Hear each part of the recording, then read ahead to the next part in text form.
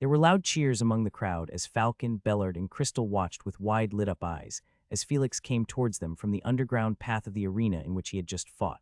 That was quick, Phantom," Bellard said with an impressed and unbelievable expression on his face. Falcon rubbed his chin and sighed. "Well, Phantom, do you know that you were faster than any of the fighters of the 0 rank I've seen until now?" Were his words after they witnessed Felix knocking out his opponent with a speed that even they weren't prepared for. Not really. Like Bellard said, these guys are just weak. Felix just shrugged at their compliments while Crystal had her narrowed eyes moving all over him. They talked for a bit as they made their way away from that arena and walked onwards to where Falcon would fight. As they went away, a group of men could be seen near the edge of that arena. Most of them seemed to have ran over and were looking all over the place. One of them, a slightly fat man, tapped another on the shoulder and asked, "Where is he? You told you saw him, right? Then hurry up and tell me where the hell is he?" The other man nodded rapidly and looked around in a frenzy before remembering the direction. "There, I think he went that way." Also, there were 3 other people with him. As soon as the fat man got the answer he needed, he sprinted towards the specified direction. But someone else, a man thinner than him and with a bald head, beat him to it and hurried in that direction, making the fat man nod in surprise. "Good doofus. Quickly get to our lucky charm before he ends the next battles," Henry said with an exhausted smile as he got tired from running right off the moment he heard Phantom was back. Doofus, with a determined face, surfed through the crowd, searching all over the place for the one he was looking for. After a few rounds in the area, he finally found the one wearing a black mask and robe. He turned around with a grin and waved to call his friend S as they stopped looking around and quickly grouped together from all the corners. "He's moving over there, and it seems he got some company with him this time," Doofus told Henry while sneakily pointing at Felix. Henry looked at the back of Felix and smiled, his greedy eyes lighting up at the thought of winning more bets. "Come on, guys, let's follow him. And be quick, as that guy is quicker than all of us combined." As the group of men walked behind with smiles on their bright faces, Felix and his teammates arrived at another arena. "It's my turn now." "Well, I'll be back in a jiffy then." Falcon entered the underground path to the arena after they wished him luck. The 3 stood in silence and watched as the most experienced fighter amongst them walked onto the stage. The battle started, and both the fighter rushed towards each other wielding their weapons. 1, 2, and 3. It took only 3 swings for Falcon's opponent to fall on his knees as the referee announced the winner. Even though he took a few more seconds than Felix and Bellard had taken to end the battle, the 3 of them and the crowd could see that his moves were precise and straightforward. Falcon walked out from the arena and joined back to the group, his state a bit strange than before. "We should get going then, huh? So that Crystal can prepare herself up." The only woman in the group twitched her lips while the 2 men looked at each other and chuckled somewhat forcibly. Falcon then hit the back of his head and coughed embarrassingly. "Oh, I'm sorry for that. I get a bit carried away after every fight." His face looked a bit irritated, but he was calming himself down. The rest didn't say anything much and just thought to themselves, "This one's a crackhead, huh?" Crystal shook her head in disappointment and turned around, making her way toward the arena where she would be fighting. It was her first time in the underground battles, and if it wasn't for the deal the man called Mr. Dealer had presented to her, then she wouldn't be here. But now that she was already in such a place, she decided to use whatever she can in her favor and make the most of it. Felix and Bellard followed after her as they were curious about her power too, leaving Falcon, who took deep breaths to calm himself and then chased behind them. "Shit, when will this go?" As the irritated man and the rest left, they didn't notice that a group of men who had followed them had confused expressions on their faces. "Isn't that guy Falcon? What's Phantom doing with him?" One of them asked the question everyone had on their minds. Henry looked deeply at the backs of the 4 and thought. "Falcon is bad news, yeah, but what is he doing together with our Phantom?" Scared and uninterested of getting into trouble for knowing more than he should, he shook his head and decided it was better to handle his own business first. "All right, guys, there's no need for us to go deep into it. We'll just follow slowly and bet if he is joining any battles." The other guys nodded as money was what made them more happy than some eccentric guy's story. With expectations and hope on their hearts, they dispersed about and sneakily followed behind the team of 4. It was the small amount of betting money that they were doing so much for, but they didn't know that in the near future, they will be doing much more than this, and it would be for absolutely nothing at all. Arriving at another arena, Crystal parted with the others and entered the stage. Felix and the 2 stood near the edge of the audience seats as they knew the battle wouldn't take long for them to sit. As Crystal walked onto the stage, she studied her opponent and realized he was the same as her teammates' previous opponents. Weak and loud, that is. The rowdy man was smiling, eerily eyeing all over her, but she didn't care about that and just held out her long sword. Seeing that both the fighters were ready, the referee started the match. "Let the battle begin." A few seconds passed, but the man stood in his place with a smirk and didn't move at all, a bit unsuitable to the craze he was showing before. Standing on the stage with his weapon over his shoulder, the man licked his lips and muttered, "And what a waste of such a good body." His expression looked one of regret as he thought of something else.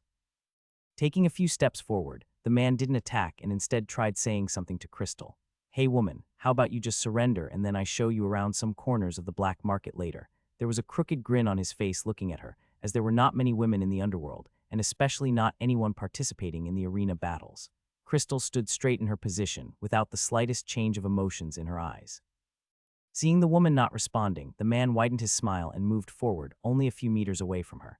The three standing near the edge of the arena looked at each other in doubt and whispered. "Is she not going to attack?" Felix asked. "Maybe she's waiting for him to get near," Bellard replied, confused. Falcon was looking over with furrowed brows, as he knew that from the way Crystal was standing, she wasn't going to use her long sword. What's she doing? The audience watched in confusion as the man on the stage walked over dramatically while rubbing his neck. "It seems you're waiting for me." "Huh," the man teased, almost nearing 2 meters from her. "Woman, come on, let's go have some foo." The man stopped talking and froze just when he was about to get within the 2-meter distance from her. His eyes abruptly widened in shock, and there was an expression of struggle on his face. Suddenly, the man stepped back but then slipped and fell on the floor with a thud. There was silence in the whole arena, as the audience took in the sight of a strong man falling unconscious without even getting hit. All eyes were on the woman named Crystal, who placed back the long sword she hadn't used at all and turned around to walk out of the arena stage. The people were not sure if they were to cheer or not, as they didn't understand what actually had happened. Even the referee was confused about the situation, but he moved forward and checked upon the fallen man. Seconds later, the referee stood up with a stunned face and announced out loud, "The winner of this battle is Crystal." The three men, Felix, Bellard, and Falcon, glanced at each other without hiding their confused expressions and disgust. Does anybody know what just happened?" Felix, the one with the least knowledge of everything regarding this world, questioned. He couldn't believe Crystal had won the battle without even doing anything. There weren't any attacks and her opponent was knocked out, and this wouldn't happen without her doing something right. But the question was, what did she do? Falcon closed his eyes for a few moments and thought about something he had heard a long time ago. Opening back his eyes, he sighed and replied, "Phantom, how much do you know about battle techniques?" Felix turned to him and answered honestly, "Not much, I've recently come across them." Nodding, Falcon continued, "Well, let me tell you about it then. Battle techniques are a set of unique movements, with the involvement of energy which results in a powerful effect." He explained but didn't stop there. Now, what if there were techniques that gave powerful effects but without the use of any movements at all? Falcon questioned at last while looking at the boy. Frowning, Felix thought about it and replied, "You mean there's another type of battle technique and we don't even have to do anything to use it?" He sounded unsure as he didn't know about it. Falcon nodded and answered, "You're correct, but these types of techniques are not called battle techniques anymore and instead, they are called special techniques." Turning around, he eyed the woman coming near to them and concluded, "And what Crystal used just now was a special technique, something that is very rare and very few people even know about it." He ended his words as the only woman in their group neared them and stood silently without anything to say. Felix looked at her and said, "A nice battle there, Crystal." Bellard too gave her a compliment with an impressed face. "Yeah, it was unbelievable." Crystal just nodded to them and replied, "Nothing, he was just weak." The three men gave wry smiles at each other and shrugged at it. Falcon moved forward and told them, "We've seen each other's fight now, so how about we go our ways and settle the remaining battles on our own?" He asked, as they would be just moving around the arena if they went to see all the matches. The other three nodded at that and agreed, as that would be a lot exhausting, and instead decided to move on their own. After a small talk, they separated and went about to their designated arena to continue their battles. But there was still some time left before any of their battles would start, as they had an hour-long break after each of their battles. So they moved around the arena, randomly taking in the fighting sights and chattering of the crowds. Felix moved alone, looking at several of the arena matches here and there while slowly making his towards the place of his next battle. "Hey, it's you, that Phantom, right?" Suddenly, a man stood in front of Felix and blocked his way. The man had curly brown hair and had tan skin. He was standing there with an excited face and moved forward even though he didn't get a reply. "Our last match was really fun. I still can't believe I got defeated by you even though I was giving it my all." The man stood near Felix, who raised his eyebrows. I'm sorry, I don't remember who you are." The man froze all of a sudden with a strange look on his face. His face turned slightly red, but he coughed to hide his embarrassment. Ahem, well, let me introduce myself then. I am Warren, the one you battled with yesterday." Felix narrowed his eyes and remembered a guy using a sword who had shown nice swordsman skills in yesterday's last battle, but had gotten defeated the moment when he used his agility burst skill. "Oh, I remember you now. The famous guy, right? With the crowd cheering your name the whole fight until you lost, that is." Felix said somewhat humorously. Warren scratched the back of his head and just shrugged at it. So what do you want from me? Felix asked as he had a battle to do a few minutes later. Making sure he was sounding polite, Warren asked the man what he wanted. Phantom, I want to challenge you to a battle today.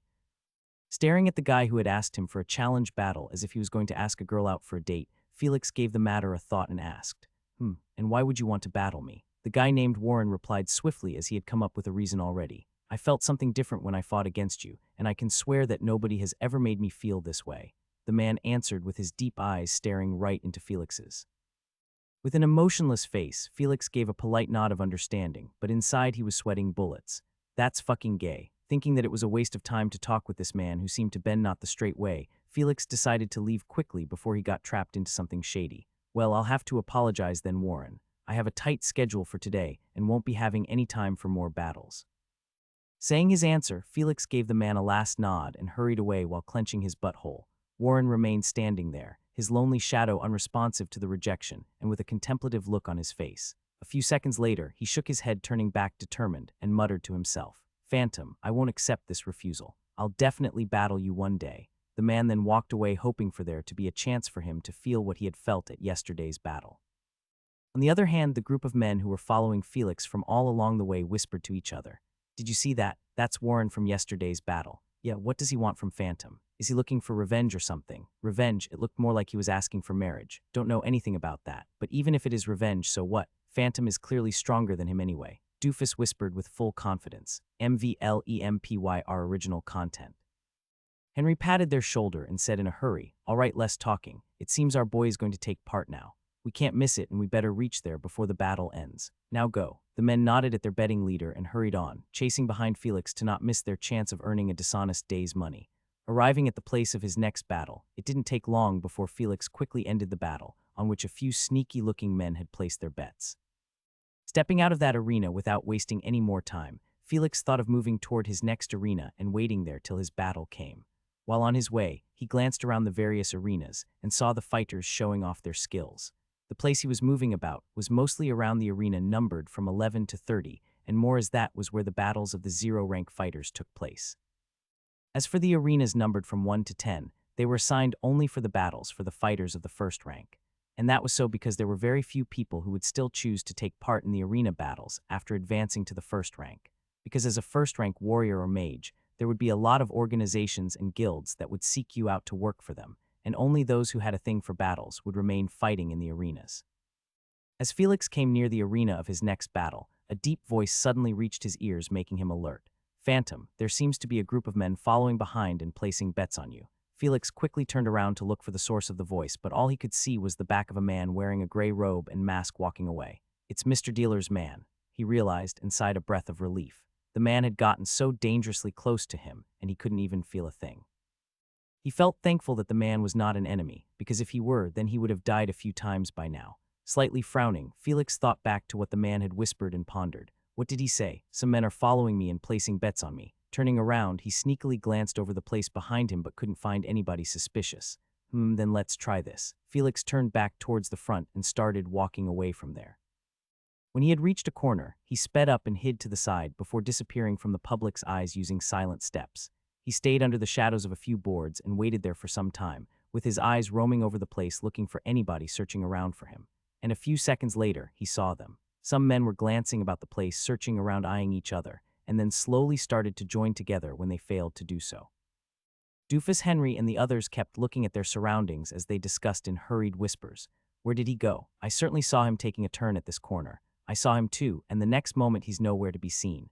Henry nodded too, wondering where the man had magically disappeared, and gave them orders before it was too late for them. No point in wasting time, guys. We'll have to separate again and search for him. He won't be much far from us. At the end of his words, the other men nodded and were about to separate to search for the man, when a calm voice interrupted them. You're right, I'm not that far from you guys. The men turned around to look for the voice, and a man wearing a black mask and robe came into their sight who was curiously staring at them. The men became stunned and didn't know how to respond as their faces turned strange, but the man continued, In fact, I'm right beside you guys. Doofus and the other men remained quiet as they didn't know how to handle the situation and turned to look at their leader. Henry was having the most intense feeling as he had finally come face to face with the person he was recently thinking even in his dreams. The man who had given them a new chance to earn money and had gotten them away from their previous poverty. He didn't know what to say and just waited for the man's words. Felix looked at them and realized the slightly fat man was their leader or something. He turned to that man and asked, "So, I heard you've been following me around, eh?"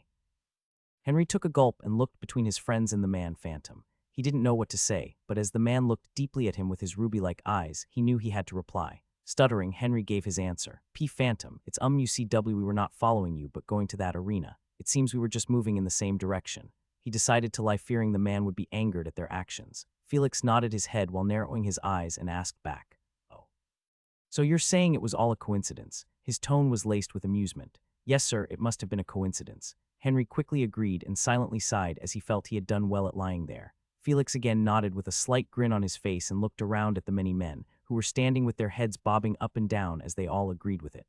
With a sigh, Felix shook his head at their naivety and asked, "Well, don't you think a group of men all separately walking in the crowd, eyeing each other, and moving in the same direction as me is a bit suspicious?" Henry's face paled as his lie was easily seen through. Shit. His eyes moved around in a frenzy looking for a solution, and so did the other men. Felix glanced at them speechless and thought to himself, now what should I do with them? He didn't know what to do about the situation as it was the first time something like this was happening to him.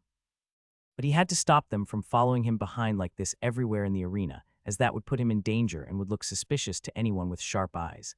Suddenly, while the men remained silent, Doofus stepped forward and muttered to Phantom, "We apologize to you, Phantom, for what we've been doing, but betting on you is the only way we'll be able to earn any money in the underworld." He spoke with sadness as what he said was true. The group of men who had come together had no skills at any job, and wherever they went, people would look down on them for their incompetence. Their similar situations and abilities were what brought them together, and they had been going around in the underworld arena to see if they could win some money by betting to provide for their living expenses. After a long time of being around in this place, they had met a few fighters worth betting on, but in the end, even those fighters would lose, resulting in a heavy loss for them as they wouldn't strategize their method of betting and simply use all their money. It could be said that they were a bit stupid and dumb, but that was what made them who they are today. Henry and the men looked at Doofus speaking with sadness, and they shared the same feeling. They lowered their heads slightly as Doofus continued speaking to Felix. "I know we're troubling you a lot by doing this, but please don't stop us from betting on you, because if we lose this way of earning money, then there wouldn't be any other way for us to survive anymore." He pleaded with his eyes turning slightly red. Felix looked at the man in the eyes and sighed in pity. "Sigh, I'll just be stealing them of their livelihood if I do this." He knew as an orphan what it felt to have no necessities and nothing to rely on in life. There would be no one to consult to if you had any problems, and you would have to earn for yourself in the cruel world for anything. Life wouldn't always be easy sailing like a fish going through the river, but there would be a lot of problems and difficulties in it, like a shark with its cruel jaws ready to eat you at any time. But Felix was lucky as he had been part of a good orphanage, where at least he got food and some basic facilities. Looking at the group of men, he could see that although they were wearing clean robes on them, most of their clothes had holes and torn here and there. As for the lanky and bald Doofus, the poor guy had directly shaved all of his hair at the thought of the expense of cutting it regularly. Scratching his head, Felix didn't know what to do about the situation. Should he tell them to stop or let them continue? Let's see. It wouldn't be a problem if they bet money on me. Most people in the arena do so, and it wouldn't be anything suspicious, he thought. Felix pondered in silence as the men stared at him with worry in their eyes. Henry moved toward Doofus and patted him on the shoulder, telling him he did good. Doofus nodded and asked him in a low voice, "What should we do, Henry? There must be a way for us to solve this problem." Henry looked at him with his thoughtful eyes and pondered if there was any such a way. Suddenly his eyes lit up and he hit his forehead with a laugh. "Right, why didn't I think of this?" Felix raised his head to look at the chubby man, and so did the others as their expressions showed confusion. Doofus asked excitedly, "Find more stories on MV Lemper." "What happened, Henry? What did you think?" Henry nodded at him and his friends, then turned toward Felix before telling him what he had come up with. "Phantom, there's a better way for us to do this instead of following you around the arena grounds all the way to your arena stage." Felix raised his brows and asked back curiously to hear what the man had to say. "And what is that way you're talking about?" Henry raised his lips into a wide smile, his eyes turning wide in excitement as he replied, "It's simple. All you have to do is tell us about your whole battling schedule, and we'll reach that arena from different streets, even before you arrive there. Then nobody will suspect we were following you, right?" Felix and the men widened their eyes as the method he had come up with was very simple, but they had not thought of it at all. While the men nodded their heads in agreement and discussed that this was a better way to do this without raising any suspicions, Felix narrowed his eyes. "Give them my battling schedule. That's impossible." I will be specifically fighting with the goons of the Dark Guilds, and if they somehow find out about it, then it wouldn't be good. He turned to look at the men and decided to refuse Henry this, but when he glanced at them, he saw a group of men smiling stupidly with stars in their eyes, now that there was a way for them to earn money. Ah, well, I don't think they're that smart to connect all the dots anyway. He shook his head with a chuckle and decided to agree with Henry's plan. But he didn't want to be looked down on by anyone and seem easygoing, as many would take advantage if he were being too nice, so he added a condition to it. All right, I'll give you my battling schedule before starting the fights, Felix said to them, and they quickly nodded happily with Henry and Doofus moving forward to shake his hands in joy. But he stopped before they could hold his hands and continued. In exchange for that, you'll have to give me 30% of the money you guys will be winning. That is my only condition. Henry and Doofus stopped in their tracks and turned to look at each other in puzzlement. They then turned back to the other men, who just shrugged at it, having no options. Both of them then smiled and held Felix's hands before agreeing at it easily. Sure, we're all right with giving you 30% of the money. Henry agreed without any bad feeling. Yeah, it's you who is going to do all the fight anyway. Doofus chuckled while rubbing his bald head. Felix, with both hands in the hold of the two men, thought of the deal. So easily, maybe I could have asked for more. He then shook his head as a smile formed on his masked face. Well, taking too much would just make me look greedy. Also, they don't seem so bad. With the deal sealed, Felix remembered that he had a battle to fight in a few minutes. He told them they had to part now and gave them the number of the arena he was going to, then swiftly left the place with his robe fluttering in the air. The men looked at him going away and smiled happily for giving them this chance and not stopping them from earning for their survival. Suddenly, Doofus exclaimed out loud as he started to run in a different direction. Oh shit, guys, hurry up. We won't be able to place bets on him if we arrive late. Like pieces of bricks falling down, the men awakened from their stupors and quickly started to run in different directions before they got late. Fuck, we gotta hurry. My money, here I come. Ah. I wish I had more legs. Everyone dispersed, but the chubby Henry was of course last in the race, as he cursed at them. Wait, you fuckers. Wait for me, I'm fat. The next battle was the same as usual, with Felix quickly ending the match using his sword technique and agility burst skill. By now, his popularity as Phantom was already well known with the crowd of the Underworld's arena, giving him the title of the fastest man in the Underworld. Even though the skill agility burst only doubled his speed, it was enough to defeat his opponent with the addition of ratio technique skill, attacking only the weak points. Coming out of the arena stage, he eyed the group of men who had placed a bet on him and gave them a small nod before leaving the place. After taking a few steps, he found a gray-robed person looking at him and then turning around after giving him a gesture to follow him. That was my last battle for today. What does Mr. Dealer want now?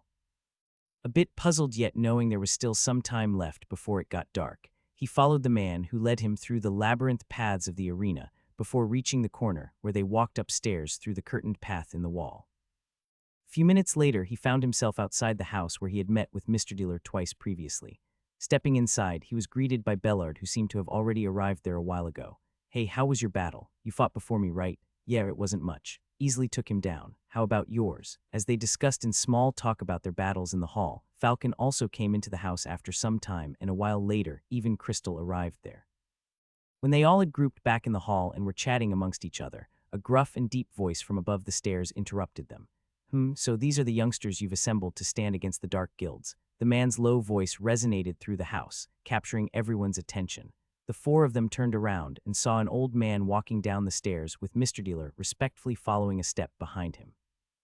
In fact, it was not quite right to call him an old man, as his 6-foot-tall figure looked robust and tough, as if the man had never skipped training his body for a single day.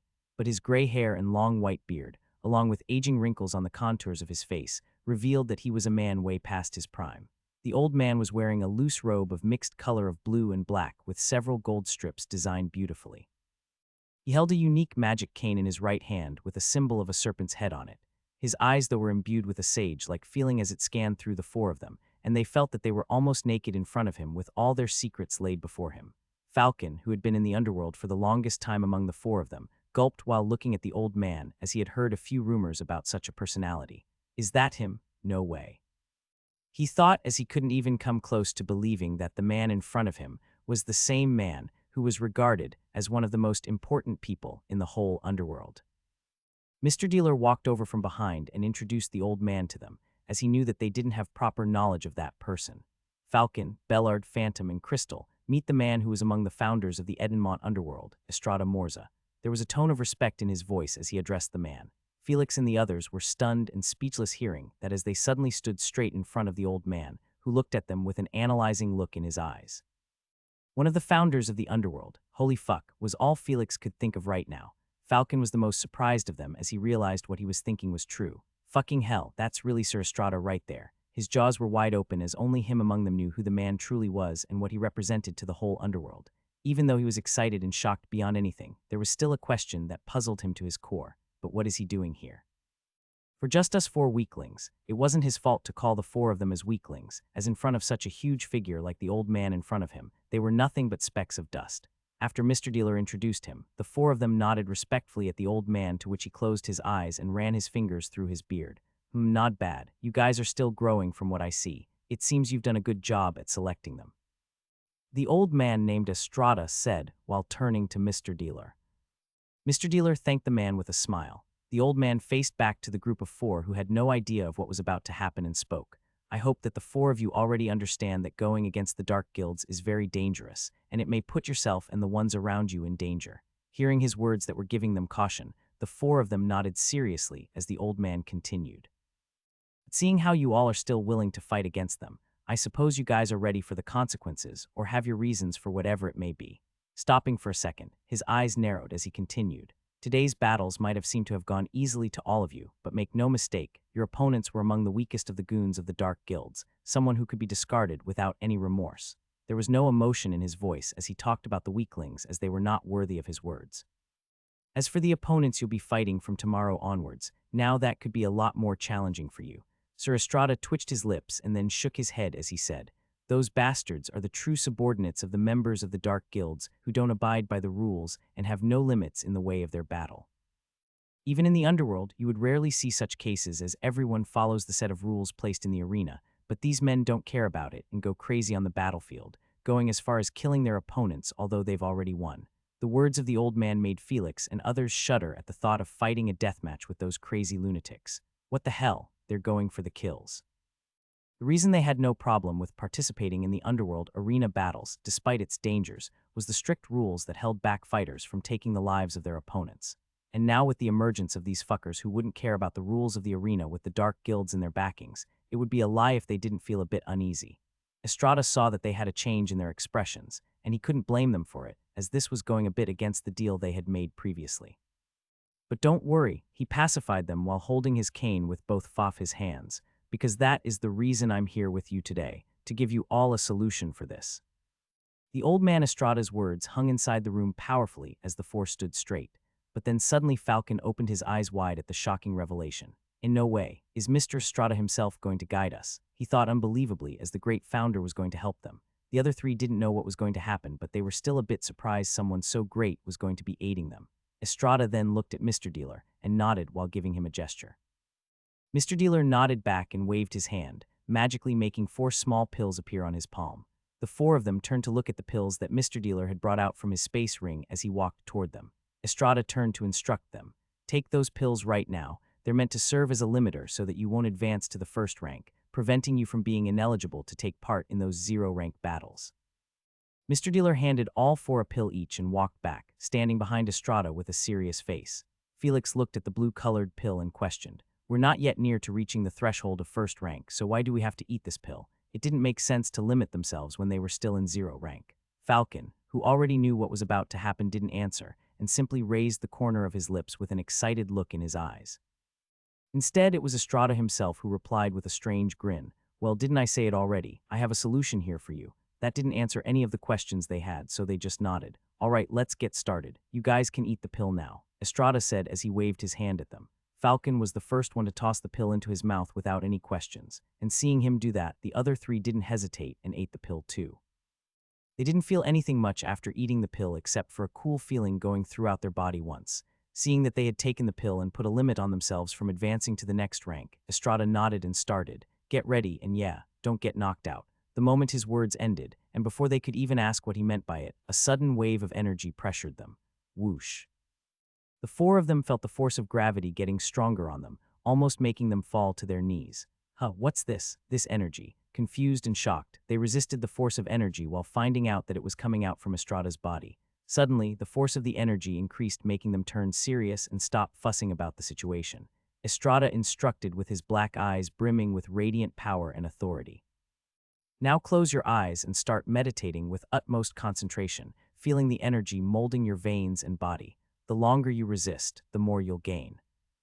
After hearing his words, the four of them realized that this was the help or the solution he had for them, to put pressure on them until they improved. Closing their eyes, they focused on meditating even though it very difficult to do so. Mr. Dealer looked at them from behind Estrada with a strange glow in his eyes. You guys are pretty lucky. If it were not for the difficult times that the underworld has come to, then you wouldn't ever have gotten such a rare chance of cleansing your bodies. Yes, that's right. What Estrada was doing was pressuring them with his powerful mana, not in a harmful way, but in a very precise manner that very few in this world could do, to gradually release all the impurities in the body. Although a person would be able to remove the impurities in their body through regular meditation and cultivating, they would feel themselves advancing to the next rank before they could rid of the whole 100% of it. By taking the limiting pill, and with the precise mana manipulation from Estrada, the four of them would be able to cleanse all the impurities from their bodies, giving them a solid and perfect foundation that would make them stronger than the regular warriors of the same rank. And the precious ability to do this was one of the reasons why Estrada Morza was regarded as a very important member of the Edenmont underworld. Now, for the four of them to make the most of it and thoroughly cleanse their body of impurities, it would solely depend on their emotional control, fortitude, and their will. As time went by, the pressure of the energy increased, gradually making them feel more and more out of breath. But they still preserved and held on to themselves, forcing their mind to relax and breathing in rhythms to concentrate on meditating. Felix, who was new to all this cultivating and meditating stuff compared to others, was having the hardest out of all. Shit, if this goes on then I'll pass out in a few minutes now. His mind couldn't focus due to the pressure at all, rendering his meditating useless and instead giving him more difficulty in keeping his consciousness awake. Whoosh. The energy suddenly increased, making the four of them hard to breath, especially Felix, whose face turned red due to abnormal blood pressure inside his body. Ugh, I can't continue anymore. As he faced off against the ever-increasing and suffocating energy coming from a cultivator of possibly more than the third rank, Felix realized that he couldn't afford to keep going like this and had to try something else. There's no other choice, I have to create a new skill, or else everything's going down the drain. Almost on his knees, Felix diverted his mind a bit to think about a suitable skill that could aid him in this problem. Let's see, no combat skills, as that would be costly and not useful in this particular situation. Now that leaves with something like an auxiliary and passive skill, I guess. Thinking hard about a good skill, even though his thoughts weren't straight as of this moment, Felix went through his memories and knowledge, finding something that could be the most suitable to deal with all this pressure. Ugh, energy, resist the energy. I gotta concentrate, focus, and then be calm, yeah, be calm. Wait, that's it. In his jumbled up and mess of a mind, a sudden thought of creating a skill emerged. System, quickly create this skill for me right now. Felix shouted inside his head as his consciousness almost reached its limit and he couldn't hold himself anymore. Processing the skill's power scale, grading the skill, estimating the possible points required, skill successfully moduled. Ding, skill name, equanimity. Description, a passive skill that enables the user to possess an unparalleled serenity, a harmonious balance that allows them to navigate the tumultuous waves of emotions and external pressures with unwavering composure. This skill is a manifestation of inner peace, granting the user clarity of thought, resilience in the face of adversity, and the ability to turn all of the pressure into a more focused concentration. Cost 140 skill points. Do you wish to use 140 skill points and create the skill equanimity? Felix, who was on the verge of falling down, wasn't in the mood to go through the description, and his only thought was to keep his mind awake, so when the system processed the skill he didn't waste any time and hurriedly agreed. Created already, can't you see I'm about to go off? Ding, that was what Felix heard inside his head when his body slowly started falling forward onto the floor. The horrendous pressure coming from Estrada wasn't something Felix, who was a warrior apprentice, could handle. His body couldn't keep up with the energy pressing down on him, making him fall headfirst onto the ground. But that was when a voice entered his mind. Successfully created a new skill. Suddenly it felt as if time stopped for a second, but that 1 second felt like an eternity to Felix. What's happening? It all started with a puzzled question inside his mind. Then, boom. Before he could find the answer to his question, Felix felt as if a bomb had detonated inside his consciousness. Whoosh, and then, as if a black hole had formed deep inside his mind, every useless thought started to twist around at one point, until it absorbed everything, leaving behind nothing of disturbance. Felix, whose body was moving closer to the ground, suddenly opened his eyes, showing pure clarity without any disturbing emotions. Seeing the floor getting near to his face, he quickly moved his right leg and stomped hard onto the floor, balancing his swaying body. Like an agile cat, he turned his body around and went back to the position he was before his body fell down, but with his eyes open now. Seeing such a spectacle play right before their eyes, Estrada and Mr. Dealer arched their brows but then nodded at the boy's determination to not fall at the pressure. But only Felix knew what was happening inside his mind. Huh. No, even he didn't truly understand what actually was happening. My thoughts. He felt as if he didn't have to worry about anything, that as long as he had the ability to think, he could find an answer to every problem there is. Let's do this. Standing straight like a tall tree, he closed his eyes, unaffected by the sheer pressure pressing down on him. Even though a great mass of mana was being engulfed on his whole being, his muscle nerves connected with his mind where his consciousness didn't respond to it as it would usually do. Instead, they remained in a state of complete balance, not letting any external factors influence his actions. I can feel it now. As he went back into meditating, while taking much more precise breathing rhythms than before, he could finally feel the surrounding mana gushing into his nerves. The mana flowed through his whole body and eliminated all the harmful and impure substances at every corner of his body. Compared to before, Felix didn't feel anything disturbing in his mind at all, making him focus all his attention only on meditating. A few minutes later, he could feel that the impurity in his body was about to release out from the pores of his skin. It's coming out.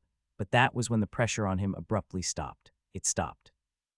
A bit confused, he twitched his brows and slowly opened his eyes. Around the same time, the other three also opened their eyes and looked confused as to why the pressure was stopped just when they had reached the climax. Estrade saw their confused faces and coughed at Mr. Dealer, who nodded back at him and turned to the four with a strange face. You guys have now already reached the point where you can release all the impurity without any more help, but we can't let you do that here. He eyed them seriously while bringing his hand over his nose and continued, so go to your homes and do it. The four youngsters who had been totally focused on meditating were confused with what he was saying, but quickly they were brought back to their senses when they smelled a nasty odor coming off from them. Their faces turned a bit pale as they quickly blocked their nose from smelling their own bodies. Estrada could already be seen walking upstairs back to the second floor, as he wasn't fond of such things. Mr. Dealer gave them a quick nod while taking a few steps backward. All right, guys, you can go and rest for today. We'll meet again tomorrow. He waved at them and chased behind Estrada without glancing back. Falcon was left speechless at their behavior, but turning around he saw that starting with Crystal, everyone had already ran out of the building back to their homes. Felix was going back to the guild building, and throughout the whole way he had to tightly hold his robe around his body and pinch his nose hard, preventing himself from breathing in. Shit, I smell worse than shit, he cursed in his mind. The smell was very suffocating, making people run away from him as soon as they smelled it, giving him a clear path to run on. MVLEMPYR original content. Ugh, I need a bath. He felt that if he opened his nose, then he would surely faint. But thankfully, his newly created skill helped him a lot in this situation, by keeping a balance in his thoughts and giving him a mental protection from unhealthy odors. As for the people around him, they ran away the moment he came 10 meters near them. I'm sorry, everyone, there's nothing I can do. Traveling all the way from the underworld, the secret tavern, and to the surface, Felix ran through the alleyways of Edenmont and finally arrived at the guild building. Finally, he quickly activated the skill Silent Steps while entering the gates and opened the main door of the building. Not wanting to be careless, he also activated the skill Agility Burst and sped through the main hall the moment the doors opened. There were a bunch of guild members sitting around at the lobby, and when they heard the door open, they turned around to look, but there was nobody standing there. That's weird. Yeah, why did the door suddenly open? As they discussed among themselves in confusion, suddenly a horrible stench hit their nostrils. Fucking Jihi, holy sh, who farted? We're under attack. Chaos spread throughout the lobby as the members quickly blocked off their nose and brought out their weapons, looking around for the culprit. Meanwhile, Felix, who had unleashed a fight between the guild members, locked himself inside his room and jumped into the bathroom, throwing the dirty clothes in a corner. His only thought at this moment was to take a long and satisfying bath, removing all the dirty smell on his body. Edenmont Underworld, Mr. Dealer's base. Estrada walked out of the building and turned back to the man who was seeing him out. You've done well. Gathering those youngsters was a good idea, especially now that we need more people even though they're weak. Mr. Dealer gave a polite smile and replied, it was nothing. Compared to who we are about to face in the near future, we've not even anywhere near close to fight them. Estrada's face turned into a dark look as he sighed. Don't worry, the situation is not that bad, but if things comes to worse then. He didn't continue, but Mr. Dealer got what he was getting to, as his face took a drastic change. There's a lot of work to do, I'll be going now then. Estrada left the building and walked out before disappearing into nothing. After having a refreshing bath, Felix walked out of the bathroom with a smile on his face. Just now, he had felt the strength in his body while bathing. It hadn't increased by much, but when he started to meditate, he could feel that there was no resistance to the flow of mana in his body at all. And with the addition of his new skill, he could easily start meditating at any moment now, without worrying about a stable mind. To think that old man would be able to increase the proficiency of meditating by so much, Felix's eyes glowed, fiercely realizing how such an improvement would affect him in the times to come. Then he remembered the new skill he had created at the critical moment, just when he was about to faint. System, show me all the details of the new skill. Affirmative. Skill name, equanimity. Description, a passive skill that enables the user to possess an unparalleled serenity, a harmonious balance that allows them to navigate the tumultuous waves of emotions and external pressures with unwavering composure. This skill is a manifestation of inner peace, granting the user clarity of thought, resilience in the face of adversity, and the ability to turn all of the pressure into a more focused concentration. Cost, 140 skill points. While reading through the information, Felix suddenly widened his eyes. What? 140 skill points. Isn't that a bit too much for a non-combat skill? He had created the skill at the nick of time without carefully taking a look at it, as he was not in a condition to do that. But now that he looks at it, the skill, which was an auxiliary skill, had cost him the same as it would take for a decent combat skill. Shaking his head, he decided to forget about it, as milk had already spilled. The skill had been useful at the time, so he didn't have many regrets. Anyways, show me my status and how many skill points are left. The guild wars were just around the corner, and he didn't know anything about them, giving him an unclear idea about what was going to happen, and only the skill points that he had gathered gave him some assurance from not getting into trouble. Status. Name, Felix. Race, human. Age, 14. Sex, male. Mage cultivation, rank 0. Warrior cultivation, rank 0. Talent state, partially pure veins with strong muscles. Skills, silent steps, flashback, earth swimming, ratio technique, parabolic hearing, earth spikes, agility burst, corrosion, equanimity. Skill points, 350. Surfing his eyes over the status screen, Felix nodded while looking at his state in the many skills, then came to the skill points. 350 skill points, huh? It's not that much, but I suppose it'll be enough. Saying so, he once again glanced at all of his skills and pondered. Flashback, parabolic hearing, and corrosion skills are not usually needed most of the time, while silent step seems a bit weak compared to my new skills. Coming to a decision, he called out to the system. System, is it possible to upgrade an existing skill to a better version? The system replied swiftly. Yes, it is possible, but the upgraded change would still depend on the host's imagination. While thinking about his first skill, silent steps, Felix recalled its shortcomings and disadvantages. This should be good. After a few minutes, he thought of a suitable upgrade for the skill and imagined it. System, try to upgrade it like this. Affirmative. Processing the skill's power scale. Modifying the skill. Estimating the possible points required. Skill successfully modified. Skill name, silent steps upgraded. Description, completely hides the user's presence and sound. Your footsteps become untraceable. No effect on beings 2 ranks higher than the user. Cost, 60 skill points. Seeing the new description of the upgraded version of the silent steps skill, Felix nodded. Good, this skill now has 100 efficiency in hiding my presence and even works when people are looking at me. That means when I activate this skill, I'll suddenly disappear from everybody's sight. The cost of it was also within his expectations, so without wasting any more time, he told the system to upgrade the skill. Ding, successfully upgraded the skill silent steps. Does the host wish to change the skill's name? Nah, keep it as it is. There was no point in changing the skill's name, as what truly mattered was its power and usefulness. Before, it only lowered his presence and turned off any sound, but now it completely hides both of them. While thinking about the skill's upgrade, suddenly Felix had an idea of testing it out. Wearing his clothes after realizing that he was butt naked all the time, he walked out of his room. Felix then moved towards the dining hall as he felt famished, but before entering, he activated his upgraded skill silent steps. After that, he slowly opened the door and slipped inside without making much noise. The dining hall was as usual not that crowded.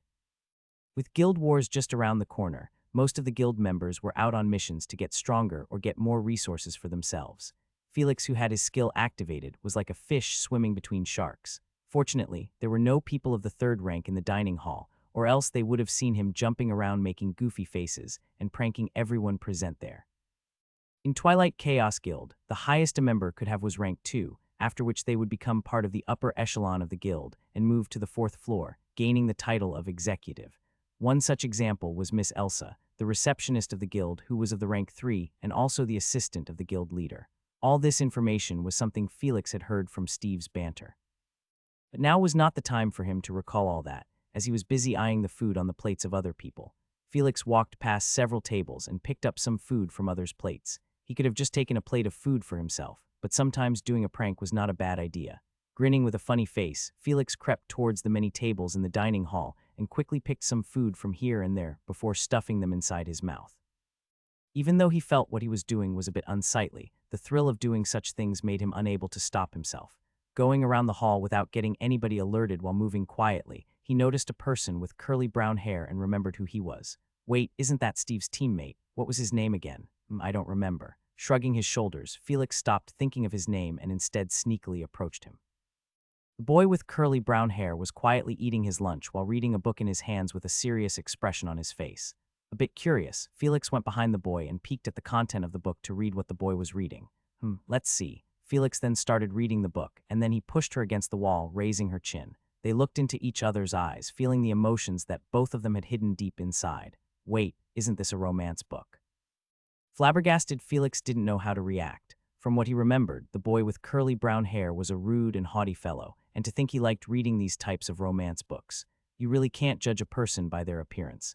With these thoughts, he shook his head and quickly grabbed a few pieces of roasted meat that the romantic book's lover was eating and sneaked away from there. When he was moving around the hall to find his next target, he overheard something interesting from a group of people sitting together at a table. I don't know for sure, but yeah, it seems there was an incident in the lobby where some guys started attacking each other. Felix raised his brows, hearing that there was a fight in the lobby. A fight? That's unusual. Discover MVLEMPYR novels. Those idiots, don't they know that fighting inside the guild is strictly prohibited, and when caught you'll be facing severe punishment? Well, that's what happened later. Miss Elsa rounded up all of them and then took them down there. A chill went down the spines of everyone when they heard that they were taken down there. A curious guy then asked, "Do you happen to know the reason why they fought?" The other guy replied, I heard that there was suddenly a dirty smell that spread through the whole lobby, and after that, those guys made trouble and fought amongst themselves. Listening to the man's words, Felix tilted his with a strange expression on his face. Wait, a dirty smell. They were not fighting because of me, right? Shaking his head, he didn't care much about it and instead grabbed some hot buns from their plates while they were busy gossiping about. After having eaten quite a lot, Felix decided it was enough lunch for today and sneaked out of the dining hall without alerting anyone. That was a nice upgrade. With this, I'll have a better chance of sneaking upon my enemies and defeating them before they can react. Nodding, he walked back to his room and entered inside before locking the door. Just when he was about to stand in front of the mirror to take a good look at his handsome face, his eyes caught the sight of a book that he had neglected for a while. Black Horizon Sword Arts, Felix picked up the Sword Arts manual that was given to him by the guild. From what Miss Elsa had said, the Black Horizon Sword Arts was found in some faraway kingdom's ruins by the higher-ups of the guild. It was an incomplete manual, with only 3 basic sword moves recorded in it, without its specific aura manipulating technique. That was why the manual was only graded at the peak uncommon grade. MVLEMPYR article. Opening the book, Felix saw the first technique, singular slash, that he had already mastered, and went on to read about the next 2 techniques written on it. Next are striking blades and assault impact. Laying on the bed, Felix started learning about the ways of performing the 2 techniques. He wasn't aware, but his passive skill unanimity was helping him keep a stable mind and improving the efficiency of his understanding and learning. Both of these techniques are amazing. A few minutes later, he had finished reading the whole book. Now I'll have to practice these techniques. Even though he had read and understood how to perform those techniques, he wouldn't be able to start using them in battles until he practiced and made his body remember those techniques. Changing his clothes into a black tight training outfit, he picked up his short sword and walked out of his room towards the stairs. Going to the 3rd floor, he entered the training room and turned the door board around, showing it was occupied. A few hours later, he walked out of the training room with an exciting smile on his face. Damn, they were much better than I expected. He hadn't thought much of the 2 techniques, but only after practicing them did he find how useful and powerful they were. Unlike the first technique, singular slash, which was a direct attack technique that dealt damage in only 1 move, the other 2 were different. The second technique, striking blades, was a set of many moves with seamless transitions from one strike to another, creating a continuous and fluid onslaught, giving no chance of retaliation for the opponent. As for the third technique, which was called assault impact, it was a bit similar to the first technique, as it was performed in only 1 move, but there was a huge difference between them. Assault impact uses a lot of force in its attack, which pushes back the opponent and makes them go numb for a few seconds. And that was speaking without using aura in those techniques. When Felix could finally use aura, then the power of those techniques would rise by a large scale. Both of these sword techniques would be a lot useful to Felix during tomorrow's arena fights and the upcoming guild wars. That was why he was happy about learning them, and also a bit regretful that it was an incomplete manual. I wonder what more techniques are there in the completed manual of the Black Horizon sword arts. Felix pondered as he walked back to his room and started his regular routine of meditating. A few hours later, he stopped meditating and took a shower before going to the dining hall to have dinner. This time, he didn't steal others' food, or more like he couldn't, as everyone had already realized someone had robbed them and were now guarding their plates with an alarming look in their eyes. After having a full plate meal, he walked back to his room and jumped onto the bed, slowly drifting into slumber. There's a lot of battles tomorrow. I hope my opponents are stronger than the previous ones. These were his last thoughts before he fell asleep. The next day, 6 a.m., Felix sneaked out of the guild building wearing a black robe and moved from there to the secret tavern while covertly equipping his mask on the way. Then he went inside the hidden room by himself, walked down the stairs, and entered the underworld where he tipped the guard who was sitting at the end of the path. He made his way through the black market and moved toward the deserted region to Mr. Dealer's base and entered the building. Nobody's here yet. The hall was empty with no one present. I guess I should wait for them. Felix sat down on a chair and waited for the others. His thoughts drifted to what kind of opponents he could get to fight today, especially after Sir Estrada had said that they were going to face stronger enemies this time. It didn't take the others long, as all of them came one by one within 10 minutes and gathered together. Phantom, you're early. It seems you're really eager to battle again. Falcon voiced out as he could see that the guy was acting impatient. Felix nodded while pumping his fists. Yeah, I can feel that I've grown stronger than before, so I can't wait to test myself out. The other three nodded, listening to him, as they had also grown stronger than before after they had gotten their veins cleansed out yesterday. Haha, you're right. Even I want to see how strong I've become. Yesterday's guys were weak, so I hope at least today's opponents give us a hard time. The four of them could be seen as the strongest of the many fighters in the 0 rank in the underworld, so of course there wouldn't be many people who could face them. But today, they were going to fight against the real subordinates of the members of the Dark Guilds, and although they would be of the same 0 rank, they would at least have some dirty tricks up their sleeves. As the four of them continued chatting, the door of the building opened, and Mr. Dealer, along with his gray-robed assistant, walked inside. Removing the hat from the top of his head, Mr. Dealer addressed them with a serious look in his eyes. Everyone, there is bad news. As his words entered their ears, they all stood up puzzled and asked back, "What happened, Mr. Dealer?" The man let out a sigh and replied with a regretful face. "The Dark Guilds have found out about our plans of defeating their members and tarnishing their reputation, and now they've already informed their fighters of our presence. That means you guys won't be able to surprise them with your strength, and they would be ready for you, fighting with their full power from the start of the battle." The news made the four of them frown, but that didn't make them fear, as they had confidence in themselves. "That's all right, Mr. Dealer. In fact, we want them to give their all, as the last battles weren't much to our levels." Falcon replied with a grin on his face, not much affected by the news.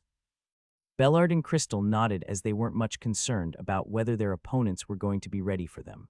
As for Felix, he was the happiest, as now his opponents won't be going out with a single strike, and he could also test his new techniques. Mr. Dealer smiled, seeing that they weren't the least bit bothered with fighting against the members of the Dark Guilds. Nonetheless, he still warned them for their safety. "All right, it's great that every one of you have confidence in yourself, but I'll still warn you all to always be alert when fighting against them and never to let down your guard." The four of them nodded seriously and remembered his warning. Mr. Dealer then turned around with his robe fluttering in the wind and started walking out of the building while gesturing to them.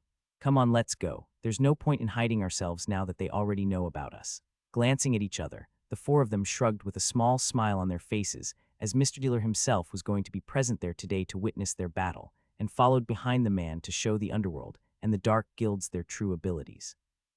With Mr. Dealer at the front, everyone followed behind him as they moved through the enormous black market, all the way to the underworld arena entrance without hiding their presence. Now that the Dark Guilds already knew who was going against them, he realized that there wasn't a need for them to lay low any longer, and instead, it would be better if they confronted them head-on. His mind raced to find the most suitable solution for handling this situation. The forces of the underworld had together come up with this decision of fighting off the low-level grunts of the Dark Guilds with their experts from the arena to prevent their people from building a strong reputation here. And the duty of carrying this out was given to Mr. Dealer, as he was the best to deal with these kinds of problems with his eloquent tongue and manipulative thoughts.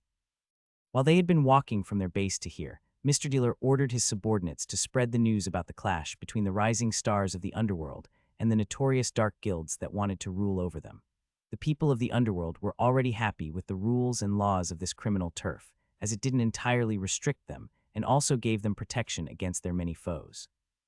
So if they got to know that there was a certain force, especially the dark guilds that wanted to take over the underworld, who could possibly change the many ways of their life, then they would not just keep quiet and do nothing. His subordinates, all of whom wore gray robes, flickered all over the underworld, sharing the information with everyone present in the crowd at a quick rate. This ignited a wave of emotions throughout the population of the underworld, where people of every crime gathered, resulting in loud exclamations and a slightly tense atmosphere in the whole place. With the sudden news of this matter, the whole underworld moved around with lots of forces coming out of their bases to seek their own benefits in this whole fiasco. The people moving toward the arena increased as time went by, as everyone rushed to watch how the epic battle that held the underworld's fate would turn out to be. Standing outside the arena entrance, Mr. Dealer handed the 4 of his fighters papers that contained their schedules for today's battle and said, "It was decided that you all will be having battles simultaneously at different arenas to prevent the forces of the dark guilds from gathering. But don't worry, my subordinates and even myself will be silently guarding you at every moment, so you can rest assured that there won't be any hidden harm inflicted on you." The 4 of them received it and read through the 3 papers given by him. Yesterday, they had been given only one piece of paper with only their opponent's name and the number of the arena where they would be battling. But now they were given 3 papers each for the 4 of them that contained the detailed information of the opponents they were going to face today. As they read through the papers, they couldn't help but feel a sense of excitement and thrill going through their minds, because, unlike their previous opponents who could be taken down easily, they could see that today's opponents were much harder to defeat. And that didn't scare them. Instead, they felt eager to test out their new power, because if they were scared of fighting against strong enemies, then they wouldn't have joined the underworld battles at all. After they gave the papers a detailed glance, Mr. Dealer coughed and gathered their attention. "Today we'll be directly going against the dark guilds without hiding our presence, but that doesn't mean we have to cower and dread them." Eyes shining with a powerful gleam, Mr. Dealer declared as his lips slowly raised. "Remember, this is our turf, so no matter what they try, don't hold back anymore. Show them what it means to go against the underworld." His words brought about determined smiles on their faces, reminding them that the dark guilds had no power in this domain in which they had the upper hand. Nodding at the 4 of them, Mr. Dealer gave them a last glance while gesturing them to enter the arena. Clenching their weapons, the 4 of them stepped forward into the arena, with their figures brimming with a powerful aura, as they were ready to face off against their adversaries. On the other side of the underworld arena, deep into a dark corner, a few figures could be seen huddled together while whispering to each other. Suddenly, low and rhythmic footsteps echoed from the faraway darkness, which slowly neared until it stopped just before them. The huddled figures turned to look at the person who had stood before them, and they quickly prostrated with their heads on the ground, shivering at the sight of the man in the dark robe. The pressure coming off from the hooded man made them unable to move their bodies, much less greet him. They couldn't even take a deep breath, afraid of angering the devil that had haunted them with his evil reputation. The man in the dark robe stared emotionlessly at the pawns he had gathered for today's mission, thinking whether they were fit to deal with the mission, or if he should just kill them and look for someone better.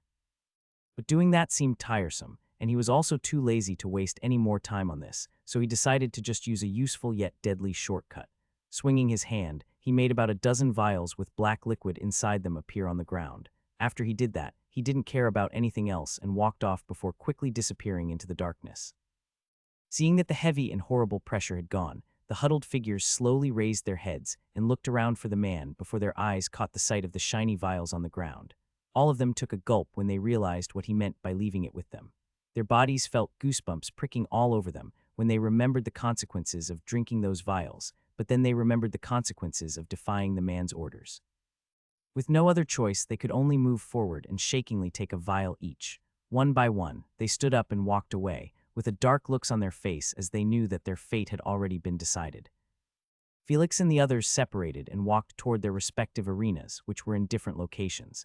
The underworld arena seems a lot different today. While on his way there, he could see that there were many people present in the arena grounds today, almost thrice the usual amount of people. Everybody was talking with each other with excitement, as they couldn't wait for the upcoming clash of the battles to start.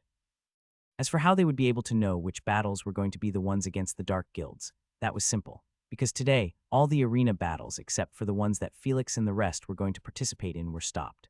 With the involvement of the dark guilds, the forces of the underworld suspected that they would try to make trouble in the whole arena to get an advantage in their battles, so they directly ordered all the arena battles to be suspended temporarily.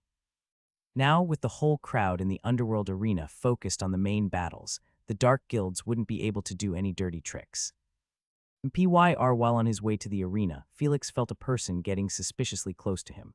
Turning toward the person's direction, he was on his guard and was ready to attack if necessary, but when he saw the bald and lanky guy, he relaxed. "You're Doofus, right?" "Yes, Sir Phantom, I'm Doofus," Doofus said, scratching his shiny head. Felix nodded and asked, "What do you want? If it's about the schedule paper of my opponents, then don't bother. You should have already heard the news. There won't be any battles except for me and my teammates, which means you'll know which battle you should bet on." Hearing his words, Doofus sucked a deep breath while widening his eyes in disbelief. He had of course heard the news. You could say that nobody in the whole underworld didn't know of the fight that was about to take place. Mr. Dealer had taken much consideration in this job and had ordered his subordinates to spread the news as much as possible, as doing that would put the Dark Guilds in a passive position. We knew it. We knew that you would be the one chosen to fight against the Dark Guilds. Doofus and the others knew that Phantom was one of the strongest fighters in the underworld, and with that power, he must have been chosen in the clash against the Dark Guilds. But knowing that and finding out that it was the truth was different. As the biggest supporters of Phantom and the ones who had known him since his first battle, they felt proud to be associated with him. Felix didn't say anything and just gave a small smile at his excited reaction. "Well, it's about time the battle began. I have to go be there." Saying so, he nodded at Doofus and continued to walk forward. "Good luck, Phantom. We know that you can do it." Doofus cheered at him from behind and then walked away to his group to tell them about the exciting news. On the other hand, Felix studied the first paper in his hand and arrived at the arena to start his first real battle against the Dark Guilds confidently and openly. So my battle will be on arena number 3. Equal. On the other side of the arena, a man wearing a tattered robe with tattoos all over his body walked over while pushing the crowd aside aggressively with a dark expression on his face. He looked to be angered and tensed at the same time, but he didn't slow down and continued forward. That asshole, who knew he would give us that? Without giving a care for the public's curses, the man seemed to be in a hurry and irked for some reason. "I have to win or else I die." Arriving at the location of the arena, he entered the path leading to the stage under the astonished stares of the surrounding people, who now realized that this man was the one who was going to take part in today's special match. When the tattooed man reached the end of the path, he opened the gate of the arena stage and entered inside while narrowing his eyes at the sudden flash of the stage lights. Huff.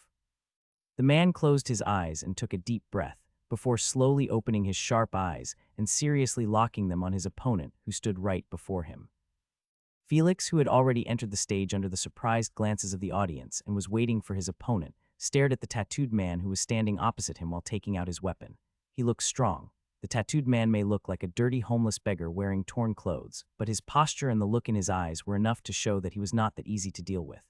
Seeing that both the fighters have been arrived, the referee walked forward to commence the battle. "Hello, everyone. Today we have a special battle organized by the underworld authorities themselves, so be prepared to witness this epic battle." The referee shouted towards the crowd. On the left, we have Phantom, who represents the underworld. At the mention of his name and his affiliation, the entire crowd went into an upheaval while cheering at him. "Wait, I know this Phantom guy. He's incredibly strong. Go Phantom. Kill your opponent, Phantom. Titled the fastest. Phantom, you can do it. Phantom, we love you." He knew that all of these people would turn and start cursing him the moment he lost this battle, so there was that too, but there was no way he was going to lose. The referee smiled at the crowd's outburst and turned to the other fighter to announce the man's name in a grim voice. And on the right, we have Harker, who represents the Dark Guilds. The crowd quickly calmed down and remained silent for a few seconds before they started to curse at him. "Kill that Harker. Harker is a loser. Fuck those Dark Guilds. Phantom, kill that fucker." It was more chaotic now than when Felix's name was announced as the crowd cursed the tattooed man Harker. But the man in question didn't show a reaction at all, as his eyes continued to stare at Felix with a dark expression on his face while taking out his two knife-like weapons. From his eyes alone, Felix could see that the man was not in the mood to play around and would fight seriously with the intention of winning. Wielding his short sword, Felix ignored the crowd's disturbance and focused his concentration with the help of his skill unanimity. He also used the skill parabolic hearing and stopped any noise of his surroundings from disturbing him except for his opponents and the referees. Walking to the middle of the stage, the referee looked at both the fighters once, and seeing that they were ready, he swung the green flag to start the battle. Let the battle begin. As soon as the battle began, Harker pushed himself against the ground and dashed toward Felix while raising both his knives. Using the skill Agility Burst, Felix turned sideways and dodged the slashes, before counterattacking using the Black Horizon sword technique, striking blades. Both of them slashed their weapons in a frenzy while attacking and blocking each other's strikes. The crowd saw swift clashes of lights as both the fighters attacked each other rapidly without wasting any time. They continued to slash their weapons without actually hurting each other for a few minutes. Felix, who was feeling a bit exhausted using the Agility Burst skill, used the sword technique Assault Impact and pushed his opponent away, who flung all the way to the edge of the stage with a surprised face. Taking a deep breath, Felix returned to his fighting stance, and this time used the skill Corrosion to cover the baleful energy all over his short sword. Dashing ahead with increased speed from another Agility Burst, he launched himself on Harker and attacked him with Assault Impact before he could respond. The combination of the moves, Corrosion, Agility Burst, and Assault Impact resulted in a strong wind pressure in the direction of the attack as it grazed in the air. The short sword slashed towards Hacker's chest, but at the last moment, two knives instinctively blocked the attack, with the force of the slash pushing Harker to the corner of the stage with his back hitting against the steel-wired wall. Felix moved forward and attacked Harker again, who stood up with his expression turning more darker as time went by. Check out MVLEMPYR.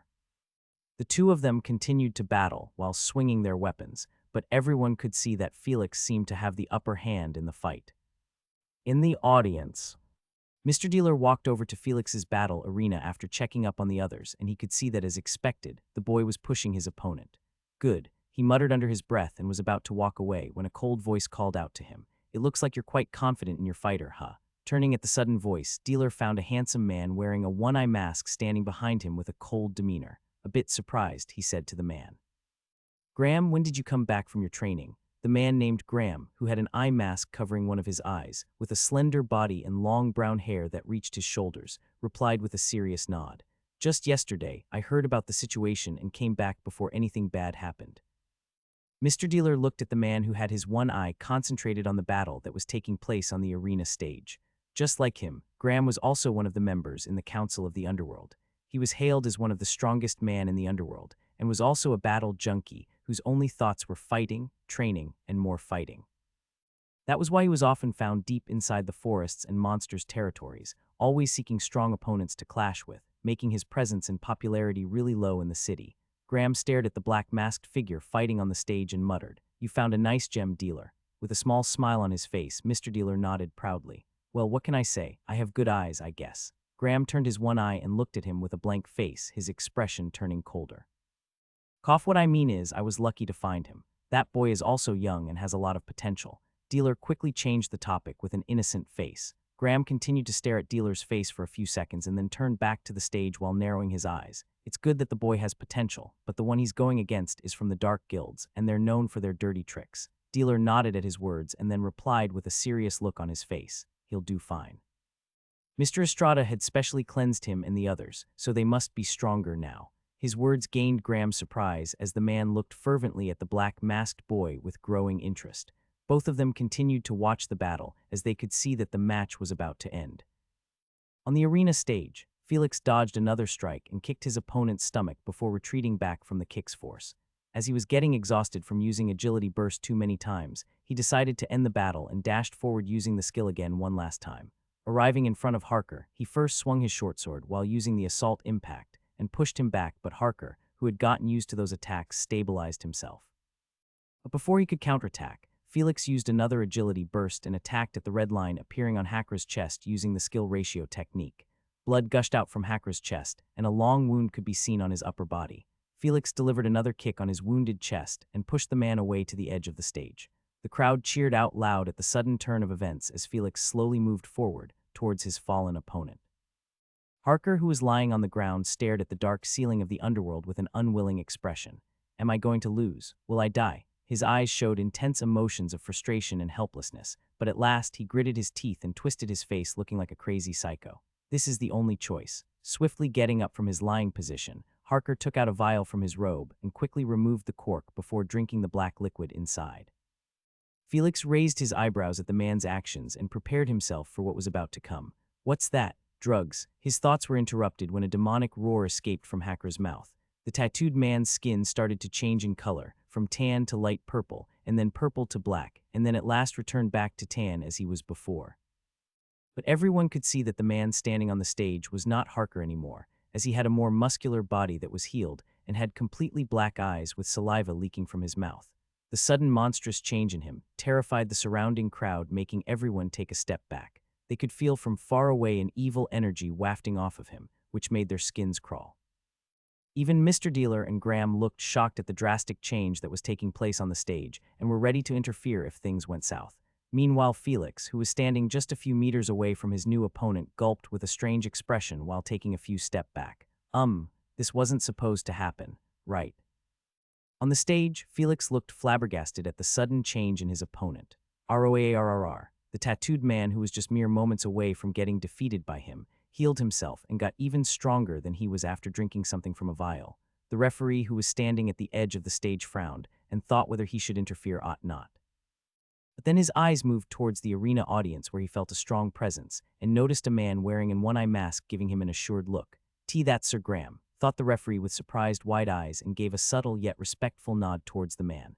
Now that a person from the Council of the Underworld had given him instructions, the referee decided not to do anything and just watched how the battle went on.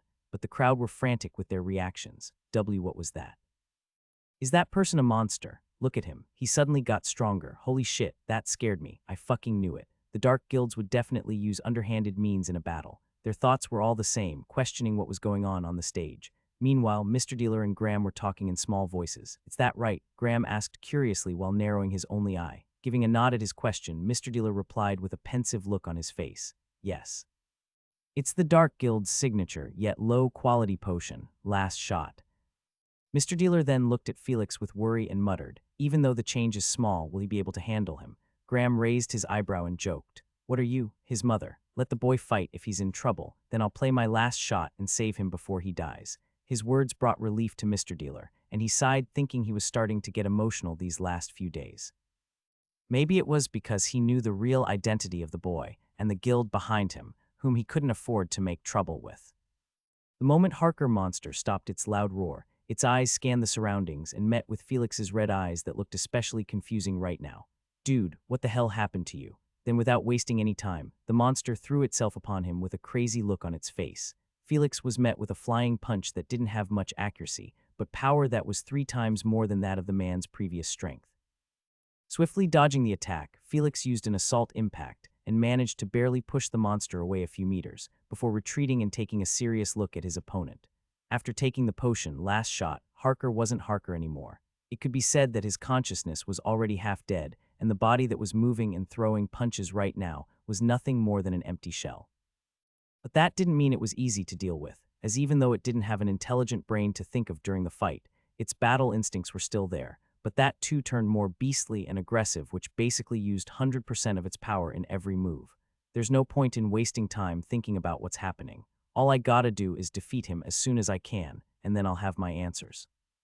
Shaking away all the unnecessary thoughts, Felix focused on equanimity skill and concentrated on the movements of his opponent. It was complicated. The monster didn't follow a certain rhythm of moving or walking, and instead did absolutely random things like gawking at the ceiling absent-mindedly for a few seconds, and then snorting before acting like waking up from deep sleep and looking around aimlessly. Yet Felix could feel that the moment he took a step forward or backward or anywhere, then the monster would return to its beast mode and jump on him. Taking it as an opportunity, Felix relaxed for a few seconds and started concentrating on his next attack move. He was going to try the first technique of his sword arts, the singular slash. Even though it was only the first technique of his Black Horizon sword arts, it shouldn't be forgotten that it was the same technique that basically sliced through the body of rank 2 goblin, though it was of the mage type with a weak body. Now, the monster's strength had temporarily passed rank 1, though it lacked the intelligence of 1. A few seconds later, he was ready. With his concentration at its highest, adding that to the corrosion skill that enveloped baleful energy through his short sword, and the red line of weakness appearing on the monster's body, Felix forcibly pushed himself against the ground by using Agility Burst. There was a sudden flash on the arena stage, and before anybody knew what was going on, except for a few, they saw Phantom moving across from his position all the way to the monster's arm's reach within a mere second. A fast blade that glowed purple due to the power of corrosion slashed horizontally toward the monster's neck, which had a red weakness point. Even though Felix was moving so fast that seemed unbelievable for a 0-rank warrior, the monster, who was acting like a fool all this time, suddenly turned in a swift manner and defended itself using its arms. Seeing the movement of his opponent, which would block his incoming attack, Felix changed the direction of his sword and bent it towards another red line that had appeared on its chest. The change of the movement by his short sword, which was using the singular slash technique, lowered the overall strength of the slash, but it was enough for it to cause harm. Squeak! His short sword slashed deeply into the monster's chest, making almost half of the sword impaled within its body. The crowd's cheering died down as they waited with bated breaths to witness the result of the clash. Felix, who was standing while still gripping his sword, had a slight smile at the corner of his mouth seeing that his opponent was out, but a few seconds later his eyes went wide in terror when he heard the sound of wind. A powerful punch landed directly on Felix's stomach, making him spurt out blood from his mouth as he flew through the air and crashed onto the ground like a ragdoll. ROAR. Crowd gasped at the sudden turn of events. They could still see a sword pierced into the monster's chest, who was showing no signs of pain, and then there was Felix, who had successfully hit his opponent yet failed to inflict any damage and instead could only fall back helplessly. Ugh, how did it not die? Felix stood up while clutching his stomach and wiped the blood near his mouth. He could not understand how the monster was able to fight like normal when a sword was impaled deep into its body. Shit, if this continues then. Taking a deep breath, Felix stared at his short sword, which was still placed inside the monster's body, giving him no weapon to fight with. Left with no other choice, he took a boxing stance and waited for the monster to attack him. There's only one option left. Uncaring of the extra piece of metal protruding from its chest, the monster ran forward and launched a punch. Felix could barely dodge the punch as it slightly grazed him, pushing him a few steps back. The next moment, Felix quickly activated his skill agility burst and pushed himself toward the monster's body before tightly clutching his short sword. Corrosion. Holding his weapon tightly, he used his skill and sent out baleful energy through his weapon into the monster's body. The already messed up insides of Harker's body, who had taken the last shot potion, wasn't in a best condition at the moment, and the infusion of the corrosive power made it more damaged. The monster, who was about to send out another powerful punch, suddenly stopped as its eyes widened in pain. It opened its mouth and let out a painful shriek. Grhhh. Seeing that his idea was proving it right, Felix gritted his teeth and tried to emit as much of the baleful energy he could possibly let out. Just die already. With its body overwhelmed with corrosive power, the monster's last instincts got activated, and it tried getting away. Felix, who had seen this coming, didn't let it go as he twisted his body like a snake and wrapped around the monster's body to not let it escape his grasp. The monster thrashed around on the stage in anger, hitting Felix all over, but he didn't let go no matter what and continued pouring out the baleful energy. After some time, the monster couldn't hold any longer and its body starting to convulse, before letting out one last roar and then falling on the ground lifeless. You have killed a being higher than your own rank. You have gained 10 skill points. Felix finally let go of the monster's body and lay on the ground beside it completely exhausted. Huff, huff, huff. He took deep breaths and thought about the battle he fought just now. Unlike before, where both the fighters were using their weapons and battling each other carefully, this battle was more like who would be the last one to survive. That was insane, but at least I got some skill points from it. On the other hand, the crowd was surprisingly silent. All of them had strange looks on their faces, showing emotions like confusion, fear, and surprise. Felix was in a serious fight, so he didn't have the time to think properly and analyze what was happening right now with the matter of a fighter taking drug-like potions to strengthen themselves. It was against the rules of the underworld arena for a fighter to take any supplement potions before or during the battle, which would have a direct connection with their power grade used in the battle. Now that a member of the Dark Guilds had openly taken the last shot potion without any care in front of the whole audience, it only meant that the Dark Guilds had no plans of playing this game anymore. Mr. Dealer and Graham in the crowd looked at each other and nodded with serious faces, thinking that it was time for the real game to begin. With both Harker's and Felix's bodies on the ground, one dead and one alive, the referee woke up from his trance and shouted out loud, announcing the winner while swinging down the red flag. The battle ends, and the winner is Phantom. At once, all of the people in the crowd started cheering regardless of the hidden trouble that awaited them, as the man on the stage had shown them that it was possible to win against someone stronger than yourselves. Phantom, Phantom, Phantom. They cheered his name all together, giving him praises and applause. Felix slowly got up from the ground and faced the crowd, twisting his body as it hurt him a bit from all the thrashing. Ah well, it was worth it, I guess. He awkwardly waved his hand at the crowd, making them more enthusiastic with their cheering, especially a certain group of men led by a fat man and a lanky baldy. "See, I told you he'll win the match for sure," exclaimed the bald man while jumping around the place.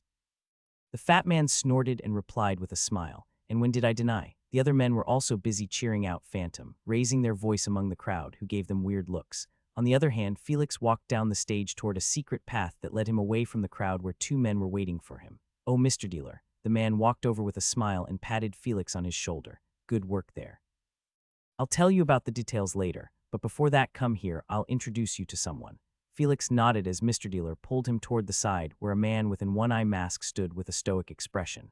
Maybe it was because Felix hadn't experienced meeting many strong people in this world, because the moment he laid his eyes on the man, he could tell that the man was one of the strongest. Mr. Dealer started, "This is Sir Graham, a member in the Council of the Underworld just like me, and it looks like he has some interest in you."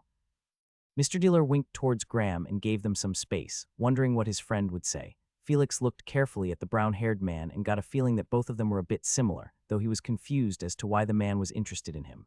"Nice to meet you, Sir Graham. My name is Phantom." Graham gave a soft nod with his one eye looking intensely at him and replied, "Phantom, it seems like you've quite the liking to battles from what I've seen."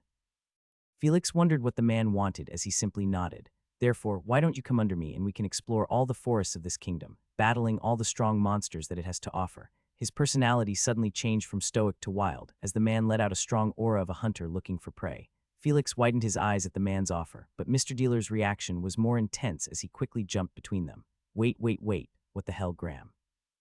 Mr. Dealer placed Felix behind him and shouted at the one-eyed man, "You asked me to let the two of you meet because you wanted to steal him away from me. You can't be serious, man." He hissed at Graham like a lion protecting its cub.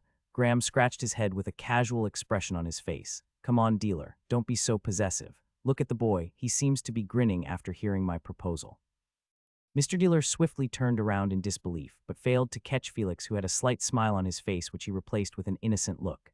"Is he saying the truth? Do you want to leave the great me and work for him now?" Mr. Dealer asked with both his hands on Felix's shoulders.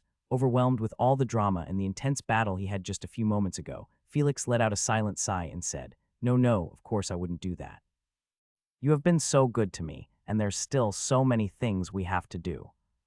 Mr. Dealer nodded with a satisfied face and turned to snort at his friend. "Well, Graham, there you have it. It seems he has no interest in following you in your little picnic." Graham couldn't do anything as he shrugged, but said as a last option, "Then it's fine, but if you ever want something exciting away from this boring place, then you can look for me, Phantom." Felix couldn't help but give the man a deep look and nodded slightly. It would be a lie if he said he wasn't interested in doing just that. Last time he went out of Edenmont City in the name of completing a simple mission, he had experienced quite a good time with the harvesting of skill points from a lot of monsters. But he couldn't do that again, as the guild won't allow members from rank below 1 to explore the forest outside the city unless they had some survival skills with themselves. And the last time was an exception by Miss Elsa, who decided to give him a chance seeing how he had handled the goons from the enemy guild. But after hearing that he had gone against the guild protocol and ventured deep into the forest without their permission, she had denied him from going out of the city again, unless he reached rank 1, that is. Even though Graham's offer was enticing for him, there were other things he had to do at the moment, and many answers he had to find regarding the situation. Walking closer to Mr. Dealer, Graham whispered a few words before turning around and walking away. "Goodbye, I hope you'll grow stronger the next time we meet, Phantom." Seeing the man walk away, Mr. Dealer turned back to his usual attitude and guided Felix away from the place. "Let's go. We have to check upon the others. Maybe they're already back at the base." They started walking away from the Arena 3 and moved towards the secret exit of the arena grounds. Some time later, they arrived at Mr. Dealer's base and entered inside to find the others already inside. From their figures, Bellard and Crystal looked fine without much injuries, only a bit of dirt around their clothes, but Falcon seemed to have gotten in quite some trouble as he was bleeding from many parts of his body. As both the group met each other, Mr. Dealer waved his hand and gave all the four a potion with blue liquid inside, and stated with a serious look on his face, "Drink this to heal your wounds, and then we'll talk." The four of them followed his orders and quickly drank the potion, which slowly healed their weak bodies and refreshed them of all fatigue. After they were done, he started talking. "I'm sure the opponents of the three of you also used the supplement called the Last Shot to strengthen themselves from how your states are." The three nodded as the gray-robed Feig neared to Mr. Dealer and accounted about the matter briefly. The same happened with Phantom too. He frowned and continued, "Now that they've done something this outrageous, the Dark Guilds have no reason to continue this farce. That means you guys won't have to continue battling their goons any longer." The four of them showed disappointed yet relieved faces as they contemplated about the matter. "Don't worry, you'll be properly compensated for the mishap of this time. Also, you'll be treated as VIP guests of the underworld whenever you visit here." Mr. Dealer had a small smile on his face as he concluded, "Now that everything's done, why don't we talk about the rewards you'll be receiving?" That brought gleeful smiles on everyone's faces as they perked up for the bountiful rewards. Mr. Dealer nodded at the gray-robed person who vanished inside into a room of the base and returned back with a case. He opened the case and stood beside Mr. Dealer, showing the insides of it to the four. There were 4 strange yet beautiful-looking blackish gold cards placed inside the case, which emitted a sense of mystery and danger to whoever put their eyes on it. The 4 of them took a gulp at the sight of the card and praised its design within their hearts. Mr. Dealer looked pleased with their reactions and coughed once to pull them back. "Cough, I present to you the most sought-after exclusive status card in the underworld," he announced, which made the 4 of theirs eyes glitter, and continued on. "Among the cards circulated inside the underworld for transactions and requirements, these belongs to special people only and amounts to a mere 100. You can store as much as money you want in it, which belongs to your personal account in the underworld, and you can also withdraw any amount at any time. It will also get you a discount of 50% at every shop in the black market, including the blacksmiths and the alchemists, if you show the card to them. This card also allows you access the various facilities in the underworld like the Forbidden Library, Training Hall, Secret Emporium, etc." His words made the 4 widen their eyes in astonishment, as the rewards were too generous, but it wasn't the end yet. As for the monetary rewards from all the battles, they come down to a total of 230,000 tal, which have been already added into this card. The amount made the 4 flabbergasted, especially Felix, who took a deep breath to prevent himself from shouting, "I'm rich, I'm rich." The average salary of a man in Edenmont City was around 5,000 to 10,000 a month, and for him to get more than 200,000 in a single week showed that high risk gave high reward. Mr. Dealer grabbed the cards from the case and gave the 4 of them one each. Later, he waved his hands and materialized 4 purple vials of potion and 4 red vials of potion. And at last, this purple vial is the potion which will release the limiters placed on you, while this red vial is a rare potion which can help you advance to the first rank. Everyone stopped checking out their new cards and placed their shining eyes on the red vial, bringing a smile on Mr. Dealer's face. This wasn't supposed to be in the list of rewards, but you could consider it as a compensation for today's dangerous situation we placed you in. Walking towards them, he placed 2 vials each on their hands and walked back to the front while putting on a serious face. "The matter with the Dark Guilds will keep on going bad from now on, which will expose you guys to danger if you wish to participate in it. And for you survive all this, you'll have to grow strong. That is the only way you can expect to live in this world. So I hope that you can advance to the first rank as fast as you can." His words trailed off as he put on a mischievous smile and said, "Or else you won't be able to have any fun in the upcoming upheaval." Felix scratched his cheek, wondering whether this guy was manipulating everyone into fights or what, as he seemed to be the most excited for what was about to come. Meanwhile, nobody knew what was actually going on inside Mr. Dealer's mind. "Heh, just wait, you fuckers. Nobody's going to save you all from me." After receiving their rewards, Felix and others kept them inside their pockets carefully and looked around the room of the base.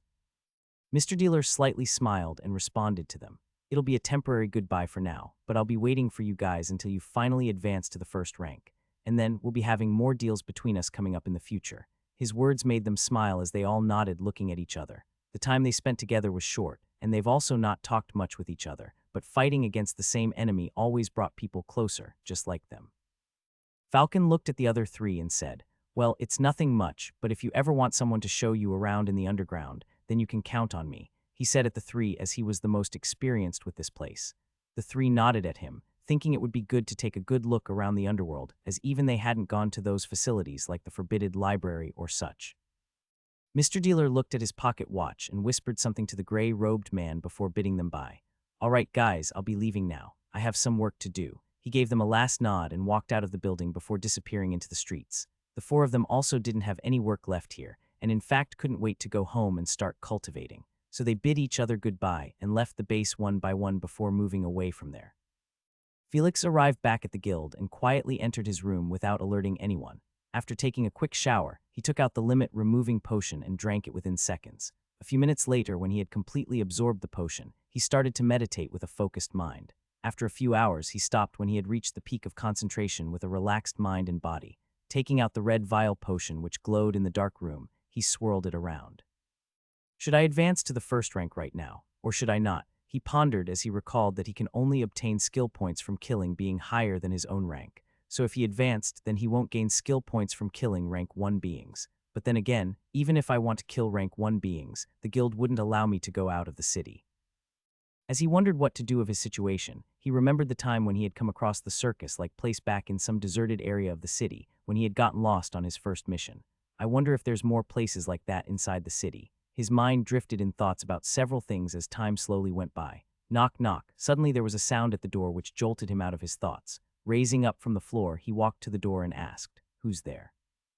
There was no way he was going to open the door without knowing who it was. "Open up, Felix. It's me." Felix heard a sound from outside, and if he didn't recognize the voice, he wouldn't know who was me. Opening the door, he saw a boy with bright eyes and dark green hair smiling at him enthusiastically. "What took you so long? Were you doing something naughty?" the boy asked suspiciously while moving his clenched right hand up and down. Felix gave Steve a blank stare before closing the door right on his face. Bam! The door hit the boy on his nose as he rubbed it painfully, before knocking on the door pitifully. "I'm sorry, Felix, I was just kidding. Please open the door." This time around, Felix took his time as he slowly cleaned and sorted the room, then opened the door a few minutes later. "Come on, you're no fun, Felix," muttered Steve as he entered into the room with a slightly red nose. As he took a seat, Felix asked him curiously, "So, what's the occasion?"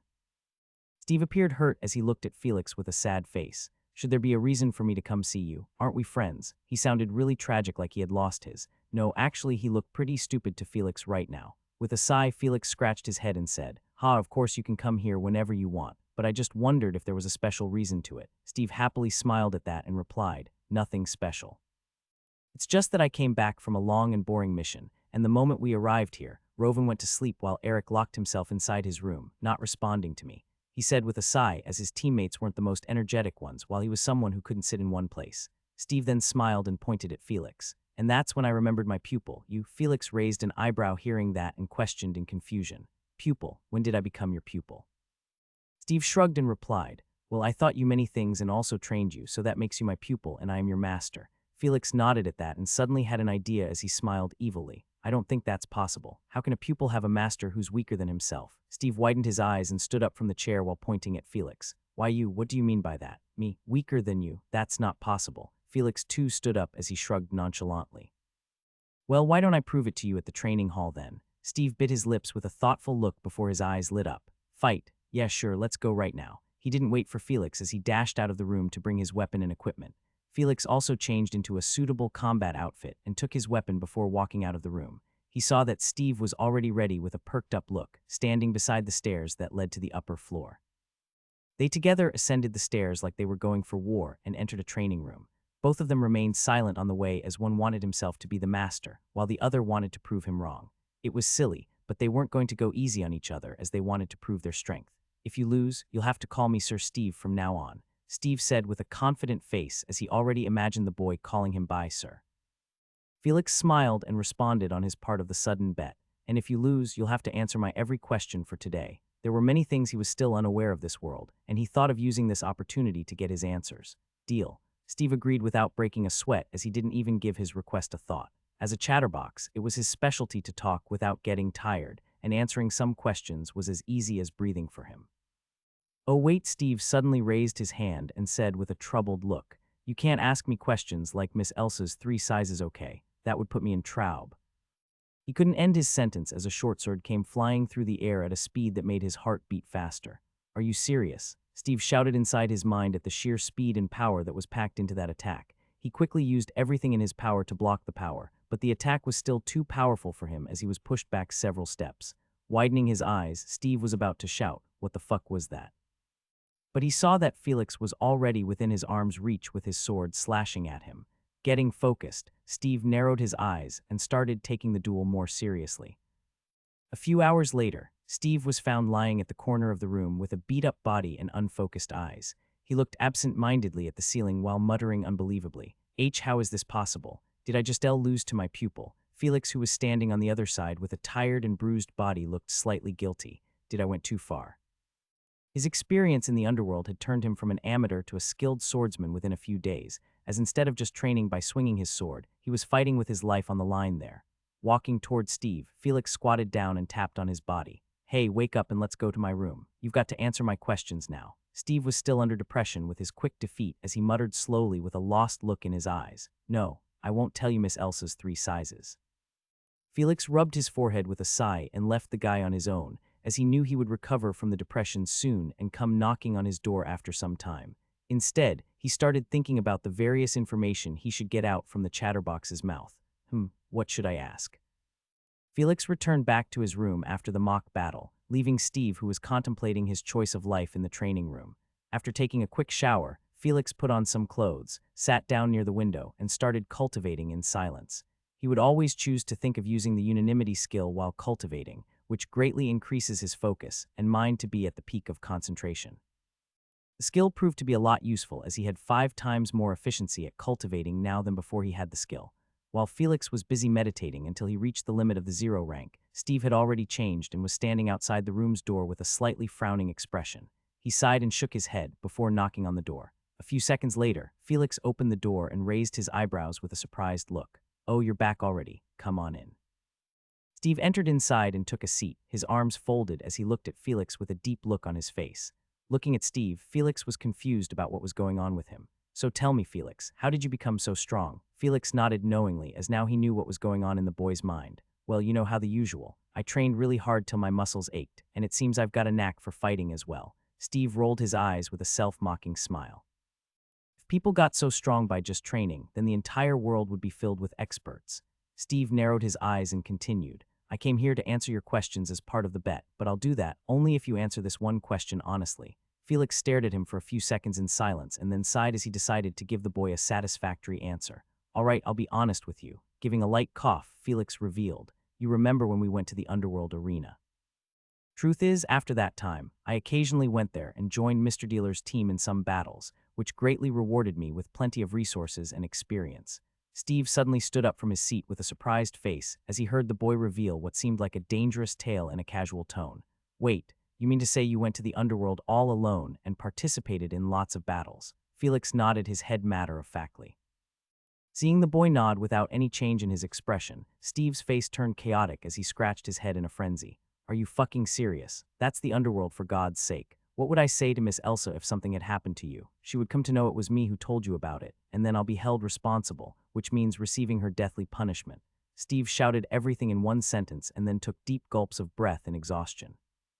Felix was surprised at the beginning when the boy shouted, a bit touched as the boy seemed to care about him, but then twitched his lips realizing Steve was just scared of Miss Elsa's punishment. "You don't have to worry, Steve. It wasn't too dangerous, as Mr. Dealer was by my side. Also, if I always stay behind everyone, then how would I be able to fight in the upcoming guild war?" Felix tried to reason with him, but Steve still wasn't convinced as he responded. "That doesn't mean you'd have to go and partake in some dangerous underworld battles." Felix shook his head, thinking of a sudden plan in his head, and replied with a shrug. "Then what am I supposed to do? Stay in the room and meditate? I'm not some hermit to do that. And it's also so boring to always stay inside the building." Steve shut up as he couldn't counter that. As someone who was full of energy and always ready for some action, he too didn't like staying all cooped up in one place, and he could somehow understand what Felix was saying. Seeing the boy getting silent at his words, Felix raised his brow and continued to push him. "Now you understand. Even I feel like going out on adventures and having some battles here and there instead of just staying inside my room. And with my situation, I can't even go do missions, and that left me with no other option than going to the underworld to experience many battles." Steve nodded as he could slowly understand and feel what Felix was going through. Hell, it was the same as what he had gone through a few years back. Felix decided it was enough drama and thought to hit the last nail. "Steve, why are you so quiet? Aren't you going to say something, or help me in any way to become stronger?" Perking up at the call, Steve scratched his head frustratingly with a confused face. What am I supposed to do?" Felix remained quiet and just stared deep into Steve's eyes with a serious look. Steve got nervous from the stare as he turned away and looked around the room while tapping his feet on the ground. Seeing that Steve wasn't responding anymore, Felix sighed and decided to lay out his plan carefully. "Steve, if I can't go to the underworld battles, then there's something else that I can do instead of it." Turning back to Felix, Steve asked with a curious face. "And what's that?" Taking a deep breath, Felix replied matter-of-factly, "I can go do missions with you." Steve seemed to zone out for a few seconds before he jumped up from his seat and reacted out loud. "Right, how could I forget it? I've been wanting to invite you to our team for a while now. It's great that you reminded me of it." Looking at the excited boy who had forgotten something so important, Felix could only facepalm himself. "So Felix, how about it? Do you want to join our team and go out there to do some missions?" Steve asked with a hopeful face. Felix gave a small smile, thinking his plan finally worked out somehow in the end, and replied, "Well, if you're the one asking me, then how can I refuse such an offer?" Seeing the boy agree, Steve smiled and moved forward, giving his hand to him. "Welcome to the team, Felix." Felix looked at the hand and raised his own, before giving a firm handshake, which brought a huge smile on both of their faces. Sigh, thank God Steve is so stupid. After joining their team, Steve seemed to be in high spirits as he said, "Let's go. We'll register you in our team right now with the guild, and then we'll go complete a mission quickly." As much as Felix wanted to go and do so, there was something else that they were going to do right now, so he called out to the green-haired boy. "Wait, don't you think you're forgetting something?" Steve looked back from near the door and asked in confusion. "Huh, what do you mean?" Felix shook his head speechlessly and replied with a sigh. "The bet, Steve, the bet." With a tilted head, Steve widened his eyes a bit and clapped his hands. "Oh yeah, you're going to ask some questions, right? Come on then." Saying so, he sat back on the seat and looked curiously at Felix for the questions. Taking a deep breath, Felix used his mind and thought of the many things he wanted to know. After that, he started throwing his questions at Steve, who enthusiastically answered all of them to help his new teammate get used to everything. Of course, with the help of parabolic hearing skill. Slowly, Felix got to know more information about this city as well as this world. His eyes slowly widened in surprise and amazement as he heard some truly astonishing information from the boy's mouth. Before the Guild Wars, he had wanted to get as much knowledge about the situation as possible, and with his new teammate Steve, he didn't leave any of his doubt behind. As Steve continued to rant about everything useful and useless, Felix was deep in thought while processing all the knowledge he had gotten right now. Felix and Steve spent the next few hours in the room talking and discussing. They also went to the dining hall and had dinner before returning back to the room to continue. Once Steve had finished answering all the questions, he left Felix alone in the room saying he had some work to do with him joining their team. Sitting on the chair while looking out the window at the setting sun, Felix closed his eyes and processed all the new information. That was too much to remember. As he had asked more than a few hundred questions in one take, Felix was feeling more than just exhausted as his mind was getting a bit heavy. But the details of the information were of more importance and complicated, which brought a great headache to him. "Sigh, is this for real? More than 20 continents in this Alanger world." You're right, there were more than 20 continents on this planet named Alanger, and that's coming from what Steve knew currently. The map of this world would look like drawing two perpendicular lines to each other, and then tilting it at an angle of 45 degrees, making an X-like division on the map, which divided the world's map into the northern, southern, eastern, and western seas. Each of the four seas had several continents, some small like islands and some enormous that were 100 times larger. The country that Felix was currently residing in, the Dracovia Kingdom, was one of the many countries in the continent of Treval, which was a fairly large continent in the western seas.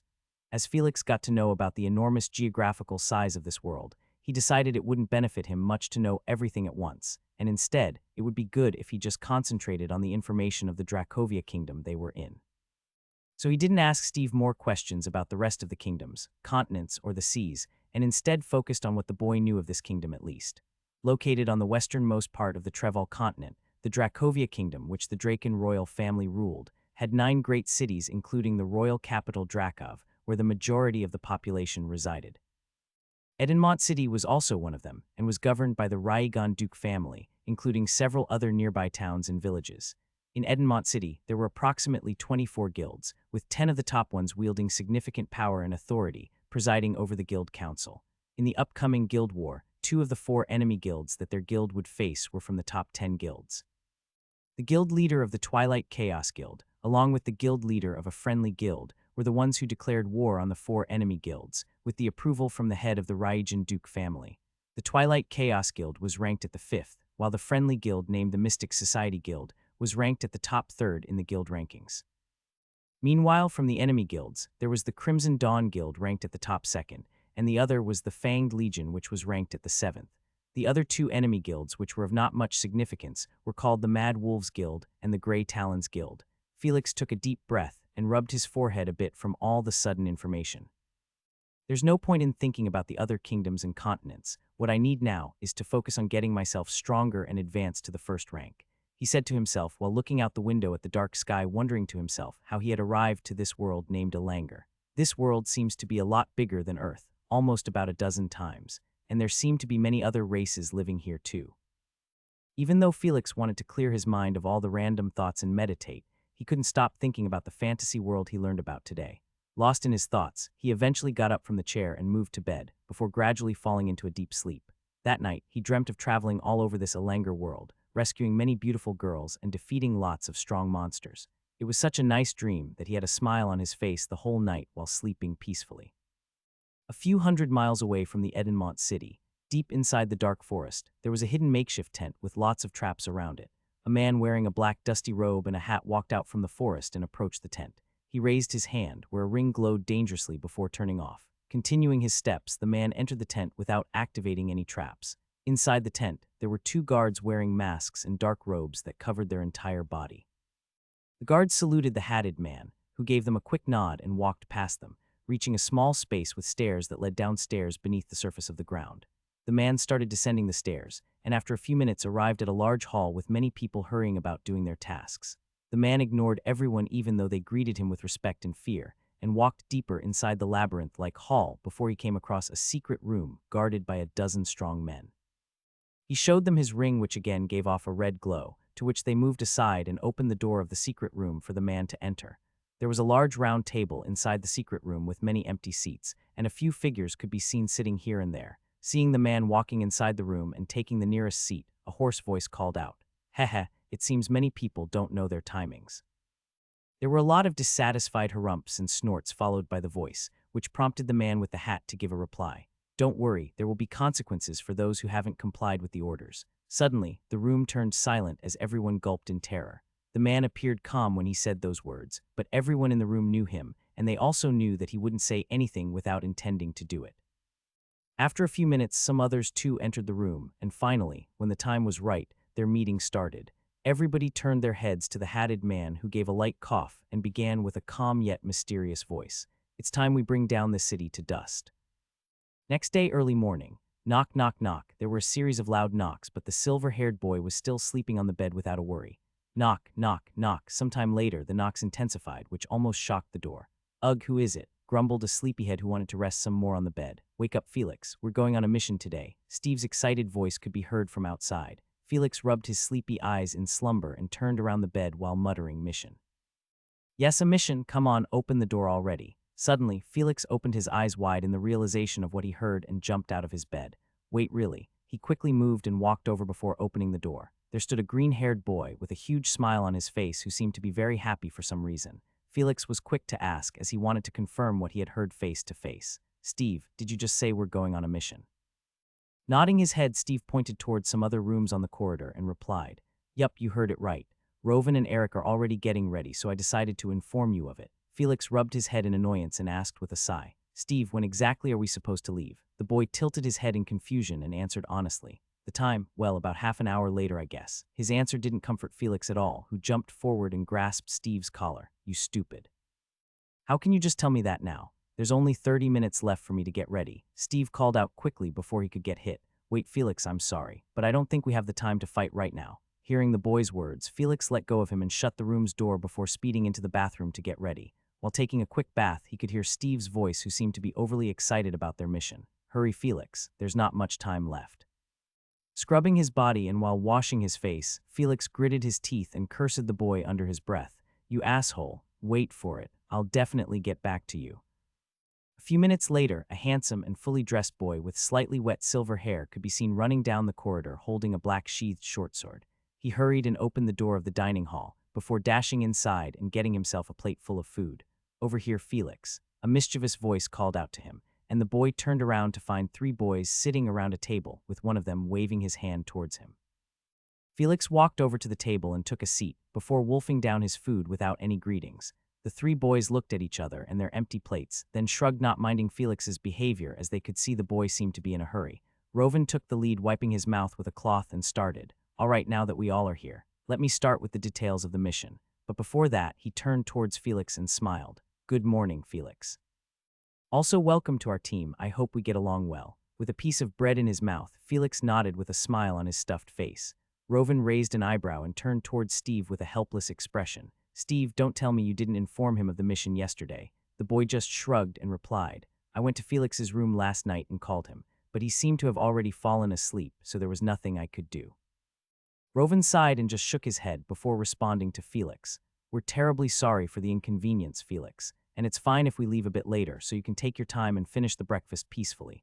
Felix raised his head from his plate and wiped his mouth before replying calmly, "Oh, there's no need for that. I'm done already." He pointed at his plate, which looked clean without anything left. Steve silently gave an impressed nod while Eric and Rovan looked at each other dumbfounded.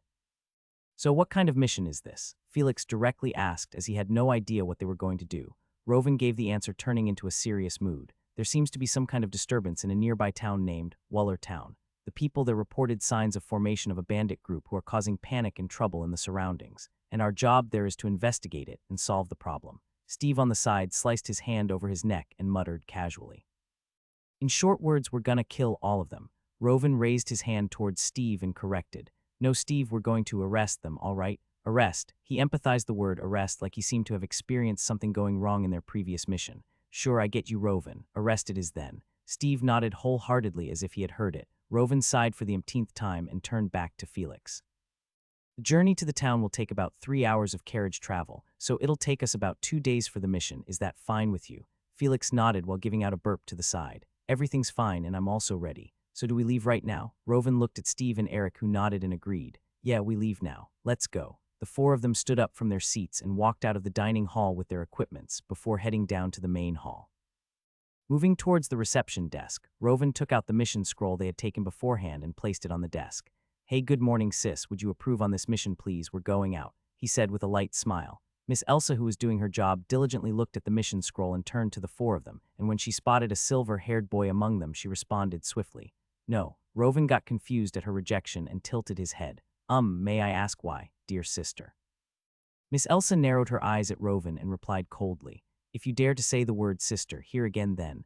Rovan suddenly felt a bit chilly and stuttered while rubbing his palms. He always forgot she had reminded him to not address her as sister here at the guild and approach her with a formal greeting, which he failed to do so every time. I apologize for that. See, I mean Miss Elsa, but why are you not approving of this mission?" "It's not like this is our first time going out to another town for a mission," he asked carefully, as he didn't want to piss off his erratic sister. Miss Elsa pointed her finger at the smiling Felix, who seemed to be happy that he was going out on some action for once and wondering if he could get the chance to obtain some skill points. Looking over at his sister's finger, Rovan turned towards Felix and asked her again, "What's wrong with him? Isn't he an official member now?" Miss Elsa nodded but then shrugged. "Felix is still at the 0 rank, so I cannot allow him to leave the city without a proper cause." Rovan appeared surprised at that as he turned towards Steve and exclaimed, "Wait, Steve, you said Felix defeated you yesterday in a battle, and he did that while he was at the 0 rank." Steve got embarrassed a bit as he scratched his head and then replied with a shrug. "Yeah, I mean, I didn't use all of my powers, but he did defeat me if you take that I used an average first rank's capability." Everyone there who heard him widened their eyes in astonishment and then looked at Felix with amazement. Miss Elsa seemed to be the most excited, who practically walked over from the desk and held Felix's hand. "Is it true, Felix? You really defeated Steve in a battle?" She couldn't believe it, because even though Steve acted all stupid, he was a great fighter. Felix smiled at that and nodded his head truthfully, using it as a means to convince Miss Elsa in allowing him to go for the mission. "Yes, I've been training a lot these days, and I'm also on the verge of advancing to the first rank, so it wasn't too hard for me to handle Steve." The boy who had lost rolled his eyes but kept quiet to not waste this chance. Miss Elsa smiled proudly and walked back to her desk happily with a hop in her steps.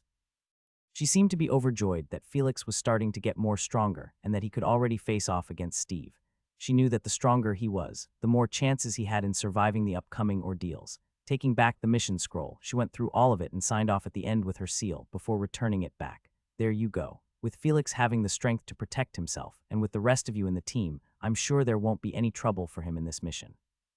She easily gave her permission once she got to know how capable Felix had become. With a professional smile on her face, she continued, "Also, if you'd like, there is a recent batch of potions and supplies that you may find yourselves in need of. Don't worry, as it's Felix's first mission out of the city with a team, there'll be a discount of 15. The boys, except for Felix, who were happy with her signing the scroll, turned shocked when they heard of the word discount from the mouth of their guild's receptionist. It was the first time she had ever said so, which made them feel amazed at the power that Felix held. Silently giving him a thumbs up, they hurriedly bought several supplies from her, afraid that she'd go back on her words if they weren't quickly enough. After a few minutes, the four of them walked out of the guild building and took in the breath of the cool morning. All right, guys, let's get going. We have a mission to complete." With Rovan taking the lead, they started their adventure with a new teammate who was getting excited to go out in the forests again. "This time I'm going to collect a lot of skill points before I come back and advance to the first rank." After leaving the guild building, the team went to a shop affiliated with their guild to rent a carriage with 2 horses, and the silent Eric took the reins of it. Everyone took a seat inside the carriage as it moved on towards the gates of the city. Showing their ID cards to the guard, they swiftly left the city and started their journey to Waller Town. Rovan and Eric sat at the front of the carriage, just behind the horses, while Felix and Steve sat on the backside, staring at the city that was getting further. "Steve, how far is this Wuller town from here, and can you tell me anything you know about the town for me?" Felix asked while looking around the forest they were going deeper in. A few minutes had passed since they left the city, and the road was getting a bit rocky, which was normal as there wasn't much development in the transport system in this kingdom. "Well, the travel on a carriage will take around 3 hours to get there, which means it's about 50 km from here. As for what I know of the Wuller town." Steve put a finger on his chin as he tried to remember anything he knew of. It's a relatively close town to Edenmont City compared to the others, so there may be some influence of the many guilds from the city. Even the guild got the mission request from a local shop in that town, which is under our control. Felix nodded and continued to chit-chat with Steve about many things as their lone carriage traversed under the shades of the tall and wide trees. Some time later, Felix was feeling a bit too bored when Rovan's voice called out from the front. "Steve, Felix, we've got guests incoming." With a cruel smile on his face, Steve tapped on Felix's shoulder and jumped out from the carriage. "Guests." Felix furrowed his brows in confusion and peeked out towards the front road, where he saw a group of monsters were blocking their way.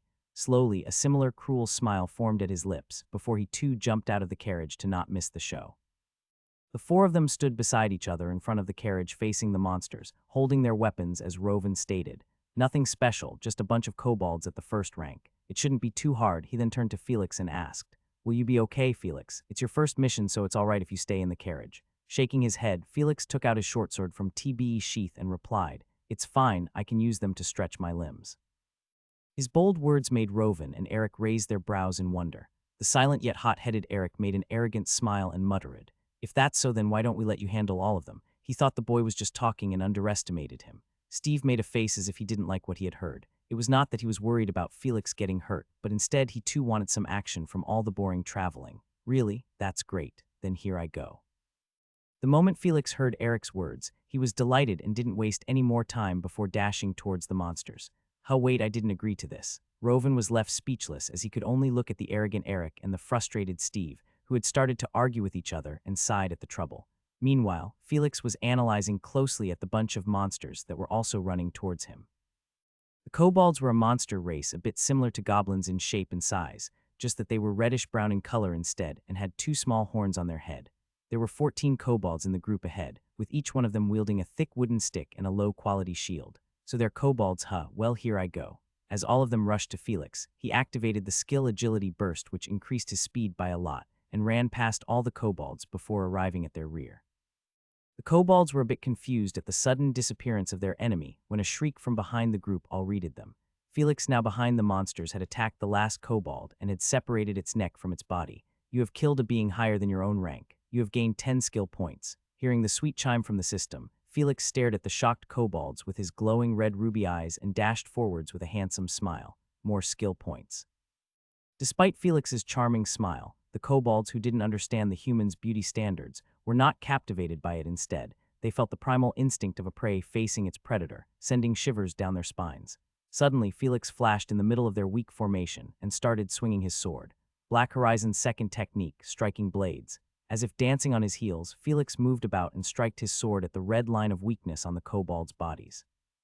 "You have killed a being higher than your own rank. You have gained 10 skill points. You have killed a being higher than your own rank. You have gained 10 skill points." One swing after the other, he killed the kobolds, and when he felt a bit tired, he retreated using another agility burst before diving right into their midst. All this while, he had his passive skill unanimity activated, which gave him a fresh and undisturbed mind. On the side, Eric and Rovan had their mouths open wide as they witnessed a zero-rank boy killing dozens of first-rank monsters. "Che, even I wanted to stretch my limbs," muttered a sad Steve, who was squatting on the ground and staring boringly at the kobolds' massacre. "You have killed a being higher than your own rank. You have gained 10 skill points. You have killed a being higher than your own rank. You have gained 10 skill points." After a few minutes, there were no kobolds standing. Standing in the middle of all the monster corpses with a satisfied smile on his face, Felix jerked off the blood from his short sword and sheathed it back. Turning around, he asked curiously, "What are we going to do with the corpses? Aren't they blocking the way?" His question woke the boys up, who were still gawking at the scene. Rovan fumbled a bit for words before turning to Eric. Eric, you got it from here." Rubbing his head while letting out an amazed sigh at the unexpected display of strength, Eric nodded his head and walked forward. "That was amazing, Felix. Didn't know you were that strong." Eric spoke honestly without undermining him. Even though compared to first-rank humans, monsters like goblins and kobolds were weaker in the same rank. Fighting against a dozen of them while being a rank below was nothing but extraordinary. Raising his hands in the sky, Eric warned. Felix, it's best if you come stand behind me. Nodding at him curiously, Felix walked over from the middle of the corpses and stood behind Eric with a confused face.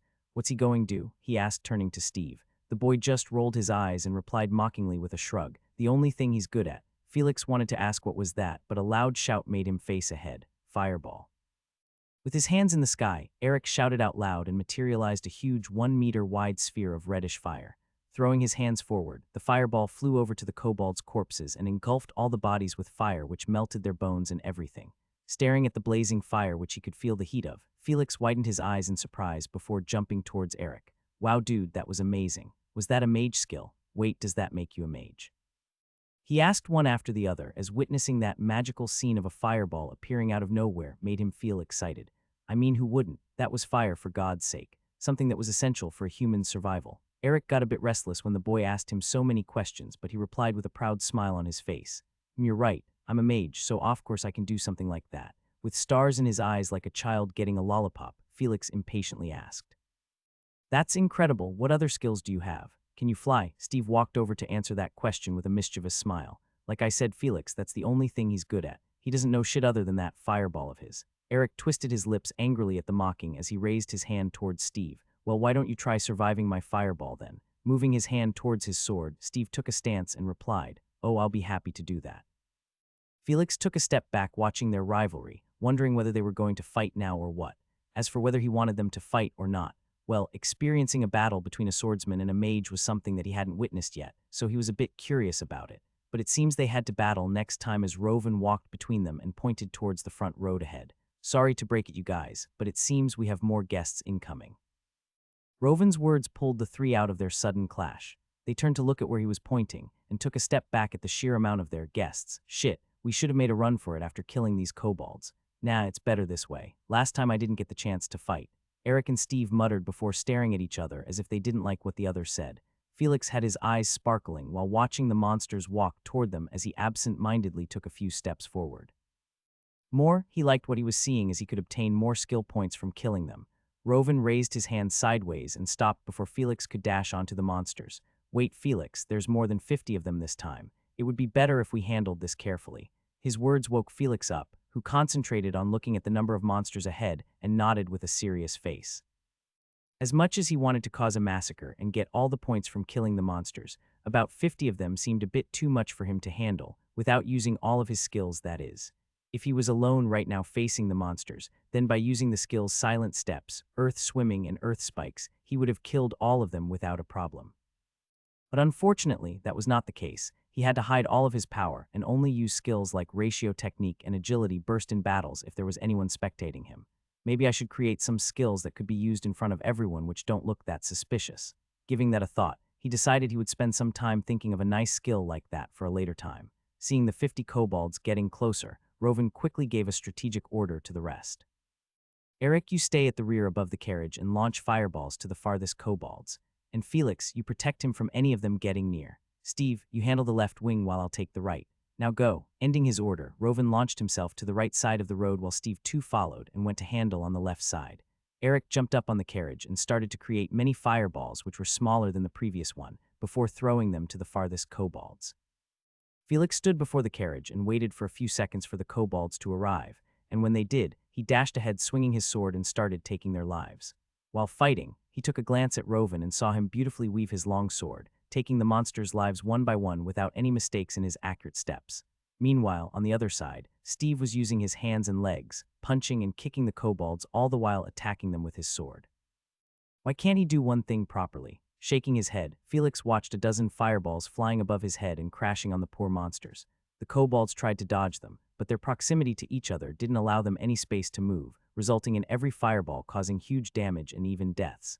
These fireballs are sick, he thought in his mind before gripping his sword tightly and slashing apart a kobold's neck, but the feeling of my sword sinking deep inside the monster's flesh. Now that's addictive. Letting out a chilling smile, Felix ignored everything and pushed himself towards the kobolds, fighting at a faster rate to get the most kills and the corresponding skill points. With the four of them taking out the monsters from all four sides, the kobolds slowly fell until some minutes later, none of them remained standing. Eric could be seen panting for breath on the carriage as the fireballs sucked him dry of all his mana. Rovan and Steve walked back from their sides while the latter mocked. "That's pathetic, Eric. Just some fireballs and you're tired already. Talk about weak." Rovan looked at the boy speechlessly before giving him a jab on his head. "Shut up, Steve. Look closely. Eric killed more kobolds than you here." Surprised at his words, Steve rubbed his slightly painful head and turned to look at the still burning corpses of the many kobolds. His face turned a bit red in embarrassment, but he gave a shrug, not showing it. "Whatever, at least I'm not panting like a dog." Eric gritted his teeth and was thinking of a comeback, but Rovan was quick and didn't want them to start another fight here. "That's enough, guys. We can't waste more time here. Other monsters will be arriving here from the scent of the blood, so we got to hurry and leave." Looking at Eric, who was exhausted of mana, he walked over to the carriage and took out a potion from their supply sack. "Here, drink this and burn those monsters blocking the way." Swiftly snatching the potion, Eric downed it all in one gulp and stood up on the carriage again. He didn't waste time and quickly conjured a dozen fireballs before striking the corpses blocking their way on the road. The kobolds were reduced to ashes within minutes, and everyone jumped back onto the carriage. Taking the reins, Rovan jerked up the horses, who started walking past the corpses and moving onward toward their destination. Sitting at the back of the carriage, Felix had a huge smile on his face as he saw the amount of skill points he got on the road. 220 skill points, and we're just starting the mission, huh? It seems there's going to be a lot of fun later too. Now let's think about a nice skill I thought of before. Turning to stare at the blazing sun above the branches of the trees, Felix started to ponder silently. But too bad there was a chatterbox sitting beside him, and it seemed the boy didn't like the silence. "Hey, you saw that, Eric? The dude got nothing except for his red balls, haha." Letting out a sigh, Felix wondered how Rovan dealt with these teammates of his. A few hours later, the carriage finally arrived across some human settlements, before it reached Wallertown's gates. Overall, the appearance of the town from the outside looked a bit empty, as no other people were entering or leaving the town except for them. A scene that was the complete opposite of what they could see at the gates of Edenmont City. A guard standing near the gates walked over and asked for their identification, to which Rovan showed him their guild cards.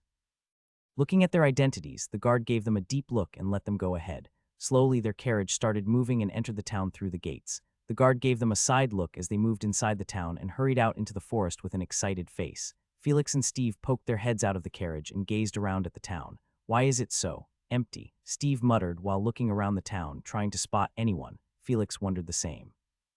As a town situated near one of the nice great cities, Waller Town should have been bustling with activities too, but what they were seeing told them otherwise.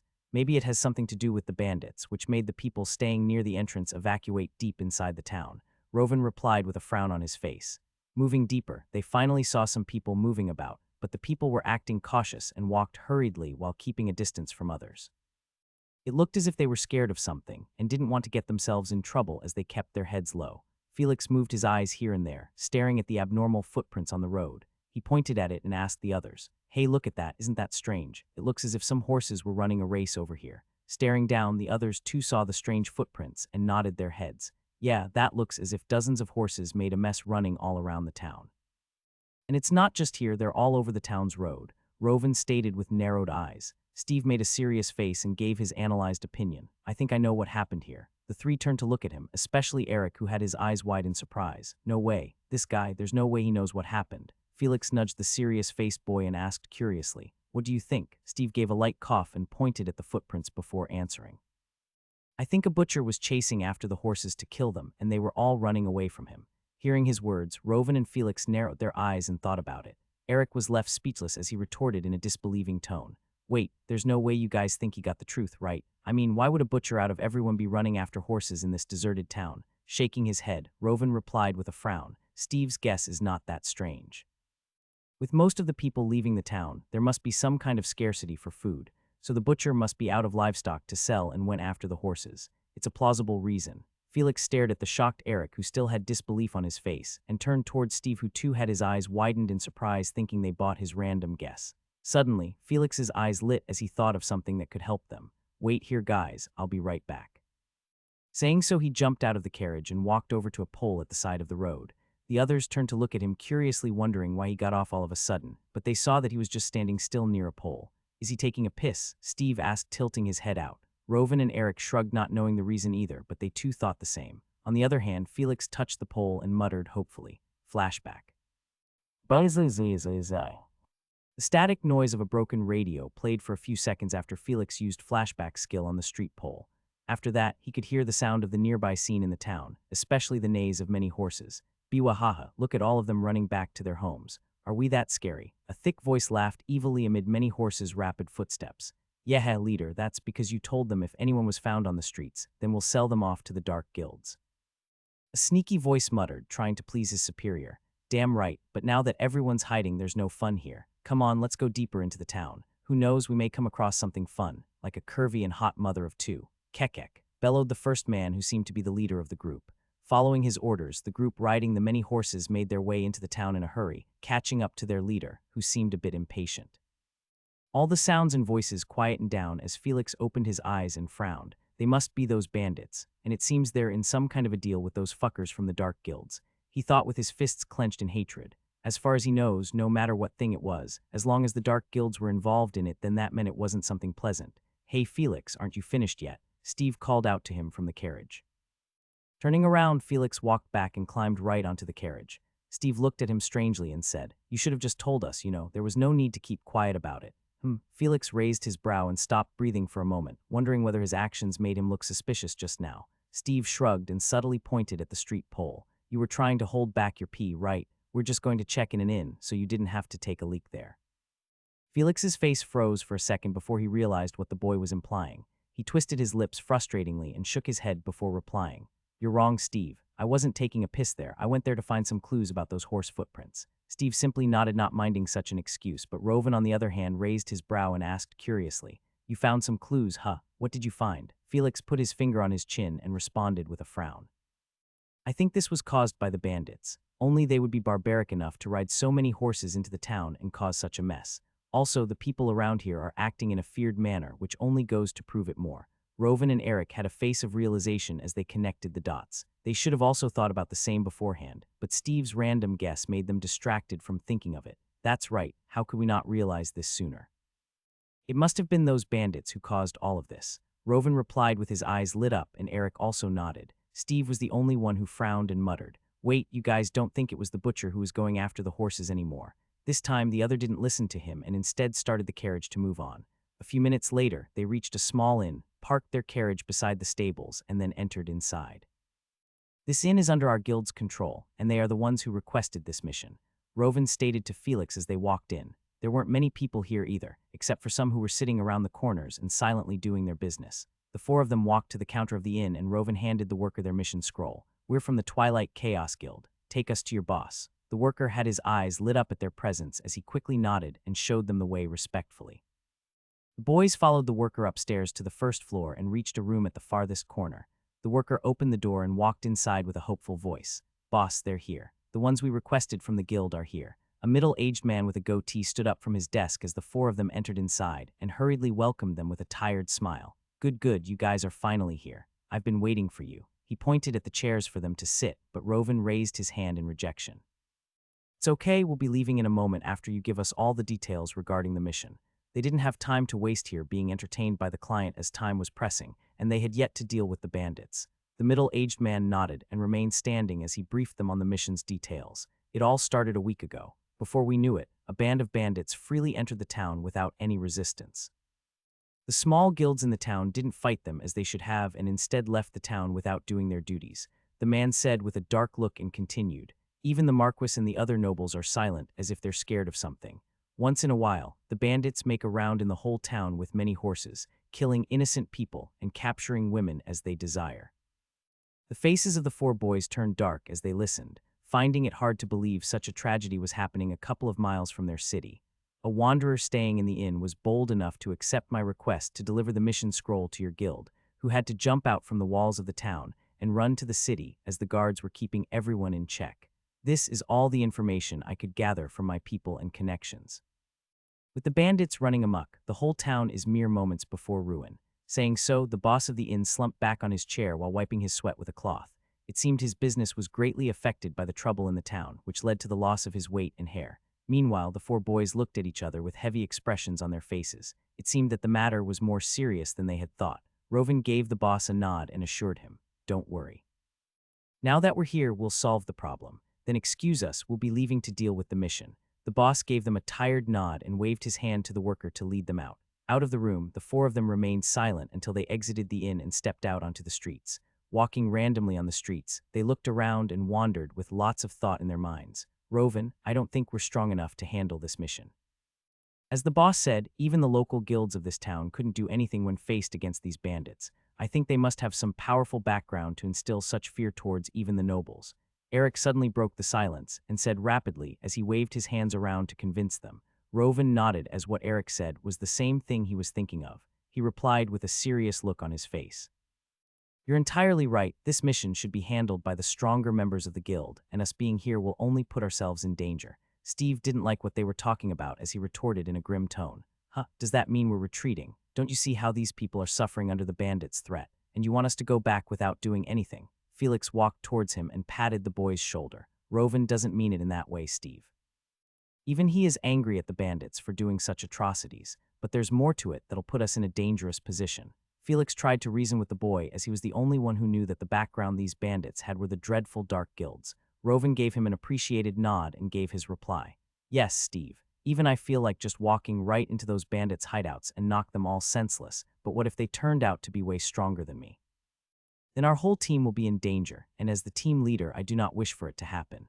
His words calmed down Steve for a few seconds before his eyes lit up as he said, Right, instead of going to their hideout, why don't we bait them out one by one and then deal with them? Eric shook his head and rebuked with a sigh. That wouldn't work either. These bandits are a large group, and taking them out one by one wouldn't be possible for us. Sooner or later, they'll find out and catch us. Steve frowned deeply hearing his plan wouldn't work out and lowered his head in frustration. Rovan looked at everyone and saw that they were all feeling hopeless about it. He didn't want to press them further, but he had to do his duty as the team leader. All right, it's decided. We'll travel back to the city and inform the guild about this mission's difficulty. That is the best way to deal with this matter. The other three forced their heads to nod while clenching their fists. Rovan gave them a strained smile and waved. Come on, let's get out of here. The guild will know a better way to solve this problem. The boys turned around dejectedly to go back at the inn where they had parked their carriage. Suddenly, the ground started to tremble a bit, which they quickly noticed. Nay, the sound of many horses stomping on the road could be heard from afar as figures riding horses appeared in their sight. Wait, they are. Felix widened his eyes in shock as barbaric-looking men with twisted smiles on their faces came riding on horses towards them. Everyone, prepare for combat. The enemies are in sight. Rovan ordered in a frenzy as the bandits almost reached them. The horses slowed down when they arrived near the boys, and a man leading them came forward on his horse and ordered while pointing his sword at the boys, Kneel or die. Felix, Rovan, Eric, and Steve. The four boys stood rooted on their spots in their combat stances as the bandits surrounded them on horses. A man wearing a headband who was leading the bunch of bandits pointed his sword at them with a dark smile. Haha, to think our plan would so easily work out. I don't care which guild you're from, but it's time for you to taste death. The four boys couldn't do anything as they could feel the unrestrained strength of the bandits surrounding them. There were about 15 of them, with each one being at mid and late first rank, and the man leading them was at early second rank. Such a force was too much for the four of them to handle. If it was only a rank 2, then they could have held him back with the four of them together, but there were 14 others too who were as strong as they were. Shit, there's no point in standing still. I say we fight them, Steve muttered while gritting his teeth. He didn't like the fact that they were surrounded by the bandits in clear daylight and that they were on the weaker side. No, we cannot do that. It'll be our loss if we choose to fight. Rovan stopped Steve and muttered in a low voice. Then what are we going to do? Let them kill us, Steve asked in anger. Rovan looked at his three teammates and assured them. Wait here, let me talk with him. Before the others could stop him, Rovan walked forward and stood just before the sword pointed by the man. Let us meet your leader. I have a proposal that he may be interested in. The man wearing the headband raised his brows in surprise and let out a wide smile. Oh, so you don't want a quick death. But that's too bad. I don't find any reason to do as you say. The man raised his sword towards the sky, ready to cut off the boy's neck. Stop, wait, Rovan. The man twisted his lips in amusement, hearing the scared shouts of the other boys. Just as he was about to bring down his sword and sever the boy's neck, Rovan's next words stopped him. Money. You'll obtain a large amount of money if you take us to your leader. The man looked down at the boy who had a determined look on his face, and a greedy light twinkled in his eyes as he kept aside his sword. Not only he, but the rest of the bandits too showed an interested look on their faces. As bandits, the only thing they wanted and were ready to sacrifice their lives for was money. Huh. That's not bad. Where is this money then? I'll bring you to the leader if you give it to me. Rovan turned around and pointed at himself and the other boys. Us, we're the money you'll be receiving. His words confused the man, who brought out his sword up again and asked angrily, Are you joking with me here? If you don't have the money, then I'll just kill you all. Rovan bit his lips and clarified the man's confusion directly by stating his proposal. take us as hostages. Our guild treasures all their members, and they'll surely pay you a hefty price for releasing us." The man widened his eyes in realization as he nodded with a satisfied smile. The four boys were not that strong compared to them, and because of this, the bandits could easily defeat them. So instead of just killing them, selling them off for money seemed to be a better option. "Right, you guys are from the city. The guilds there are super rich. Why didn't I think of this before? Ha ha ha." The man laughed crazily, and other bandits too followed suit. Steve had a disbelieving face as he questioned with his fists tight. "Rovan, are you for real? Are we letting them take us as hostages? Shouldn't we at least try to fight them?" Turning around, Rovan sneakily looked at the bandits, laughing wildly, and gave the three boys a small wink. Eric, who had a deep frown, saw what their leader was trying to do, and his expression eased up a little. Felix too noticed it and slightly pinched Steve's hand for him to keep quiet. Gulping back his words, Steve lowered his face and didn't continue speaking. "Enough laughing, guys. All of us will be rewarded if we hand these boys to the leader. So what are we waiting for? Let's take them there." The man sheathed back his sword and gave orders for the bandits to keep the boys surrounded while they led them to their leader. Kicking the boys forward, the bandits started to make their way deeper into the town. It seemed they had boldly situated their hideout in the middle of the town, which proved how they had caught on to the boys this quickly. Being surrounded by the bandits and walking towards their hideout, Rovan lowered his voice as much as he could so that the bandits who were on their horses wouldn't hear him, and cautiously muttered to his teammates. "Listen here, my plan is simple. At the count of 3, Eric will sneak attack their horses with as many fireballs as he can, and all of us will escape into the narrow alleys before the bandits can catch us. Is that clear?" The other three boys kept a straight face and gave him a subtle nod. Steve even had a small smile on his face as he didn't like the idea of becoming their hostage. Rovan took a deep breath and peeked at the bandits before counting in a low voice. 1, 2, 3. Eric abruptly raised his hands when Rovan reached 3 and hurriedly conjured as many fireballs as he could before throwing them randomly at the bandits' horses. "Nay, what? Attack!" Before the bandits could react, the fireballs hit their horses, making them jump around and throw their riders. The scene was chaotic as the horses kicked up a lot of dust and sand when their bodies got burned by the fireballs. The bandits, on the other hand, protected themselves from getting hit by their horses after falling on the ground. "Run now." Rovan quickly grabbed Eric's hand and pulled him away from there. Taking the chance, the boys ran past the fallen bandits and dashed away into a dark alleyway. "Fuck, how dare they trick us? Chase them down and bring them back." The man with the headband bellowed as his face twisted in anger. Most of the bandits who had fallen off jumped back onto their feet, leaving their horses at his orders, and ran behind the boys while taking their weapons out. The man himself got his horse to stand back and climbed it to go after the boys. Meanwhile, the four of them had entered a random alley and weren't slowing down. Instead, they were running deeper to get as far as possible from the bandits. "What do we do now, Rovan? The whole town is under the bandits' control. Should we leave the town and run out into the forest?" Felix spoke under rapid breaths as they ran. "Yeah, Rovan, we should get out of here as soon as we can." Eric seconded the idea. Steve remained silent this time as he still didn't like what they were doing, running away from their enemies and not helping the people who were suffering. He knew that they were on the weaker side, but that didn't stop him from thinking about saving the town's people from the bandits. Rovan gave a forced smile and shook his head as they continued to run in the shadows of the buildings. "As much as I want to run away from this place, leaving the town wouldn't favor us. The guard must have been the one who ratted on us to the bandits, so we can't escape through the gates without alerting the bandits. Even if we run into the forest, the bandits know the terrain better than us, so they'll catch us easily once we're in their sight." His words brought a dark look on their faces as they realized that they were trapped in the town, and leaving it would only end them sooner. "What do we then?" Eric asked hopelessly as they could hear the shouts of the bandits from behind them. Steve suddenly stopped and gave them a determined smile as he responded while clenching his sword. "We fight." Rovan was quick to pull back the boy into running as he scolded lightly. "No, Steve, that's stupid. Even if we do fight, it's not going to be a direct fight, as that would put us at a disadvantage." Steve, who was back to running along with them, had his eyes lit up as he replied excitedly. "No direct fight? Wait, Rovan, you have a plan, right? Tell us, or else I'm going to fight them now." Rovan sighed while taking a glance behind them to check whether the bandits had caught up before telling them his plan. "All right, listen, my plan is simple." With his eyes narrowed, Rovan revealed them the plan that made the two battle maniacs grin widely. "We divide and conquer them." A few minutes later, the bandits who were chasing after the boys stopped as they found their target standing still right before them.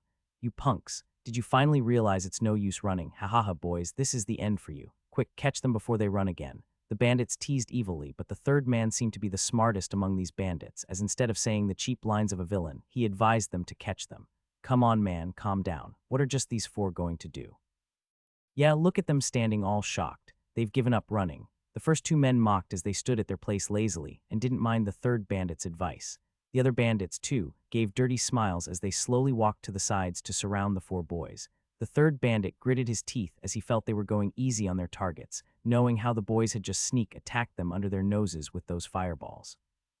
Meanwhile, the four boys looked at each other and gave a solemn nod in unison before Eric again raised his hands to conjure a few fireballs. The moment the bandits caught sight of the fireballs, they shouted in alert, "Guard yourselves, those fireballs are coming again." This time, the fireballs weren't much in quantity and didn't cause them any harm as they hit the ground before them, building up dust which slightly blocked their vision. Run. After attacking with the magic spell, the boys quickly split up and ran in different directions. They had already planned this beforehand, and had stopped at this particular spot as it had 4 ways into which they could escape. Shit, they're separating, quickly chase them, and don't let them escape. The bandits cursed under their breaths and blew away the dust from the surroundings before splitting up and going after their targets randomly. The boys, on the other hand, didn't look back and ran deeper into the labyrinth-like alleys, bringing along with them a few bandits each who chased after them. Intending to lure the bandits away for them to not group together, the 4 boys ran as fast and as far as they could without letting themselves be caught. But 2 among them couldn't run any longer as they reached a dead end in the narrow alleyways, which made the bandits gradually arrive towards them. The 2 of them were Eric and Felix, who both turned around to handle the few bandits in front of them. On Eric's side, the boy had a grim look on his face as he slowly raised his hand towards the sky. The 3 bandits who had chased after him took a step back when they saw that he was the one who had previously conjured those terrifying fireballs to hurt them. They looked at each other and decided to deal with the boy with caution, while on Felix's side, 4 bandits had surrounded him.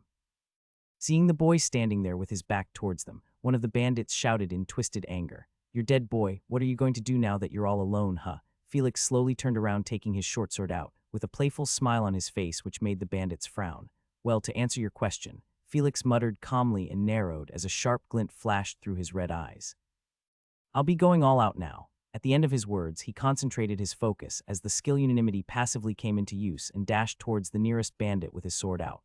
The bandits quickly turned alert and prepared themselves for the clash, but moments before striking the first bandit, Felix activated one of his skills, Earth Spikes. Suddenly, the ground beneath the nearest bandit protruded as a sharp spike emerged from there and attacked his legs. The bandit who was eyeing Felix didn't notice any change in the surroundings until he felt horrible pain as something penetrated his legs. "Are on my legs," the bandit screamed out at the top of his lungs as his right leg separated from his torso and his body fell back on the ground. But that didn't stop Felix, who ran past him and went ahead to attack the rest of the bandits who were still surprised at the sudden change on the battlefield. That boy is also a mage." One of the bandits muttered as he felt his legs tremble seeing his friend's gruesome state. The other bandits too nodded gravely as they mistook Felix as a mage, as he could do something like manipulating the earth which looked like a spell. Felix finally arrived near the other bandits who had turned defensive with their weapons against him. The 3 were standing side by side as they awaited him, and the moment he came within their arm's reach, they attacked him together.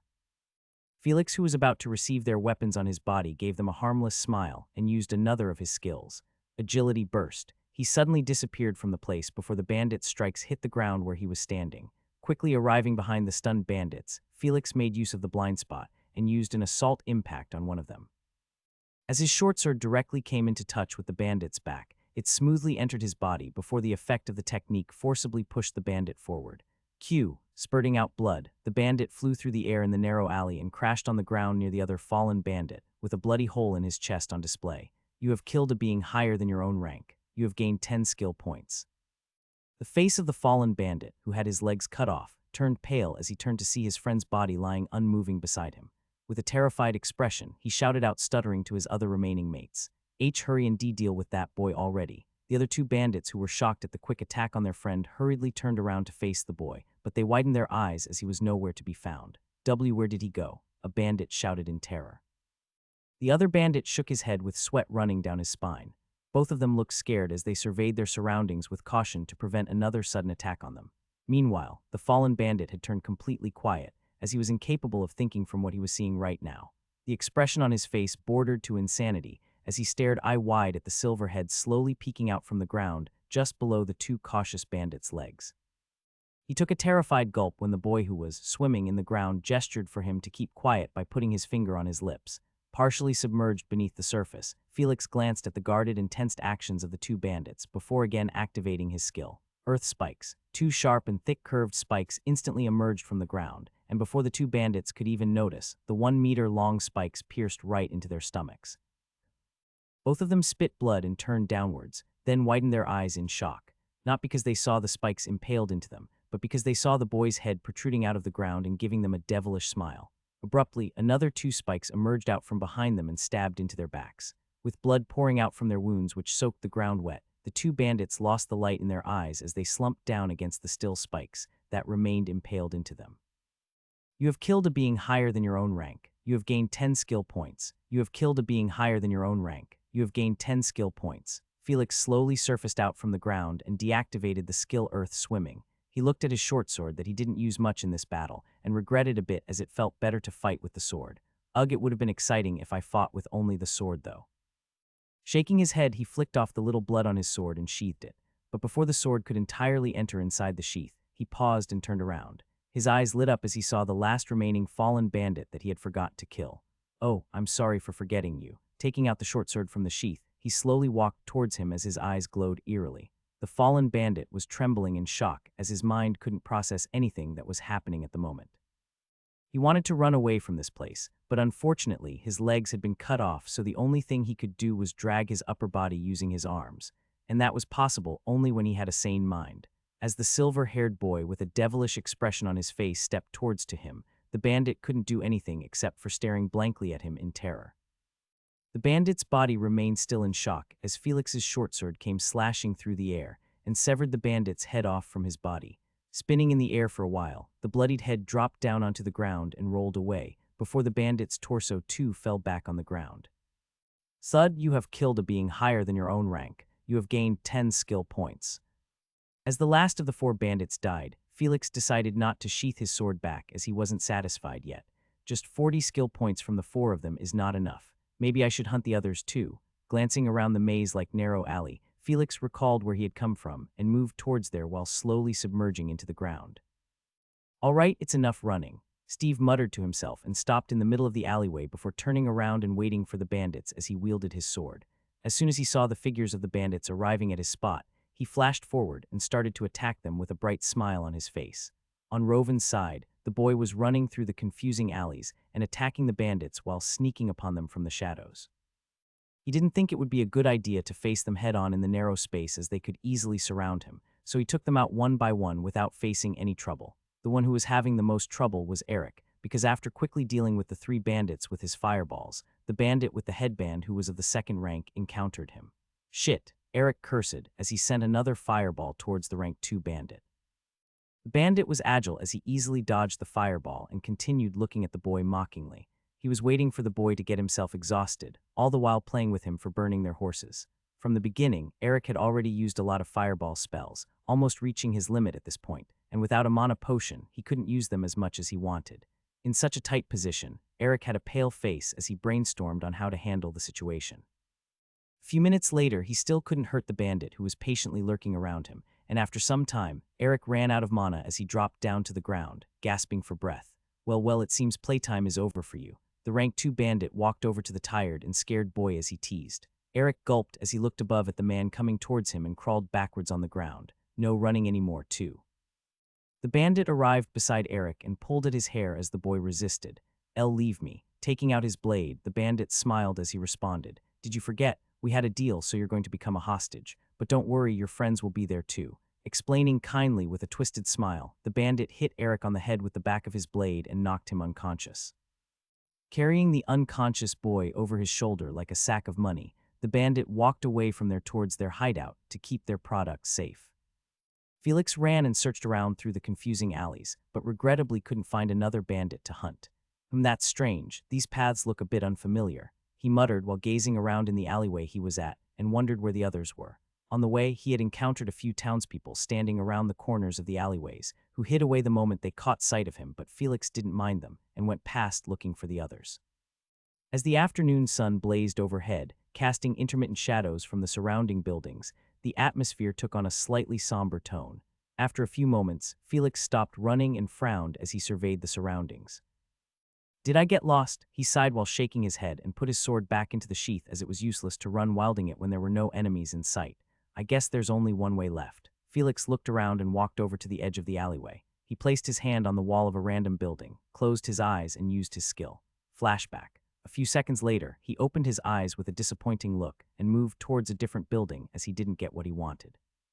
He kept on doing the same thing as he walked here and there all over the alleys, until some 20 minutes later he finally heard a clue, but what he heard made him have a dark expression on his face.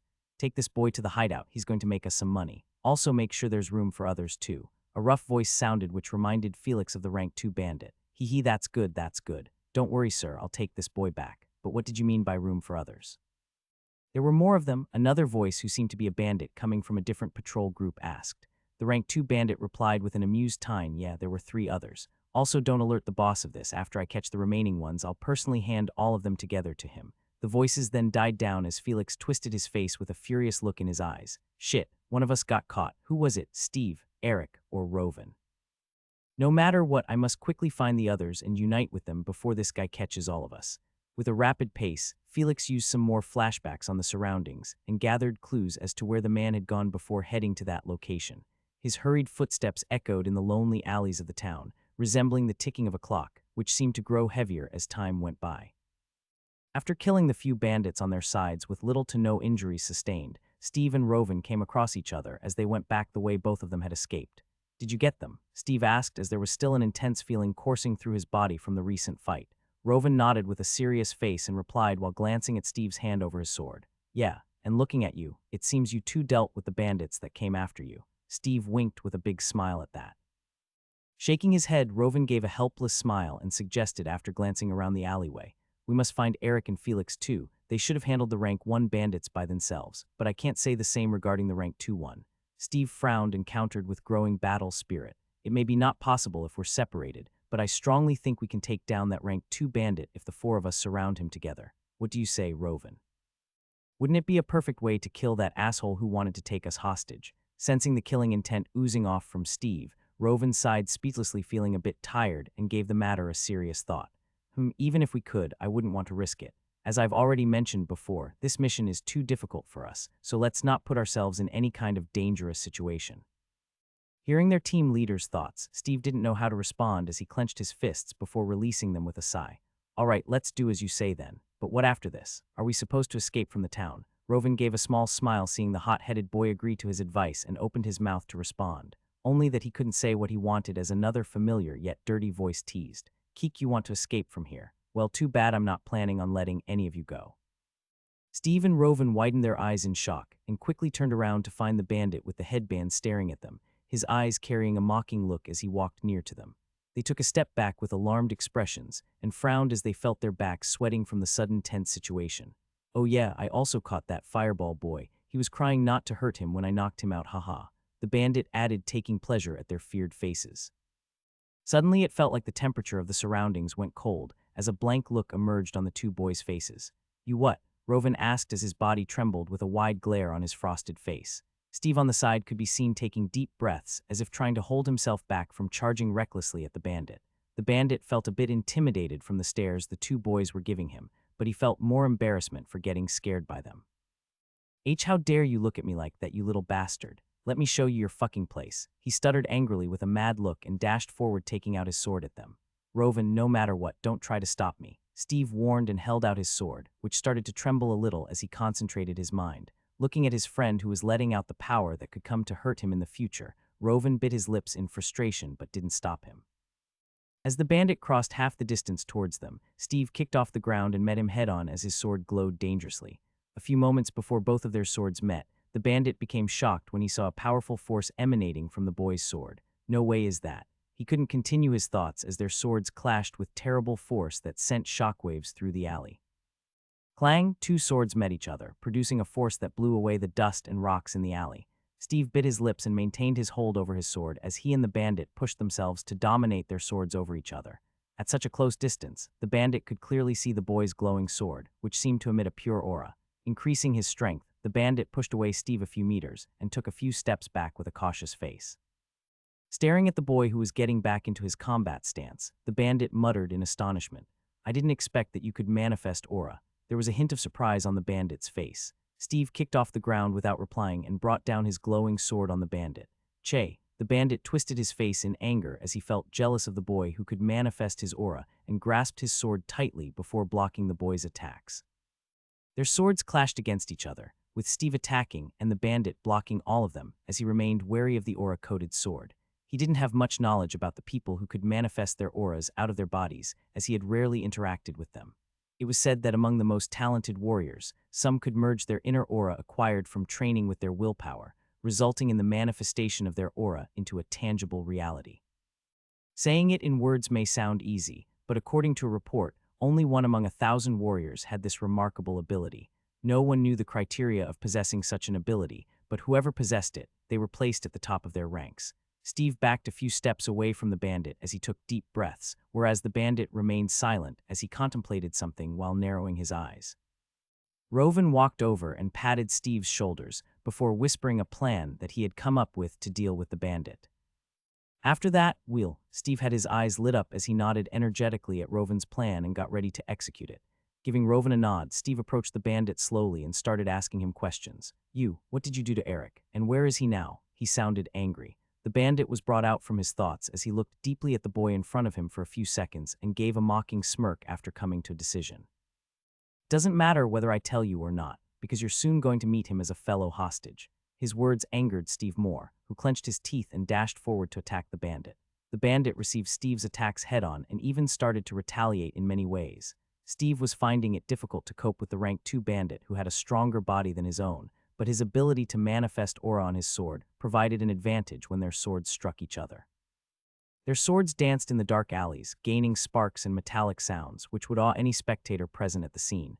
As both of them increased the intensity of their strikes, some minor wounds formed on their bodies, but the bandit had the least of them. Is that the best you can do? I guess you're ready to meet your friend, teased the bandit to make the boy more angry. GWH Hog. His eyes red, Steve let out a roar from his throat and pushed himself to his limits, thinking of giving the bandit at least one critical hit. Wait, no, STEVA. Rovan screamed while he was sneaking behind the bandit. The plan he had whispered to Steve before was for him to distract the bandit with many questions and act angry over them while attacking to fool the bandit into lowering his guard.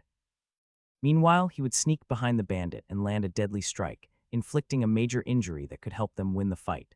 But all of that went downhill when Steve gave in to his emotions and let the bandit's taunts anger him for real, instead of doing the complete opposite. As Steve used all his aura to the maximum to strengthen himself and coat his sword, his whole being radiated with power as he charged at the bandit.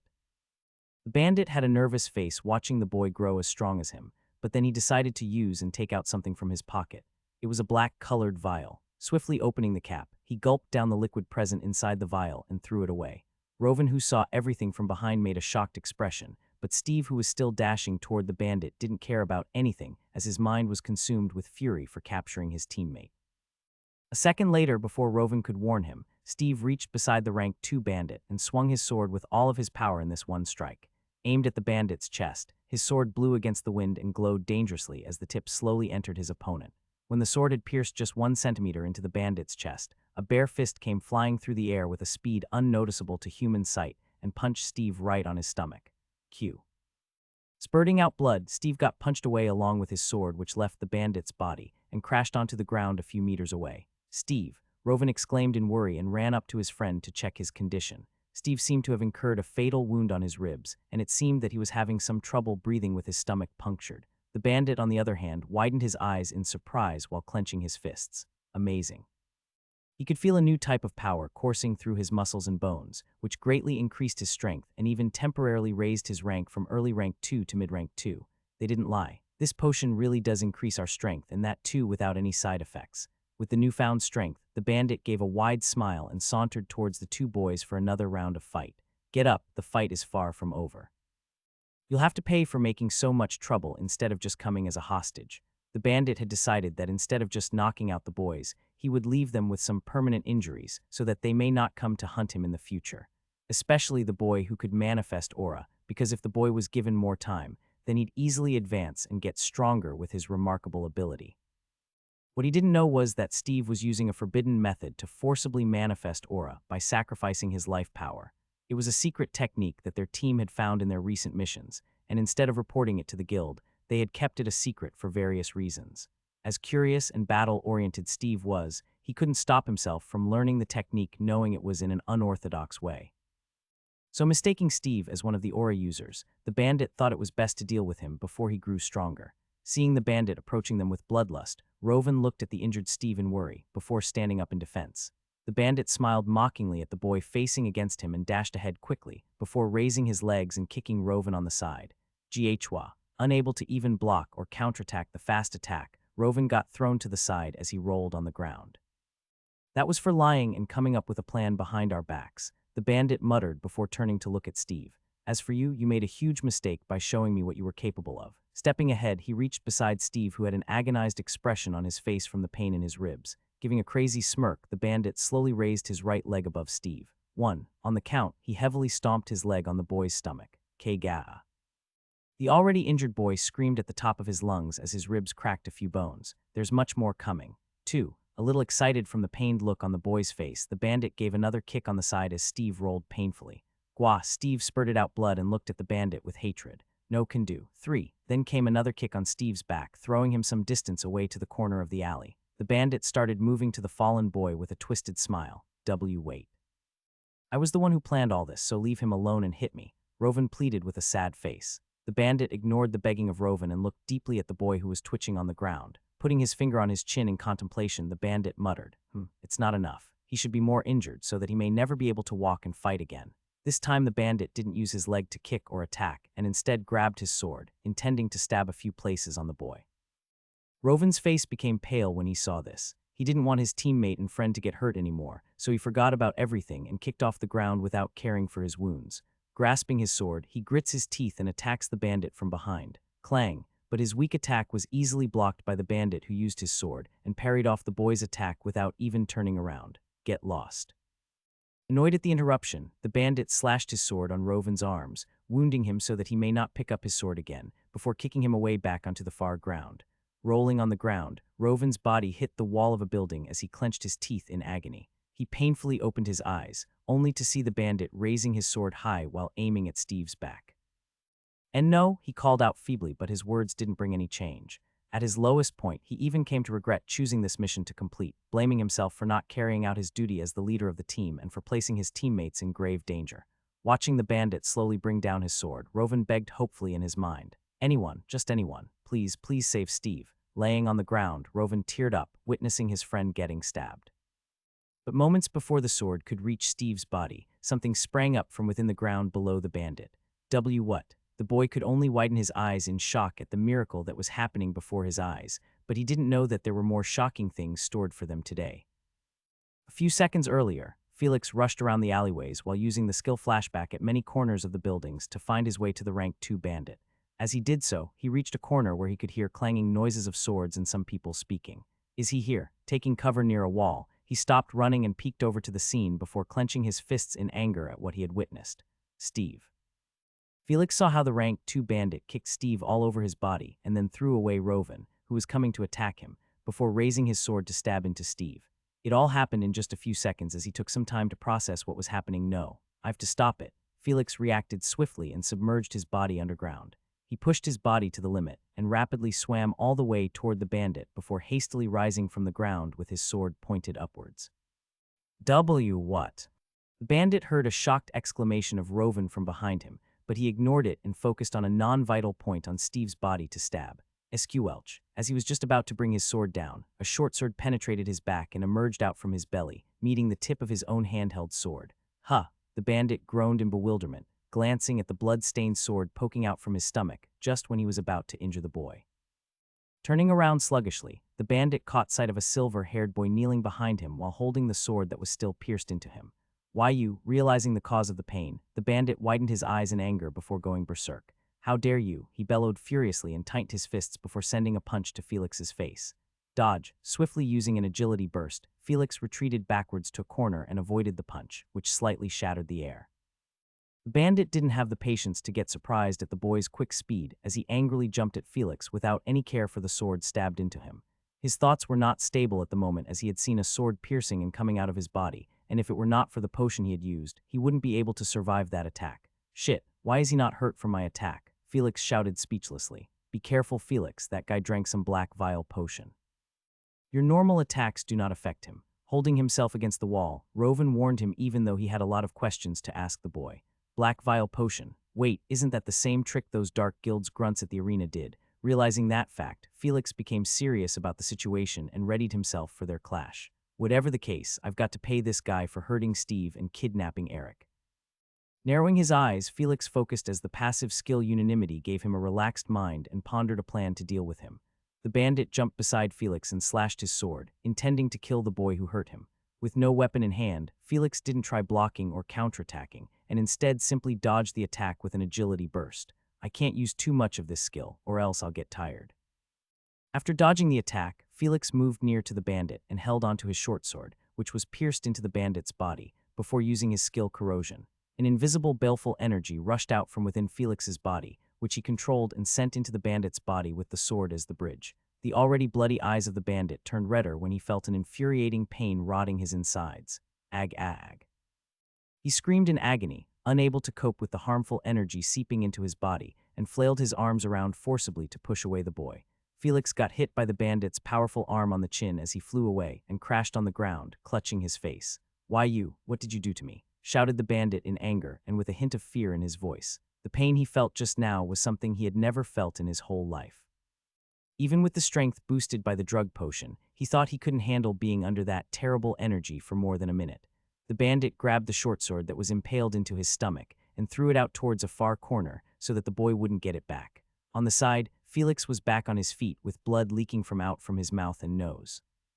It's as I thought. Corrosion works on him just like how it worked on that monster-turned-human from Arena, but it's too dangerous if I get into a close range with him.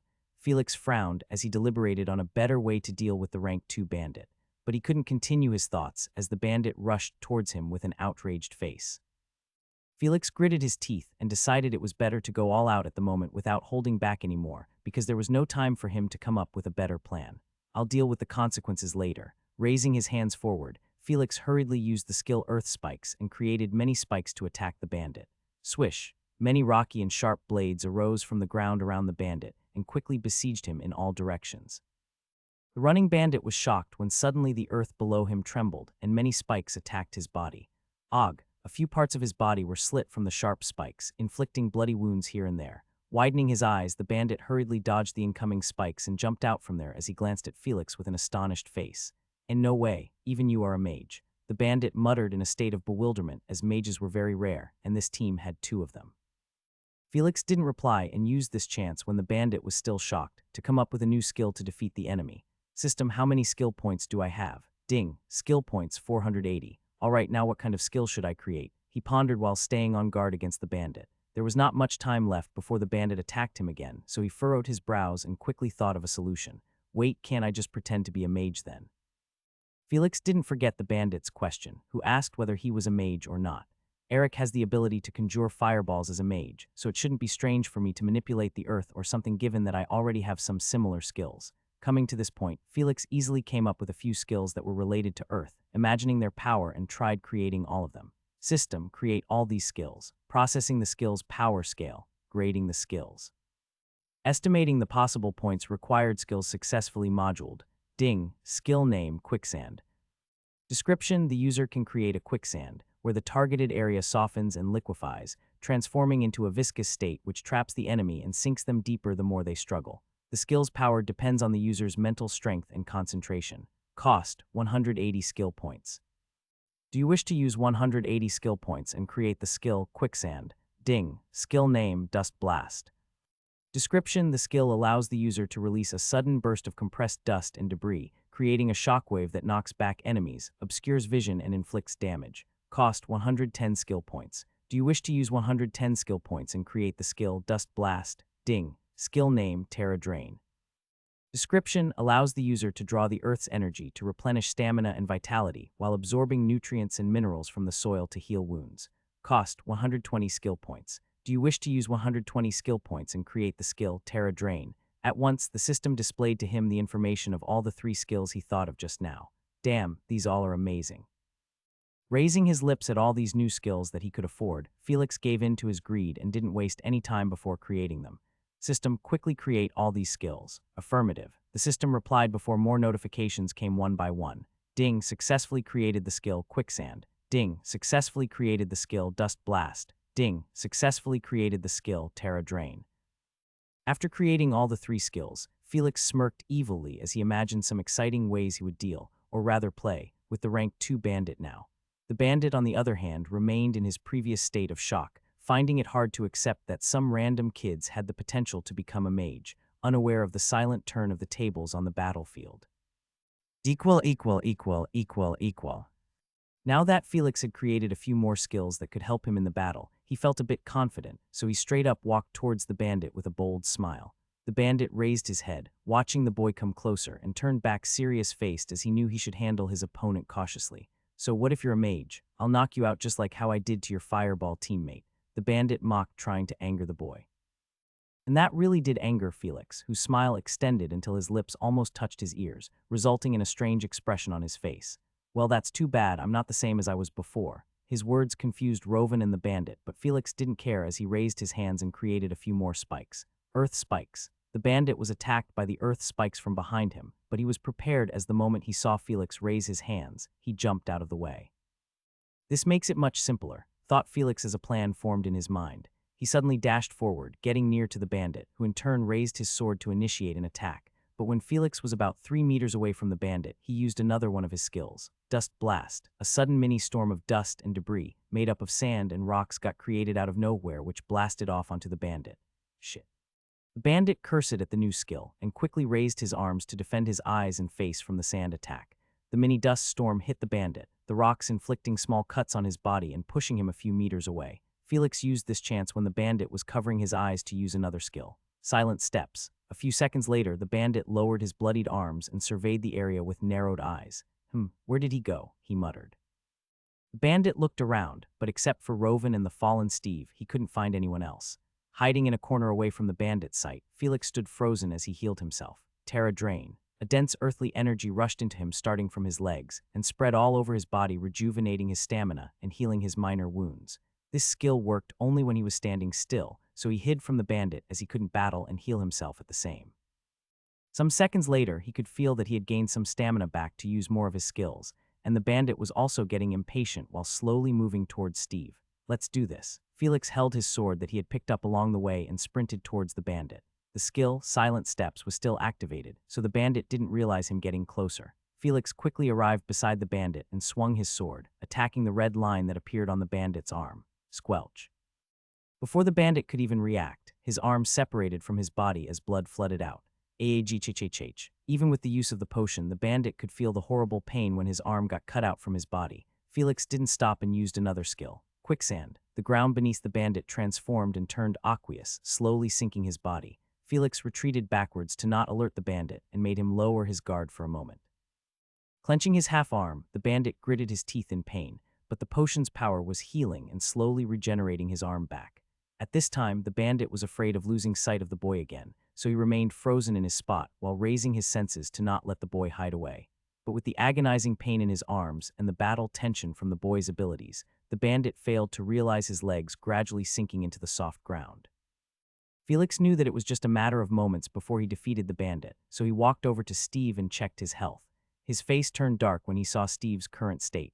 The boy was unconscious with his eyes closed, and his clothes were bloodied around his chest and stomach where there were some terrible wounds. Bending down, Felix sighed in relief when he felt the boy still had healthy breathing and his heartbeats were also normal. "You're a tough nut to crack, Steve," he smiled. "How is he?" Rovan limped beside them and asked with concern. "Nothing to worry. He'll be fine after we give him some potions and heal him at the guild," Felix muttered before standing up and turning toward the bandit as it was time he ended it. "But before that, we'll have to deal with him." Rovan had a nervous expression, but seeing the confident look on Felix's face, he calmed down and watched him curiously. By now, the bandit already had his arm grown back with the miraculous power of the potion and was ready to crush the boy. "You were just lucky last time. Don't think I'll give you another chance to hurt me again," the bandit hissed with a twisted face. Felix nodded calmly and walked towards the bandit at a slow pace. He wasn't in a hurry as the bandit was already trapped in his palms with no way out for him. Watching the boy's reaction, the bandit frowned. Remembering his past mistake, he stayed focused on Felix, making sure not to lose sight of him again. Suddenly, Felix dashed forward while raising his empty hand. Earth spikes. Several spikes emerged from the ground and attacked the bandit. Already prepared, the bandit dodged the attack, or at least tried to, but he found that he couldn't move his body at all. What the hell is this? He widened his eyes in shock when he lowered his head and saw that half of his legs were deep within the earth. Before he could realize his situation, many spikes hit him from all directions, piercing into his body as he remained still. Cug. He spurted out blood while being unable to dodge any of the spikes, which punctured his body with many bloody holes. Felix didn't waste this chance as he jumped ahead with an agility burst before arriving behind the bandit and stabbed his short sword into his back. The bandit couldn't block or dodge the attack as his whole body was held tightly by the earth spikes, so Felix easily stabbed him. After stabbing him, he pushed his sword deeper as the bandit tried to resist, but then he used the most critical skill. Corrosion. The baleful energy rushed out from his body and penetrated the bandit with the sword as a bridge, destroying and corroding the bandit's insides. The bandit howled loudly in pain as he released his weapon and tightly grasped the short sword coming out from his chest. The pain he was feeling right now was 100 times more than what he felt when the spike stabbed him, causing him to lose his mind as he couldn't even resist the attack or the pain. "No, let go, aagh." His screams continued as Felix had a content smile on his face from the bandit's suffering. This is what you get for hurting Eric and Steve.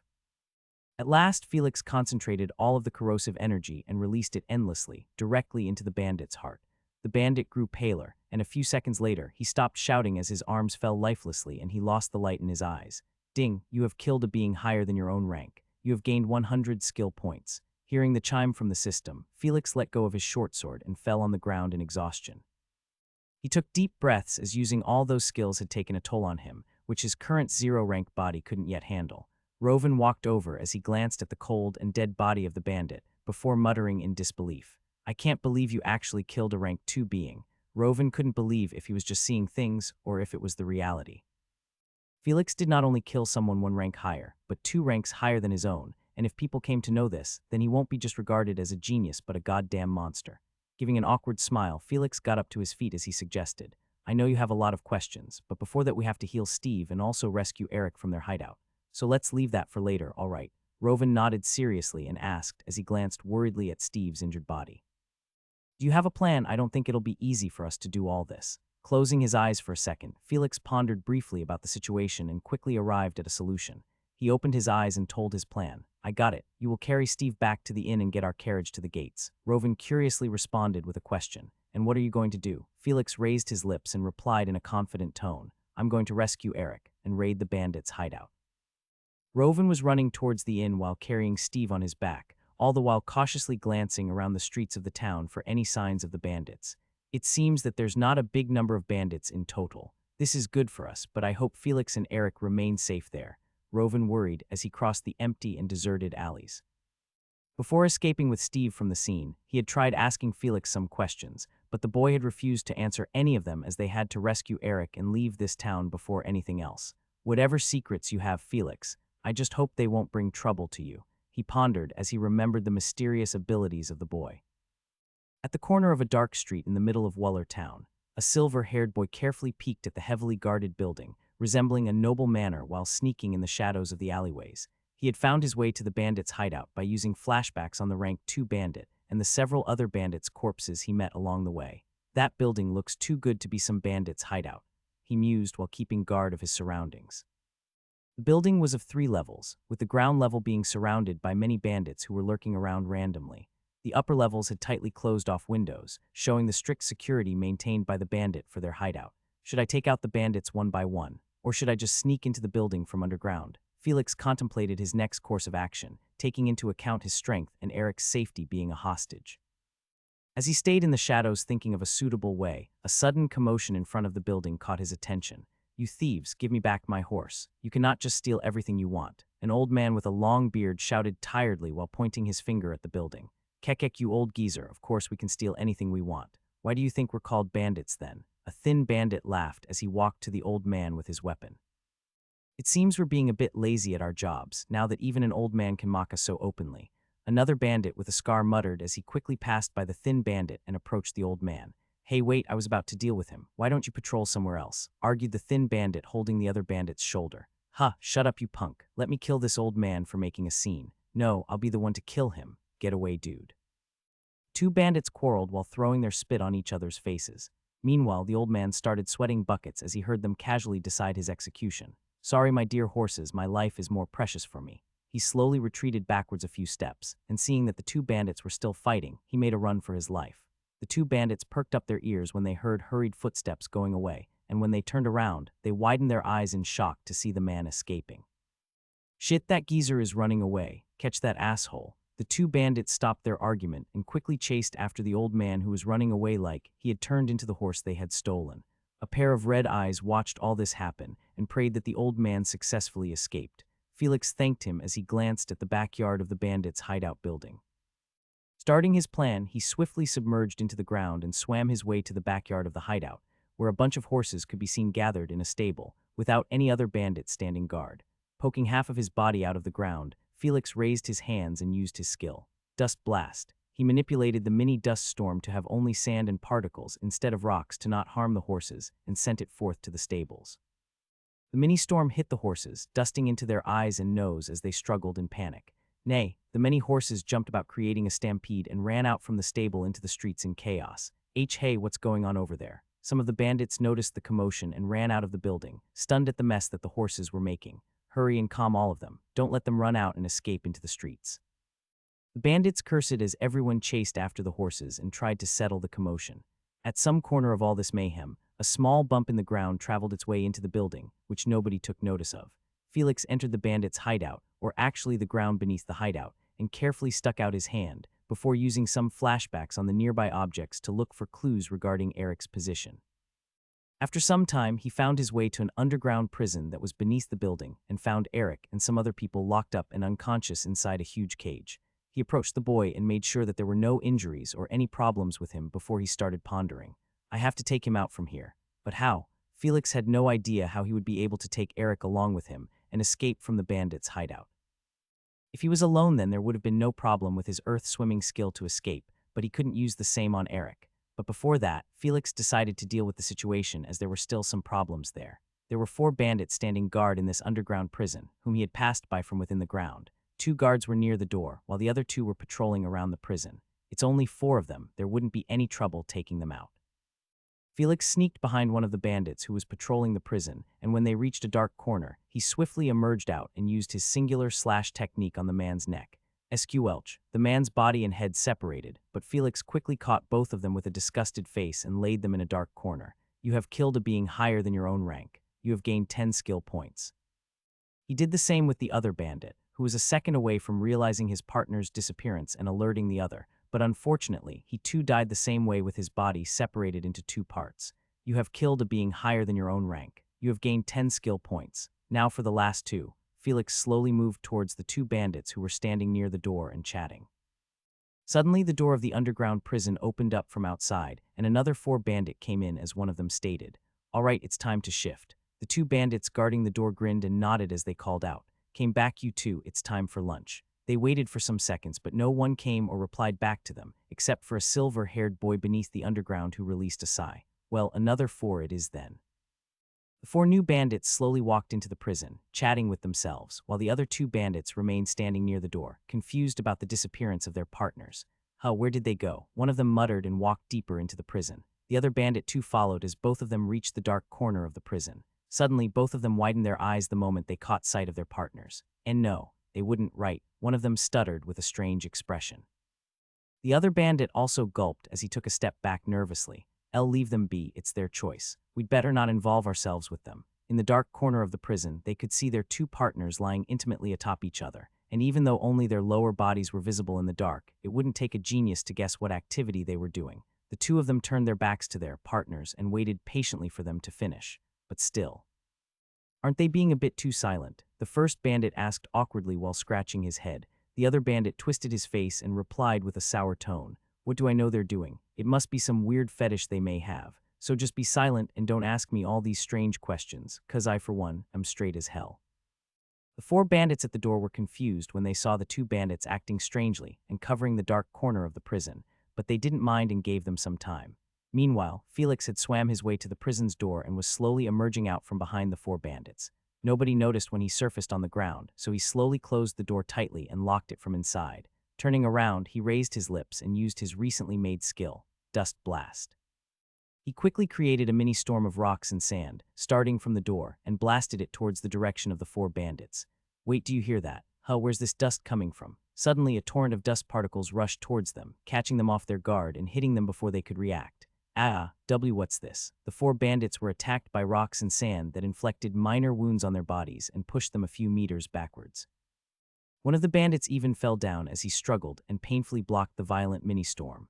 The other two bandits standing in the dark corner jumped up when they heard the loud noise at the door and hurriedly walked over to check out what was happening. All they could see when they arrived at the scene were sharp rocky spikes emerging out from the ground and piercing into the bodies of the four bandits without any interference. What? They paused for a few seconds as they couldn't believe what was happening in front of them. Just a few seconds ago, they were blocking the view of their partner's indecent activity from being seen by the four bandits, and now they were witnessing the four bandits getting killed ruthlessly. Glancing ahead in panic, the two bandits saw a silver-haired boy casually walking towards them while taking out his short sword. "Why you? Who are you? What are you doing here?" One of the bandits shouted while taking out his weapon in panic. The other bandit, too, followed suit as he wielded his weapon with his back drenched in sweat. Felix didn't waste his time entertaining the two of them as he flashed forward with an agility burst and swung his sword, detaching the two shock-faced heads from their bodies. "You have killed a being higher than your own rank. You have gained 10 skill points. You have killed a being higher than your own rank. You have gained 10 skill points."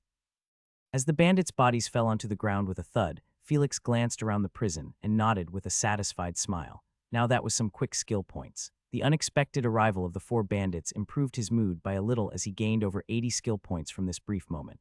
Stepping away from the bandits' corpses, he made his way towards Eric, who was leaning against the wall in a huge cage. Felix opened the cage after slashing down on the weak lock, walked inside, and carried Eric out on his shoulder. "I've got to try that method, I guess." He deliberated after he had come up with an idea from the fight against these bandits. Moving towards the edge of the prison, he placed Eric safely on the floor and started to submerge into the ground, earth swimming. Now that he was underground, he swam to the wall and made his way up to the prison's ceiling by swimming vertically. Arriving at some part of the ceiling, Felix started using another of his skills, earth spikes. He created the spikes in such a way that they emerged out from the ceiling and then also drilled back into the ceiling itself, forming a hole in the ceiling. Felix continued to plunge spikes into the ceiling until he felt a bit exhausted, and there was yet to be a hole that opened up to the surface. He stopped for some time and rejuvenated back his stamina by using the Terra Drain skill. While still being within the earth, he could feel that he was gaining more energy than when he had done it standing on the earth. This'll be helpful. Sometime later, he stopped using the skill and returned to drilling the ceiling with the earth spikes. As he sent forth another spike to the highest spot, a slight ray of sunshine passed through a tiny hole. Felix smiled at that and quickly conjured a few more spikes that made the hole larger. "All right, this looks enough." After creating a hole large enough for the two of them to escape from the ceiling of the prison, Felix swam back to the ground and extended both of his hands out from the earth. While the rest of his body remained submerged in the ground, his hands that were out caught Eric by the clothes and pulled him upwards when Felix swam back towards the ceiling. Using the hole he had made in the ceiling, he extracted himself and Eric from the prison room, emerging onto the surface land. Finally out. Taking a deep breath, Felix stretched his body in exhaustion from all the fighting and glanced around at his surroundings. As I calculated, the prison was situated beneath an empty land. He smiled as rescuing Eric openly from the building would have put him in a dangerous position. "Sigh, even though I want to steal the bandits' treasures, I guess there's no time for that now." He had come across a secured room while he was swimming beneath the building searching for Eric and had decided to come back and steal some treasure from there, but he couldn't put his friends at risk for some material wealth, so he rejected that idea. "Whatever, it's not like only the bandits have treasures." He grinned evilly, remembering the ones sitting above these bandits. Carrying Eric on his back, Felix escaped from that place and rushed back towards the inn to find the other two of his teammates. But before he ran away, he sneaked back to the backyard of the building and left behind a surprise for the bandits, and then dashed away before they could chase after them, four of them. Luckily for the boys, the rank 2 bandit was selfish and had not yet informed his leader of their arrival in the town, so except for the mess the boys had caused, there would be no evidence of their presence here. Finding his way back to the inn proved to be a lot difficult for Felix, but he eventually reached there after using a dozen flashbacks on the nearby objects. Outside the inn's building, Rovan was anxiously walking around in circles beside their carriage, and when he saw that Felix had arrived, he quickly checked upon the both of them and sighed in relief when he saw that they didn't have any injuries. "Thank God you both are fine. I was so worried you wouldn't be able to escape from there," he smiled. "Rovan, we have to hurry and leave the town now. There's no guarantee when the bandits may come looking for us." Felix nodded at him and warned as he placed Eric on their carriage beside Steve, who was already resting unconscious there. You're right, I've already informed the inn's boss about the situation, and he has given me another letter to deliver to the guild. We'll be officially discontinuing this mission and returning back to the guild now. Rovan turned serious and jumped onto the carriage, tending to the horses before giving them a whipping. Nay, Felix also climbed onto the carriage from the behind as Rovan gave the horses the order to move. Their carriage left the inn's compound and moved its way to the gate of the town where they had entered from. The eerie and silent town remained as it was as the four boys failed their mission of saving it from the bandits. When the carriage reached the gates, the two of them saw that it was closed and the guard was standing before it. Felix moved forward inside the carriage and raised his hands outwards before using his skill. Earth spikes. The spikes emerged out from the ground and broke apart the gates, including stabbing into the cunning guard and throwing him away. Their carriage then easily escaped out from Wuller Town, moving at a quick speed back to Edenmont City. He could feel his surroundings shaking unevenly and hear some shouting as he slowly opened his eyes in exhaustion. There was the neighing of the horses and someone shouting instructions as the boy looked around in confusion. What's happening here? The boy sat himself up on what seemed like a moving wooden vehicle and rubbed his sleepy eyes to take a serious look around. Hey, you're finally awake, Eric. Hurry up and drink these potions, then help me attack those bandits. Eric, who had woken up after getting knocked out, frowned as he recalled his memories before he had lost consciousness and muttered in confusion. Oh wait, wasn't I defeated by that rank 2 bandit? What happened? After that, how am I? Here also, where are we now? Felix paused for a second as he glanced blankly at Eric and replied with a strange face. What are you saying, Eric? We're still on our way to Wuller Town.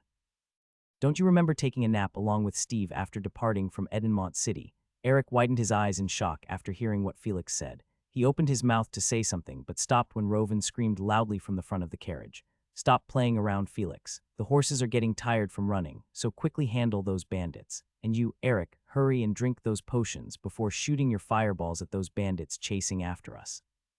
Seeing that Rovan had revealed him out, Felix scratched his head and patted Eric on the shoulder as he muttered with a sigh. All right, Eric, it's time we get down to business. I'll explain you the situation later, but now we'll have to deal with the problem we're facing at the moment, so quickly drink these potions. Saying so, he took out some vials of potions from the bag and forcefully chugged them into Eric's mouth. The boy couldn't resist as he had also opened his mouth to argue, but then it got filled with the potion that he drank under Felix's persistence. After making Eric drink the many potions, Felix stood up in the carriage and patted his back before pointing behind their hurriedly moving carriage. Look over there. Eric turned his eyes there before becoming stunned and jumped up to his feet when he saw that a few aggressive-looking bandits were chasing after them on horses. We gotta stop them now. Felix muttered before moving toward the rear of the carriage. The reason the bandits were still alive was because his spikes were not that accurately hitting the constantly moving horses or the bandits, as a result of which no bandit had fallen yet. To think there were still so many bandits hiding here and there, he thought, recalling the surprise he had left behind for them in the backyard of the bandits' hideout. After the commotion of the horses in the backyard with the mini dust storm, everything had returned to calm then, but before leaving, Felix had used the skill quicksand in the stables and sunk the horses a few inches into the ground. He had done so to prevent them from chasing after their carriage in case they found out about them leaving the town, but it seemed that some bandits on patrol had gotten the news and had decided to catch them. Eric shook his head to throw off his sleepy mood and became serious as he drank another 2 potions before coming to the rear of the carriage to stand beside Felix and unleashing his magic attack. Fireballs. Raising his hands forward, he conjured many fireballs which increased the surrounding heat and flew through the air to hit the bandits riding on the horses. The bandits tried to dodge the attacks, but the fireballs were too fast and the horses couldn't move quickly, so they were blasted by the fire one by one before none remained chasing behind their carriage. The carriage then safely moved onwards the road with a calm speed as the horses were a bit tired of running suddenly when the bandits had appeared. Good job, Eric. Your fireballs are truly something else. Felix raised his thumb to the boy, though he was a bit regretful of the lost skill points from the few bandits. Eric nodded awkwardly at the praise and asked back in confusion. So do you mind telling me what happened until now? He was feeling a bit left out and disoriented with everything that was happening around him, urging him to ask the truth about the situation. Oh well, what happened was, Felix told the boy to sit down and relax as he briefly told him about what happened after he was knocked out. Original content can be found at n0vi.fi.art.net. Rovan at the front, who was steering the carriage, had a forced smile as he listened to the slightly fabricated story that Felix was telling Eric. Until when will you hide your abilities, Felix? He remembered what Felix had told him when they had just left the town, about him being a mage and having the ability to manipulate the earth to some extent. Rovan wasn't sure if what he said was the truth or not, but he didn't dwell on it much as he knew that everyone had their own secrets. Inside the carriage, while Steve remained unconscious, Eric learned what had happened from Felix and then sat down in a corner as he silently gazed out at the forest that was starting to get a bit dark. Meanwhile, Felix took out a health potion and moved towards Steve, sitting him up against the wooden wall, before chugging down the potion inside his mouth. Laying him back down as the boy still seemed unconscious, Felix went ahead and sat beside Rovan at the front of the carriage. "How long till we reach the city?" he asked curiously. Rovan sighed as he replied unsurely. "I cannot say for sure, as we took a different route to avoid coming across the bandits on the road, but based on my calculations, I can predict that we won't be able to reach Edenmont City by today." There was a grim tone in his voice as he said those words, because the earlier they reached the city, the safer they could feel, and then Steve could also receive the healing he desperately needed at the guild. As they had taken a different route, it would take them at least 5 hours to reach Edenmont City, unlike the 3 hours when they had traversed to Wuller Town. Felix had a pensive look on his face as he glanced behind at Steve in the forest they were in. "It seems we'll be camping out in the forest," he calculated as the sun gradually set from the horizon, the last rays of the day shining upon the leaves of the tall trees and the shadows of the branches drawing ethereal designs on the ground. Sitting at the front, the two of them spent the time doing some small talk, as mostly it was Felix who asked Rovan questions regarding many things, while Rovan answered, patiently realizing the boy was still not that knowledgeable. Maybe he didn't get any education. Their carriage moved on unhurried as the horses were tired from the two-way journey, with the four boys relaxing inside as the weather turned cooler. After 2 hours, Rovan surveyed the place they had reached and stopped their carriage at a clearing with a small creek nearby. He decided to camp out at this place and jumped out of the carriage before tying the horses to a tree and giving them something to eat. Felix and Eric, too, moved out of the carriage as they started to make a bonfire and set up some tents for them to sleep. While Steve slept inside the carriage, the three coordinated with each other and finished making a small camp. After that, they split up the chores and did their jobs. Eric was given the task to catch some fish from the creek for dinner. Rovan would keep a lookout at the camp while setting up the tools for cooking, and Felix was tasked with surveying the area for any monsters or beings. The two boys were a bit confused as to why the boy had persisted in surveying the area, but Felix just gave a light smile as he thought, "It's time to collect some more skill points." As everyone went by their chores, Felix grabbed a burning wooden stick from the bonfire and walked away into the forest after giving the other two a nod. He expected to encounter some monsters nearby around the camp due to the fire they had ignited, but he didn't find any of them even after making a complete round of the camp. Is it still too early? Chewing on his lips, Felix glanced at his teammates who were still busy with their work, and then turned his head towards the dark forest where only the slight moonlight of the three moons lit the place. "I won't go far, only a few kilometers, that's it," he mused. Convincing himself after his desire took over his logical thoughts, Felix gave his teammates a last glance and stepped into the eerie forest while holding his sword on his hips. He increased his speed a bit as his robe fluttered against the wind, the burning wooden stick in his hand shining his face, where an excited smile blossomed as the boy dived into the dense woodlands. P.S. Write a review and help this novel with your opinions.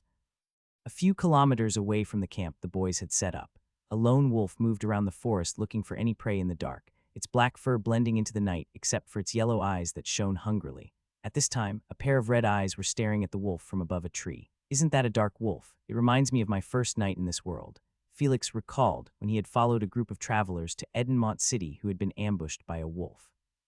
But only one wouldn't be worth it. He pondered for a while before he got an idea. "I don't know if it'll work or not, but it wouldn't hurt to give it a try." Wielding his short sword, Felix jumped out from the top of the tree and dived towards the dark wolf. The wolf perked up its ears when it heard the rush of wind above it, but it was too late to react as a blade shined and stabbed into its head.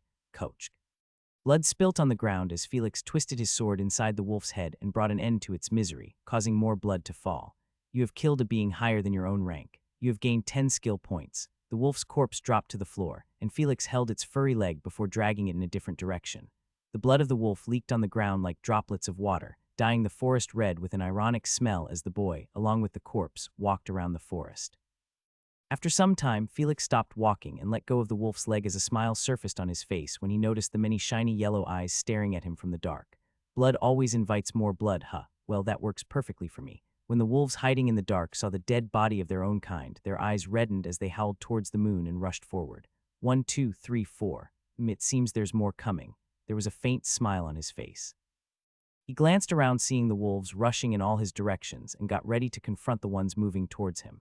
The moment some wolves got 2 meters near him, he snapped his fingers and used a skill, Earth Spikes. Spikes emerged from the ground and attacked the wolves as they pierced their belly from below. Shocked at the sudden attack, the wolves couldn't do anything as they hung on the spikes, and their blood splattered around, taking the lives of 4 of them. You have killed a being higher than your own rank. X4. You have gained 10 skill points. X4. The notifications buzzed in his ear as the boy's eyes took a darker shade of red. That sounds great, but there's more to come. He dashed off towards the wolves, who grew wary of their lone opponent but attacked nevertheless as their mind turned bloodthirsty. Felix engaged in close combat with the wolves as it felt good to kill them using his sword, but he also didn't like wasting time, so he occasionally used his other skills too to kill them. The silent and eerie forest turned into a frenzied battlefield as blood stained the ground along with the various spikes and quicksand emerging around the place. You have killed a being higher than your own rank. X12. You have gained 10 skill points. X12. A few minutes later, Felix stood in the middle of the 17 wolf copses that he had ruthlessly killed. That was some nice warm-up. It got me 170 skill points as well, he muttered while flicking off the blood from his sword and staring deeper into the forest. I wonder if there's more wolves around here somewhere. As he thought of his next action, Felix remembered he had to go back to the camp, or else his teammates might start worrying. This much blood should be enough for now. I'll be back. He glanced at the corpses with a pleasing smile and turned towards another direction before dashing away. There were sword marks on the trees that he had carved while arriving this deep into the forest, as he knew he would lose the way, so he followed them back and made his way to the camp. Back at the camp, Eric and Rovan were sitting on some rocks and roasting the fish on the bonfire while constantly glancing at the forest. Where did he go? Isn't he taking too long for just surveying the area? Muttered Eric in worry. Rovan picked up a stick with roasted fish and ate it as he replied, Don't worry about him, I'm sure he's just taking a stroll. Eric stood up and frowned as he retorted, Why aren't you worried? He's just a newbie, and there's no way he can survive if he ventures deep into the forest at night. Biting off a piece from the fish, Rovan gave a forced smile as he thought, That's where you're wrong, Eric.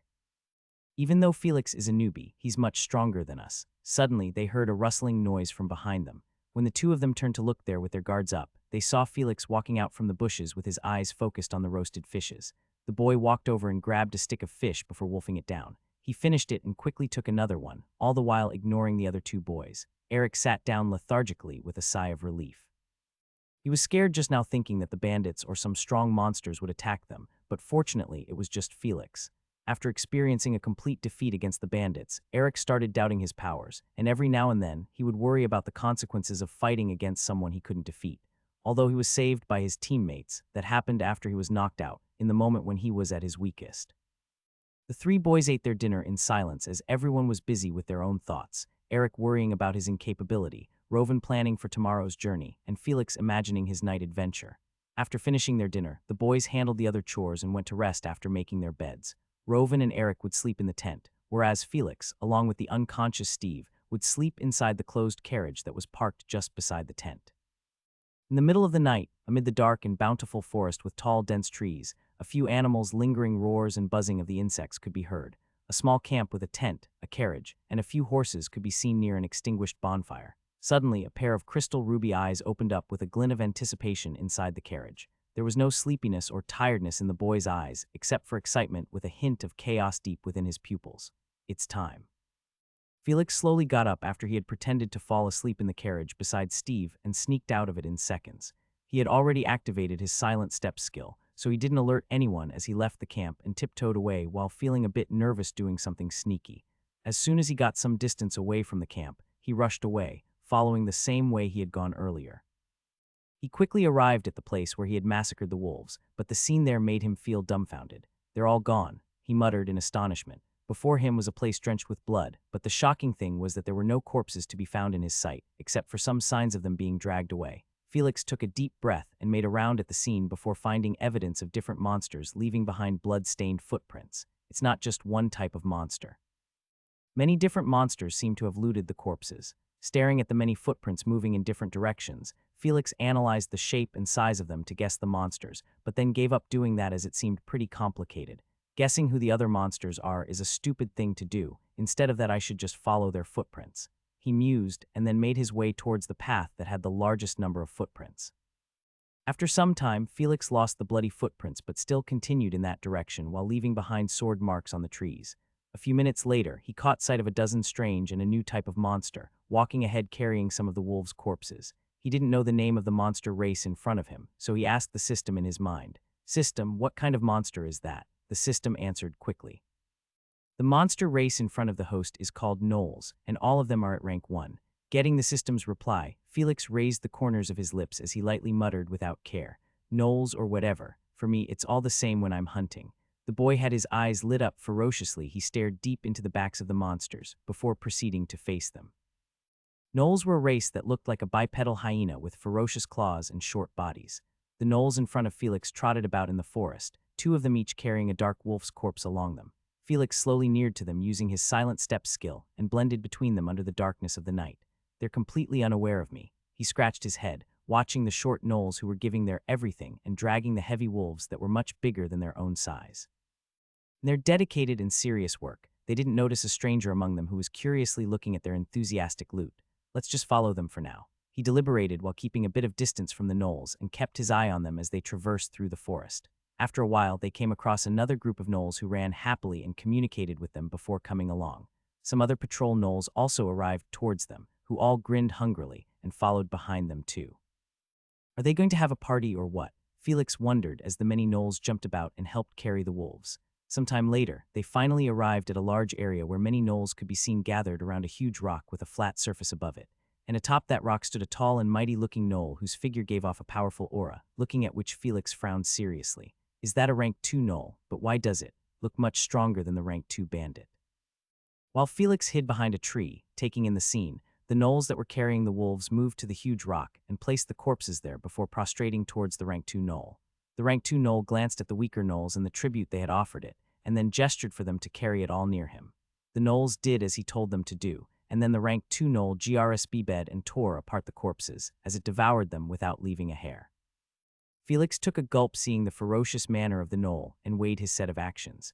There's around 100 gnolls at this place, making it a suitable hunting ground for me, but the presence of that rank 2 gnoll is bugging me for some reason. He thought for some time while watching the gnolls surrounding their leader excitedly. A minute later, all the gnolls separated as they left in their different patrol groups, leaving behind some gnolls at the place, including the rank 2 gnoll, who went to rest on the huge rock. This is much better. Now I'll be able to hunt them separately without alerting their leader, he thought as his eyes lit up watching the gnolls go. He chose a group of 10 gnolls and sneaked behind them as they moved into the forest while searching for some other prey. Felix waited patiently as the group of gnolls traveled far from their base so as to hunt them down when they had reached a bit of distance from their gathering site. Jumping from the shadows of one tree to the other, he eyed his prey as they wandered around in the forest. Here is good. The gnolls had distanced themselves from their place, so Felix walked out from the dark and faced them. Hearing the footsteps behind them because Felix had not used any of his skills, the gnolls turned around in shock and became. Their eyes reddened at the sudden appearance of a human being, and without wasting any time, they hungrily pounced on him with their claws out. Earth spikes. An unexpected attack from the ground caught them by surprise as sharp spikes pierced their lower bodies. 2 gnolls were dead from that attack while the other few were injured slightly. You have killed a being higher than your own rank, X2. You have gained 10 skill points, X2. 4 of the gnolls who were affected by the spikes reached beside Felix and slashed their long claws at him, intending to kill him mercilessly. Agility burst, but their attacks passed through the air as a gush of wind passed by them, heading towards the injured gnolls. Felix arrived beside the injured gnolls in the blink of an eye, and before they could react, he unleashed his torrent of attacks. Black Horizon's second technique, striking blades. He danced between the gnolls while beautifully swinging his sword, captivating them who remained frozen at the quickness of his attack.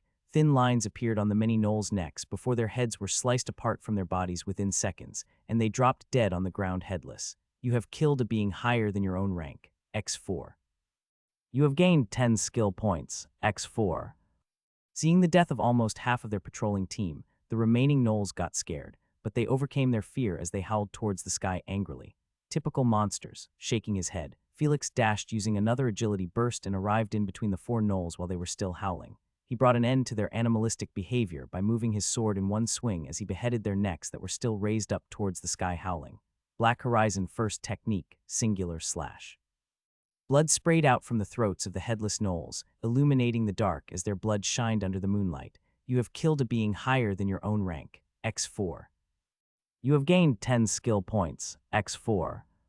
With the bodies of the 4 gnolls dropping down with a thud, All the gnolls had now been killed. Standing amid the corpses, Felix turned around and went back to their gathering place. Let's look for another patrol team. He dashed onwards as he was not yet satisfied with the amount of skill points he had gotten.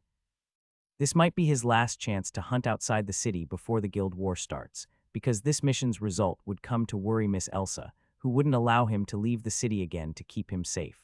So he decided to earn as many skill points as he could this time, so that it may come to help him in the near future. Rushing away, Felix reached back to the gnoll's base following the hidden marks he had left behind, but he quickly hid himself against a tree when he noticed someone else other than the gnolls was there at the place. Who's that? He furrowed his brows while carefully peeking at the scene. Atop the huge rock, a man wearing a dark robe could be seen standing still in front of the rank 2 gnoll, while the gnoll was practically groveling at the man's feet. As in the middle of the night deep inside the forest, he felt a bit nervous about another human's intervention, but his curiosity got the better of him. Felix felt the situation was strange, but he couldn't hear or make out what was happening, so he used his silent step skill and moved towards another tree that was near to them. The moment he reached behind the tree, the man standing on the huge rock turned his head around suddenly and waved his hand at the tree. Swish. A blade of compressed aura formed out of nowhere and slashed at the tree, cutting it in half with its wooden pieces flying about. The man glanced briefly at the destroyed tree, checking for any anomaly, but then shook his head. "That's weird, I certainly felt someone there," he muttered in a calm tone. Turning back, the man looked at the shivering gnoll before him and talked with himself. This one is not so bad. It's better than those useless goblins, I guess."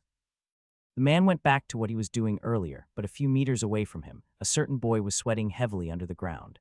Holy shit, that was close. Felix cursed in his mind while slowly and carefully swimming inside the ground as he moved away from that place. When he moved a bit farther away, he poked his head out and peeked at the distant figure of the man along with the trembling gnoll. That was dangerous. What kind of attack even was that?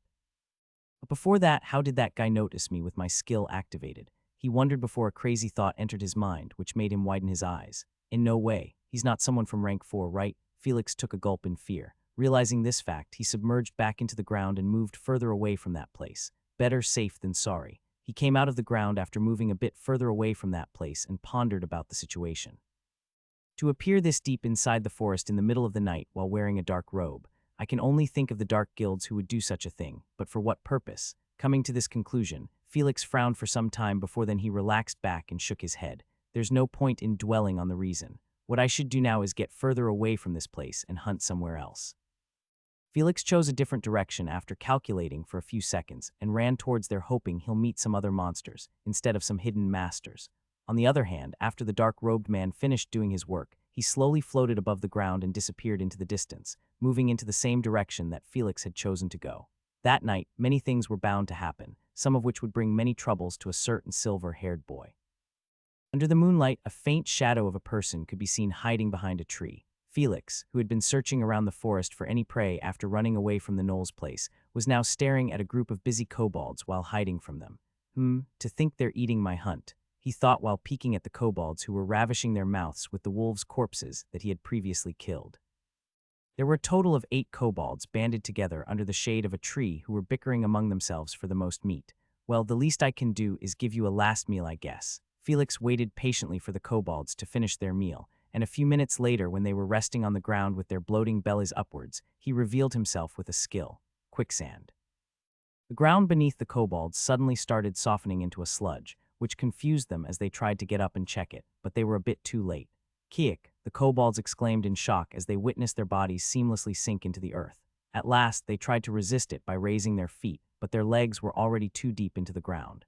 Their struggles turned into waste and even proved to be useless, as it instead sunk them deeper into the quicksand. Felix felt that it was enough, so he walked over casually with his sword, but his presence terrified the kobolds as they finally realized their group was under attack. Khweek, Kiwek, their helpless screams echoed in the silent forest as a swift blade passed through their necks and beheaded them, while their lower bodies remained stuck into the ground. "You have killed a being higher than your own rank, X8. You have gained 10 skill points, X8. Felix stood amidst the peculiarly arranged kobold corpses. Their upper bodies reclined while their lower halves disappeared into the earth. Turning around, he started walking away from the bloodied place to look for some other monsters to hunt. He picked up his speed and dashed towards a direction, all the while glancing around for more monsters in sight.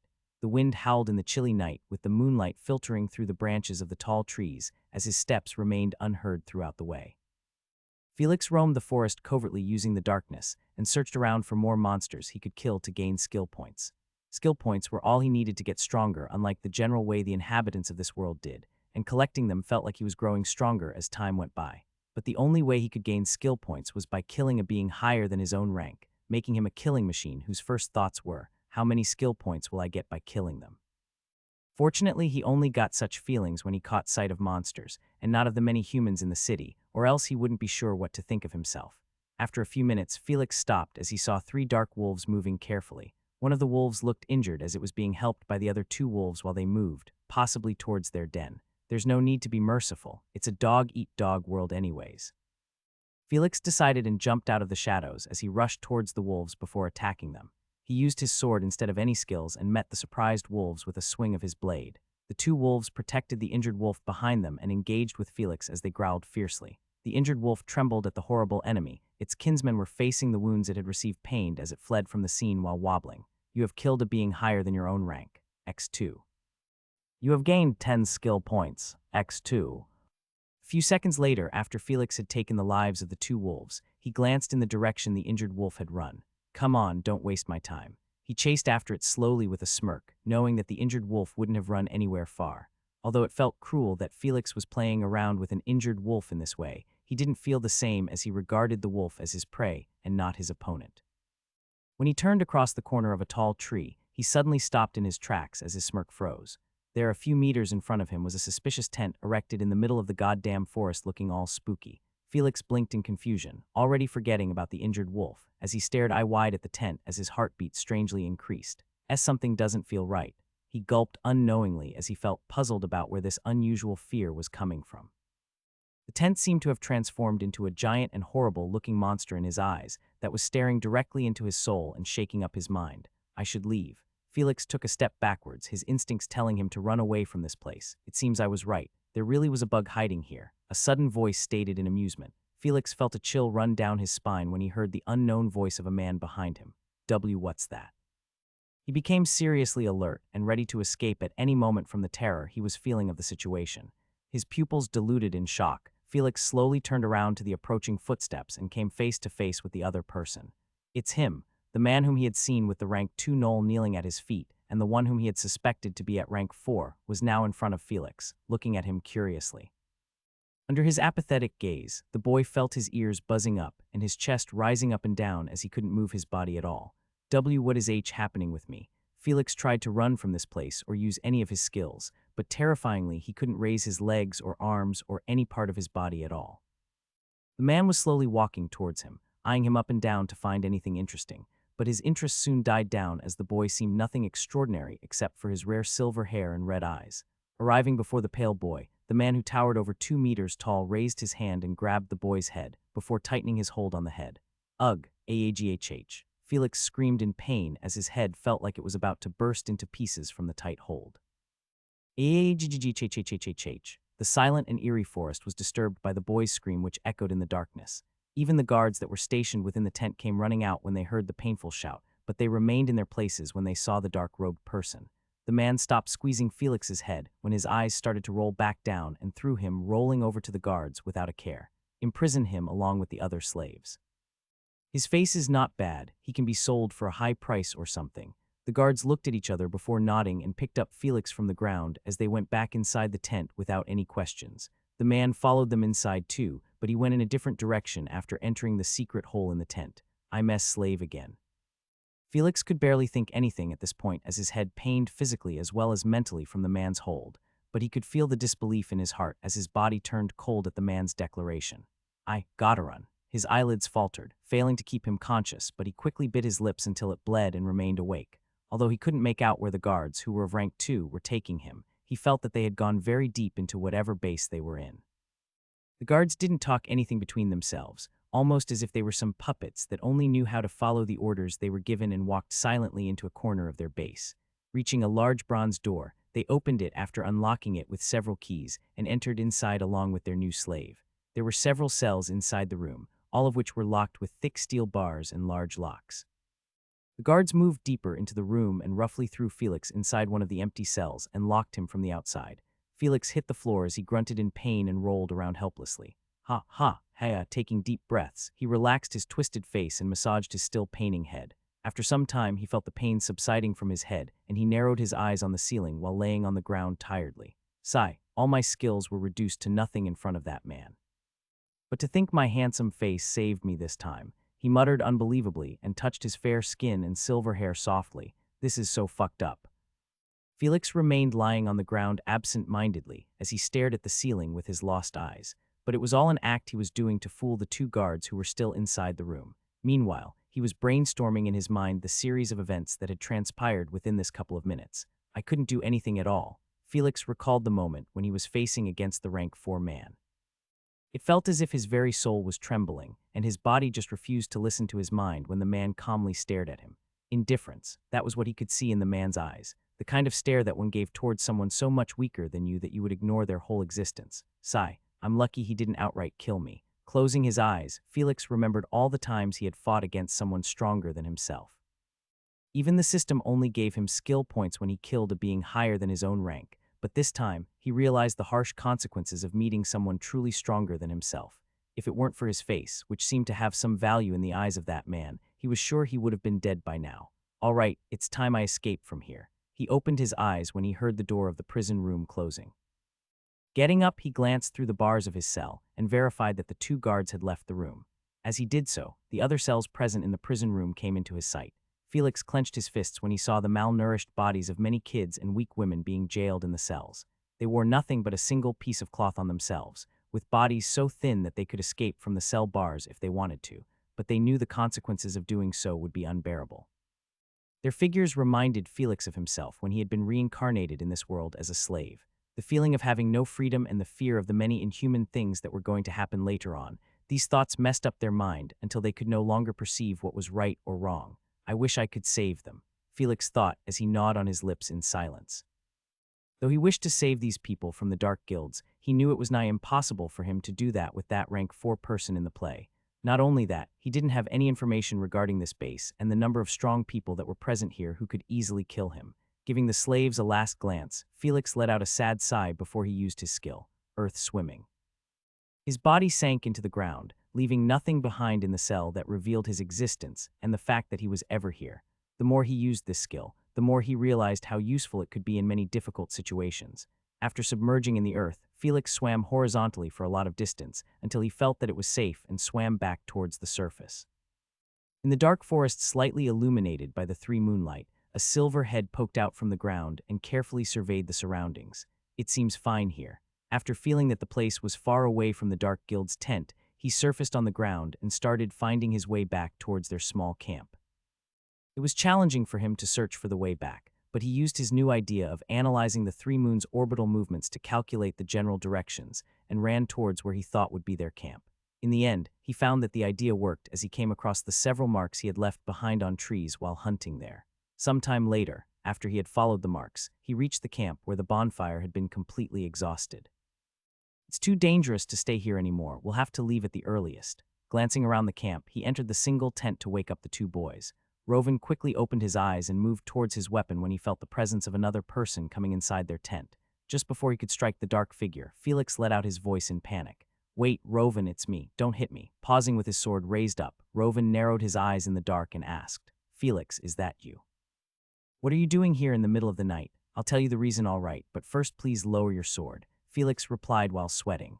The boy would have chopped his head if he wasn't quick enough to stop him, making him realize that it was not a good idea to suddenly wake up any sleeping people. After Rovan kept his sword aside, Felix woke up Eric too, who looked around sluggishly in confusion.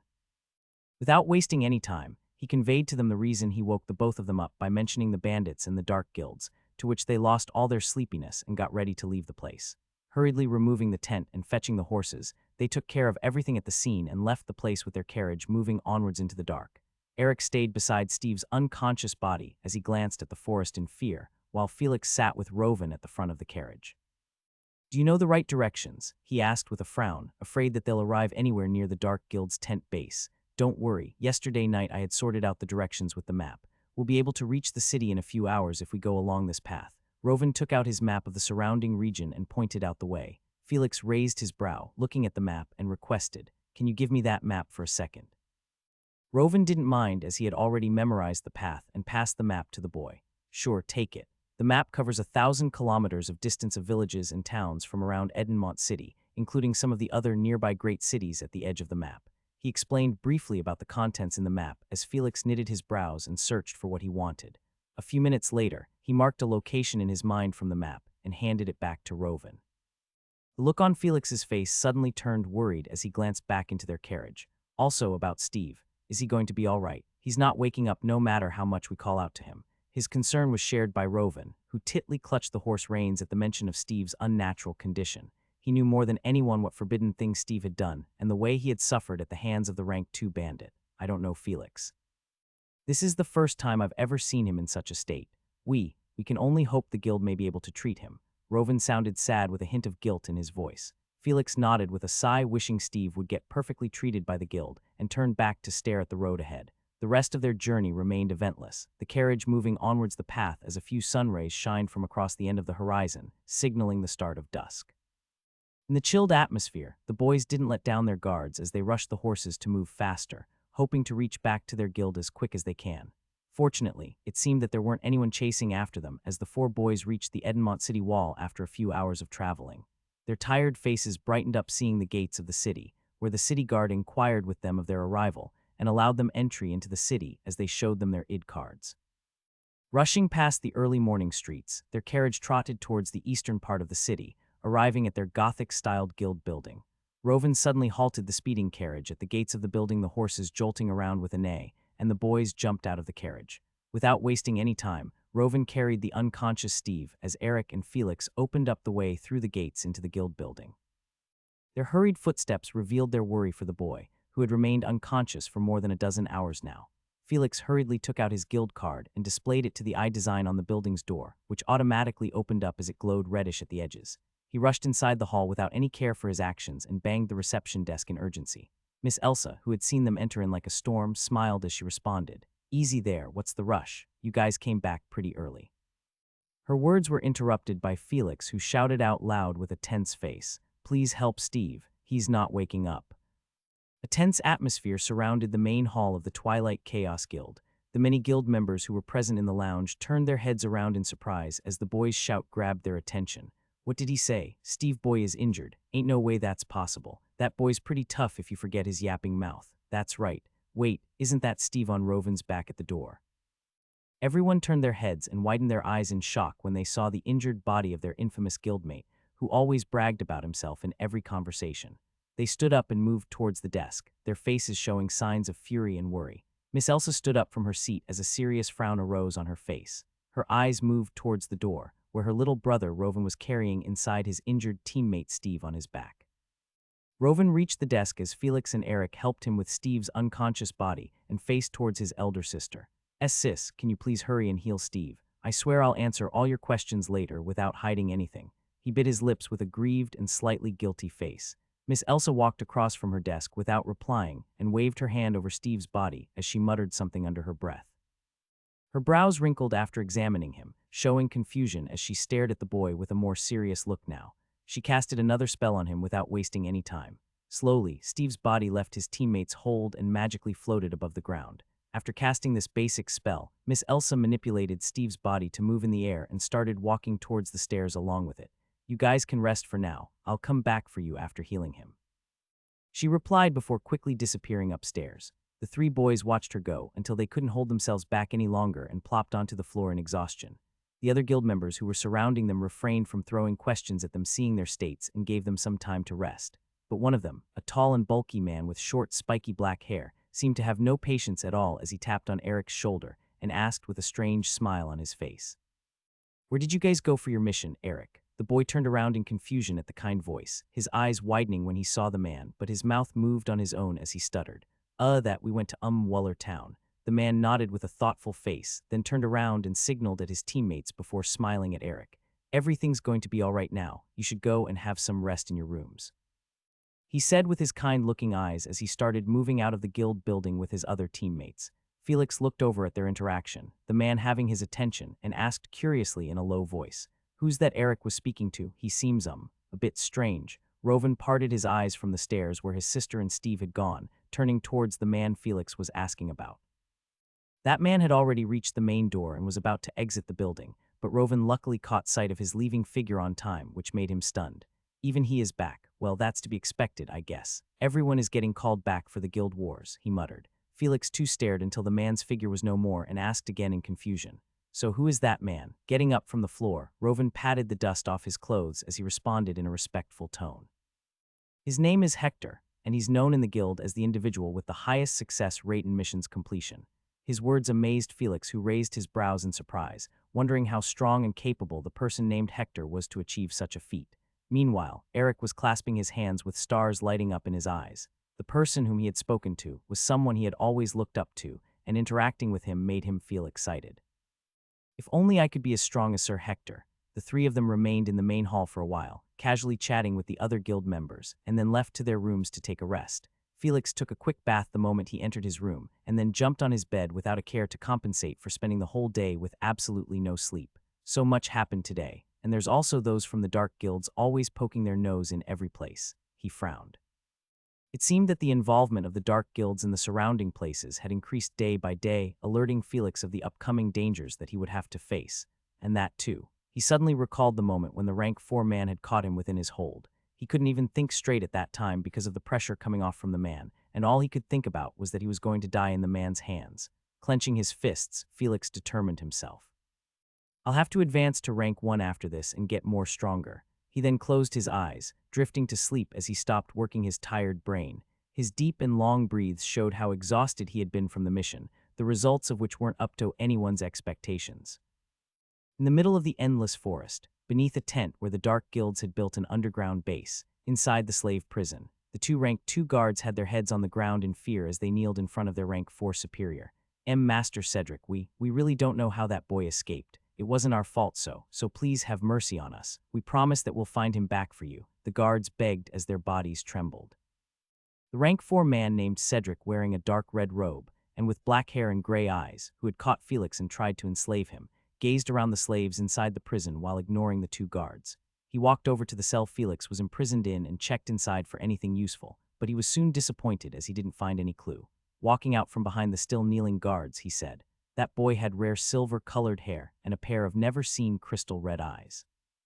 Now what does that mean? The 2 guards looked at each other and answered with a slight confusion. That he'll fetch a good price if we sold him as a slave. No, Cedric shook his head calmly and replied matter-of-factly, "It means you both won't be necessary to find him given his unique appearance." At the end of his words, the 2 guards widened their eyes in realization of his intentions. Swish. But they were a bit too late, and thus couldn't resist the incoming slice of consensed aura as their bodies got chopped up into several pieces, with blood spraying out on the ground in a gruesome manner. Cedric didn't mind the blood that had spilled on him as he started walking out of the prison, snapping his finger while on the way. Snap. All the slaves who were present in the prison suddenly woke up and felt a suffocating pressure descend on them, which made them breathless. They struggled to breath while gasping and holding onto their necks, slowly making them feel dizzy. Their weak bodies couldn't hold out anymore without any oxygen as their eyes rolled over one by one, until all of them lost the lights in their eyes and dropped on the floor with a thud. That wasn't the end as all of their corpses suddenly exploded, drenching the room with blood and guts. That smells nice. Cedric smiled and casually walked out of the prison room as if he had just taken a little stroll in a park. Moving out, he narrowed his eyes with a sharp glint, to escape our tightly secured base without leaving any evidence. Now this is getting interesting. The sound of his footsteps fading into distance were all that was left in the prison room, which reeked of nothing but iron and filth there. After sleeping for a few hours, Felix woke up in the afternoon and instantly made his way to the dining hall when his stomach growled fiercely. Filling his tummy to the brim, he stood outside Steve's room and knocked on the door. "Hey Steve, are you there inside?" He didn't know whether Steve had been completely healed or not, so he came to check on him. There was no response from inside the room, so he knocked a few more times and called out to him until the door of the next room opened up. "Can you stop shouting, Felix? I'm trying to concentrate on meditating here." A disheveled, curly brown-haired boy poked his head out of the door, showing an annoyed expression. "Oh, Eric, it's you. Sorry to disturb you, but is Steve not in his room? I've wanted to check on his condition after what had happened yesterday," Felix said as he walked over to Eric's room and sneaked a peek inside, finding the room clean and tidy except for many books thrown all over the bed. Eric quickly shut the door as he walked out of his room with an awkward face and replied unsurely, "Cough, if it's about Steve, then you don't have to worry about anything." That guy jumped back into the training room as soon he woke up and got healed. He sounded tired for some reason, as if he had tried stopping the boy, but had failed to convince him to take a rest. But seeing Steve's attitude, even Eric got motivated, because of which he was meditating really hard to grow stronger right now. Are you serious? Sigh, he is Steve, so maybe I should have seen this coming. Felix raised a brow hearing that and shook his head with a wry smile. Eric just shrugged helplessly. All right, I won't take your time then. I'll check him out and see for myself if he's right in the head or something. Felix waved at him and walked away towards the stairs. Eric went back inside his room after sending Felix off and busied himself with meditating and learning on his path of a mage. Meanwhile, Felix went upstairs to the second floor where the training rooms were and saw one of those rooms had a red stand at the door. He should be here. Grabbing the knob of the door, Felix pushed open the door and entered inside. Boom! A sudden shockwave spread from the middle of the room as soon he walked in, making him narrow his eyes. What the? Felix widened his eyes in shock, witnessing the strange scene in front of him. Bang, bang. A crazy Steve was recklessly smashing his sword all over the walls and the floor of the room, his face contorted in agitation as if he had lost his mind. Steve, what the fuck is? Felix called out in confusion, but it seemed that the boy didn't like the interruption as he raised his sword and rushed at him without any mercy in his moves. Felix quickly grabbed his short sword that he had fortunately brought, his lips raising upwards with a hint of anticipation. A fight, bring it on then. He shut the door, kicking off the ground, and met his sword with Steve's bizarre attacks. There was no way he would shy away from a good fight, especially when he was just about to advance. The training room was then engulfed with metallic clangs as the two of them dived themselves into a frenzy battle. Waller Town, in the middle of the town, the bandits' hideout. The once magnificent town building had turned into debris and dust, all of its past splendor reduced to nothing. Corpses littered the ground, their blood still fresh and warm as it flowed into the streets like streams connecting to a river.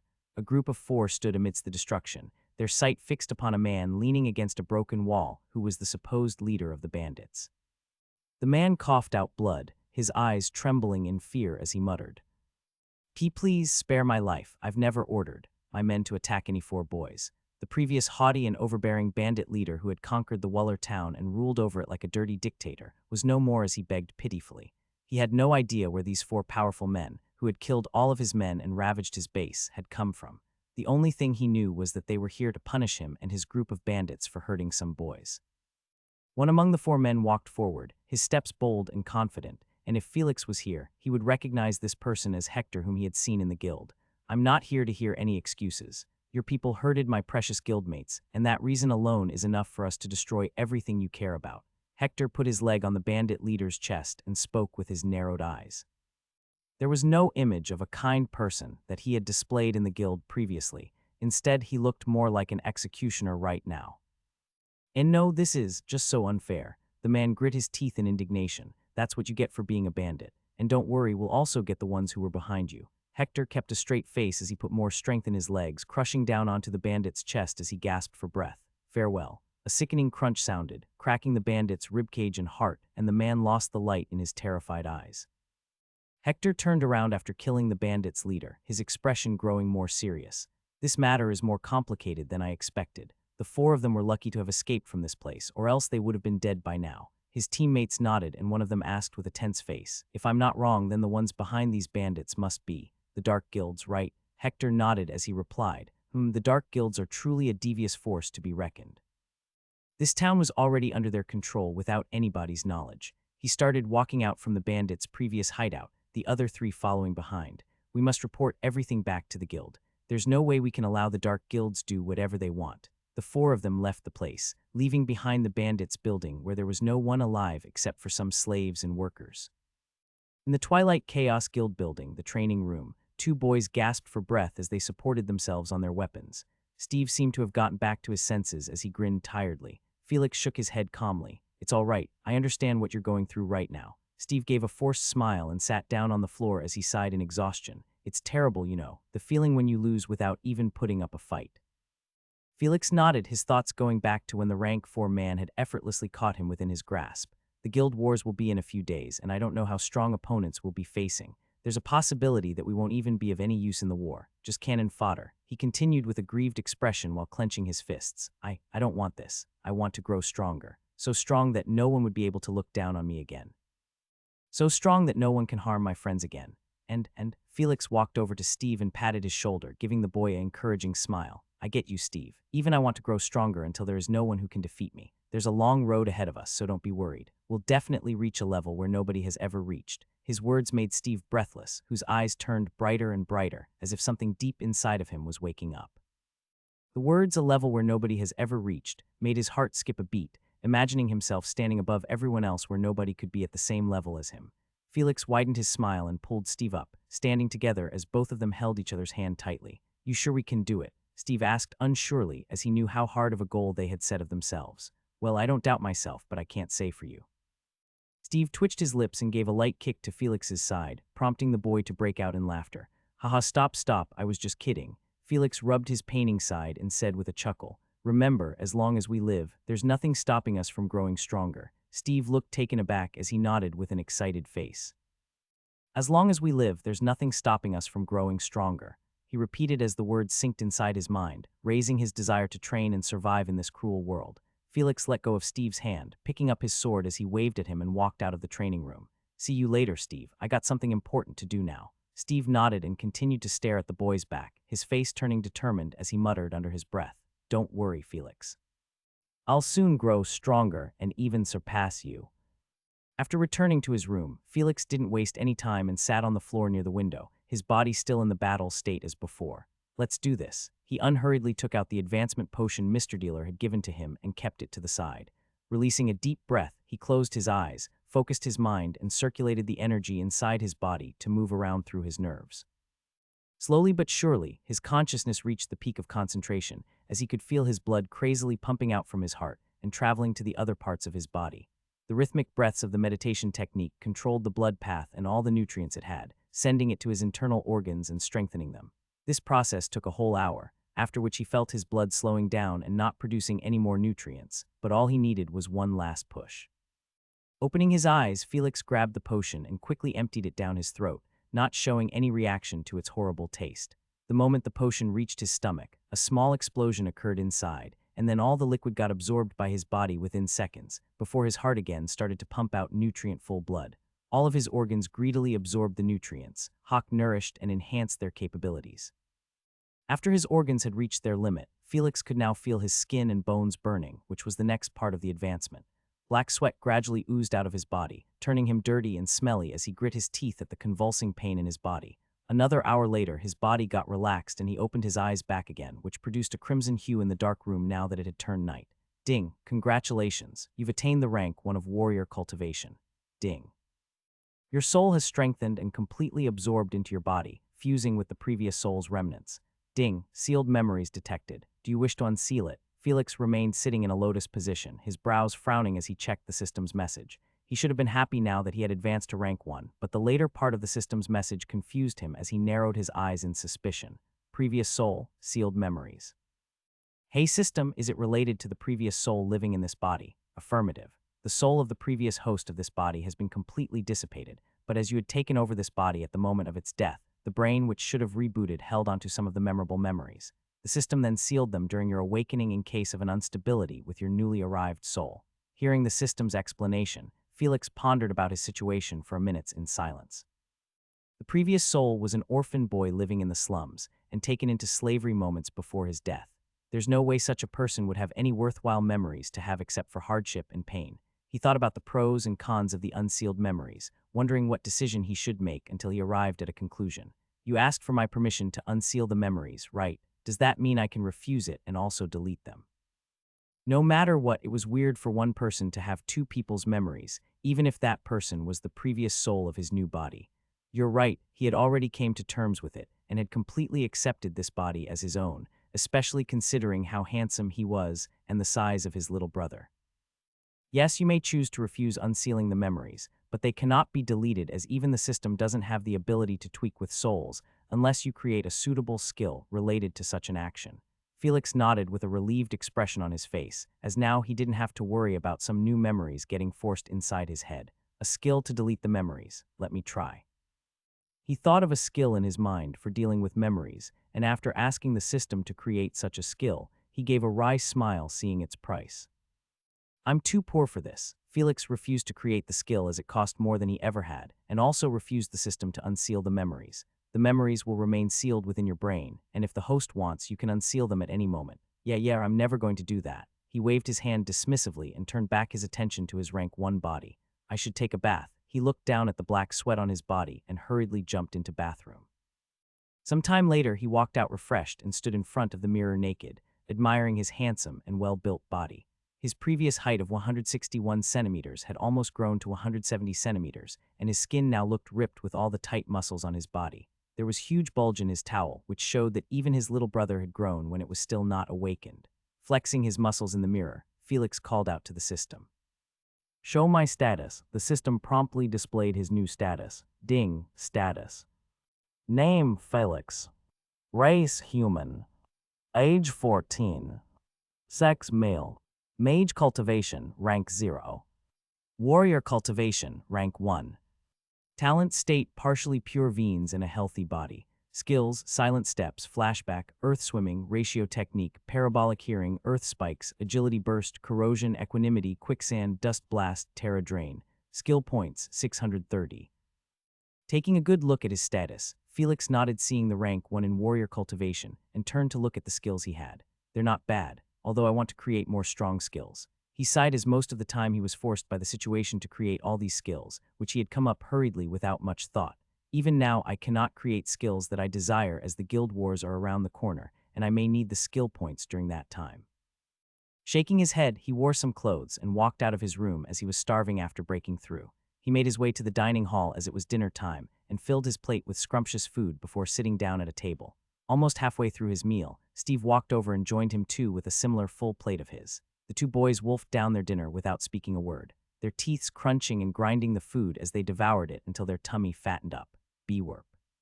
Both of them reclined back on their chairs after finishing off, rubbing their filled stomachs and picking their teeth. Thank God this is all free food here, or else I'm not sure if we could pay for it, Felix said with a sigh. I totally agree. The guild's dining hall is the only place where I don't feel poor, Steve chuckled. The two boys did chit-chat among themselves, letting the time pass as their bodies digested and absorbed their meals. As they spoke, Steve suddenly lowered his voice and suggested something he was thinking about. There's only a few days before the guild war starts, and I was thinking of visiting the underground arena for some action. Are you interested in coming along with me? Felix tilted his head and gave the matter a thought. He remembered the exclusive card Mr. Dealer had given to him as a reward, which permitted him to many special facilities in the underworld that he had yet to utilize, and the monetary rewards he had earned from winning the battles which was stored in the card. There were still many things he had yet to do in the underworld, including testing out his newfound strength now that he was at rank 1. Turning to Steve, he nodded and agreed with his plan. Sure, I'll come along. There's some work I have to do there too. Great, then we'll move out tomorrow morning then, Steve replied as he stood up along with Felix. Suddenly his eyes widened in shock, looking at Felix's tall body which almost reached his. Holy fuck, dude, what drug did you use to grow tall so quickly? He exclaimed and patted Felix over his body. Felix swatted away Steve's hands and responded with a strange face. Don't touch me like that, dude. People will misunderstand. Also, the reason for my growth is that I've advanced to rank 1 now. I thought you would have noticed it.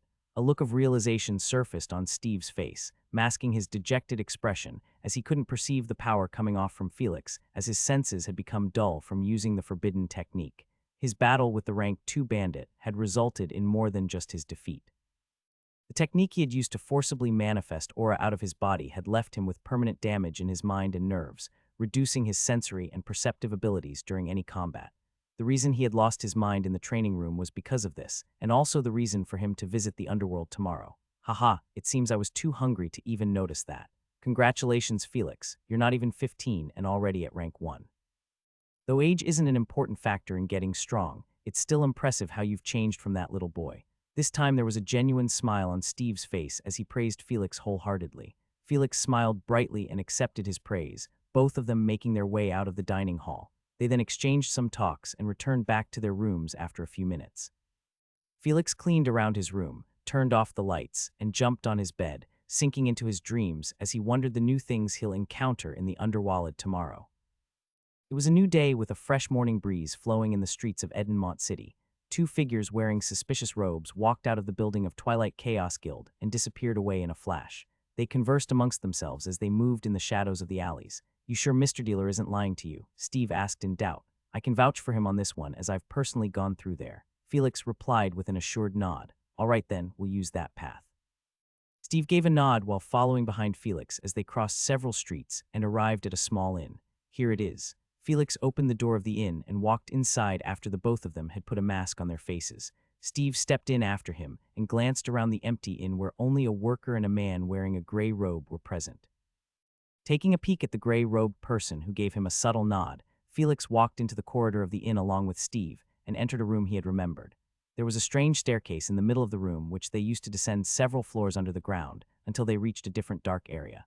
A guard stood at the bottom of the stairs to whom Felix gave some coins and exited the staircase as he turned around to Steve, who had a curious look all along. And this is how you secretly enter the underworld from the back door. Steve gave an impressed face as he looked around the place they had arrived. Damn, why didn't Mr. Dealer tell me about this before? Felix smirked teasingly and replied, I guess he's aware of your loose mouth. Steve rubbed his head awkwardly, showing his tongue, and started chasing after Felix, who gestured at him and walked away. They moved under the shadowy alleys, and a few minutes later arrived at Mr. Dealer's base building before entering inside. There wasn't anyone in the hall except for another gray-robed person, who stood up and called out to his master from upstairs, seeing the two of them. Mr. Dealer walked out of his room along with his subordinate and smiled, looking at the two. Oh, it's Felix and Steve. Glad to have you guys in my humble abode. Steve rolled his eyes at the man's eloquent way of speaking and said, Long time no see, Mr. Dealer. You haven't changed a bit. Haha, I'll take that as a compliment. But you both, on the other hand, changed tremendously. Nice work there, Felix. You broke through the rank one, and, Steve, you too. He congratulated Felix after scanning him thoroughly and continued while narrowing his eyes on Steve's body. Felix smiled in return while Steve gave him a particular look in his eyes. The three talked for a bit about the things happening around them before Felix inquired about his other teammates. Those three seemed to have also broken through rank 1. I don't know about Crystal and Bellard, but Falcon was hanging around in the underworld somewhere. Mr. Dealer stated as he pointed his thumb towards his gray-robed subordinate. I can ask my man to take you to him if you want. Felix pondered as he turned to look at Steve, who gave him a shrug. You can go ahead and meet up with him. I'll be staying here for a while and do some work later. We can meet here again after we're both done. Coming to a decision, Felix nodded and accepted Mr. Dealer's help. As ordered by his master, the gray-robed man gestured for Felix to follow him as they both walked out of the building. Watching his friend moving out, Steve turned back to Mr. Dealer and spoke seriously. I need your help. In the black market, a man wearing a swordsman outfit was walking around with his hands in his pockets. His curious brown eyes darted through the many stalls in the area for any treasure or useful thing, and when he did find something interesting, he would buy it without a care, as if the cost didn't matter at all. The stall owners and the crowd would make a way for him in admiration as he strolled about, their expressions a mix of fear and awe. This was the daily occurrence that happened to Falcon, who after winning the battles against the Dark Guilds became famous overnight and was made one of the heroes of the underworld. Especially considering the other three were rarely seen around, his fame and past presence here made him the most popular person in the underworld, even though he was just recently promoted to rank 1 with the help of potions. As Falcon walked around aimlessly with a confident smile on his face, a similar person who seemed to split the crowd arrived before him. Isn't that Phantom? He raised his brow in interest before walking near to him. Felix waved at him as they met. Hey there, Falcon, you've reached rank 1, that's nice. You too, man, those potions truly worked like a charm. Where are you going, by the way? Want me to show you around? He suggested. Felix nodded as that was what he wanted and walked along with Falcon as the crowd around them discussed under their breath. That's Phantom beside Falcon, right? One of the 4 horsemen of the underworld. Yeah, you're right, it's him. I've heard that the 4 horsemen defeated the whole dark guilds that wanted to take over the underworld. That's not the entire story. I heard they caught everyone in the dark guilds and tortured them before selling them off as slaves to the neighboring kingdoms. I don't know about that, but later the 4 horsemen disappeared as they wanted to fight against the evil dark guilds even outside the city. The rumors continued without a pause as people hushed amongst themselves, while Falcon and Felix laughed upon hearing them. Haha, are they serious? The 4 horsemen of the underworld. That sounds so childish. Felix chuckled as he shook his head. What do you mean childish, Phantom? I think it sounds great. Falcon defended as he rubbed his nose with a pout. Felix twitched his lips as he asked in doubt. Wait, don't tell me you were the one that came up with that name. Cough, cough. Of course not. What do you take me for? Falcon quickly lied as he waved his hands in panic. The two of them walked around the black market, bickering among themselves for fun, glancing around the items that were being sold and checking the bustling place. Felix turned to Falcon as he remembered the reason he came here. Right. Can you take me to those special facilities accessed only by the people owning an exclusive card? He asked while taking out his blackish gold exclusive card given to him by Mr. Dealer. Falcon also took out his similar card and nodded with a grin. Absolutely. Even I've yet to enter those facilities. Come on, I wonder what we'll see there. Falcon pointed towards the direction for Felix and took him crossing several streets of the underworld. They reached the entrance of the underworld arena and took a right turn from there for a few minutes before arriving at a black castle separated by a bridge. The castle looked strangely fitted in the low ceiling area of the underworld, but its magnificent architecture and design left people breathless. I was not expecting this at all, Felix muttered in disbelief. Falcon nodded as he joked. Yeah, right. The first time I came here, I thought some hidden royalty lived here. The vicinity near the castle and the bridge looked scarce of people as Felix and Falcon stepped over to the other side of the bridge.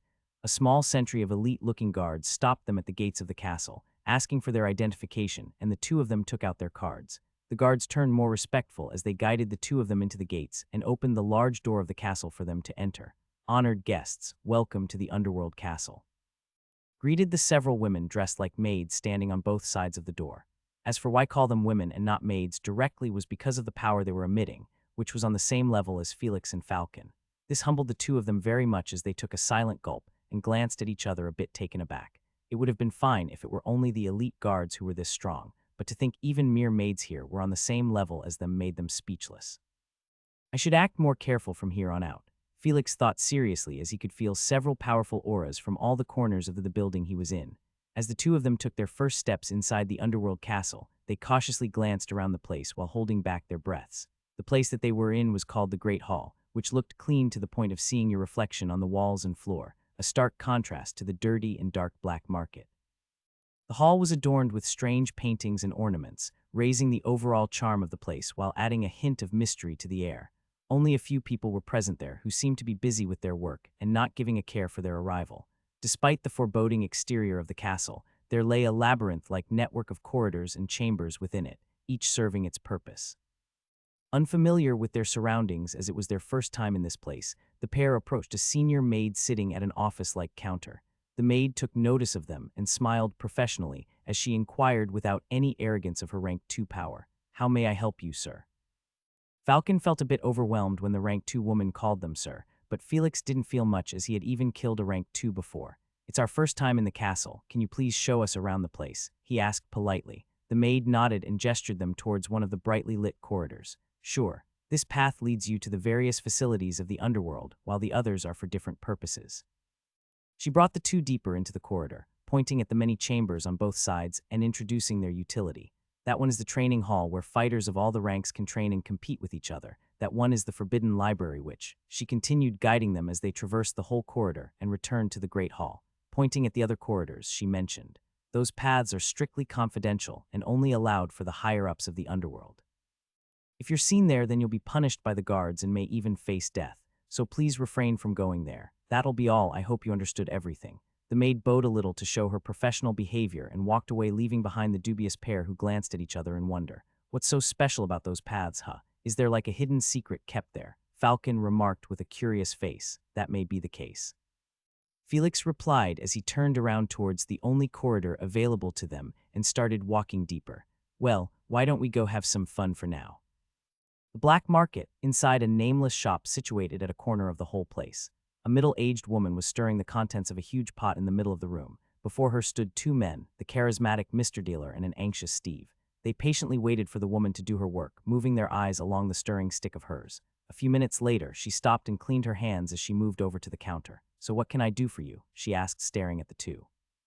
Mr. Dealer walked forward along with Steve and pointed at the boy. "Check his nerves, you'll find out." Samantha, the black market's alchemist, raised her brow in confusion as Steve gave her his hand, which she lightly grabbed. Her face turned serious a few seconds later when she sensed the chaotic and unstable nerves of the boy.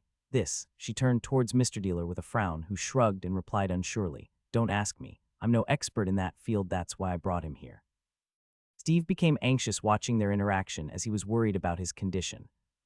Miss Samantha, is my situation critical, or is there some hope for me?" Samantha contemplated with a visible frown on her face for a few seconds before responding. "Your nerves are completely damaged to the point of rupturing, which means you can't cultivate in the normal way anymore. This is not the first time I've come across such a condition, but..." Steve's eyes lit up, thinking there may be a possible cure to his problem, but her next words froze him. "I've never seen someone recover from it." She looked at the boy with pity as he struggled to keep a straight face and then turned to the side. Don't you have many tricks up your sleeves? Why don't you try helping him? Mr. Dealer, who had a serious face, sighed as he shook his head. I'm helpless too. You're the only one I could think of upon seeing his condition. The two of them continued conversing with each other while Steve sunk in his thoughts. Is this it? Is this my end? Will I never be able to grow strong anymore? Stuck in the rank one forever? His face turned pale and his head shook due to the intense emotions he was going through. The two adults in the room noticed his state and stopped talking as they glanced at each other in worry. Is there nothing you can do? Mr. Dealer hushed at her. Samantha gave a wry smile while shaking her head. Raising his head, Steve took a deep breath to shake off his thoughts and turned toward the alchemist with a forced and helpless smile. Miss Samantha, I can't live like this. I have yet to experience so much in life and grow more stronger than I already am. I have to face the guild wars with my teammates, and there's also the unknown danger lurking around. His eyes turned red in sadness as he almost begged on his knees. There must be something you can do. It doesn't matter what happens to me or what challenges I may face from here onwards. If there's a way to treat me, then please, please tell me. He pleaded with her pitifully, making her awkward as she scratched her cheeks. Mr. Dealer too glanced at her intensely, hoping she could help the boy. Under the heavy pressure from the two of them, Samantha gave up and muttered in hesitation. I won't recommend you this, but it's the only method I have. Steve's eyes lit up again as he rapidly nodded. I'll do it. I'm willing to do anything to recover and get stronger. Samantha remained quiet, seeing his persistence, and finally yielded when he didn't back down at all. With an exhausted sigh, she stepped into her cabin by the side and brought out a bunch of similar vials of potions from there. Placing the vials on the counter, she made a solemn expression and started explaining. I don't have a cure for your condition, but that doesn't mean others don't. That's why I suggest you visit an established place like the royal capital or somewhere to find something to treat your nerves. She then pointed her finger to the potions and said, as for these potions, they have good news and bad news. The good news is that they can temporarily reawaken your nerves, which means you can fight how you normally do, and the bad news is that these only work for 1 month, after which your nerves gets completely damaged to the point of no return. Samantha warned the boy, who had started to get excited even when she told him its drawbacks. I'm saying it again. If you're not confident in finding yourself a cure within a month, then it's better you don't use any of these potions. So, are you still going to do this? Steve stared at the vials as he contemplated with a serious face. Mr. Dealer on the side showed a complicated face as he expressed, Steve, I think you should reconsider this. Taking such a risk will not benefit you, where a simple mistake can bring you down to nothing. The boy, on the other hand, was feeling complex inside as he didn't understand even his own thoughts. A part of him wanted to refuse to use the potions which screamed danger, while a part of him wanted to face the challenge and prove by himself that he could find a cure. As he drowned in his thoughts, he remembered the battle which created all of these problems. That time I couldn't do anything at all. The rank 2 bandit's mocking face appeared in his mind, which had haunted him the entire night yesterday. Shaking his head, Steve turned toward the alchemist Samantha as he came to a decision and gave her his answer. The underworld castle. Felix carefully opened a large door and walked in along with Falcon a step behind. They looked around and found themselves inside a bar-like lounge, where a dozen people sat around in silence. Huge, beautiful chandeliers hung from the ceilings, brightening the room with ambience, and the scent of fresh flowers from the different juices on the counter lingered in the place. Felix and Falcon stood stupefied at the entrance as the door slowly closed on its own. With a strange voice, Falcon muttered with visible confusion on his face. Phantom, did we end up in the wrong place or something? Felix woke up to reality at his words as he quietly took a few steps back and opened the door of the room again to check what was written on there. And there before his eyes was a label on the door termed Training Hall, which made him widen his eyes in surprise as he walked back beside Falcon. I don't know what to say. Felix and Falcon stood frozen in the possible Training Hall. Their faces were confused as they couldn't understand whether they were in the right place or not. Why don't we try asking that bartender there? Falcon expressed, to which Felix nodded as they made their way to the bar counter. A thin, middle-aged man wearing a tuxedo-like outfit with his black hair slicked back was busy cleaning a wine glass with a cloth at the counter. When he saw two young men approaching him, he placed the glass on the table and turned towards them with a friendly expression on his face. What would you like to drink, respected sirs? As the two of them arrived here for a different purpose, they directly asked for his help. We're not here for any drinks. We just wanted to go to the training hall, but there doesn't seem to be anything related to that here. Do you happen to know where we can find the training hall? Felix asked the man while glancing around strangely. The man tilted his head a bit and a look of understanding surfaced on his face after a few seconds. You two must be newbies. We rarely get new young members here, so that was a weird question to ask. Nodding his head, the bartender gave them a deep look as he answered. As for the training hall, well, long story short. He paused to glance around cautiously and continued. The person in charge of this place never bothered to take this facility seriously, so his subordinates, including me, built this place like how we desired, he said with an unusually careless smile, pointing at himself and some of the other people present in the room. We basically turned this place as our resting spot, which barely functions as an actual training hall like how everyone else mentions. Felix and Falcon failed to keep a straight face as they showed weird expressions, not believing the absurd story. What? But how is that even possible? Did the Underworld Council not even question you guys for this? The bartender made a proud face as he replied to Falcon's question. How can they? Our boss is one of the strongest people in the underworld, and as his subordinates we can do whatever we wish here. Seeing the haughty look on the bartender, Falcon groaned and turned to Felix. Damn, what are we gonna do now? There's no training hall here, so maybe should we try some of the other facilities then? Felix frowned as he really wanted to battle and test out his newfound powers after reaching rank 1. He had especially come here for the training hall to try using aura for the first time, as he couldn't do that at the 0 rank. As for the underworld arena, he couldn't go there either as there were mostly 0 rank warriors participating at that place, because the higher ranks refrained from showing off their skills to the crowd to avoid the spread of their information and identity. Sigh, I really wanted to fight though, Felix said as he shook his head in pity. The bartender shrugged, not feeling anything about their situation. Falcon suddenly glanced around the room, his eyes narrowing as he spoke loudly with a bit of sarcasm. I thought I would get to see a lot of strong people in this training hall or something, but it seems all we got here are a bunch of cowards. Silence, the room turned completely quiet, with all the people in the room turning their heads towards them. The bartender made a dumbfounded face as he couldn't say anything, while Felix pulled his taunting teammate closer in a hurry. What the hell are you doing? Do you want to get your ass beaten or what? He said rapidly in his ears. Falcon patted Felix's shoulder and gave him an assuring look with a wink. Don't worry, I know what I'm doing. If there are no fights going on, then we can always create one. He shrugged off Felix's hold and faced back to the crowd who were still giving them the stares. What are y'all looking at? Did you think that was a slip of my tongue? Well, sad to be you, but you guys are truly cowards in my eyes. Falcon raised the corner of his lips as he mocked them. He seemed to be enjoying this as he smirked, especially when he saw a couple of guys standing up from their seats. The bartender, on the other hand, stuttered speechlessly. Why you? Felix raised his hand to stop him, allowing Falcon to do what he wanted as he remembered the time when people used to force him into fights on Earth. He's like those delinquents. Seeing a group of men walking towards them, Falcon smiled cunningly and said, Oh, it seems some of you have guts here, or do you just want to refill your glasses? Haha. The group of 5 men showed angry expressions on their faces as they neared them, ready to start a fight. The strongest of them narrowed his eyes on Falcon and questioned, What do you want, kid? Don't you know how to respect your elders? Respect the elders. Well, I'll only do that if you're stronger than me. The man rubbed his biceps and showed a furious face along with his friends. So you want to fight, huh? Don't cry when you lose. Falcon grinned widely as he rushed towards them while grabbing his sword. We'll see who's gonna cry for real then. Seeing the guy running to fight them without a care, Felix sighed and followed him with his sword too. Wait for me, Falcon. The 5 men on the opposite side saw them move and also took out their weapons, charging forward under the bartender's stunned expression. Don't fucking fight here. But his words were unfortunately drowned by the screams of the 7 men who clashed against each other in the middle of the bar. Among the 5, the strongest of them was at the peak rank 1, 2 at the mid-rank 1 and the last 2 at the early rank 1. The crowd gasped at the situation and hurriedly moved away to exclude themselves from the fight, making an empty circle area in the bar. Falcon was already deep into the 5 men's reach as Felix reached him. Come get me too, you fuckers. He shouted and jumped up from a chair while diving towards them. Holding the sword with both of his hands mid-flight, he clashed with a man who blocked his attack, but some consequences followed.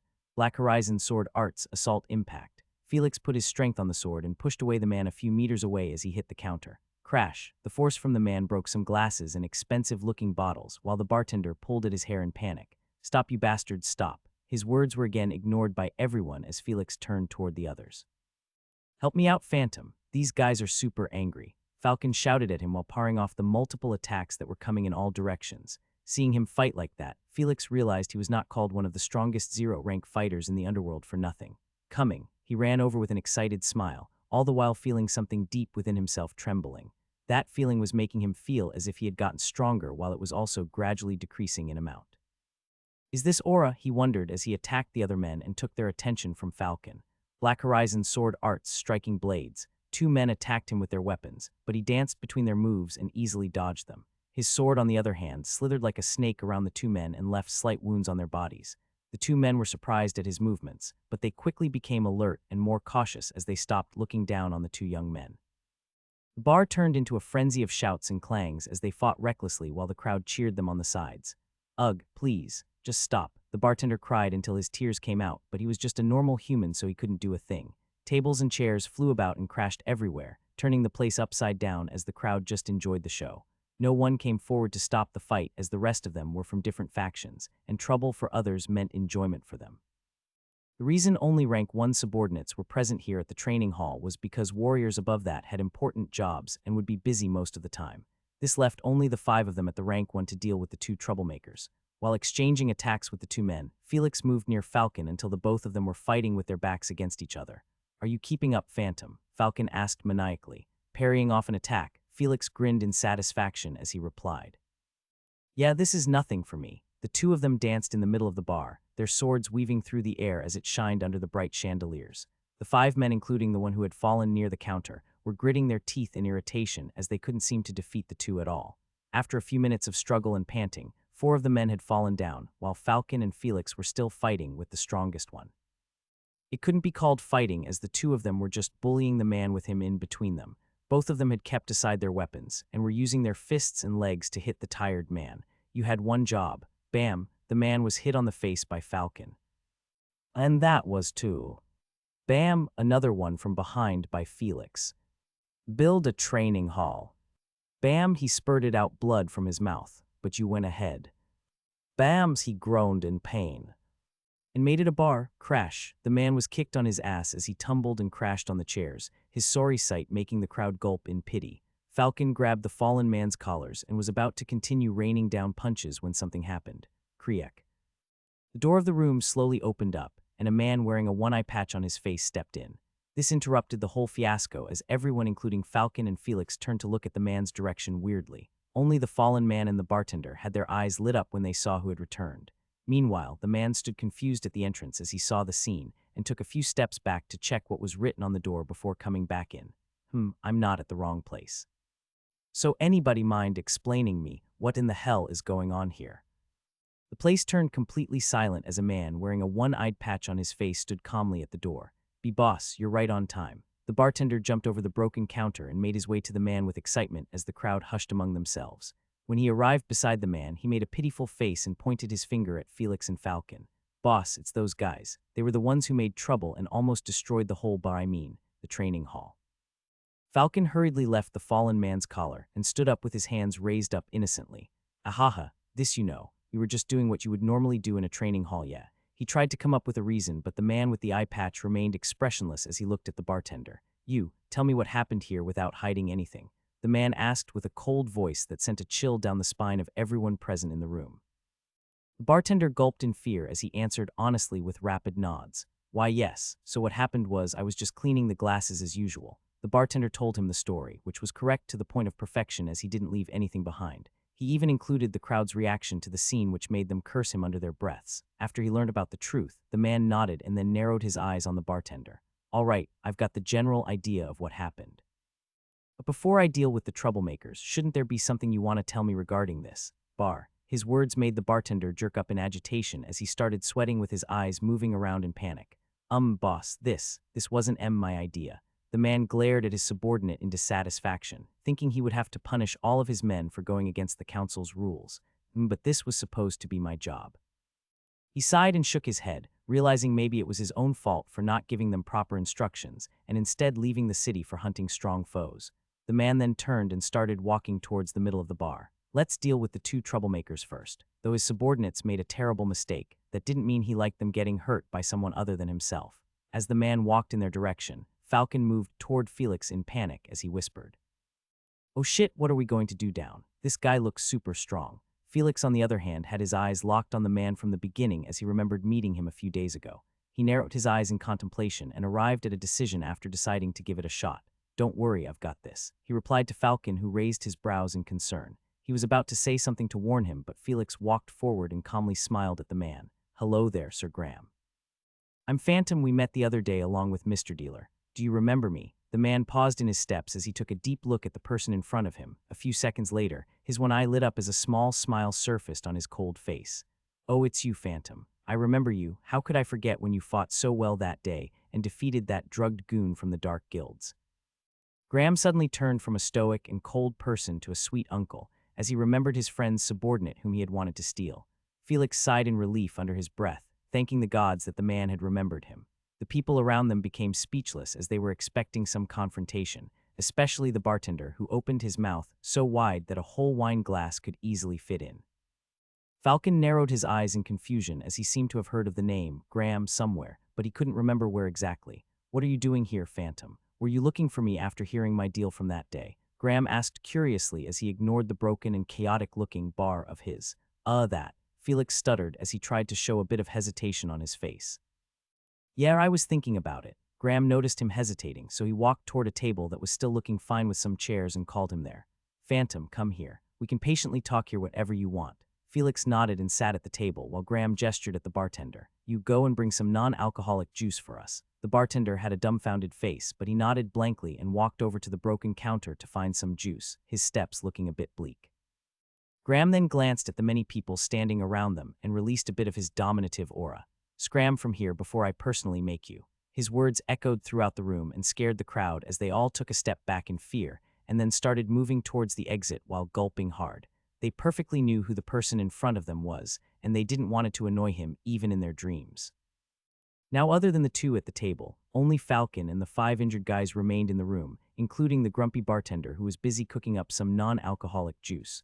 Graham relaxed on his seat and turned his eyes to Felix as he asked, "So tell me, what did you want it to say?" The boy kept silent as he forced himself to be calm. "Sigh, this is all Falcon's fault for starting a fight, and now I've got to convince Sir Graham.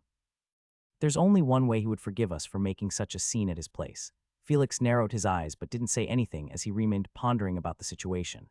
The bartender arrived beside them and placed some glasses of juice on the table as he glanced between the two. "Be boss this." Graham raised one of his brow and the bartender quickly shut up, scared to angering him even though he was feeling injustice. "Pick up the injured ones and give them the healing potions. You have them here, right? And then start cleaning up this place along with them." Graham rapidly gave the bartender many orders, who felt like spurting out blood for the unfairness, but he held it back and nodded with tearful eyes. "Why yes, boss, sniff, I'll gladly do it." He walked back, pushing Falcon with his shoulder on the way, but he was the one who tripped instead as he was weaker. "Life is so cruel," he sighed as he forcibly woke up the injured guys with slaps. Meanwhile, Felix drank a sip of his juice and turned to Graham as he arrived to a conclusion. "I've decided, Sir Graham. I would like to come along with you to explore the forests." A smile slowly inched at his lips without his knowledge, but he had said so only after careful thinking. Even though he had reached rank 1, he wasn't arrogant into thinking he could now face stronger foes, as there was always someone more stronger than him somewhere out there. He also didn't want any dangerous incidents happening again like when he had encountered the rank 4 man from the Dark Guilds. So going along with Sir Graham to hunt in the deep forest seems to be the most suitable option for him, considering there was just a week left for the guild wars to begin. A delightful smile emerged on Graham's face as he emptied his glass and heard the boy agree. "That's great. I knew you would be interested in following me into the forests. Come on, let's go. What are we waiting for then?" He quickly stood up from the chair and grabbed Felix's arm, making his way over to the door. Words couldn't describe how excited he was right now, as there was nobody before Felix who had willingly agreed to come along with him deep into the monstrous forests. We're going there right now?" Felix asked weirdly. Graham nodded with a wide smile because his mood was starting to get better as he was also running away from the busy meetings of the council. "Of course we are. This place is boring as hell," he expressed like a child who was bunking the school. Felix had nothing to say to him as he let himself get pulled by Graham, but then he turned around and shouted at his teammate. Those were his last words heard inside the room as Sir Graham pulled him out of there in a hurry and escaped out of the chaotic underworld. Falcon stood confused in the ruined bar as he rubbed his head. What the hell just happened? He didn't know what was the deal between the two of them and wondered what they were going to do in the forests. Suddenly, he heard a devious giggle behind him which made him turn around curiously. There the bartender had an evil smile on his face as he muttered under his breath, "Heh, that bastard is going to die now. Following our boss into the forests, that's completely suicidal. But why do I care, kekek?" A shadow slowly loomed over the man as he turned to look up, and the twisted face of Falcon made him widen his eyes in shock. "So you were saying my friend's going to die, huh?" The bartender dropped his butt onto the floor, moving backwards as his previous attitude was nowhere to be seen. I didn't say anything. Please let me go." He cried, real tears this time in submission. "Well, I'll let you go." Falcon rubbed his fists as a crazy grin widened on his face. "After you pay for what you said, that is." Edinmont City, outside the northern city gates. After Felix displayed his ID card and Graham his fake ID card, the both of them walked out of Edinmont City and started making their way into the forest. As they passed by the crowd leaving behind the main road and entering the wilderness, Graham said as they walked, "You can remove your mask now, Felix was it?" The boy gave a wry smile and removed his mask, letting his silver hair fall behind his ears and his crystal red eyes become clear to the world. "So Mr. Dealer told you everything about me. I guess he's similar to Steve that way," Felix said with a chuckle. "Yet you can never trust that guy with anything." Graham nodded as he replied and then narrowed his eyes on Felix with growing interest. Not only are you talented in fighting, but you're also pretty handsome. Seems like you're going to be a lady killer in the near future." Felix rubbed his head awkwardly and responded with a cough. I don't think so, because I've got no experience with women. In fact, they won't even approach me for who I am," he muttered in despondent while slightly stretching his lips. Graham eyed the boy with a certain look and then looked forward at the peaceful forest where the sunlight filtered through the leaves, creating a tranquil atmosphere. "Women, they're a strange bunch for sure," Graham said lightly. His words made Felix curious as he asked back in wonder, "How about you, Sir Graham? Do you have any experience with women?" Under the shadows of a tall tree, Graham suddenly stopped his steps and made a lost expression on his face. Felix too stopped there and stared at the man, whose previous dominative aura had turned melancholic. What's with that face? Did he get rejected or something?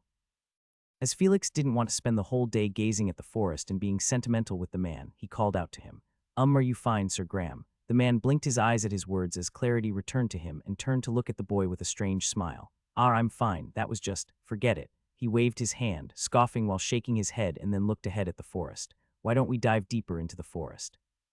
There are rarely any strong monsters we can hunt in the vicinity of the city." "Sure, I was thinking the same," Felix replied happily as he was finally going to face some action.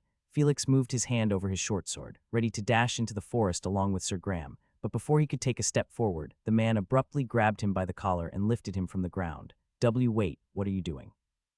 Felix shouted in confusion as he kicked his legs in the air, and the man replied to him with a chuckle. "Che, did you really think we were going to run all the way into the deep forest?" Graham asked with a smirk. Felix calmed himself on his hold and asked the man hurriedly, Then how are we going to go there? Don't tell me you're going to throw me far away into the forest like an arrow." Graham shook his head in amusement and replied, "No." He suddenly kicked himself up from the ground into the air along with Felix. "We're going to fly over there." Once he was in the air, his body started floating until he reached above the tall trees and sped into the distance. Felix, who was flying in the air for the first time, resisted the wind that was molding his face as he shouted out excitedly, "Holy shit, I am flying." Twilight Chaos Guild Building, Main Hall Lounge. A beautiful blonde-haired lady sat on a sofa calmly while sipping her tea. Before her sat a slightly similar-looking blonde-haired young man who was currently staring down at the floor in guilt. Elsa placed her cup on a table between them and asked seriously, "So is that all that happened on your mission? Or is there something else you've not mentioned?" Rovan raised his head to look at her and nodded firmly. "Yes, sis, that was all." Elsa narrowed her eyes on him as she questioned in a terrible mood, "Do you know what you've done? I know that it was the guild's fault for giving you an unsuitable mission, but that doesn't justify your act of hiding a forbidden technique and using it without any knowledge." Rovan bit his lips as he responded with a guilty tone. I know, it was all my fault. I'm not a worthy leader. I'm not blaming anyone here." His words got cut off by Elsa, who sighed and looked at her brother with pity. "I'm saying how careless you young ones are at things related to getting stronger. The consequences of using a forbidden technique without any of its knowledge is unimaginable. Just look at Steve. If it wasn't for a rare rank potion, then he wouldn't have woken up. Not until a few years later." She continued while taking a sip of her tea and reminded the boy, "This matter should be considered confidential from now on. I've already mentioned it to Steve, and he has promised me to never use that technique again. The same goes for you and Eric. Well, he's a mage, so there's no possibility of him using it." Miss Elsa gracefully stood up from the sofa and looked down on Rovan with complete seriousness as she declared, "By the orders of the guild leader, if the both of you are to ever use the forbidden technique to forcibly manifest aura again, then you will be directly removed from the guild." The harsh punishment of the order made Rovan break in a cold sweat, but he didn't resist and bowed his head as he agreed. "I understand." Elsa nodded as her face relaxed and softly patted her little brother's head. "There, you're a grown man now. You have to understand that there are a lot of responsibilities on your shoulders now, and that mistakes can always happen." But Rovan raised his head, staring at his elder sister, who was termed the genius mage of their guild. "Don't forget that mistakes happen when there is more room for improvement." She smiled softly and turned around, waving her hand as her lithe body moved away. "I have work to do now, so don't remain sad and go train yourself to get stronger, or else you'll be left behind by your teammates." Rovan stood up from the sofa, a small smile at the corner of his lips as he stretched his body. Ha, you're right. I've got to grow strong and improve now so that I can be a better leader. He stopped having any depressing thoughts from the recent mission failure and the harsh consequences, turning the sad feelings into emotions that motivated him. Rovan walked away towards the training room, a new mentality growing in him from his previous laid-back attitude towards life. Deep into the forest, two men lay alert on a thick branch of a tree. Their eyes were locked onto a tribal village of monsters who had an average height of 3 meters and muscular dark green-skinned bodies with 2 tusks coming out from their mouths. Let me guess, are they called orcs? Felix asked quietly as he kept his eyes on the barbarous monsters. Yeah, you're right, but that's basic knowledge, Graham replied without a care, not having any thoughts that the boy beside him was a transmigrator. Felix shrugged and continued staring at the monsters who were maniacally sparring with each other. They used their bare fists, although they had weapons on the side, and fought with each other ferociously as if they were not of the same tribe. Seeing them reminded Felix again that this world was not a peaceful and easily habitable place. As powerful monsters like these wandered around the world, weak people or the general populace had no way of surviving against them. If a bunch of these orcs attacked a small human village, then their only option would be to escape or get eaten by the monsters. This is what happens usually throughout this world, unlike the peaceful world Felix had come from, where except for the fights amongst the humans themselves and the natural disasters, there were not many dangers. Felix turned to the man as he pointed at the tribe of a couple of hundred orcs they had found many miles deep into the forest. Can I face them all alone? There was terrifying thirst in his tone as he asked. Graham rolled his one eye and muttered speechlessly. According to my analysis, there are around 180 rank 1 orcs, 16 rank 2 orcs and 2 rank 3 orcs in this tribal village. And you think you can handle them all alone? Hearing the powerful lineup of the orc monsters, Felix almost fell down from the tree and broke up in a cold sweat. Damn, I didn't expect there would be so strong monsters in this village. It seems I have to create something like an inspect skill sooner. Glancing around at the village from above, Felix turned to the man beside him, and his eyes lit up as he got an idea. How about this, Sir Graham? I'll act as bait and take the majority of the monsters away from here and then defeat them in the wild forest, while you'll face the strongest of them who'll ignore me for my rank 1 strength. Graham raised his brow in amusement, hearing the boy's simple plan, and nodded with a shrug. I've got no problem with that, but will you be all right against so many of them? He wasn't scared of any rank 3 monsters as he was above that rank, but he was not confident that Felix could face the others all alone. Felix smirked and grasped the hilt of his short sword for some action. I'm not as weak as you think, and there's also many tricks up my sleeves, so don't worry about me. Graham nodded and patted Felix's shoulder, giving him a thumbs up. Good luck then, shout out my name if you're in any trouble. Haha, I won't, that'll be embarrassing, Felix chuckled.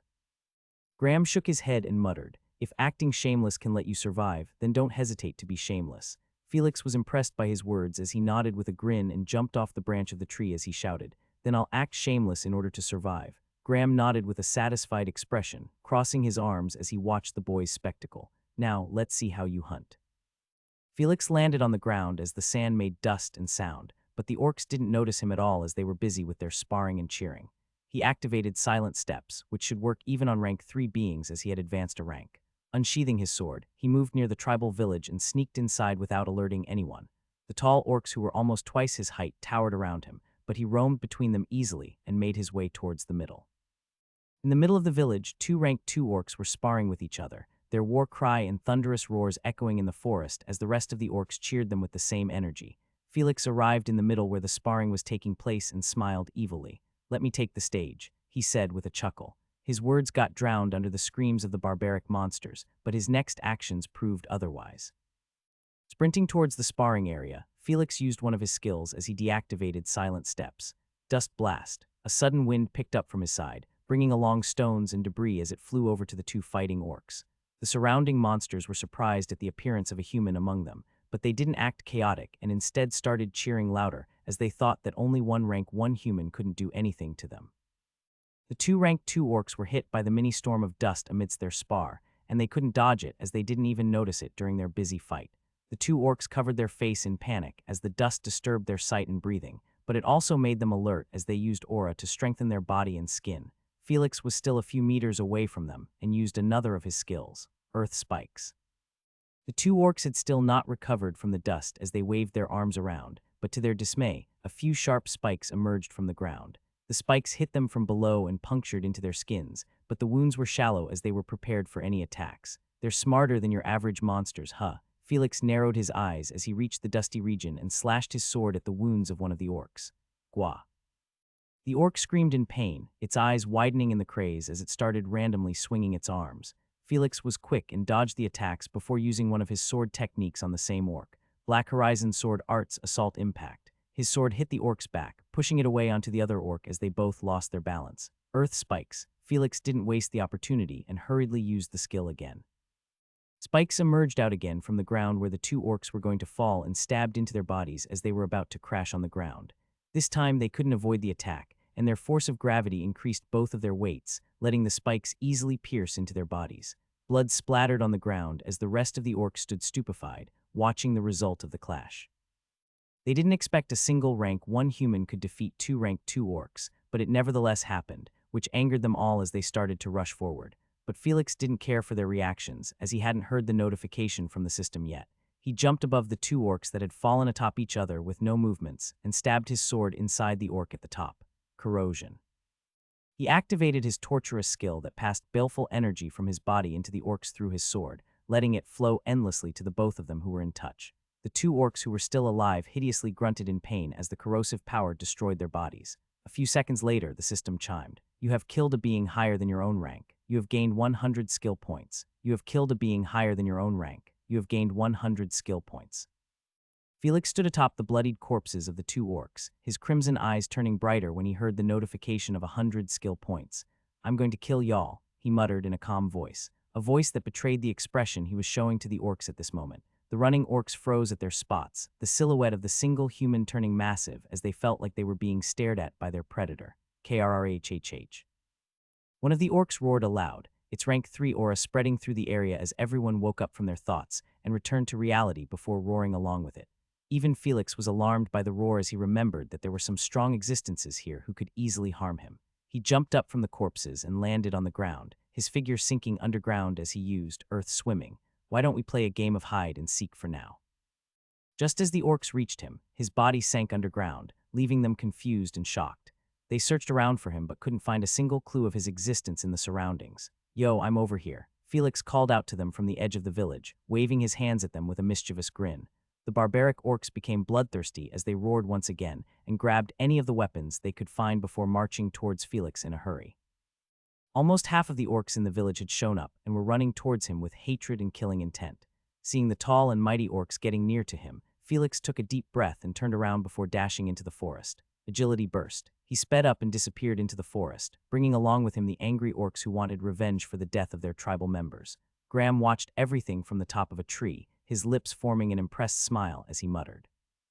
That kid sure is zesty. A powerful aura from the ground suddenly alerted him, turning his attention towards one of the rank 3 orcs who was moving in the direction Felix had gone. You're not going anywhere. Graham vanished from the top of the tree and suddenly appeared on the ground just before the rank 3 orc, who was rushing onwards. At the sight of a new human being appearing in front of it, the rank 3 orc opened its mouth to let out a frightening roar. Oh, shut up. The orc who was about to roar found that it couldn't make a sound at all, almost as if its mind had stopped sending signals to his vocal cord. It tried moving its body, but there was a strange force that held it in place, not allowing it to even move its muscles. Graham walked forward, his hands behind his back in a relaxed position. When he arrived beside the monstrous orc, his head only reached its chest, but contrary to their sizes, it was the orc who was feeling terror at the moment. At normal times, I wouldn't care for weaklings like you, Graham muttered with a calm voice as he raised his hand, pressing it on the frozen orc's chest. But currently there's a kid I'm looking after, which means the only option left for you is death. Graham's hand that was over the orc's chest brightened in light, before the light engulfed the entire body of the orc as it stood immovable. A few seconds later, the light died down, allowing the surrounding stunned orcs to witness a shocking scene of the complete disappearance of one of their rank 3 leader. That day, every monster in the forest would experience the duo who had a great knack for hunting, marking their presence as the unavoidable predators of the entire forest. In the wilderness, a group of around 100 orcs were roaring and screaming in wrath, chasing behind a silver-haired boy who was almost half their height. The scene would look horrifying and pitiful from the perspective of any person watching the boy, but the said boy had a grin on his face that revealed his pure excitement. Now I can kill them all one by one. The rank 1 orcs can be ignored as they don't give me any point skills, so I should focus more on the rank 2 orcs. In the dense forest, Felix could have an advantage in going on an assassination rampage with the use of his earth-related skills. Firstly, he distanced himself as far as he could from the tribal village to prevent them from getting reinforcements and retreating. Secondly, he chose an area with many trees and congested ground where the large orcs could face trouble moving around in groups. After doing all that, Felix stopped running and turned around, facing the orcs who were still rushing towards him. "Here I come," under the intense stares of the approaching orcs. His body started to sink into the ground, which alarmed them as they hurried towards him. Unfortunately, they arrived a bit late at his spot as his existence had completely disappeared from the scene. Grawhh, the orcs bellowed in hate, for again losing the human who had blatantly played with them and mocked them on their faces. Meanwhile, Felix swam underground, reaching a corner of the area as he poked his head out and started choosing a target out of the many orcs. Let's see. He narrowed his eyes and searched for a nice prey. The angry orcs seemed to have taken a pledge on the spot to take their revenge and kill him as they formed groups amongst themselves and separated in the forest to hunt him down. Out of hundreds of the orcs, 8 of them were at the level of rank 2, and every one of them led a dozen orcs in search of him. So altogether, the hundreds of orcs had divided themselves into 8 groups, moving in different directions, which made Felix arch his lips in delight. They're really smart to divide themselves and make it easy for me. For providing me such an excellent opportunity, maybe I should reward them with a quick death. His eyes blazed with a sharp glint as he moved underground and made his way towards a group of orcs, planning their execution. A few minutes later, he had arrived at a lonely stream after following behind the orcs. Deciding that it was a good distance from the rest of the group, Felix initiated his attack. Quicksand. The earth beneath the orcs softened and started to sink their legs in, but the monsters were alert and cautious, so they quickly noticed the change. The orcs jumped out of the area surrounding the quicksand, spreading around in a circle with the center area turning semi-solid, not allowing them to move there. Felix used this chance and came out of the ground, rushing towards the disoriented orcs. As the orcs were already alert from the sudden quicksand attack, they quickly noticed him and raised their weapons, charging at him head-on. At this time, only 6 of the rank 1 orcs were attacking him as the rest were separated with the quicksand area in the way. This eased him a lot as he used a few agility bursts and effortlessly killed all 6 of them with the help of his sword techniques. After he slayed the first wave of 6 orcs, the rest of the group arrived on the other side, numbering 5 rank 1 and 1 rank 2 orcs. They heavily stomped on the ground and rushed at him, the rank 2 orc roaring in anger at the death of its tribemates as it led the charge. "Why are you shouting, when I'm doing all this for you, honey?" Felix muttered sarcastically as he pointed his short sword at the rank 2 orc, eyeing him as if he were some beautiful jewel. When the orcs had reached 10 meters within his space, he used 2 of skills consequently: Dust Blast, Earth Spikes. A mini-storm hit the charging orcs, blanketing them with mud and debris which stopped their assault. But that wasn't all, as several spikes shot out from the ground, piercing into their bodies as blood spurted out like a flood and mixed up with the flowing dust. The orcs grunted in pain and fought against the attacks, but they couldn't resist the strange power of the earth skills. On top of that, Felix decided to directly interface, running into their disoriented surroundings and swinging his sword without a mercy. The rank 2 orc prevailed through the pain and tried to attack Felix, but the boy dodged him easily and went for the others as he wanted to leave him for last. After killing all the rank 1 orcs, Felix strolled towards their leader, his sword drenched in blood which dripped on the ground endlessly. The only orc left, which was at rank 2, gnawed its lips in fury, its eyes widening in unquenchable anger as it limped towards the human while tightly gripping its weapon.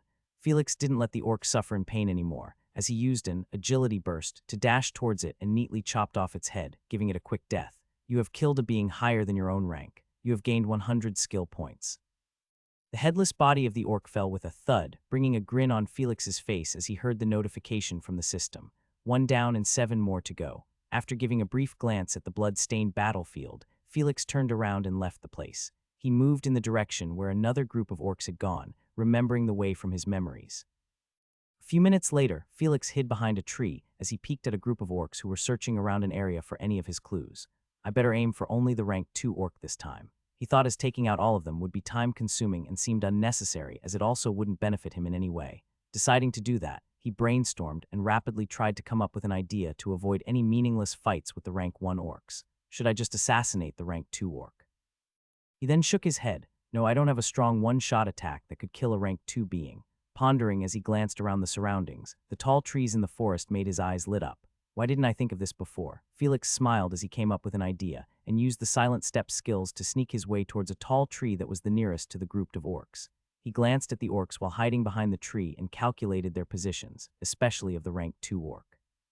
"Let's try this," Felix gulped in anticipation, before moving some steps away from the tree and using his skill. Earth Spikes. Later, he created some more spikes which attacked the tree from his side, pushing it forward as the entire tree inclined in the direction of the monsters. The disturbance alerted the orcs, who turned their head in Felix's direction and started walking over in a careful manner. Damn, this tree is a lot sturdier than it looks. Felix cursed as he unsheathed his short sword and slashed at the tree using his sword technique. Black Horizon's sword arts assault impact. The force from the attack pushed the tree forward as it rapidly got uprooted and started falling in the opposite direction. Yes, Felix cheered up, watching the tall tree fall, but the orcs were horrified as they witnessed a massive tree coming down from the sky and falling down on their heads. The branches of the tall tree broke from the friction against the other trees, but it couldn't stop its fall as it brought doom to the running orcs. Boom! The large tree crashed on the ground, its massive size picking up a lot of dust and sending a loud sound echoing throughout the forest. Felix had already distanced himself from the tree, knowing it would cause such destruction, but the actual scene had left him speechless as he widened his eyes in shock. He couldn't voice out any word, but his eyes roamed around the area, noticing the grunting orcs and of course his favorite rank 2 orc, who was now separated from the rest of the group. Was that too much? He pondered as he made his way towards the rank 2 orc, pointing his sword at it while he stood atop the fallen tree. You caused too much trouble, now die. The confused orc remained frozen at the shocking event, before getting attacked by several spikes and a last stab in its heart, ending its life. You have killed a being higher than your own rank. You have gained 100 skill points. 2 down, now 6 left. Felix jumped down from the trunk of the fallen tree after killing the rank 2 orc. He surveyed his surroundings and detected many orcs gathering in his direction. That was too loud, I guess. He smiled wryly as the sound of the tall tree crashing down must have alerted the nearby orcs. Oh well, I better start the show before every one of them arrives. Felix flicked the blood off his sword and started running towards another group of orcs, ignoring the wounded rank 1 orcs around him. When he reached near to the group while under the effect of his silent steps skill, he initiated the confrontation. Quicksand, the land a few meters before the orcs started to soften, turning into a sludgy area. A few seconds later, the orcs who were rushing at the scene arrived there, and one by one started to sink into the ground. They didn't feel anything at first as their attention was on the massive fallen tree at the front, but after stepping deeper into the quicksand, they finally felt the struggle. Khui, the rank 2 orc who was leading the group, shrieked in confusion when it found that it couldn't take out its legs from the ground. The other orcs too struggled, pulling and pushing at each other to come out of the quicksand, but that only made them sink deeper. Felix suddenly appeared out of nowhere from a corner and used another skill as he dashed over. Earth spikes. A dozen spikes emerged out from the quicksand area, all of them striking at the rank 2 orc. The orc was already in an alert state, so when he saw the earth below him changing and forming sharp spikes, he hurriedly started swinging his weapon. It was able to defend itself from a few of the spikes, but when the attacks came from all directions, the orc got stabbed and suffered from several of the sharp spikes. Felix skipped over from the outer region of the quicksand by jumping on the earthen spikes and arrived beside the rank 2 orc while still standing on one of the spikes. Let me end your pain. He raised his short sword into the sky, and under the horrified gazes of the nearby orcs, Felix performed a clean cut, directly cleaving off the rank 2 orc's neck while it was constrained by the spikes.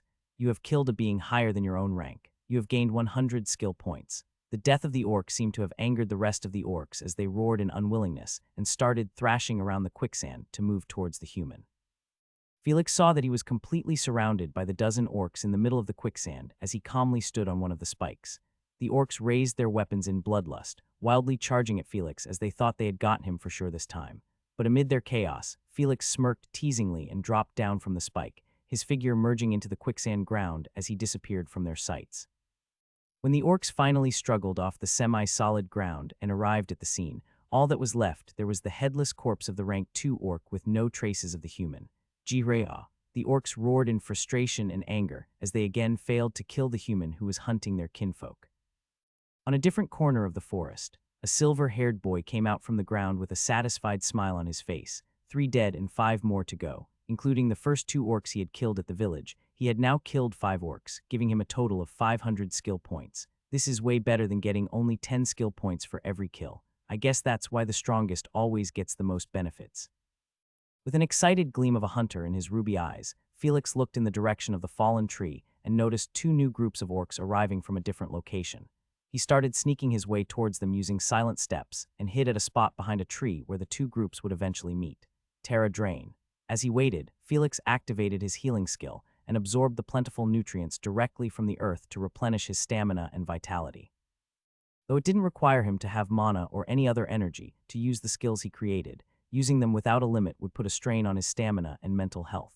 That was why he too needed adequate rest and meditation to recover from his tired state unless he acquired a skill that would neglect these side effects. That kind of skill would cost a lot considering its usefulness. I should think of this in the future, and for now, create skills that would aid me in all the coming situations. Healing himself as he stood unmoving under the shadow of the tree, Felix sank in his thoughts and remained there until he felt the aura of the orcs arriving. He peeked out and found that the two groups of orcs had arrived and were busy helping the other wounded orcs. The rank 2 orcs leading the two groups were checking on the corpse of their fellow kinfolk, their expressions a mix of fury and fear. The both of them discussed something amongst themselves and started commanding the rest of the orcs to do something. The other orcs nodded and scattered away in different directions, leaving the area of the vicinity. Meanwhile, the two rank 2 orcs stayed together as they surveyed their surroundings. Felix, who saw all this happening, had a strange look on his face as he muttered, "What are they doing?" As the other rank 1 orcs moved away from the area, he realized that this may be a good opportunity to take out the two of them without too much interference. But something was bugging him at the corner of his mind, as if he was being outsmarted by the orcs. He shook his head and concentrated his attention back on the two of them who were the only orcs left in the surroundings. This is a nice chance. I better deal with these two before the others return. Coming out of his shadows, he sneaked his way towards the two orcs with his movement skill activated. When he reached about 3 meters near the orcs, he commenced the battle with a skill, Dust Blast. A mini storm picked up from the ground, surprising the two orcs before they were hit by dust and rocks. The orcs raised their weapons to their eyes to block the dust and prepared to counterattack as they had already seen him use the same tactics before in the village. Earth spikes. The two orcs who were charging towards him by resisting the dust storm were met with sharp spikes that randomly emerged from the ground around them. They dodged the spike attacks, but simultaneously resisting the dust and dodging the spikes was not possible for them as they eventually got wounded. Blood sprayed out from several parts of their bodies, which hurt more as the dust particles fell on their wounds. Felix jumped ahead as he took out his sword and engaged in close combat with the already injured orcs. Black Horizon Sword Arts, Assault Impact. He heavily attacked one of the orcs, blasting it a few meters away, and turned to the other orc. Few red marks appeared all over the large orc as Felix used another skill on it, and attacked all of its weak points without mercy. On one hand was the orc who was tired and hurt from all the attacks, while on the other hand was Felix, who had just used Terra Drain and healed himself to his top health. The result of the battle was obvious as the rank 2 orc got stabbed in its chest and succumbed to death as corrosive energy drilled into its body. You have killed a being higher than your own rank. You have gained 100 skill points. Felix pulled out his short sword from the body of the dead orc, which fell on the ground with a thud. It's your turn now. He turned around and pointed his sword at the remaining orc who was staring daggers at him in hatred. The orc held onto its wounds and gathered its strength before raising its head and roaring into the sky with all its might. KKRRAHHHWW. Felix clamped his ears in irritation. The roar was truly loud as it buzzed his mind and senses. "Just shut up, you damn orc," he shouted in annoyance. And instead of stopping, the orc continued roaring again. This ticked off Felix, who was about to use his skill on the orc, but what happened next froze him on his spot. GRAWWHHH3. From different directions, 3 roars echoed as if they were answering to the roaring orc in front of Felix.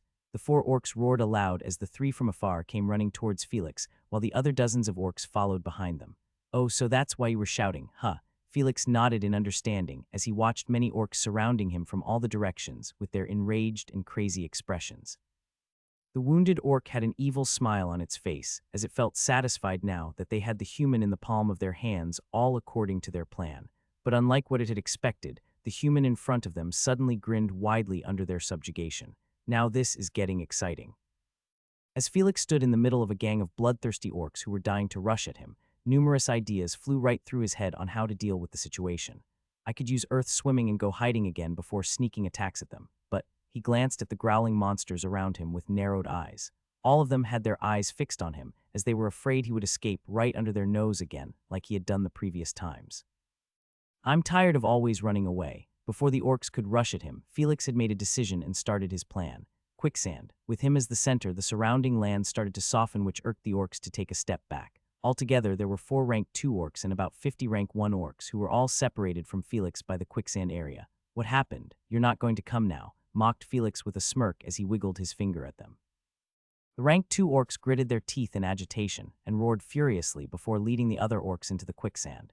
Gria. Gripping his sword, Felix turned serious and eyed the monsters coming towards him from all directions while struggling through the quicksand. "That's more like it." He He waited for them to approach him and continued using the skill, quicksand, to disturb the orc's movement.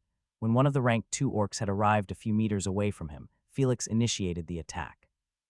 Agility burst, he kicked off from the small, solid ground he was on and jumped towards his first target. The orc was surprised when the human suddenly appeared onto him from a few meters away, but it responded quickly by raising its weapon to block any attacks. Sadly, its action was useless as instead of attacking, Felix used the orc's weapon as a stepping stone and jumped away towards a nearby rank 1 orc. Swinging his short sword, Felix applied the inertia of his force and easily cleaved through the orc to its chest. After killing one of the orcs, he landed on its body, which was falling down, and again jumped towards another orc. Similarly, he continued killing the weaker orcs one by occasionally using agility burst or earth spikes to prevent himself from getting harmed and to divert their attention. KRRWHH. The rank 2 orcs screamed in agony for losing their kinfolk right in front of their eyes, while they could only struggle their way around the area of quicksand. Watching him killing off plenty of rank 1 orcs, the ones farther away stopped their march in fear of losing their lives. After taking out only around 20 of the 50 rank 1 orcs, Felix stopped his rampage as the others seemed to avoid getting close to him. He turned to stare at the 4 rank 2 orcs who had gathered together and were forcing their lower bodies to move in the quicksand towards him. The corpses of the rank 1 orcs lay all about the quicksand area, providing as stepping stones for movement to Felix. But the same couldn't be said for the orcs, as they were too big to walk on the bodies of the dead orcs, so they could only push themselves in the semi-solid ground. It's time to end this. Felix skipped on the surrounding corpses and made his way towards them while sending them attacks. Earth spikes. The orcs were already used to seeing this same skill again and again kill their folks, so they easily blocked and destroyed the spikes attacking them. This is going to be tough. Felix arrived beside them and attacked the rightmost orc as he didn't want to get surrounded by all 4 of them in close quarters. The orc swung its weapon with all of its might to kill the human. Dust blast. And instead of a clash of weapons, Felix used another of his skill on all 4 of them. With its lower body jammed in the quicksand and its upper body upholding the full brunt of the mini dust storm, the rightmost orc looked like a fat piece of meat to Felix, which he devoured without mercy. Black Horizon Sword Arts Singular Slash. A horizontal gleam of light spread across the neck of the orc before blood spurted out in a frenzy, and its head slowly slid down from its neck to the quicksand below. You have killed a being higher than your own rank. You have gained 100 skill points. But Felix didn't let go of this chance as he kicked away the falling head of the dead orc, which flew over into the arms of another orc standing furthest to it. Orc grabbed the head out of instinct, but seeing what it was made, it lose its mind for a second that Felix utilized for his own good. Earth spikes. Sharp spikes came out from the ground and quickly pierced into the body of the surprised orc who was still holding onto the head of its dead comrade. Felix ignored it and jumped towards the nearest orc from him. He slashed at the orc with his short sword while he was still in the air, but was met with a block as the orc pushed him with its weapon. Felix didn't find any corpses to step on in the area, so he landed on the ground, which made his legs sink into the quicksand. I wanted a fair fight, but I guess this is it, he muttered with a wry smile while letting out a tired breath. Instead of struggling in the quicksand like the orcs, Felix relaxed, earth swimming. His body then sank easily into the ground, stupefying the orcs who realized that the human was just playing around with them till now, and that he was going all out now. They stood cautiously with their legs deep into the quicksand and surveyed the area, which had gotten ominously quiet. Grah. Suddenly, one of the orcs screamed in pain as it lost its balance and fell towards the ground. The other 2 orcs turned towards it in a hurry and saw that one of its legs was separated from its body and was sinking into the quicksand. KKRGH. The injured orc moaned in agony as it tried to pull itself back onto its feet from the quicksand that was sinking its entire fallen body. The other 2 orcs moved towards their comrade to help it, but they froze in their spots when suddenly a silver blade emerged out from the chest of the injured orc. QHK. The blade pulled itself back into the ground as the injured orc lost the light in its eyes. You have killed a being higher than your own rank. You have gained 100 skill points. The remaining 2 orcs took a step back in panic, as they could do nothing but watch the other orcs get killed one by one. The death of so many of their tribemates and the fear of getting killed seemed to have made them go chaotic as they roared to the skies, almost breaking their throats. But their cries didn't get the sympathy of Felix as he surfaced on the ground with the eyes of a calm predator. Earth spikes. The orc who had caught the head of its dead comrade got attacked by sharp spikes from all 4 directions. It tried to dodge and block them, but its previous injuries prevented it from evading any of the spikes as it got pierced again. The orc's entire body got stabbed with the spikes until it could no longer move and stood there dead with the spikes supporting its corpse. You have killed a being higher than your own rank. You have gained 100 skill points. The only remaining orc had tried to help the other orc by attacking the spikes coming at it, but it couldn't block them from all 4 directions. So the orc could only watch the last of its tribemates getting punctured by the sharp spikes before succumbing to death. It's only you remaining now. Felix came out from the ground with half of his body still inside. He calmly moved towards the orc who stood in its spot like a frozen statue. The orc didn't move a muscle and simply stared at the human who had massacred its entire group of orcs. When Felix reached a few meters near the orc, he stopped and looked at it in confusion. "You've accepted death?" he asked curiously as the orc continued to blankly stare at him without any emotions.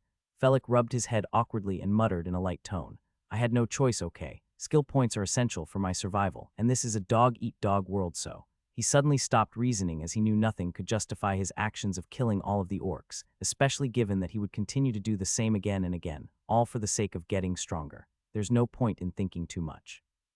Felix shook his head as he grabbed his short sword tightly with both of his hands. "But the least I can do is give you a quick death." He jumped off a corpse nearby using agility busset and reached beside the still orc, before slashing his short sword and giving it a clean slice on its neck and sending its blank-faced head flying. "You have killed a being higher than your own rank. You have gained 100 skill points." In the middle of a dense forest, the stench of blood drifted in the air. There could be seen a strange scene where the corpses of orcs were floating around in a quicksand area. Amidst the corpses stood a young boy who was rubbing off the blood from his short sword on the body of a dead orc. "It seems you didn't need my help in the end. Great job there." Felix raised his head to the top of a tree where Graham stood with an impressed look on his face. "Oh, Sir Graham, I was just lucky," he said humbly. Graham stepped off the tree and dropped to the ground like a soft feather as he replied, "I don't think the word lucky suits your results. It's more like you're a genius," he complimented while staring at the boy with deep interest. "A dual profession of swordman and an earth mage, I suppose. That's pretty amazing for someone as young as you." Graham didn't hold back his praises, almost as if he wanted to win over the boy to his side from a certain someone. Felix moved his eyes around the place before quickly coming out from the quicksand area and nodding at him. "You're right, I had a bit of talent in both of the professions, so I thought it would be better to learn them both." Graham folded his hands as he advised seriously. There aren't many disadvantages of pursuing two professions, but if you can't effectively combine your strengths as both a mage and a warrior in battles, then pursuing both might end up just being a waste of time." As Felix only created skills and didn't waste any of his time learning anything of the two professions, this didn't apply to him, but he still nodded as if he realized the gravity of his words. "I'll be sure to remember your advice, Sir Graham." Felix then gave an impatient look as he pointed his thumb towards the deeper part of the forest. "So to make me a better mage and a warrior, why don't we go out there and look for more monsters to hunt?" His words made Graham raise his brows as he silently nodded, knowing both of them had similar quirks. "Just what I wanted. Come on, let's not waste our time with these weaklings. I'll show you some really strong monsters." He smiled and grabbed Felix's collar, and then kicked off the ground to jump into the sky, making their way deeper into the forest as the sun slowly settled down on the horizon. After 20 minutes, Felix and Graham stood face to face with a 10-meter-tall giant monster. The pressure coming off from the brown-colored giant was so suffocating that Felix had to stand behind Graham to even look at it. His instincts were crazily buzzing off in his mind to just turn around and make a run for it, but his blood boiled in anticipation of their clash. "System, tell me that monster's name and rank." Affirmative, the monster in front of the host is called a forest giant, and it is at rank 4. Felix widened his eyes in excitement as the forest giant and Graham stared at each other, waiting for the other to make a move. Like how Felix was scared by the rank 4 forest giant, it similarly was terrified by the presence of the one-eyed human standing in front of it. "Felix, this battle will be dangerous for you to be around, so stay behind some trees and wait for me there." Graham ordered the boy who was waiting for the show to start with stars in his eyes. Okay, good luck then." Felix gave him a thumbs up and quickly stepped away from the battlefield. The area turned silent as a few leaves dropped down on the ground from the tall trees, with the tension rising in the air as both of them had a standoff. Seeing that Felix had retreated to a safe area, Graham started walking forward and magically made a pair of metallic gloves appear on his hands. He punched his fists as the gloves made a metallic sound, giving him an intense feeling of an adrenaline rush to start the battle. "Why don't we begin?" Graham smiled at the forest giant with his one eye gleaming dangerously. "Groarr." The forest giant hammered its chest as it let out a loud roar accepting the challenge that echoed throughout the place. It stomped heavily on the ground with its enormous feet and rushed towards its opponent while raising its arms. Graham jumped up and faced the giant head-on as he flew over to punch at its face. The giant raised its large palms to block the attack, but then a large amount of light started gathering on Graham's hands, which made it go blind for a second. "What the hell is that?" Felix wondered from the side of the battlefield. Unable to see anything, the giant waved around its arms randomly in the air to hit its opponent, but its fists didn't connect with anything before it felt something land on its head. Graham landed on the giant's head and pulled his fist back before thrusting a powerful punch downwards. Boom! The punch landed on the giant's skull, shaking its mind as blood leaked out from all of the orifices on its head. The giant persisted from the heavy blow and slapped away the human from its head. Graham didn't receive any harm as he landed on the ground softly and rushed back again towards the giant with his fists glowing in the light. The giant was prepared this time to protect its eyes from any tricks as it took a defensive stance and waited for the second clash. Graham jumped up again towards the giant's chest as he conjured an enormous fist-shaped attack on his right hand that glowed in blazing bluish-white light fiercely. The giant narrowed its eyes at the attack but didn't shy away as it met the punch with its large fist. Grohh. It screamed at the top of its lungs and flung its fist savagely, hitting Graham's projection of his punch as their clash made dangerous sparks of electricity and aura. Bangg. The air in the atmosphere shattered when their punches met as Felix, who was hiding in a corner behind a tree, blocked his vision as his hair blew back due to the fierce wind. The tall trees at the place of their battle got rooted out from the earth due to the intense effects of the clash. The soil blasted off and the ground lost all of its vitality. Damn, they're destroying the forest, muttered Felix in amazement and disbelief. After a few seconds, he could finally see the result of their clash as the dust settled down, showing the two combatants who had both taken some steps back. While there weren't any injuries or harm inflicted on Sir Graham, except for some dirt on his body, the same couldn't be said the same for the giant. It had basically lost the arm used for the punch and was swaying on its feet, unable to stand properly with many wounds on its body. Graham stepped forward towards the giant who wasn't in a condition to move around. He kept walking until he arrived beside the giant, with his head reaching its ankles.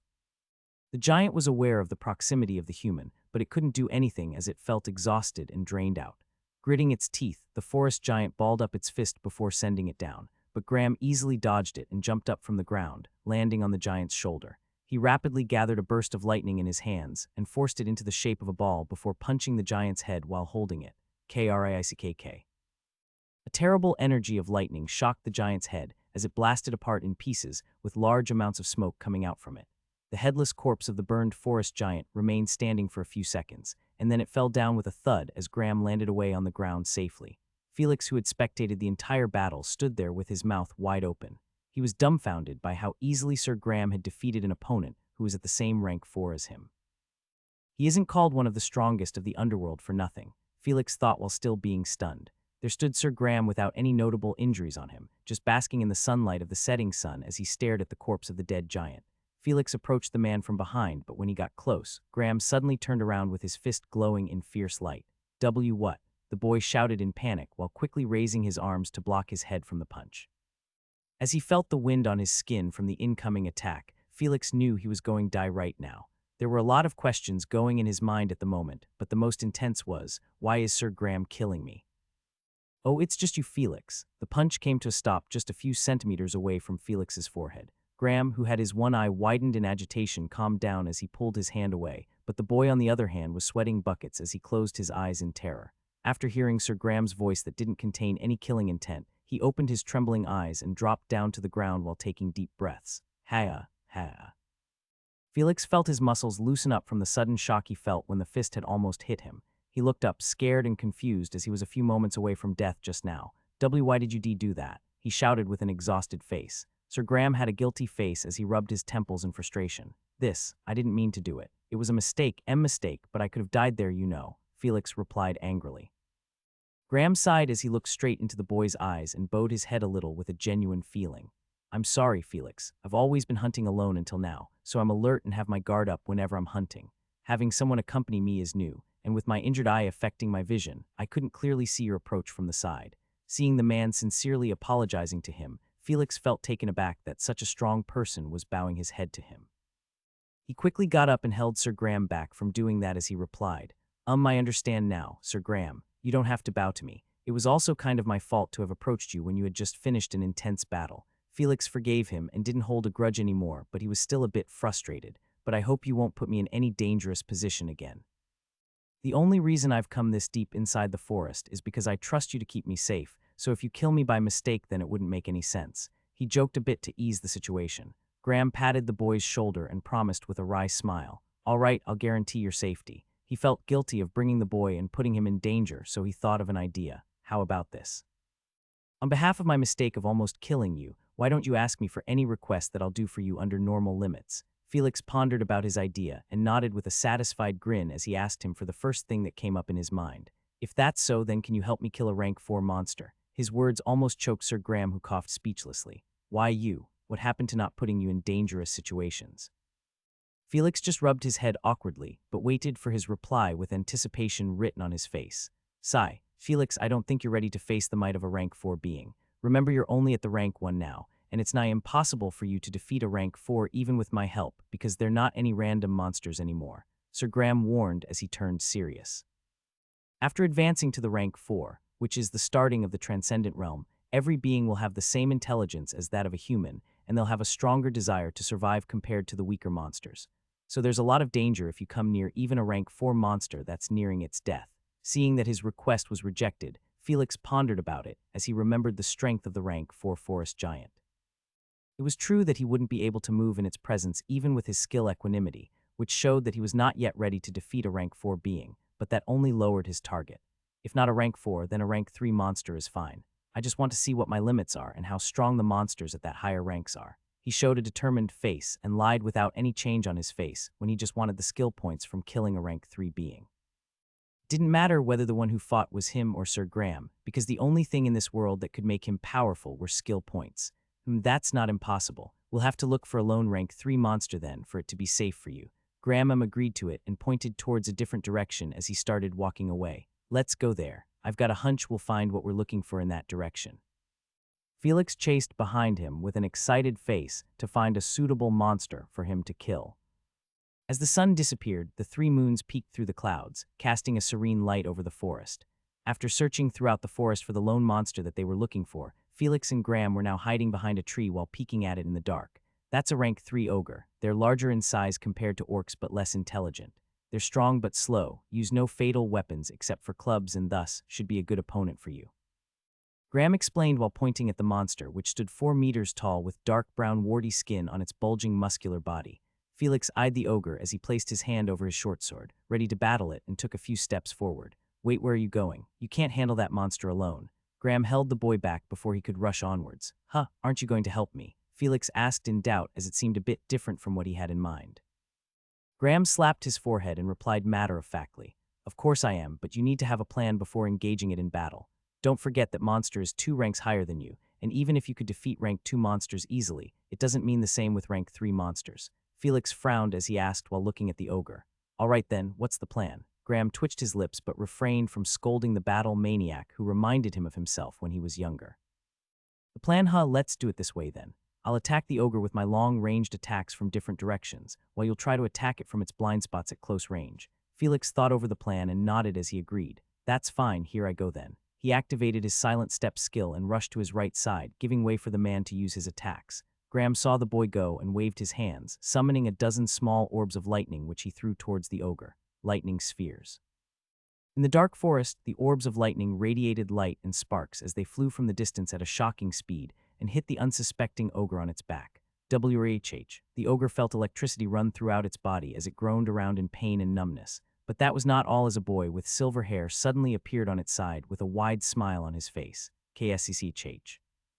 Felix slashed his short sword at the ogre's torso, inflicting a wound that didn't stab deeper because of its hard skin. Shit, my sword is not strong enough to cut into it. He quickly used an agility burst and retreated backwards, dodging an incoming attack from the angry ogre. Boom! The earth caved in where the ogre hit it with its club, sending rocks and sand which blasted over and grazed Felix, who was just a few meters away. Ugh. He blocked his head from the debris, but he got a few scratches on his body as his robe got torn here and there. Felix, duck! Graham shouted from behind as he sent another of his attacks. Where? Muttered Felix in confusion before he felt a bright light coming from the corner of his eyes. He quickly bent down on the ground as a spear of lightning whizzed past his hair, buzzing off his ears and pierced into the ogre's chest. Holy SHT. The ogre took a few steps back as it grunted in pain, a small hole visible on its chest with blood leaking down onto the ground. Chance. Felix had his eyes lit up as he used one of his skills to attack the ogre. Earth spikes. The injured ogre stood still to recover from the wound when the earth around it fluctuated as a few sharp spikes sprang up and struck its lower body. The ogre's eyes turned red in craziness as it swung its club and destroyed all the earth spikes as blood spurted out from all of its wounds. It stared at the small human who had attacked it in wrath and jumped ahead while raising its club to crush its enemy. WHH. Felix watched the ogre arrive before him as his legs slowly sunk into the ground to hide from it, but his skill seemed to work a bit slow. Dust blast. He used another skill and sent a mini storm of debris towards the ogre. Sadly, it didn't have any effect on the frenzied monster, who ignored the small rocks attacking it and brought down the club on Felix. Just when the heavy club was about to make contact with Boy's head, a voice shouted from afar, "Lightning spheres." In a flash, small orbs of electricity traveled at the speed of sound and attacked the front of the ogre, who had its guard down against any attacks. Felix, who was half sunken into the ground, decided to not waste the opportunity as he quickly glided over from between the ogre's legs. He reached behind the ogre and jumped meters above before grabbing his short sword with both of his hands and stabbing into the ogre's large neck. Krikkk. The ogre felt a sharp pain as a weapon pierced its spinal cord, and it moved its arm to grab the hateful boy. Corrosion. But it suddenly stopped moving as a terrible, baleful energy spread through its body starting from its neck. Krwhh. The ogre found it hard to breathe as the cursed energy was concentrated near its head, harming its insides while it could only twitch in pain. Felix swayed on the ogre's back as it danced in terrible pain and waved its arms around to hit him. He tightened his hold on his short sword and raised his legs towards the ogre's neck before sitting on its broad shoulders. Tightly locking his legs on its neck, Felix increased the intensity of his corrosion skill as he felt a terrible headache suddenly hitting him. Og, Graham was dumbfounded as he stared in shock at the spectacle. It reminded him of the first battle he had witnessed of the boy with the drugged goon of the Dark Guilds. This kid sure is clingy to his enemy. After a few seconds of struggle with the crazy ogre, Felix felt tired as all of the energy from his body got sucked away. But he didn't stop even when blood seeped from the corner of his mouth. Gyhhh. Finally, the ogre seemed to have given up as it gave a loud groan with a twisted face before it fell down on its knees. The light in the ogre's eyes vanished as its body collapsed down onto the ground along with the exhausted Felix. You have killed a being higher than your own rank. You have gained 1,000 skill points.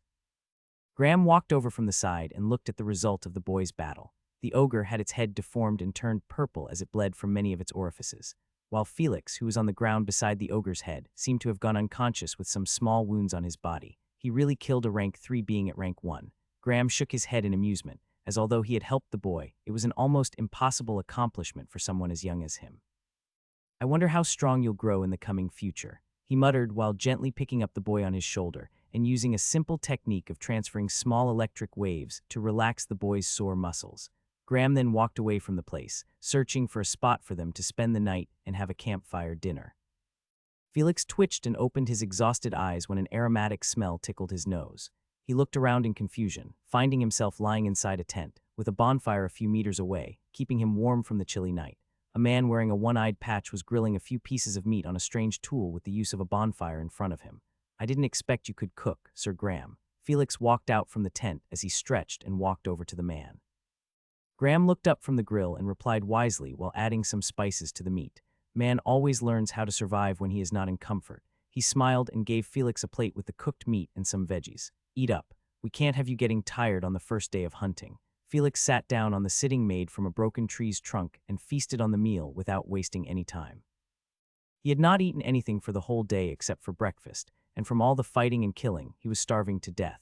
The meal didn't satisfy his stomach, so he asked for more, to which Graham happily gave him more meat and vegetables as if he had an unlimited supply. After what seemed like more than 10 servings, he stopped and patted his full stomach in bliss. Fighting and eating are the only things that can never bore people like us, huh?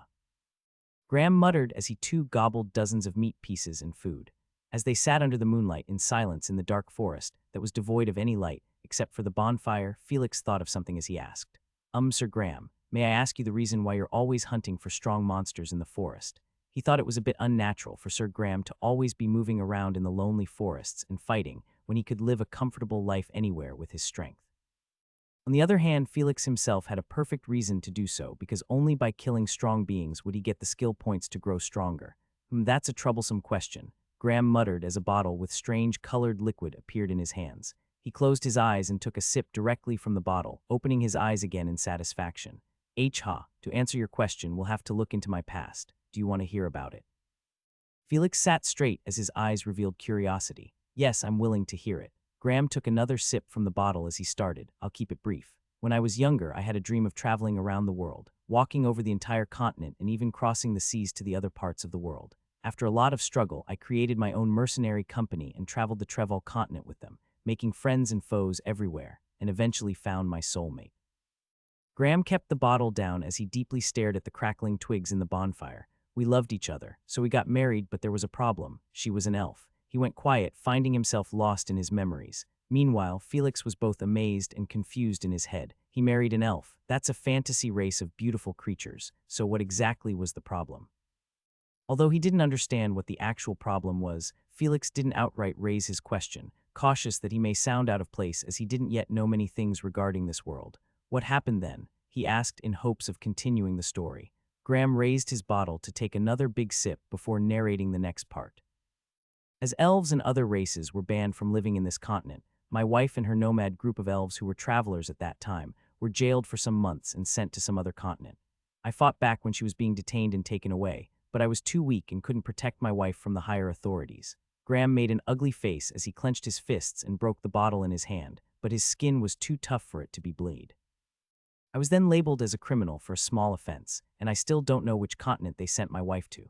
From then onwards, the only thing in my mind is to grow stronger and stronger, until I've reached the point when I can take revenge on those bastards. Felix now understood the reality of the situation as to where the problem lay. He didn't know that this continent banned people of other races, so now he came to know why he hadn't met one yet. Did you never go to find your wife? Even though you didn't know where she was, Felix asked weirdly as Sir Graham didn't seem like a person who would give up on someone he liked. At his question, Graham had a sad smile as he forced his reply. That, I couldn't, but why? Felix didn't like the answer. Graham looked at Felix in the eyes as he responded with a lost expression, because her last words to me were, forget about me and live your life. He turned his head to the dark sky littered with stars and sighed. See. Women are strange, right? I was sure that she loved me, but I wonder why she said that. Felix, on his opposite side, made a thoughtful expression, trying to understand why she would say something like that. But his interaction with women was almost nil, so there was no hope for him to find an answer. Silence took over the place as both men sat under the moonlight, trying to comprehend the mysteries of the opposite gender. After some time, Graham waved his hand and vanished all the cooking tools and spices around him as he stood up. Why don't we go to sleep? There's a lot of work we gotta do tomorrow. Felix too stood up as he patted the dust off his butt and walked towards his tent while waving. All right, good night then, Sir Graham. I'll be needing your help for hunting more monsters tomorrow. Graham shook his head with a smile, enjoying the company of another person in his little adventure. Whatever your reasons may be, I'll help you when it comes to hunting. He decreased the light of the bonfire and walked toward another tent he had erected. Both of them then fell asleep, with their stomach full and their minds still wondering.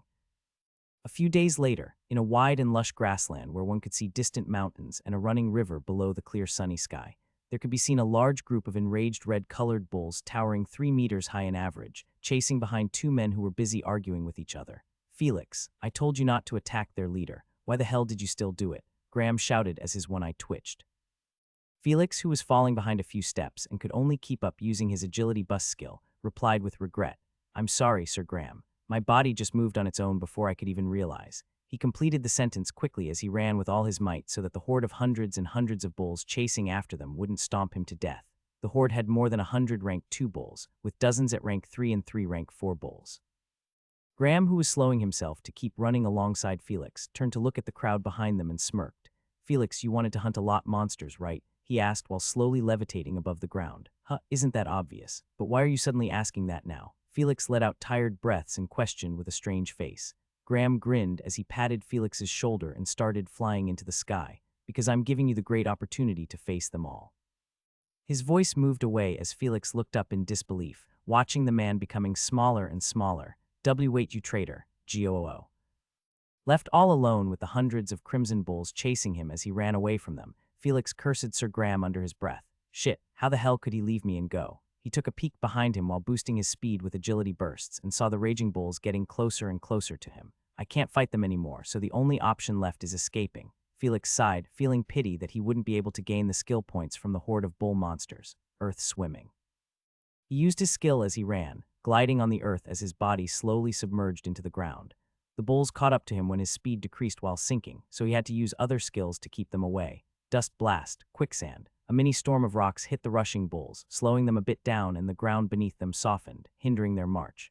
Felix used the chance and completely sunk into the earth, his disappearance confusing the bulls who gathered around to search for him.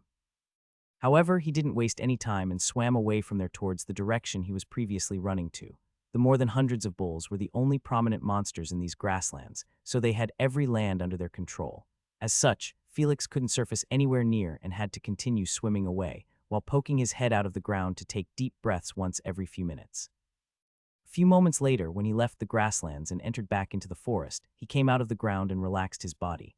"Oh, you're back. That was pretty quick. I knew my lessons would raise your hopes in surviving in the wilderness." Sir Graham jumped down from a tree and nodded with a satisfied face. Felix twitched his lips and spat on the ground, pointing his finger at the man angrily. "Your lessons. You just left me there to die, you traitor. No wonder your wife left you." Graham grunted and took a step back in pain as he was hurt by what the boy said. "Ugh, Felix, you misunderstood my intentions. I was just helping you gain an important skill necessary for survival." "Huh, what kind of important skill are you talking about?" Felix asked in doubt. Graham coughed and put his hands behind his back, acting like a wise sage. "I'm talking about the art of running away." Felix widened his eyes in absurdity and gave up hoping to learn anything useful from this strong yet weird man. The two men then walked away, bickering amongst themselves while planning to return to Edenmont City. A few hours later, the duo reached the gates of Edenmont City as Graham carried the boy by his collar and landed on the ground a few meters away. "I had a great haul from this adventure," Felix thought happily as he walked towards the gate. In the 5 days he had explored the forest with Sir Graham, he had killed a total of 28 rank 2 monsters, in addition to the rank 3 ogre. He had asked the man to help him defeat a few more rank 3 beings, but the man didn't comply, saying more help would not make him stronger and instead make him more arrogant. There was nothing he could do after that, so his targets were only rank 2 monsters while exchanging some moves with a few rank 3 beings before running away in defeat. "System, how many skill points do I have now?" Felix asked as he entered the gates alongside Sir Graham. "Ding, skill points, 4430. A wide smile emerged on his face when he saw the huge number of skill points in his possession. "With this, I'll be finally able to create some good skills that I've been hoping for." As his mood turned joyous, the man next to him noticed and asked curiously, "What got you so happy?" Felix turned to the man next to him, knowing he was the reason he could obtain so many skill points this easily without putting himself in any danger.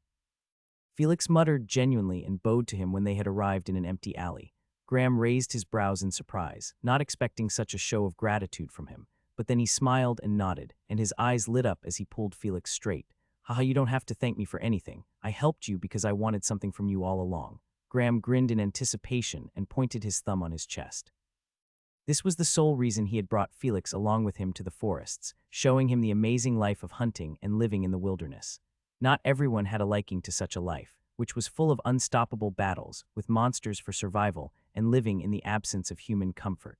That was why he was interested in recruiting the boy who shared similar hobbies as him to his faction in the underworld. Felix widened his eyes in shock when he heard the man's proposal, but then shook his head after a moment of consideration. "I'm sorry, Sir Graham. I think you have a misunderstanding regarding my affiliation with Mr. Dealer. We're not in a boss and subordinate relationship. Instead, we had a deal in which I had to work for him as his employed fighter for a few days." Graham tilted his head as he spoke and grew excited. "I knew that guy was a liar, but I didn't expect him to fool me too." "Wait, doesn't that mean you can join my faction without any issues then?" Felix rubbed his head in confusion and replied unsurely. I've never thought about joining any faction in the underworld before, so this is a bit sudden. Also, with the guild wars coming up within 2 days, I don't think I'm ready for something else." Graham folded his hands and thought for some time before responding with a sigh. "Fine then, I won't force you right now. You can think about it after the guild wars. My place is always open for you if you decide to come." Grinning at the boy, he looked around and asked, "I guess it's time I return to the underworld. There's some work due to." "What about you?" Felix glanced at the short sword at his waist deeply and pondered before asking the man, "Sir Graham, is there a nice place I can buy a better sword than this one?" The man looked between the sword and the boy and replied after pondering, "I know of a reputable shop for that. But I think you've grown fond of that short sword, so why not take it to a blacksmith and upgrade it into a higher grade weapon?"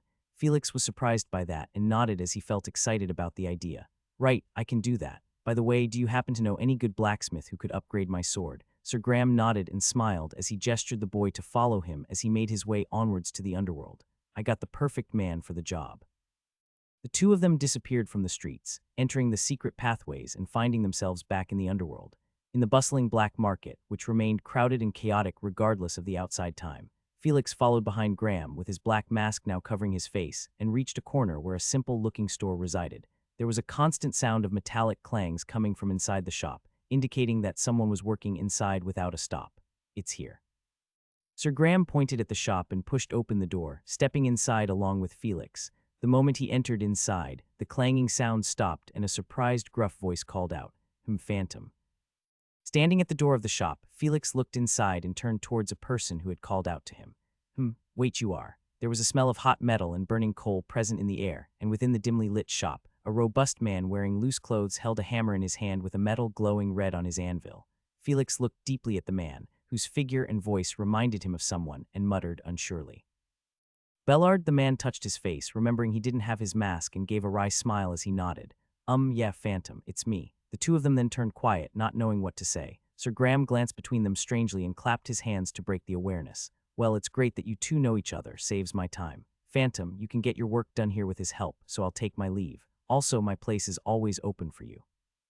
He grinned and left the shop, not interfering between the two of them. The men then looked at each other before Felix inquired, I didn't expect you to be a blacksmith, Bellard. Is this your shop? Bellard waved his hand in denial and replied quickly, No, I'm just a blacksmith apprentice here. The owner is inside. Do you want me to call him for you? Yeah, I'll appreciate that. Felix nodded. Bellard kept his hammer aside and entered a different room, leaving Felix alone as he glanced around at the shop. From the entrance where he stood, there were swords and various kinds of weapons placed on all four sides of the shop. On the left corner, there was a counter, and on the right corner, there were a few anvils where Bellard was previously working on some metal. A few seconds later, Bellard walked out with a stout man with bulging muscles following behind. Sir, this is Phantom. And Phantom, this is my master, Sir Regan. The man showed no expression and walked behind the counter before taking his seat as he gestured with his hand. Well, Phantom is it? What can I do for you? He asked professionally, with a kind of attitude that didn't suit someone from the black market. Felix acted calmly and placed his short sword on the counter, telling his request. Is it possible for you to upgrade my short sword to a higher grade? Its power is too weak in my recent battles, and I don't want to buy a new weapon. Regan held the short sword and inspected it with his deep eyes before nodding as he replied. This is a high uncommon weapon. I can work on this one, but the highest grade I can upgrade it to is low rare grade weapon.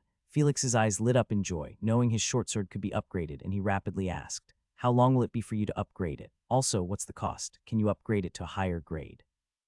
Like epic grade, Felix had seen an epic grade weapon before, which were the gloves Sir Graham had used while fighting rank 4 monsters. Regan blinked at the boy's questions and answered calmly without any change in his professional attitude as he placed the sword back on the counter. The time can vary depending on the price paid, but the average time will be 4 days, and the cost for upgrading this short sword will be 80,000 tall. As for upgrading it to a higher grade, it'll require extraordinary materials, which I currently do not have and are very difficult to find. Felix contemplated what the man said and shook his head as he requested again. Low rare grade is fine for now, but I can't wait for 4 more days. Can I get it done by tomorrow? Regan held his chin and thought for some time before nodding as he stated. That's possible, but as I have many customers who want me to quickly work on their weapons, the cost of delivering your weapon tomorrow can reach 140,000. Is that okay with you? Felix hissed at the rise of the price, but there was no way he could wait for 4 days as the guild wars were only 2 days later. What should I do? While thinking about his options, he remembered the exclusive card given by Mr. Dealer and took it out in hopes. How about now? He placed the card on the counter. The man widened his eyes in surprise and nodded in understanding as he glanced at his apprentice on the side. With the exclusive card of the underworld, you can get a 40% discount, so the new price will be 84,000 for delivering your upgraded short sword tomorrow. Is that fine? Felix nodded and smiled, pushing forward his weapon towards the man. Please take care of my short sword then. Regan nodded and took the weapon, handing it to Bellard as he took out a note. Well then, what kind of upgrade would you like to have in your weapon? He asked politely. Felix had his eyes lit up as he didn't think he could even request such things. Then, without wasting any time, he started mentioning his requests and thoughts on the way he wanted his weapon to be upgraded. Some time later, Felix walked out of the shop with a happy smile, with Bellard a step away as they conversed. That Regan person is your master. He seems like a professional unlike any other shopkeepers around here. Yes, he is a professional. I've learned a lot from him, Bellard replied with respect for his master. They stopped outside the door with Bellard still in his reserved attitude that Felix thought was from the influence of his master. I've got some work to do now, so I'll be leaving. Take care, Bellard. He waved and left. Bellard waved back and returned to the shop, his mood turning complicated as he knew he was going to face some trouble. Felix arrived back at the Twilight Chaos building after some time. He entered inside and saw Miss Elsa tending to her work at the reception desk and wondered what to tell her about his disappearance for a few days. As he walked past her desk, hoping to go unnoticed, she suddenly jumped up from her seat and grabbed his shoulder in a flash. Don't you have something to say to me? She asked while staring at him with a gentle smile. Felix started sweating from the look in her eyes and quickly blurted out the reason he had cooked up. I was busy with shopping, yeah. I wanted to buy a new weapon and, also new clothes. Elsa shook her head and gave a slight twist to Felix's ear, scoffing at him. You're still lying to me. I already knew that you were out hunting monsters, but what I'm asking is something else. Her eyes sparkled as she patted him and smiled seductively. You didn't tell me you had advanced to the first rank.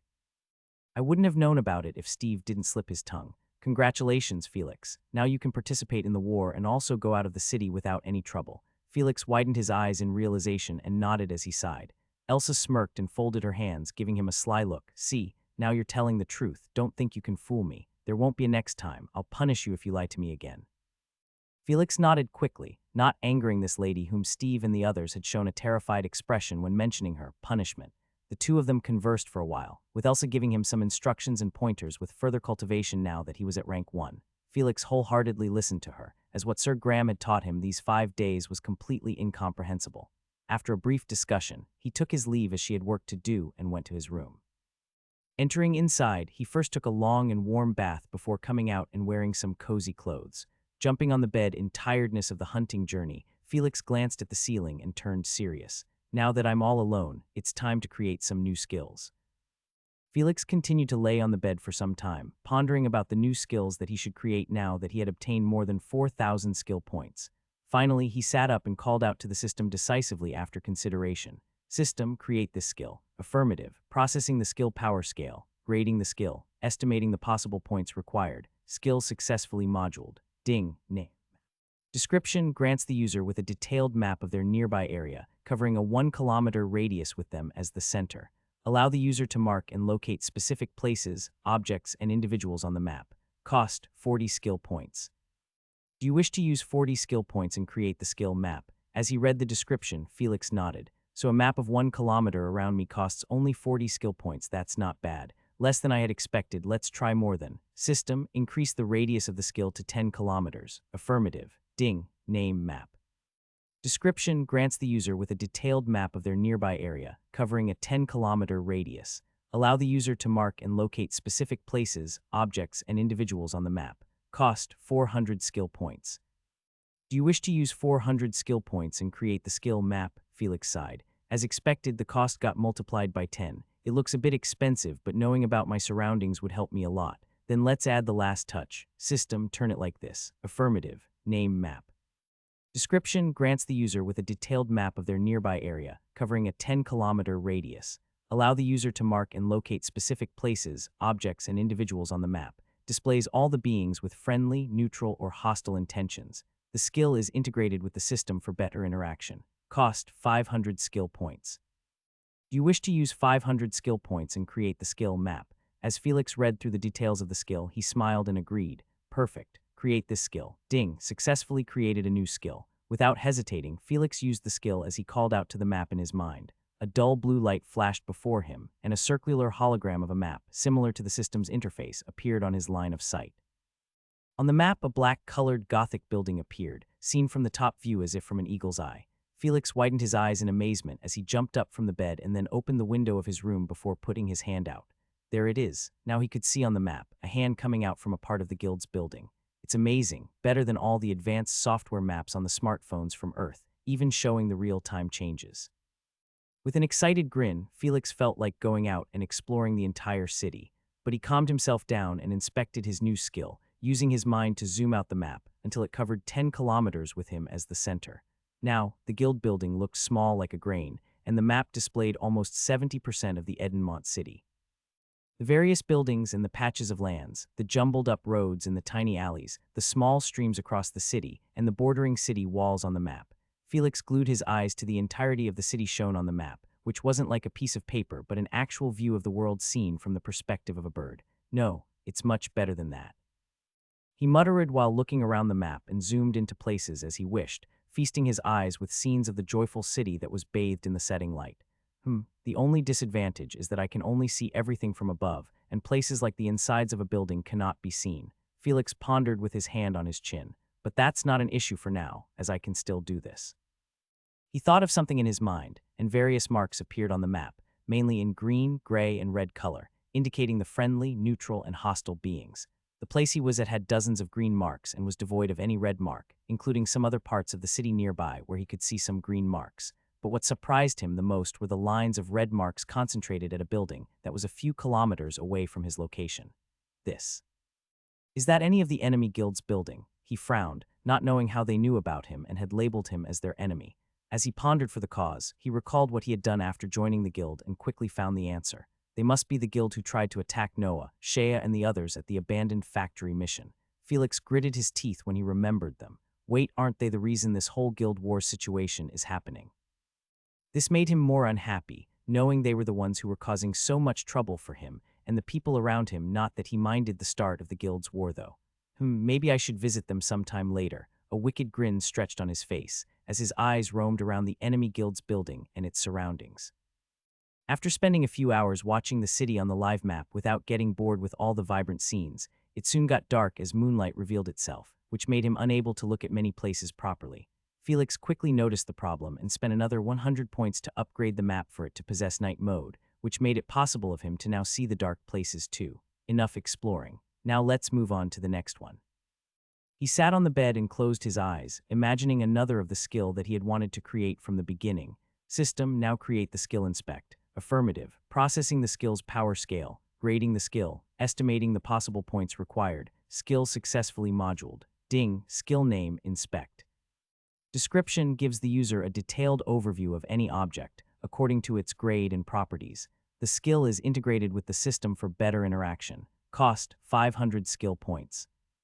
You wish to use 500 skill points and create the skill. Inspect. Yes, ding, successfully created a new skill. I've finally gotten this basic Isekai skill. Felix muttered and turned his head to the table where a book was kept. Let's try this. He eyed the book from afar and thought of using the new skill. Inspect. A systems window suddenly appeared in front of Felix, displaying the details of the book. Name, Black Horizon Sword Arts. Incomplete. Grade, Peak Uncommon. Description, a sword arts which aims to kill the enemy at any costs, regardless of the effects it may have on its user. It was created by Devon Frex, the leader of the rebellion army from the Maldas Empire, during the era of chaotic gods. Available techniques, singular slash, striking blades, and assault impact. The boy who had used his new skill for testing purpose widened his eyes in shock. After reading the details of the sword arts manual book, Felix stood stunned as he muttered in amazement. Damn, that caught me by surprise. Who would have thought that a random sword arts I was given had such an amazing background? Sucked into his own thoughts, Felix pondered about the possible history of the sword arts he was practicing. Devon Frex, from the Maldas Empire, and what does it mean by the era of chaotic gods? Holding the sword arts manual in wonder, Felix shook his head and kept it back on the table. Though I'm curious about the book's history, it isn't the time to be thinking about this. He went back to lying on the bed and narrowed his eyes as he became serious. The remaining skill points should be exactly 3330 now, which I should use to create new combat skills. As he pondered in his mind, Felix closed his eyes and recalled all the moments of battles from the few days of hunting with Sir Graham. There were lots of skill ideas going around in his mind during the hunting days, but he couldn't decide on a particular skill as he was afraid it would be a waste of skill points if he created something useless. The kind of skill that I need right now is something which can help me during the guild wars, but I don't know the rules and the way this war is going to happen. While his mind continued thinking of the possible skills to aid him and make him stronger, he heard the door knock. Knock, knock. Felix opened the door. Steve's voice sounded from outside. Oh, I forgot about him. Felix got up from bed and opened the door, coming face to face with Steve, who had an inquisitive expression on his face. Where have you gone these days? That guy named Falcon said you were going to the forest. Was that true? Felix nodded at the boy and replied.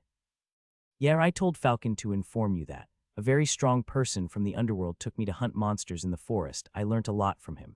Steve widened his eyes in amazement and smiled enviously. Ah, that's amazing. I wish I could hunt some monsters too. Felix chuckled at the boy's words, who was similarly a battle maniac like him, but then his stomach grumbled. How about we talk over dinner? Felix asked in hunger. Exactly my thoughts. Steve grinned and both of them walked towards the dining hall after Felix locked his room. When Felix and Steve entered the dining hall, they felt a change in the atmosphere than usual. The dining hall was filled to the brim with guild members, who had gathered from all the branches and returned from their missions for the sake of the guild war. Felix and Steve grabbed their meals and sat at a table under the heavy aura that was of a battlefield where fights would suddenly break out. But the strict rules of the Twilight Chaos Guild and their punishments deterred any problems from taking place, reducing the dining hall to an adrenaline and bloodlust-filled domain. Unfortunately or fortunately, this didn't stop Steve from chattering as usual and keeping Felix entertained throughout the dinner. Sometime later, Rovan and Eric too joined them at the table. The two of them seemed to have grown a bit stronger than before, which they revealed as advancing a subrank. They then spent the time discussing the upcoming guild war, but it seemed that nobody knew anything about the way it was going to happen. From what they knew from the last guild war in Edenmont City, which was dozens of years ago, they heard that the Duke of the city would be the one to oversee and supervise the guild wars between the guilds for fairness. So the rules and way the war was going to take place depended on his decision, which he would announce on the first day of the guild wars. After finishing their meals, the four of them bid each other good night and returned to their rooms. Felix used the washroom and changed his clothes into something comfortable before jumping onto the bed. Sigh, in the end, I couldn't figure out what skill to create. He muttered under his breath and stared at the ceiling. Tomorrow, I should receive my sword from that blacksmith. Maybe that time I should also use the forbidden library of the underworld to broaden my knowledge. Unfortunately, Felix wasn't a nerd, or else he would have first found a library after coming to this world and absorbed all the information until he behaved like a normal person in this world. Let's rest for now. I didn't get any good sleep these 5 days in the forest. He closed his eyes, relaxing his body comfortably into the soft mattress of the bed, devoid of the hardness and strange feeling of sleeping inside a thin tent. Felix took low breaths, his mind turning into nothingness as slumber overcame him.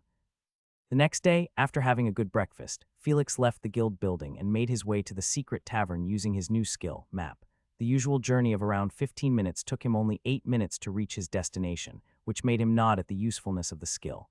It'll save a lot of my time, especially in emergency and dangerous situations. Arriving at the tavern after secretly wearing his mask, he walked through all the way into the underworld from there and entered the black market. The place was bustling as usual, but there was another interesting rumor spreading around of the start of the guild wars that were taking place tomorrow. Haha, like I said, it doesn't matter to me what happens in the outside world. I don't even care about the guilds, as long as they don't give me any trouble.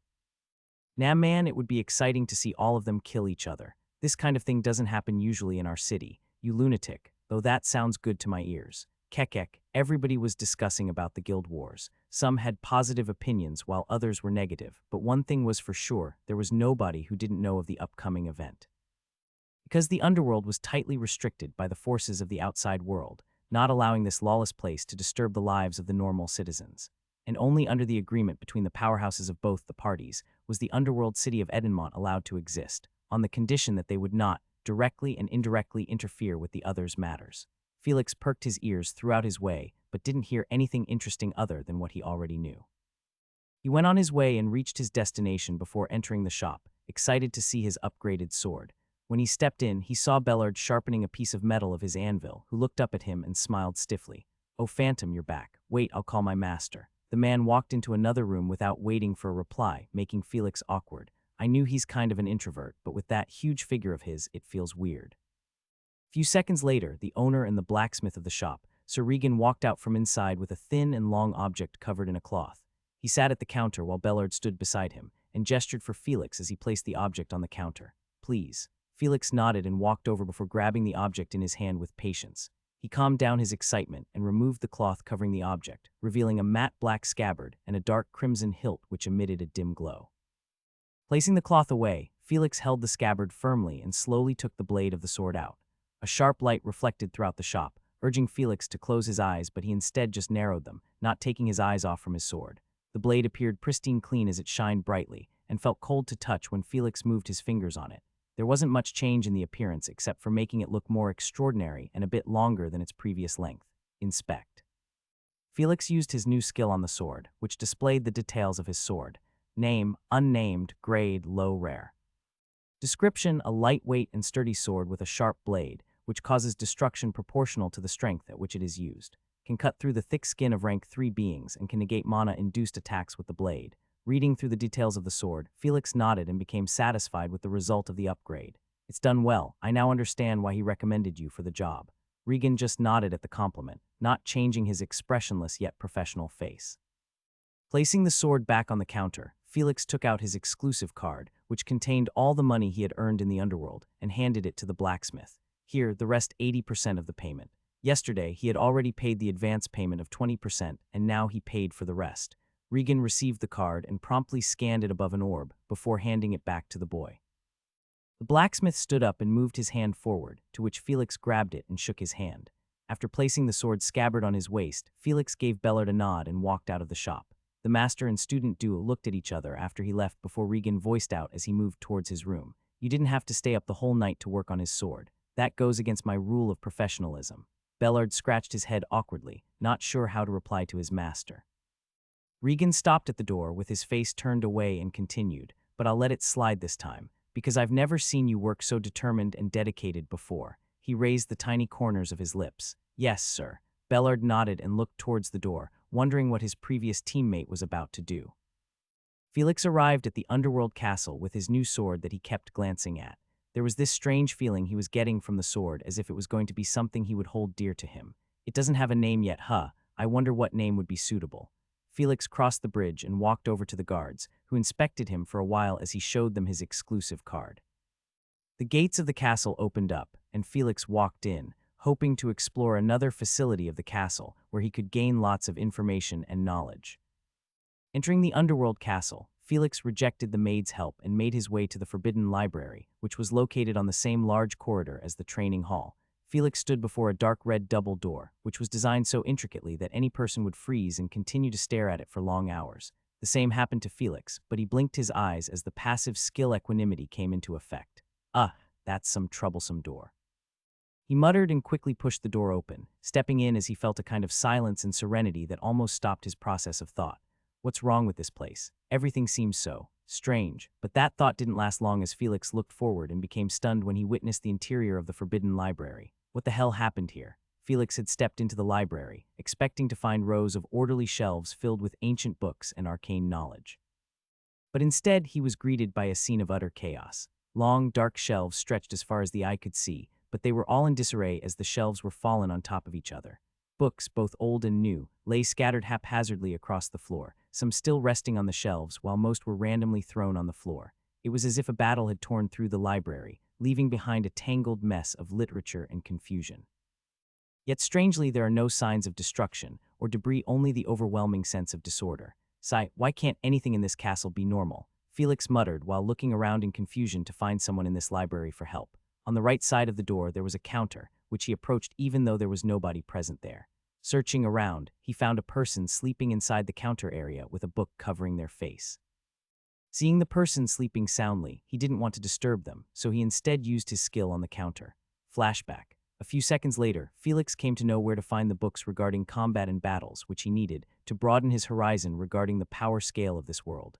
Turning around, he faced the chaotic library and wondered where to find the combat section he had heard of.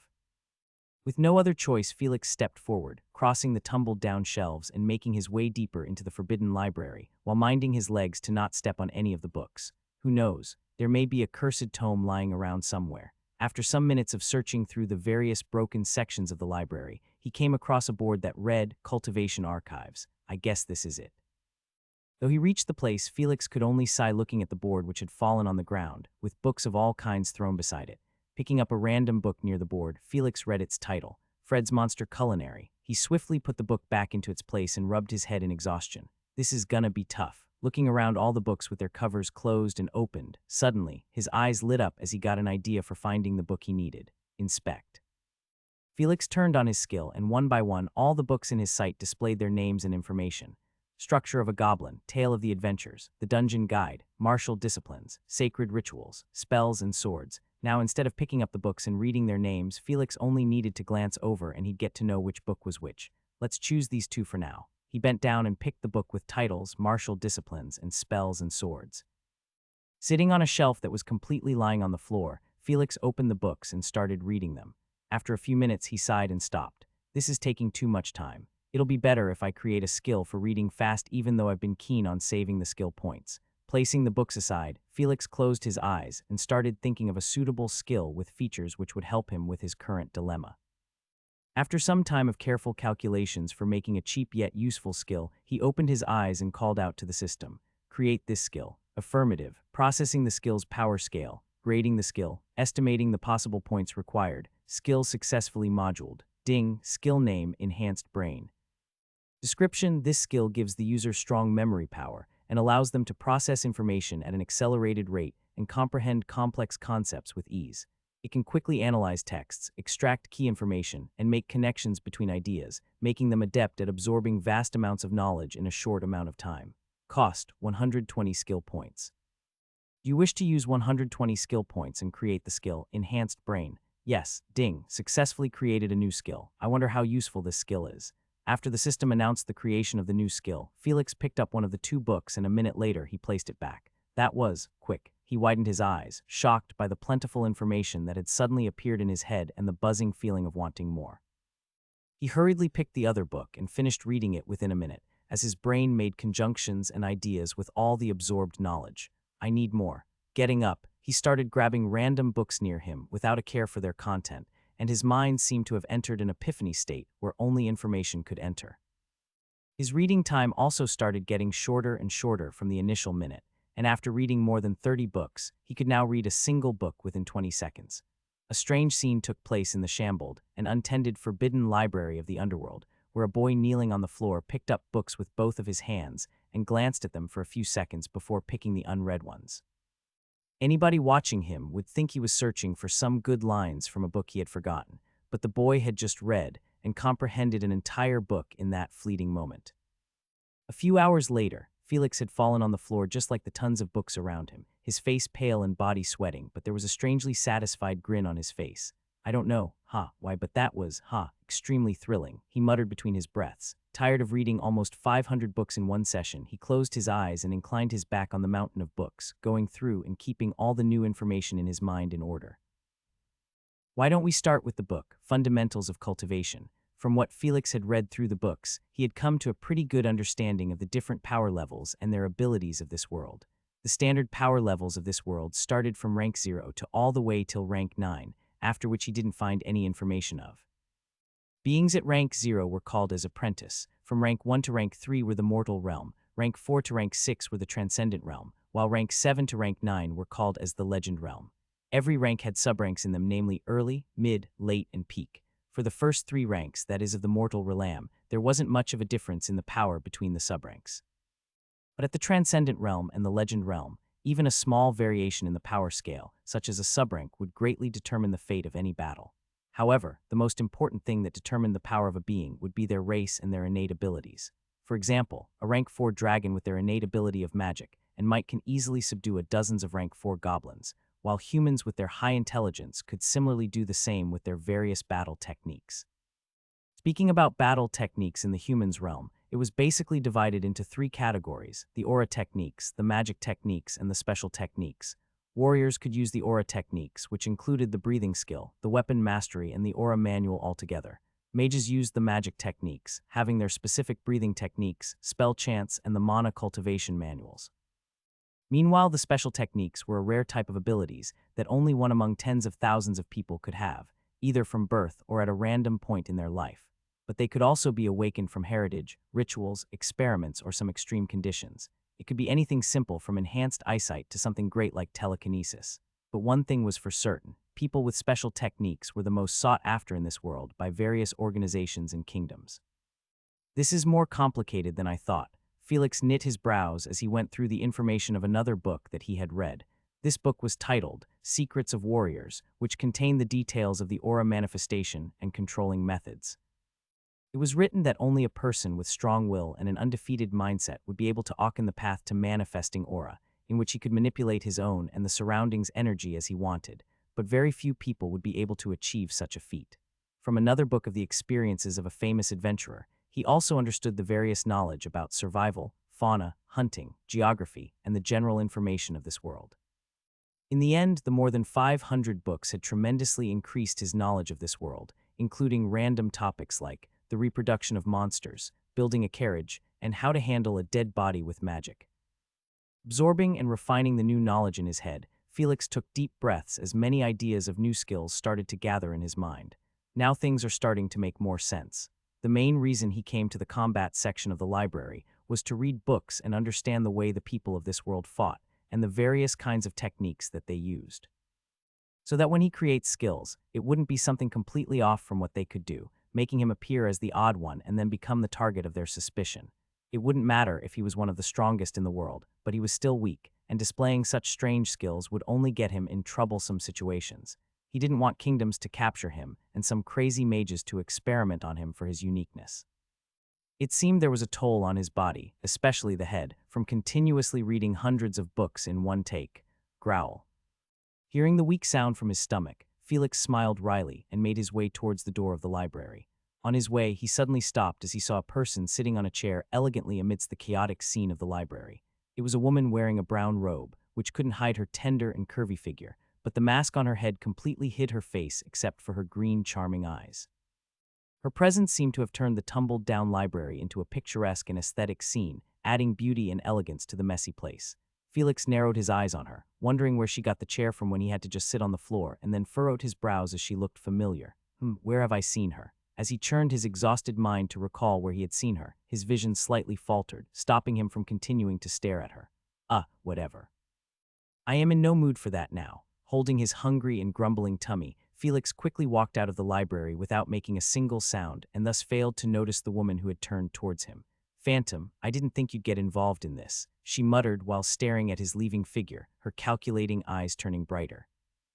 After coming out from the forbidden library, Felix headed directly to the Nether Cuisine, a facility created specifically to satisfy the appetite of the elites in the underworld. I just hope this place isn't dysfunctional or chaotic like the other two. Standing before a door present within a tunnel inside the corridor, he wished himself safety and protection from whatever was inside and pushed open the door to enter it. A dim golden light shined on his face the moment he stepped inside, and his eyes widened in surprise, not at something that completely blew his mind, but at the simple yet classy design of the restaurant. This is still against normalcy, but it isn't unlikable. The entire place seemed to have been carved out within the ground. The walls, the floors, and the ceilings were literally made up of earth, or in simple terms, this place was a cave. There were various tunnels Felix could see at the entrance, with boards above them mentioning different types of cuisines, like vegetables, meat, monsters, seafood, and others. There was even a tunnel labeled potion, which Felix didn't want to have on his empty stomach. Beside the entrance, there were a few desks for asking directions and help, but Felix didn't waste time there and deftly walked towards where his heart desired, the meat section. Dragging his legs into the tunnel, Felix arrived at a hollow place that had plenty of empty tables and chairs, with only a few people dining. His hunger had reached its peak, so he quickly grabbed a seat and gestured at a waiter nearby. Please bring me something to eat that'll arrive in the shortest time possible. Also, don't be stingy with the quantity and send more. The waiter who heard the strange order nodded hurriedly and ran away from the hungry stare the customer was giving. A few seconds later, the same waiter pushed a cart and arrived beside Felix, giving him plates and plates of food full of meats. Felix didn't care what was present before him and dived into the plates, his hands grabbing whatever he could find on the table before throwing it into his mouth. The waiter and the other customers glanced at him speechlessly, wondering what kind of heavy work he had done before coming here. 20 minutes later, Felix finished eating until his tummy got filled and paid the waiter with his exclusive card. Waking out of the Nether Cuisine, he decided to visit another important facility of the Underworld Castle and moved towards its direction. Seconds later, he arrived at some stairs leading below the floor and went downstairs. A long corridor appeared before him, with doors on either side and boards above them displaying the names of the places. But there was a main board hanging from the ceiling of the corridor, and written on it were the words Treasure Plaza. I heard this place sells the most valuable of treasures like battle techniques, weapons, and artifacts. The last time he had come to the Underworld Castle, the maid had guided him and Falcon through all the available facilities for them, though briefly. This Treasure Plaza was one of the many facilities that intrigued him the most, when he heard that he could find the most secret and illegal things there. Just the thought of these taboo and unprohibited things that may harm its users in many ways made him feel curious. Also, with his cheat of creating any skill, he could find some useful treasures for himself and negate any drawbacks like curses or restrictions it may have on it. Let's see. Felix stood puzzled in the corridor, reading the words written above the many doors. There were dozens of doors in the long corridor, each one opening to a shop belonging to an elite underworld member or some professional illegal merchants. The names of these shops were all bizarre, like Thornton's Basement, the Illegal Corner, Rogue's Finds, and the Smuggling Merchant. Pondering to himself, Felix walked around and chose a shop at random to enter. Anyways, with my inspect skill, there's no way I'm getting scammed. He smirked, pushing the door open. He stepped into a shop named An Outlaw's Shack and took in the scene that caught him off guard even when he was prepared for something strange. But it would be better to say that he didn't actually take in any sight, because he couldn't, as a thick layer of smoke covered every inch of the shop. Just when he was about to take a step back to exit the shop, a murmuring voice trickled his ears. Welcome, dear customer, how may I help you? Felix quickly turned his head in the direction of the voice and held his breath when an ugly face was a few inches away from his face. His thoughts got jumbled up for a second before he hurriedly stepped away and took a battle stance, unsheathing his sword with unstable breathing. Gosh, that scared me. The ugly face, which was the only part of the person that could be seen in the gaseous room, stared at him blankly and muttered in a low voice. "Dear customer, is there anything you would like to buy from my shop?" Felix glanced at the face cautiously and looked around in confusion. "I can't even see what you're selling, so how am I supposed to buy anything from your shop?" The ugly face sighed, then closed his eyes as he muttered a chant of a spell. Swoosh. A whirlwind was conjured in the middle of the shop, sucking away all the gas present inside and turning it into a small orb of solid white crystal. How did he do that? Felix widened his eyes in shock, now that he could see the interior of the shop, and turned to the hunchback man who had just done something magical. Was that a magic spell? But what attribute does that belong to? Wind. The ugly man shook his head and replied matter-of-factly, "A magic spell, no. That was just a basic technique of compression of an enchanter." Standing in the shop without even looking at the items present, Felix rubbed his chin as he came across a rather rare and new profession. An enchanter. That's interesting. Are you going to buy something or not?" The enchanter and the shopkeeper of the store, the outlaw's shack, asked tiredly. Felix came out of his thoughts from hearing a new profession and nodded at the man. "Yeah, let me just look around if I can find something interesting." The shopkeeper closed his eyes, sighed, nodded, and walked over to the counter before comfortably sitting there. Felix didn't mind the behavior of the man, as he knew the people of this place weren't your average civilians. He walked around the shop to look at the things kept within the various shelves and containers. Meanwhile, he also turned on his skill. Inspect. A bunch of holograms appeared in front of his eyes, filling up his entire vision, containing the information of all the things he used the skill on. Yerkin blade, Wyern's teeth, dusty robe, light orb, sneezy potion, magic stone. Felix glanced at the random objects all around him, reading their information and knowing their uses. They're not very useful to me. A brief glance at their descriptions made him feel that there weren't any items that would come to help him in the coming days. Yes, the items had gained his curiosity, but that wouldn't mean he'd be wasting his hard-earned money on something that would have no use in the next days in front of him. Shaking his head, Felix walked over to the shopkeeper, who was zoning out while holding a red and white colored book. Felix unintentionally read the title of the book the man was reading and showed an amused look. The Lady Charmer. Wait, is it what I think it is? Raising his brow, an interested gleam lit up in his eyes. Stretching his head over the counter, Felix peeked at the contents of the book, The Lady Charmer, which was held loosely by the shopkeeper. His eyes slowly widened in agitation when he read things of important knowledge that blew his mind. A few minutes later, he returned from his stretching position and clenched his fists, in hopes of resisting himself from turning the page of the book to the next. But seeing how the shopkeeper was clumsily holding the book while dozing off, Felix steeled his rapidly beating heart and sneakily moved his fingers to turn the page. It seemed that he had used a bit too force while touching the book, or that the man had held it very softly, but the book tragically slipped past the man's hands and slammed on the counter. Bam! A pair of exhausted and blank eyes opened up from its much-needed rest and stared right into the crimson eyes of a panic-riddled customer. This. I was looking for any nice items near the counter. Sorry for disturbing you. Then farewell." Turning around to run away from the awkward moment, Felix decided to abandon any of his plans of buying something from here and swiftly walked towards the door. The shopkeeper's eyes glowed eerily for a second as he swiftly jumped and blocked Felix's way. "Dear customer, now that you've seen something you shouldn't have, there's only one option left for you, and that's definitely not exiting this shop."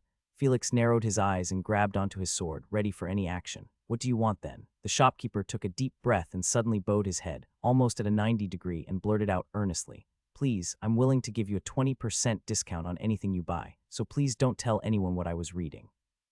A strange silence followed. Felix twitched his lips and let go of his sword, staring speechlessly at the man bowing towards him. "I thought he was going to start fighting. Well, I guess I got lucky getting a discount out of nowhere." Rubbing his chin, Felix nodded and agreed to the man's request. "All right, okay, I won't say a single word about what you were reading to anyone." He thought for a second and added with a gulp, "But you'll have to also give me a copy of that book." What Felix had read from just 2 pages of that book made him feel as if it was written by a magician who could steal the hearts of women with almost no effort. He wondered what else was there in the rest of the book for gaining such a reaction from the shopkeeper to keep it a secret. Hearing Felix's demand, the shopkeeper hesitated and gnawed on his lips, but after giving it a thought, he decided, "Sigh, that's fine. I can give you a copy, but you'll have to promise me never to reveal where you got the book from." Felix genuinely nodded and patted his chest, promising the shopkeeper, "Don't worry, I won't tell a soul about it." After that, the shopkeeper moved to the back of the counter and ransacked through his personal materials, coming back with a similar red and white covered book. Here, you can have this one. Don't go showing it around like how I did. I was just used to being alone in the shop, so I forgot there was a customer. Now please leave me alone. The shopkeeper warned and muttered with an exhausted face. He didn't like that he was giving away a masterpiece of a book, which had come from a far distance, and when he could only get 2 of them using all of his connections and treasures. Felix grabbed the book before placing it within his robe, and instead of exiting the shop, he asked curiously, "Hey, that place back there." He pointed at the door behind the counter and asked, "Do you have any items to sell in there?" The shopkeeper glanced back and rubbed his forehead before quickly shaking his head and refuting. "Don't even think about it. That's my personal collection. I'm not selling any of them." Felix pulled at his robe and showed him a glimpse of the book, smirking as he asked. Even now, the shopkeeper showed a gloomy face as he gnashed his teeth, but he calmed down and sighed. "Oh, one. You can buy only one from it. I think 3 is not bad." "No, only one." Felix quickly pulled his robe again. "Why you?" The shopkeeper held himself back from punching the troublesome customer, but he didn't have any fighting prowess except for some basic techniques. "T2 then, that's my last offer." Felix pondered and realized that maybe he didn't have much money to buy 3 items, so he shrugged and agreed to it. "2 it is then. Should I come over, or will you bring them here?" He asked impatiently. The shopkeeper glared at him hatefully and harumphed. "Just wait here, I'll bring them." As Felix glanced in anticipation, the man went in and returned back with a chest box, which he unlocked using an enchanter's magical technique.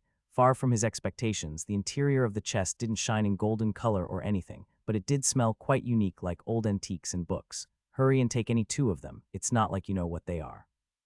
The shopkeeper snorted, as even he wasn't exactly sure about the things in his collection, except that everything in there was hard to come across. Felix raised his brows, looking at the stuff inside the chest, and smirked as he thought, "Oh, of course I know what they are. Inspect." Dozens of windows opened up and appeared in front of his vision, containing the information about the things in the chest that even its owner was unaware of. Doppelganger mask, blood amulet, fey contract, vesper poison, mist bomb, silent scroll, elemental talismans, ink of darkness. Amidst the information of the various treasures, Felix focused only on the ones that interested him and could be somewhat useful in the guild wars. The rest were also not bad, but he could only take 2, and he also didn't have much money, so he chose the best among them, which suited him the most. Name, blood amulet. Grade, low rare. Description, a necklace-shaped object crafted using the blood of a vampire and a healing orb. Abilities, grants its user slight resistance to negative attacks. Increases the capacity of the user's thought process when wounded. Name, elemental talismans. Grade, high rare. Description, a set of 5 magically inscribed talismans, one each from the attributes fire, water, earth, air, and thunder. Abilities can be attached to any weapon to gain a wisp of elemental power in its every attack. Only 1 talisman can be used per weapon. Conjures an elemental barrier when all talismans are used together. Felix grinned and grabbed the 2 items before placing them on the counter. "I'll be buying these 2. Can you tell me their price?" The shopkeeper didn't reply as he quickly locked back his chest and rushed inside another room to place it in a safe corner. Returning out, he stared blankly at Felix and blurted out, "Both of those items are my personal treasures, so with the discount of 20%, it'll cost you 85,000 tall." Felix took out his exclusive card and asked cunningly, "Do I get another discount with this card?" The shopkeeper looked at him with hatred and snapped tiredly, "Huh. You sure are taking advantage of me, but fortunately, the discount from the exclusive card doesn't work for these facilities as even I have it." He gave a smirk and flashed his own similar exclusive card in return. Felix shrugged and handed the card to him, as the man didn't know the true values of the treasures he was going to lose. HMPHH. Taking the card, the shopkeeper rapidly completed the payment procedure using an orb and handed the card back, hoping for this unwanted customer to leave his shop. After keeping the 2 treasures on him, Felix turned around to leave and walked towards the door. When he was just about to step out the door, he unconsciously turned on his inspect skill and froze at what he found. Cursed compass. What? A quick glance through the description of the item left him speechless, making him hurriedly turn around to ask the man, "Hey, I want to buy this too." The shopkeeper, who started smiling due to his departure, twitched all of a sudden at his question. Sure, just take it with you." Glancing at the small and broken compass, the shopkeeper agreed swiftly as he just wanted to be left alone. "How much does it cost?" Felix inquired, ready to spend all the money he had on him to buy it. The shopkeeper waved his hand impatiently, wanting the person to just buzz off and leave the shop as quickly as possible. "No, it's fine, you can just have it." Felix widened his eyes in shock while pausing his hand which held his card and turned to the compass to once again look at its description. Really, I can just take it?" he asked unbelievably. Yes, go on." The shopkeeper didn't give it a single thought and smiled stiffly, nodding his head like a woodpecker. Felix looked at the man with such feelings that the shopkeeper glanced away in anger, not wanting to get tricked again by this customer. Grabbing the compass placed near the door, Felix waved his hand to bid the shopkeeper farewell, his mood becoming joyful. After Felix stepped out of the door with a spring in his steps, the shopkeeper ran and hurriedly closed the door of the shop. Finally, I can have some peace. Walking back to the counter, he picked up his book, The Lady Charmer, and earnestly started reading it for the umpteenth time. Exiting the outlaw's shack shop, Felix walked out through the corridor as he made his way to the main hall of the underworld castle. Meanwhile, he held the black-colored compass with mysterious symbols he got for free and grinned while looking at its description. Name, Cursed Compass. Grade, Low Epics. Description, a mystical compass created by the dark mages of the Forgotten Empire. It absorbs the residual soul of any recently deceased being and indicates the direction to their most treasured possession. Current souls, 0-10. He needed only one glance through the description for him to know that this thing was something many would fight over. In fact, he thought the grade low epic was actually not giving any justice to its ability. The Dark Mages of the Forgotten Empire. I seem to have read something about this Forgotten Empire in the library before. Felix knit his brows as he remembered a book explaining about the brief history of some parts of this world.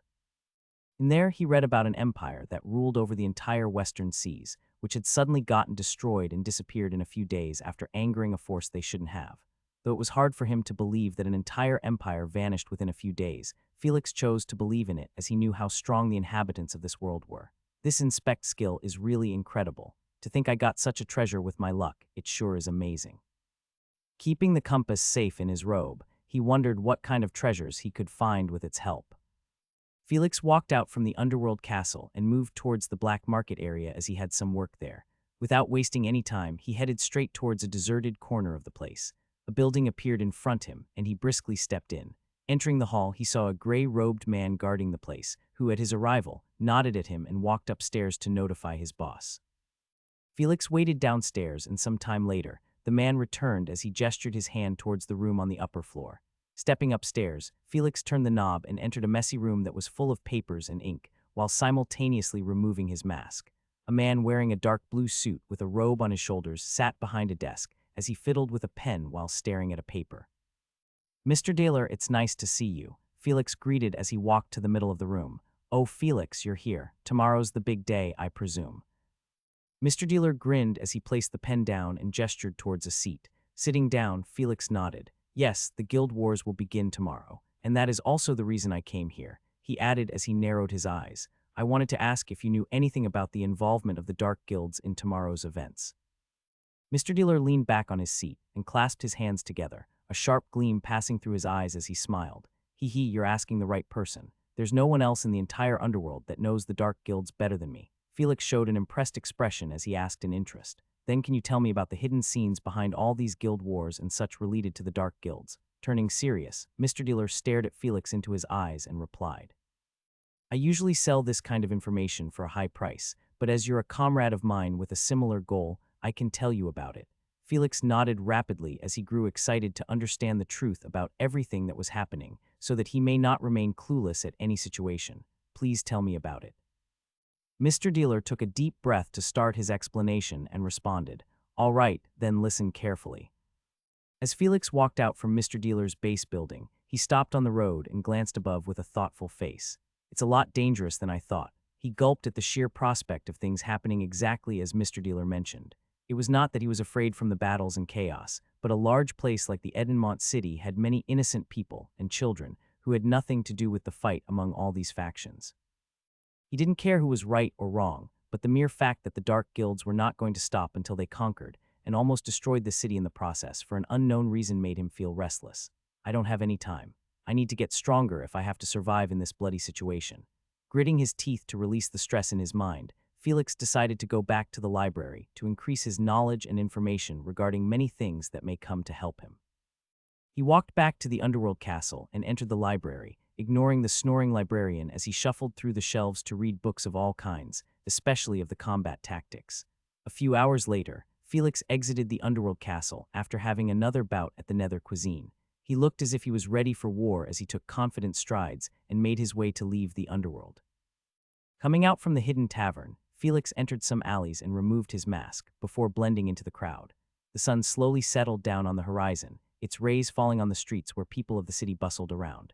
Vendors sold fruits and vegetables. People bargained as they desired. Little kids played around at the corners as few carriages passed through the wide road. Walking in silence as he glanced at his surroundings, Felix sighed as he knew everyone would be facing many troubles from now on. He clenched his fists, hoping he could do something to help them, but he was too weak currently. Even he was not sure if he could survive the guild wars, which wasn't just a feud between a few guilds, but something more sinister. As for running away, that could have been an option if he had just arrived to this city yesterday, but after living here for more than a month, he had come to develop some feelings for this place. The bunch of travelers who had unknowingly brought him to this Edenmont city, the 5 kids who invited him to the guild Twilight Chaos, the receptionist Miss Elsa, his current teammates Steve, Rovan, and Eric, and people like Mr. Dealer, Falcon, Bellard, Henry, Doofus, Sir Graham, and the rest from the underworld. Everyone who he had met in this city treated him well, unlike in his previous life, where he was just a lonely orphan being the target of many troublesome people. As he walked on the road, the street lights got turned on one by one. In front of him, a middle-aged woman looked around in panic as she muttered something under her breath. People seemed to look at her in confusion, but the woman was pale as a sheet of paper as she kept repeating the same words. "Ria, Ria, where are you, Ria? Where did you go?" When Felix reached beside her, his sensitive ears picked up her words, giving him an idea of what was happening. Excuse me, are you looking for someone?" he asked politely. The woman flinched at the sudden question but nodded in panic as she controlled her emotions. "Why, yes, I'm Elle looking for Ria, my daughter. She was, I don't know where she is." My Ria, the woman could not bring her words together, as if she couldn't believe she lost sight of her daughter. Felix understood the situation and calmed down the lady as he assured her with a smile. "Don't worry, ma'am, your daughter must be somewhere nearby. I'll help you find her." The woman couldn't calm down as she continued muttering and looked around the place in panic. "Excuse me for a second." Felix sighed and placed his hand on the woman's shoulder, before using his skill as he closed his eyes. Flashback, a brief moment later, he opened his eyes back and called the lady as he pointed at a nearby clothing shop. "Ma'am, I think your daughter has entered into that building. Why don't we look for her there?" As Felix convinced her, the woman nodded and followed behind him as they entered the shop. Ria, a 4-year-old little girl, was running around in the brightly lit-up clothing shop as 2 of the employees chased behind to look after her. Hearing her name being called, the little girl turned around and shouted in delight, "Mama!" Before the little girl could run up to her mother, the woman arrived beside her as she took her in her bosom. "Sniff, Ria, my Ria, mama, mama." Seeing the joyous moment between the mother and the daughter, Felix smiled sweetly as the 2 employees walked toward him. "Are you their family member?" they asked. Felix shook his head as he handled them. "No, I'm not. I was helping the woman find her daughter." The 2 employees turned to look at each other and simultaneously bowed at him in slight tears. Felix waved his hands at them, not minding doing a good deed. "No need to thank me, I just wanted to help the lady. But it's all right now that they are back together again." The employees looked at him with happy smiles and muttered amongst each other after taking a deep look at him. Then they turned to him and said hopefully, "Sir, we're willing to gift you any of the clothes from our store. Please feel free to try them out and take them home. Our shop will too benefit from it if you do so." Their goal was gifting him anything, and at the same time advertising their clothes, killing 2 birds with 1 stone. Felix didn't hesitate to agree to the deal, which was the same as the previous time. He then tried out various of different clothes, as the woman and the little girl also helped him choose the ones that suited him the most. Although all of the clothes present there looked better when they were especially on him, I better not turn out to be a narcissistic. As he received the few bags of clothes from the shop, he waved his hand to bid the 2 employees and the mother-daughter pair goodbye and walked away. Map. Turning on the map skill, Felix found his way back to the guild building as the 3 moons peeked out from the clouds. Holding all the bags on his one hand, he used the other hand to take out his ID card. He swiped his ID card on the evil eye on the door, which glowed red as usual before opening the door. Separating the many bags on both of his hands to maintain the balance, Felix stepped inside the guild building as the doors opened up. But suddenly he paused at the doorstep. A number of eyes turned towards him as he felt the rising bloodlust and adrenaline filling up in the main hall. With lots of shopping bags in his hands, Felix remained frozen as a thought emerged in his mind. Why am I feeling a sense of déjà vu? As Felix stood unmoving at the doorstep of the guild's building, the main hall, which was filled with many of the guild members, turned silent. "Oh, Felix, you're back in time." A green-haired young man jumped out from the crowd and walked over to him. Steve, what is happening here?" Felix gulped as he felt nervous under everybody's stare. "Let me explain. As our guild is going to war tomorrow, the guild leader decided to have a meeting, so everyone gathered here before that." Steve answered as he pulled him towards a corner where the rest of their team were waiting. On the other hand, the crowd seemed to have relaxed a bit after seeing the casual attitude of Felix, as if he wasn't tense about tomorrow. They returned to discussing and chatting, as Felix and Steve sat on the sofa where their team was sitting. Haha, it's like you're not phased at all for the war, Felix. Rovan chuckled as he eyed him strangely. Did he grow stronger? Steve also nodded and looked at the bags the boy was keeping beside the sofa. You're right, he even had the time to go shopping. Felix smiled wryly but didn't say anything about it, letting them misunderstand. Eric, on the other hand, ignored everyone as he planted his head into a book, learning the path of a mage. The team conversed with each other, exchanging the latest information and guessing the method by which the guild wars would take place. The main hall turned from the tense atmosphere hungry for blood to a busy lobby of people chattering about random things. As the guild members relaxed and chatted about, the receptionist Miss Elsa walked down the stairs. Everyone heard the footsteps of her heels, turning silent as they all slowly got up from their seats. Elsa stopped above a few steps on the stairs, overlooking some 100 guild members who all had different expressions on their faces. There were some who were nervous, some eager, some hesitant, some excited, but nobody among them showed a scared face.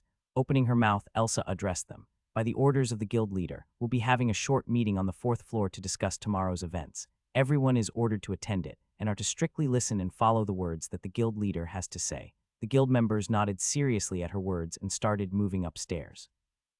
Miss Elsa moved to the side to allow them to go and joined Felix and his team on the way upstairs. Is everything all right, Miss Elsa? You're acting strange, Felix asked as he noticed her frown and unstable walk. Previously, she had always been calm and collected whenever the talk of the guild war came up, but today she seemed tense. His concern was shared by his other teammates too, who looked at her in worry. Felix is right. I've not seen you acting like this before. Rovan looked at his sister carefully. Elsa sighed as she relaxed her face and gave them a wry smile as she responded. The situation just got worse than before. I know you want to hear what it's about, but it'll be better if the guild leader explains it himself. Stopping on the stairs, she turned back towards them and advised grimly. Also, I personally suggest you four to not take part in this fight, because you'll only be cannon fodder if you do. The four boys froze in their spots, understanding the gravity of the situation from her tone. But Steve walked forward, his eyes burning with conviction as he looked at his teammates. Don't worry, guys, we won't be alone this time. The entire guild will be together with us, and I don't think anything or anyone is capable of stopping all of us. The other three nodded their heads with a grin, though Eric took a heavy gulp and followed after him under Miss Elsa's widened eyes. Yes, how could I forget? We're all in this together. That means all of them will be there. Her eyes lit up, a beautiful yet chaotic smile growing on her face when she remembered her previous comrades who had returned. Elsa stepped upstairs behind the entire group, her lithe figure disappearing from the main hall as everyone's footsteps faded down. The 4th floor of the Twilight Chaos Guild building. A line of guild members walked on from the stairs and stepped into the massive meeting hall that could accommodate 1,000 people. Felix and the boys too entered, as they glanced around the place with Miss Elsa closing the doors after everyone got in. The meeting hall was filled with rushing adrenaline as all the guild members stood waiting for their leader as they faced a podium. Unlike the main hall, this place didn't have bright lighting. Instead, it had dim orbs of golden light that enveloped the room with an arcane atmosphere. Silence prevailed in the hall, the previous chattering from the lounge curbing down as everyone took soft breaths. Creak. A door beside the podium opened, and a few people wearing sophisticated and intricately designed robes entered. Their presence seemed to have brightened the room as all eyes turned towards them. At last, a man with long black hair reaching his waist and sharp eyes stepped in, after which the door was closed. Felix glanced at the new people curiously as Steve whispered in his ears, "That man is our guild leader." He didn't have to point at the said person to indicate that, as everybody's eyes had naturally turned towards that man who was oozing a powerful and confident aura. He looks incredibly strong. Felix nodded as he could feel a terrifying pressure pressing down on him just looking at the man from afar. As the rest of the newly arrived people stood respectively at the rear side of the podium, the guild leader stood at the front as he smiled at the crowd. My fellow guildmates, I'm Dante Grimsby, the guild leader of Twilight Chaos. He started by introducing himself. I gathered you all here to share with you the details of tomorrow's event. Everyone nodded and perked up their ears. Let's not beat around the bush any longer, for this may affect each one of our lives, something that I do not wish for. Dante's smile disappeared from his face as he turned serious. Tomorrow, we'll be fighting against not 4, but 6 guilds. Boom. It was as if an explosion had blasted inside their minds, as the guild members took a deep breath in shock. Felix and his teammates widened their eyes, realizing what Miss Elsa was tensed about. Nobody let out a voice although they were astounded, but everyone shared the same thoughts. Is this for real? Looking at the aghast faces of his guildmates, Dante glanced around briefly as he continued. Our Twilight Chaos Guild, along with the Guild Mystic Society, will be facing off against Crimson Dawn, Fanged Legion, Mad Wolves, Grey Talons, Raven Shields, and the Flare Sky Guilds. Dante paused to take a breath as he could see the guild members showing lots of emotions as they had one or the other way come across these guilds, and not in a friendly way. It will be 2 against 6, putting ourselves at a huge disadvantage. But is that enough to make us fear them? He raised his brow, suddenly letting out a bloodthirsty aura that was completely opposite to his calm attitude. Have we, the Twilight Chaos, ever turned our backs away from a fight? A sudden change erupted among the people as their eyes slowly lit up. Have we? Dante raised his tone. No, sir. The guild members replied at the top of their lungs as they grabbed their weapons tightly. Felix gulped at the change in the environment as even his teammates were shouting out loud, but his lips were raising in thrill too. Are just 6 guilds enough to stop us? Are they? No, sir. Dante smiled, putting his hands behind him as he walked around the front edge of the podium. That's right. With all of us together, they can never defeat us. He narrowed his eyes as he smiled cruelly because they don't even know who we really are. The ones behind him on the podium smiled similarly, as the thought of defeat never once crossed their minds. Dante stopped back at the podium's center and ordered calmly. Now listen, we'll be leaving the guild building tomorrow for the guild war at 9 a.m. sharp. Those of you not present at that time will be left behind. It's up to your choice whether you want to come or not. The guild will never force you. Nodding at someone beside him, he concluded. And that's the end of the meeting. I hope you all get yourselves ready, as tomorrow will be a busy day. With that, Dante walked down the podium along with some others and stepped out of the room. The remaining guild members chattered among themselves as they too started walking out of the meeting hall. Felix and his team walked back to the main hall as they talked. So Felix, what do you think of the guild leader? That must have been the first time you've seen him, right? Steve elbowed him as he asked curiously. The others turned towards him to hear what he would say. Felix thought for a second and replied matter-of-factly with a serious expression. That man was strong, confident, fearless, and charismatic. I can swear I've never met anyone like him in my life. I'm impressed. Those were his true thoughts of the guild leader, as he had never come across anyone like that man in his previous life and this one too. He was impressed not only by the man's power and strength, but also by his ability to transform a hesitant crowd into a fearless one. Steve and the boys grinned as they looked at each other. We knew you would say that. Everyone here respects him, for both his personality and his strength. You don't know, but Steve suddenly started his chatterbox technique. Miss Elsa walked down from the stairs and clapped her hands at them, making the other 3 thankful for the interruption. Well, enough of the chatting. If you guys want to come along tomorrow, then I advise you better eat your dinners and rest early today. Eric brightened up as he didn't want to spend another second with Steve and nodded quickly before disappearing up the stairs. Oh, I guess he must be tired. Elsa shrugged before looking at the others. I'm going too. We'll meet tomorrow for breakfast, guys. Rove in his hand and yawned as he walked away. Steve looked at Felix hopefully, wanting him to accompany him for some more talking. Felix completely ignored the puppy eyes and nodded at Miss Elsa as he grabbed his shopping bags from the sofa. I have to sort out these things for now. Good night, Miss Elsa. Steve sighed, biting his lips as he was a bit disappointed. As Felix walked away, he suddenly stopped and turned around to call. Come on, Steve, I'm hungry. We can continue our talk in the dining hall. A surprised gleam lit up in Steve's eyes as he got up while nodding. Why, yeah, I'm coming. Wait for me. He caught up with Felix, giving him help with the bags as they walked upstairs together. Miss Elsa stared at their backs with a faint smile stretching on her lips. I hope you guys survive. The next day, Twilight Chaos GUID building. First floor, room number 132. Felix stood in front of the mirror after taking a fresh morning bath. He was naked, with only a black earring attached to his left ear. As he touched it with his fingers, he muttered confusingly, I still can't figure out where this came from. The earring had mysteriously appeared on his ear after he had woken up from his unconscious state, the day he went on a mission with Noah and the kids. Except for them, he didn't think anyone else knew where the earring came from, but the kids were prohibited by their families from coming to the guild anymore due to the tense situation of the guild wars, so he couldn't ask them about it. Even the skill flashback doesn't work on it, as if the earring didn't have any past. Felix sighed and turned to look at his reflection. Well, let's forget about it. Right now, there's more important things to handle. Felix stopped admiring his handsome face and shredded body and opened the wardrobe filled with a bunch of clothes and bags. A new outfit, huh? I should look the best when going to war. He smirked and started searching for the best combination of a battle outfit.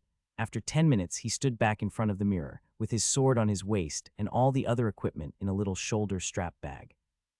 Felix wore a dark red battle dress with golden linings, which tightly covered his entire body except for his head, hands, and feet. A black hooded cloak clung onto his body atop that, reaching till his ankles. As he moved around in his new outfit, he nodded at its flexibility and comfort. This looks badass. I hope my opponents won't surrender just at the sight of me. That was a bit too much, I guess. Scratching his cheek, Felix made sure he didn't leave anything behind and walked out of his room. In the corridor, people rushed here and there as it was already 8:30 a.m. There was only half an hour left before they left for the guild wars. Felix nodded at a few people on the way and knocked on Steve's door. Hey, open up, let's go have breakfast. There wasn't a response, so he knocked a few more times again, but still the door didn't open. A fellow guildmate walking about saw him and informed, "Oh, if you're looking for Steve, then he's already at the dining hall." The man's eyes lit up as he continued. "Wait, you're his friend, right?" Felix stopped knocking and nodded. "Yeah, we're friends and also teammates." The man clapped his hands and started pulling Felix towards the dining hall. "That's great. We can't waste time anymore. Only you can stop that stupid troublemaker." Felix raised his brows, wondering what kind of mess Steve was doing. When the man pulled him all the way inside the dining hall, Felix saw a crowd surrounding a table, but he couldn't see what was happening there. "Come on, you must stop that insane idiot." The man beckoned him as he made a way amidst the crowd. When Felix finally reached beside the table, he saw Steve stuffing food in his mouth even though his stomach was enlarged like a balloon. Some people cheered at him, while some were telling him to stop. But the boy acted as if he was on an important mission and continued eating more and more. What the hell is he doing?" Felix asked speechlessly to the man. The man shrugged helplessly as he replied, "I don't really know. He said he was preparing for the guild wars and wanted to be in his fittest form." "That's crazy." Felix rubbed his forehead, getting tired when it was only the morning of the great day. "You better take care of him quickly. He's going to explode at this rate." The man chuckled. Felix nodded and walked near to Steve before grabbing both of his hands. The boy who had his mouth filled with food turned sideways with a displeased expression.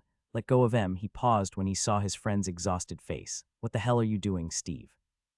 The boy quickly gobbled down the food in his mouth and smiled invitingly. "Felix, you're here. Quick, let's finish off all this free food. We won't get a better chance." Letting go of Steve's hands, Felix asked weirdly, "Eating is fine, but why are you literally stuffing so much of food? Can your stomach even handle that?" Steve made a confused face when realization hit him as he answered while nodding. "Oh, so you mean it like that? Well, how should I say it?" He stuttered before finding the right words. "You know we'll be going to war now, and there's a chance that we may not survive." He looked at the food on the table. "So wouldn't this be our last free meal here? It would be a loss if we didn't get the most out of it." Felix glanced deeply at Steve, understanding what he was trying to say and the worries that he tried to hide. Giving a slight smile, he ignored the crowd around them and sat at the table, grabbing any food and gobbling them up. "You know what? I think you're right." Felix replied as he started digging in. "We shouldn't waste all this damn free food." Steve chuckled as he looked at his friend and turned back to devouring what was in front of them. The man who had called Felix to stop the troublesome Steve rubbed his forehead, sighing as he shook his head. "Oh well, it seems like they're both the same." Half an hour later, in the guild building main hall, one by one everyone started gathering there as the place started to get crowded. Wearing strong armors and grabbing onto their equipment, every guild member in the building except for the servants arrived in the main hall. Felix and Steve, who had their bellies filled to the brim, were joined by Rovan and Eric as they stood at a corner. "Finally, it's happening," Rovan muttered as he glanced around the hall. The other three nodded and took deep breaths, relaxing their nervousness. As the guild members muttered amongst themselves, a group of people walked down the stairs, which made everyone turn silent. Dante Grimsby, their guild leader, led the group as he stopped a few steps above the stairs. Glancing around the main hall, he smiled in satisfaction as he saw that almost everyone was present. Good morning, fellas. I hope you slept well," he started. "Today is the day. The day in which fate has something in store for us." Now, keeping quiet for a few seconds, he asked, "What do you think this something is?" Everybody turned around to look at each other, confusion evident on their faces as they didn't know what fate had for them.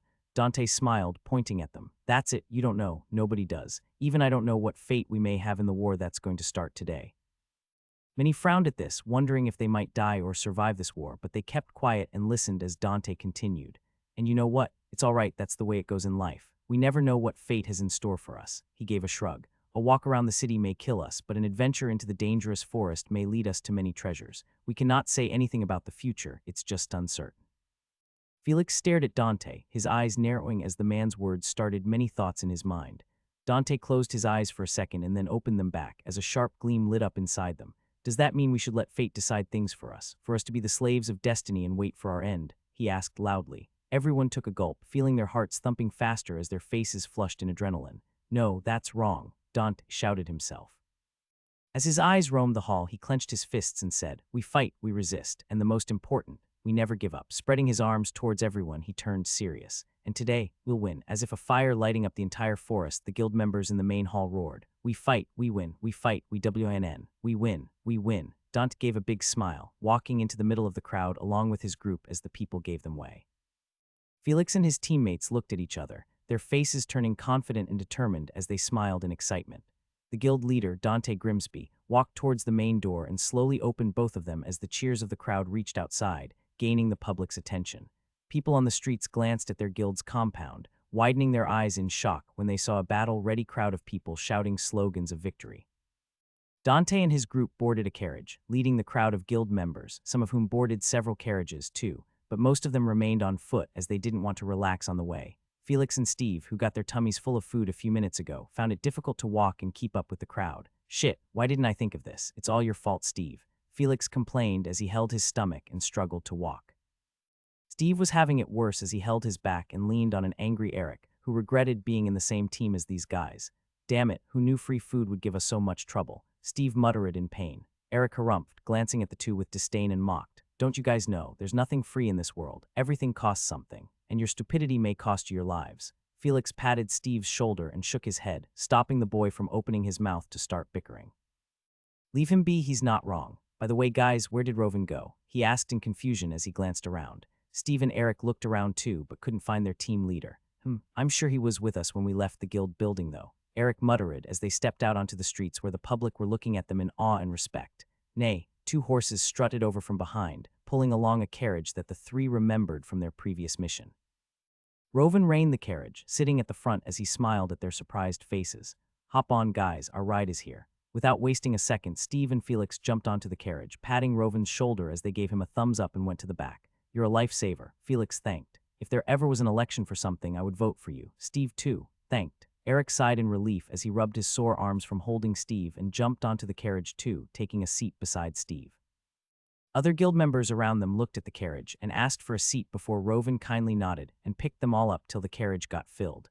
"Let's get going to the guild wars." Steve cheered from the back, and Rovan moved forward the carriage, leading it along the crowd. With their destination to the Duke's castle in the center of the Edenmont city, where the war among 8 guilds and many things of the unknown would take place.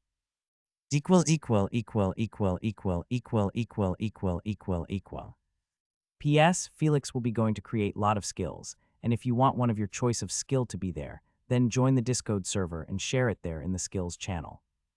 As the fleet of guild members from the Twilight Chaos Guild marched under the awestruck gazes of the public of Edenmont City, they arrived at their destination after 20 minutes. Duke Raigon Family Castle, a large area situated in the central part of the city, with a huge white castle with symbols and banners of the Raigon family in the middle, and several other facilities like stables, a beautiful garden, etc. The fleet of members from the Twilight Chaos Guild entered the castle compound through the southern gates of the walls. The 4 boys, Felix and his teammates, watched their surroundings in wonder as the place looked so beautiful, clean, and majestic. There were tall, pointed towers at many corners of the compound, with strictly standing guards throughout the path who wore dark blue-colored armor on them. The fleet advanced through the path guided by the butlers who had come to attend to them. They continued on the long road inside the compound, before arriving at an enormous field where they could see a large crowd gathered there. The flags of an evil eye symbol on a moon that they were raising, which represented the Twilight Chaos Guild, was seen by the crowd as a person announced loudly. "The Twilight Chaos Guild has arrived." Everyone turned their heads to look at the new arrivals, their expressions that of curiosity and palpation to see the mysterious guild that was now the talk of the town. Felix stared at the many flags and banners that were raised among the crowd of people, deducting them to be the other guilds that had already arrived. The fleet stopped when they reached a place given to station for their guild, as Dante the guild leader walked out of his carriage. He raised his head proudly and cast a sharper gaze on his surroundings, giving special attention to the ones that he knew would cause trouble to his guild.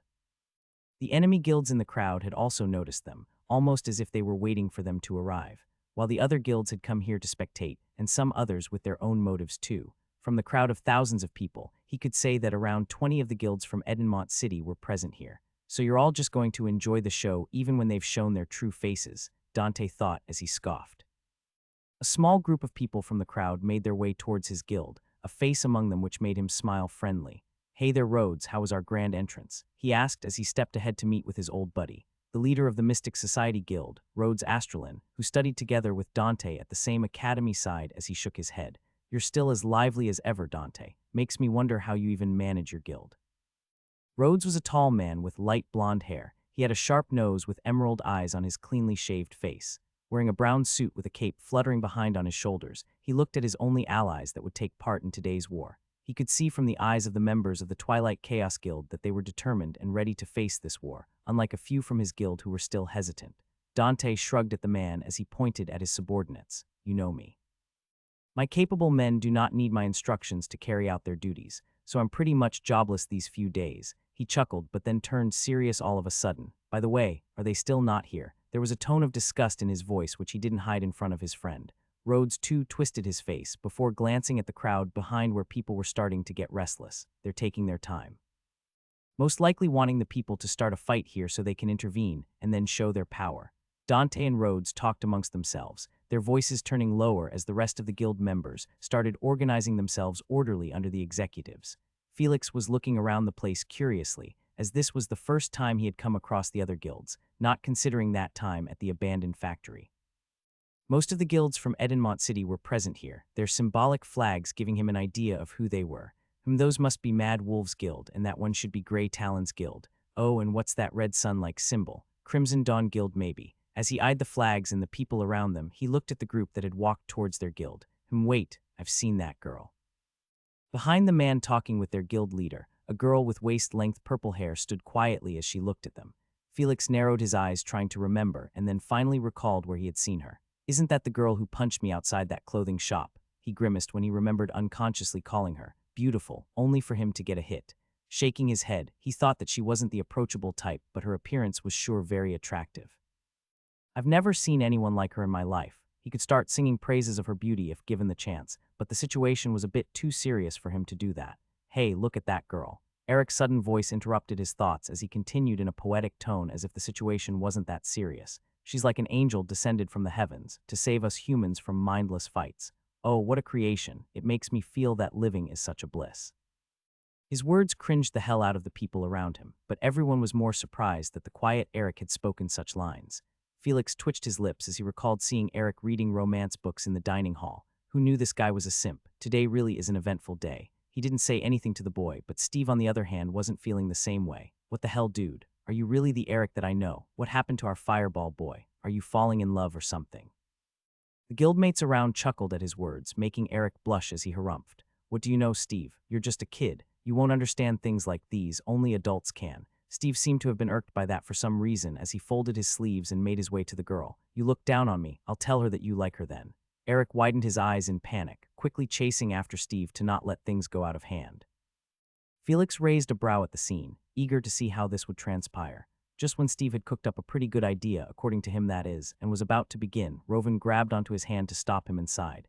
Come on now, when will you guys stop this? Can you never be a bit serious in your life? Also, why are you just spectating? Felix, you should be stopping these idiots. Steve was about to say something, but the look on Rovan's face made him pause, while Eric patted his chest in relief.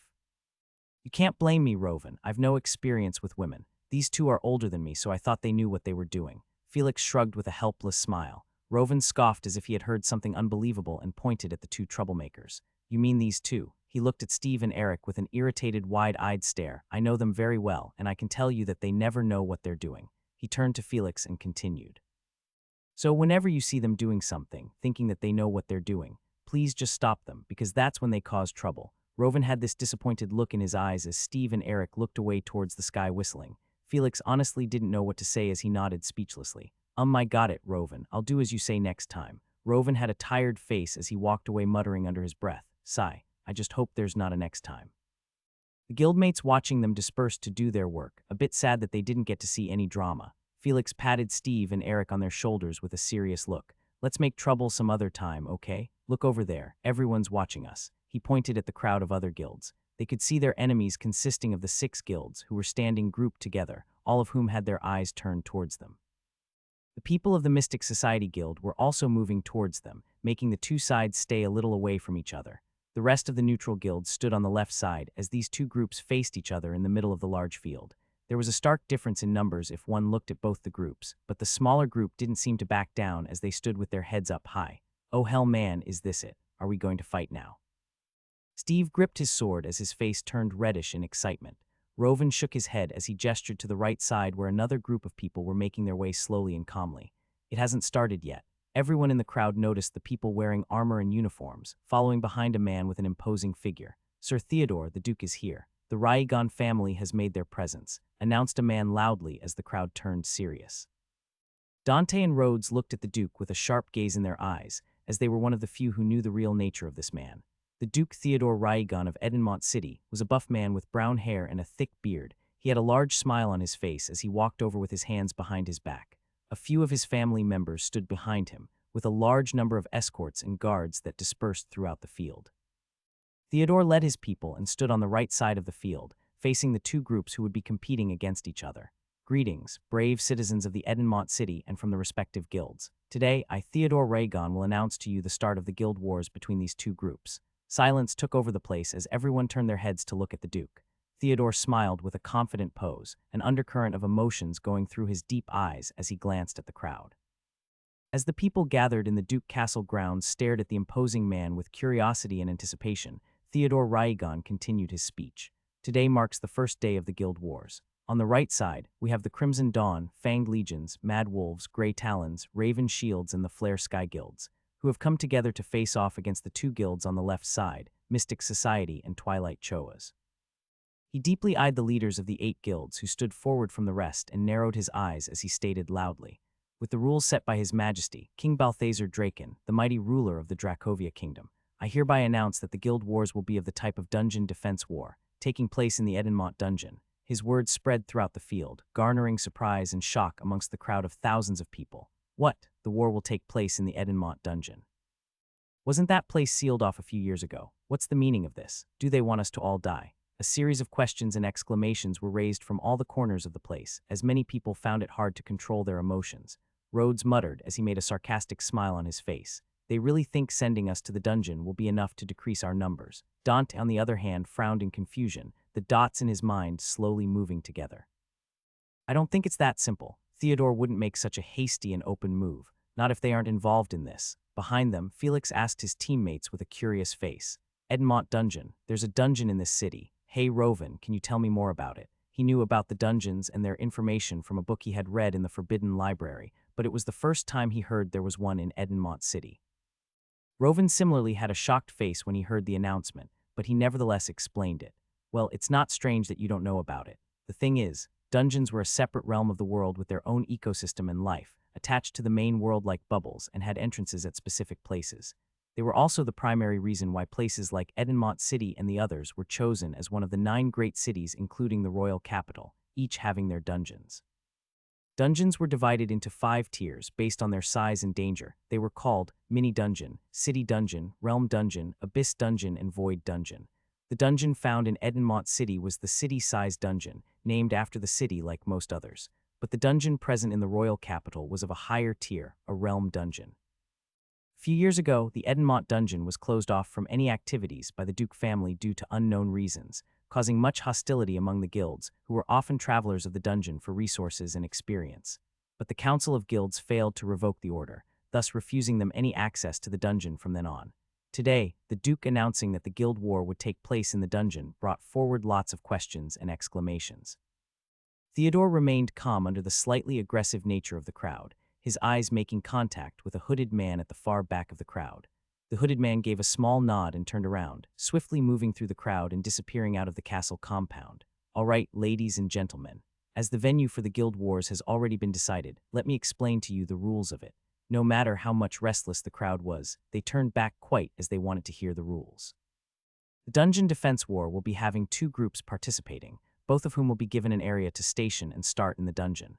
1 guild flag of each guild will be placed at a high point in their area. The moment when one of the groups acquires all the 8 flags of the 8 guilds together, it will result in that group winning, and that will depict the end of the Guild Wars. The losing guilds will lose everything they own to the winning guilds and will be exiled out of the Edenmont City. Silence spread across the field as everyone took a few seconds to understand if what they heard was true. The guild leaders of all the guilds had a surprised expression on their faces, but it turned into gleeful smiles and frowns as they realized what that could mean to them. This is too much, Dante. They're even eyeing all our properties and treasures, not to mention when we're at such a disadvantage. How greedy of them, Rhodes argued as he clenched his fists in anger. Meanwhile, Dante's frown turned into a look of hope as he grabbed his chin. No, wait, this can be a good chance for us. Chance? How do you think this is a chance for us when they'll take our everything if we lose? Rhodes was confused as he questioned. I'm not talking about that part. I'm talking about the rules for the Dungeon Defense War. Dante's lips curled up slowly as he mentioned. The biggest headache we had was about the difference in numbers in our groups. But if the Guild War is a type of acquire and protect one, then with a good strategy we can win this war. Rhodes understood what Dante was trying to say as he nodded with a sigh. You're always so positive, Dante. Even when we don't have any odds in our favor, you're still thinking of a way to win. While me, Rhodes gave a forced smile. I'm worried about losing here. Dante patted the man on his shoulder and shook his head with a deep smile. No, Rhodes, you are the man. The only man among all of them from the Council of Guilds who stood up to go against what they were proposing.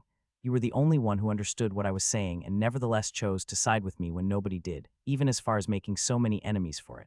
Dante looked at Rhodes as he took a deep breath. I know you didn't do that just because you're my friend. I know you well for that. You did it for your guild and for this city, so it's very normal for you to be scared of losing. Turning to look behind him at his guild members, Dante stared at them for a few seconds as he chuckled. Dante gave the man his closed fist, a very playful smile on his lips. Rhodes shook his head before connecting the fist bump as he chuckled. Ha, shit's about to get real if you smile like that. The Duke's words made everyone understand the rules of the Guild Wars, many of whom found it pretty simple and effective to conduct it this way. Felix had a look of contemplation as he remembered what Mr. Dealer had said to him regarding the Guild Wars. This must be it. Mr. Dealer said that the Dark Guilds and the Duke had made a deal, where the Dark Guilds would refrain from harming the city if the Duke followed their orders regarding the Guild Wars. He didn't know what the purpose of the Dark Guilds in this Guild Wars was, but he was sure that they would meddle in it. Felix bit his lip as he stared at the Duke in front of the crowd and calculated in his mind. The reopening of the dungeon, the Dark Guild's intervention, a total of 8 guilds involved, this type of dungeon defense guild wars and the final decision for the winners and the losers. It's all connected. There's a very thorough planning here from what I can sense. Felix sighed at the turn of so many events. He didn't know what was right or wrong, what were the truths and lies, but what he knew was, there's going to be a lot of skill points for me to harvest in this guild wars, that's a fact. A crazy smile threatened to widen on his face, but he made sure to hide it from scaring the already panicked Steve beside him. Is that man for real? The winner takes them all, even Miss Elsa's under. Felix and Eric were quick to cover the boy's mouth from uttering his next words, with Rovan turning around with a curious face. You said something about my sister, Steve. The two of them let go of him as Felix pinched his back and whispered into his ear. Will you die if you close that mouth of yours for a moment? Steve groaned in pain as he waved his hand at Rovan with a wry smile. It was nothing. I was just saying the rules are simple yet harsh for us. Rovan nodded as he frowned seriously. I agree. There are only 2 guilds on our side, meaning we'll only have 2 flags while they'll have 8. They also have more numbers than us. It's a complete disadvantage for us. Felix shrugged as he pointed out something that they didn't notice. Don't you think this is much better than doing a battle royale type or a one-on-one competition? We'll be entering a huge dungeon, and if we make a proper plan by using the surroundings and the terrain, then it wouldn't be impossible to win. His words made them nod as they realized the dungeon defense type of guild wars wasn't that bad for them. Eric had an impressed face as he muttered, Didn't know you were the smart type. Steve folded his arms and chuckled. Now, what he said was simple. It's just you who's dumb to even understand that. What you say, huh? Eric gritted his teeth as he angrily stepped forward. Oh, you couldn't hear. I said you're pretty due. Steve got smacked on the head before he could continue by Felix, who pointed to the front. The Duke saying something. Steve and Eric could only harumph at each other before listening to the man as Rovan nodded at Felix gratefully. Keep it up, Felix. You can change them. Felix waved off his hand as he replied, as long as they're not annoying me. Rovan couldn't help but sigh at his words, as he thought at least there was another person in the team who'd help him contain the troublemakers. He's the bigger yet the silent troublemaker of them all. Rovan felt like crying at the hardships he had to suffer at such a young age, but he nevertheless opened his ears to listen to the Duke's words. My men have already opened 2 gates leading to the edges of the Edenmont dungeon. I request the 2 groups to walk towards the gate's path shown by the guides. Ladies and gentlemen, now without further waiting, let us begin the guild wars. The Mystic Society Guild and the Twilight Chaos Guild grouped together and moved towards the dungeon gate that was opened for them. The other group, consisting of the 6 guilds, walked to the other gate while being accompanied by the Duke, who happily talked with them. You must have got a good deal there, right, Vincent? There's also this one hell of an easy war. Theodore laughed as he looked at a serious-faced man. The man in question was Vincent Frawley, the guild leader of the Crimson Dawn Guild, who was also the temporary head of the 6 Guilds Alliance. He was a tall man with a muscular frame and broad shoulders. His gray hair on his head and his thin eyebrows along with his sharp eyes made him look serious-faced every time. And how does that concern you, Sir Duke? I'm sure we've all got something. As for this war, it'll be quick, I promise. Vincent replied without a change on his face. Theodore couldn't help but chuckle. There was this confidence that the man oozed as if whatever was happening was all under his calculations. Well, I suppose that does assure me, but don't underestimate them, as you hardly know anything about him. Vincent paused as he narrowed his eyes and asked blankly, And whom do you refer by him? Theodore frowned in seriousness, his eyes looking at Vincent with a bit of fear. Dante Grimsby. A round-shaped portal of blue and green colors stood in front of the two guilds as they reached the gate of the dungeon from where they would enter. The old butler who guided them through the path of the castle compound gave the two leaders a nod as he said, "This is the way, sirs. You can enter the dungeon any time you want, but I would suggest you do so at the earliest. The gate will be closed after everyone enters and will only be opened when the guild war has ended." Rhodes smiled at the man as he replied. The butler nodded with a shrug and walked away, leaving the members of the two guilds who stood unmoving at the place. A man with a worried face stepped forward from behind and asked quietly, "Sir Rhodes, are we sure about doing this? There's a high chance we'll be all killed in this guild war. There's even young Miss Selina who's going to take part in it." Turning to the man, Rhodes made a guilty face as he shook his head. "We can't back down now, Evan. As for Selina, you know she always insists on coming when there's action. There's no stopping her." Evan, an executive member in the Mystic Society Guild who had come to stop the guild leader under the request of several members, could only sigh at the turndown. "I know, we will follow you no matter the danger, sir. You have never let us down, and I'm sure this time will be the same." Rhodes patted the man on the shoulder, a confident smile growing on his face as he nodded at Dante by his side. "Don't you worry, it's not something we can't handle." Dante turned his head around to glance at the people behind him and instructed a few men to bring forward the most durable guild flag of theirs forward. Rhodes did the same as two thick and long flags representing their guilds were brought to the front, each in the hands of their respective guild leaders. "Let's go in for now. We can discuss the plan after we choose a place as our base in the dungeon," Dante said as he looked at the portal. Rhodes nodded as he raised his hand above his head and ordered, "Everyone, prepare yourselves. We're entering the Edenmont dungeon." The hundreds of people behind them readied themselves, their faces expressing excitement, nervousness, and several other emotions. Amidst them all, there were a pair of ruby-red eyes, glistening in sheer focus and eagerness as that of a predator waiting for its prey. "It's time I start the hunt." Under the two guild leaders laid, the small crowd of people started entering the gates of the dungeon one by one. Before long, Felix and his teammates were engulfed by the greenish-blue portal as they stepped into the Edenmont dungeon, which had been kept untouched for more than a few years. The Raigon Castle compound, inside a building that was situated beside the main castle building. A man wearing elegant clothes was pacing back and forth in a room. He had brown hair and looked a bit on the lanky side. There was a look of worry and anger on his face as he muttered repeatedly under his breath, "He shouldn't have accepted that. This is all wrong. Theodore is making a huge mistake." The man who was anxiously muttering was the younger brother of the Duke, Howard Raigon. He was one of those in the Raigon family who were against the deal that the Dark Guilds had presented to them, but they couldn't change the Duke's choice who still accepted it. "This is bad. The Edenmont city will be in chaos if we let this happen." "No, Howard, you cannot let this happen. You must stop this." Howard was a man who loved being a man of power, and if something terrible happened to Edenmont City which his family ruled, then he'd have nothing left in this life of his. There's got to be a solution. "Anything or anyone who would help me in this matter. Someone strong and willing to stop this. Even someone immoral and asks for a lot of money."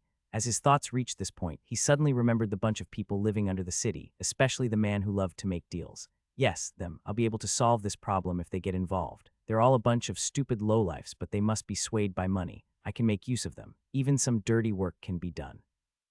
Howard had his eyes lit up as several thoughts and ideas started to rise in his mind, making him smile cunningly. "Heh, I think this is going to make a lot of profit for me." The man patted his clothes and walked out of the room, ready to start his plan as he called some of his subordinates. Outside the Edenmont city, deep into the forest where there was a lonely and eerie tent erected in the middle of nowhere, a man wearing a hat and a dusty black cloak walked out from the tent as two other men followed behind closely. If Felix was here, he would recognize one of the two men standing behind the man with the hat, as he was the one who had once caught and locked him up inside the tent. The other man was wearing a dark mask on his face. His steps and presence were very low compared to the other two. Cedric, the man who had caught Felix, smiled as the sun rays filtered through the leaves and fell on his face. "Ah, today's such a good day. I wonder how it feels like to kill someone in this weather." There was a normal tone in his voice, as if there was nothing wrong with what he said. The man wearing the hat had an amused look on his face as he chuckled while rubbing the ring on his finger. "Well, it seems luck isn't on your side. Our mission starts only at midnight." Cedric rolled his eyes and then shrugged his shoulders as he replied, "Who cares, Edgar? You're too old-fashioned. I'll just murder someone for fun's sake. It's not like there's anything wrong with that." The man named Edgar turned around slowly as a terrifying aura pressed onto the two men, making them break out in cold sweat. "I won't repeat myself. The mission starts at midnight. There must be no mistakes or there will be consequences." Cedric and the masked man gulped under their breath before nodding at him as they remembered the things that the man was capable of doing. But nevertheless, as people with evil in their hearts, there was no way they would just follow somebody's orders, no matter who they were. Let's walk. We'll take our time to reach Edenmont City, as their fall is imminent anyways. Edgar moved onwards with his hands behind his back, his lips curling up at the thoughts of what was stored there for him at the destination. This is going to be my chance. A chance to get what I truly deserve. Cedric and the masked man followed behind him, with a large crowd of people wearing cloaks and stepping out of the tent one by one. There was an endless number of people making a long line in the forest, all of whom moved in order towards the direction of Edenmont City. The monsters living in the forest ran away the moment they saw them, as the aura they were emitting could make anyone fall onto their knees. The Dark Guilds, or at least a part of them, had finally decided to show their faces to the city that they had been eyeing for so long. Felix opened his eyes after walking into the dungeon portal. A few magical artifacts were floating about the place emitting light, illuminating the surrounding enclosed space which was dark and damp. "We're inside of a cave," he asked as he stepped forward along with his other teammates.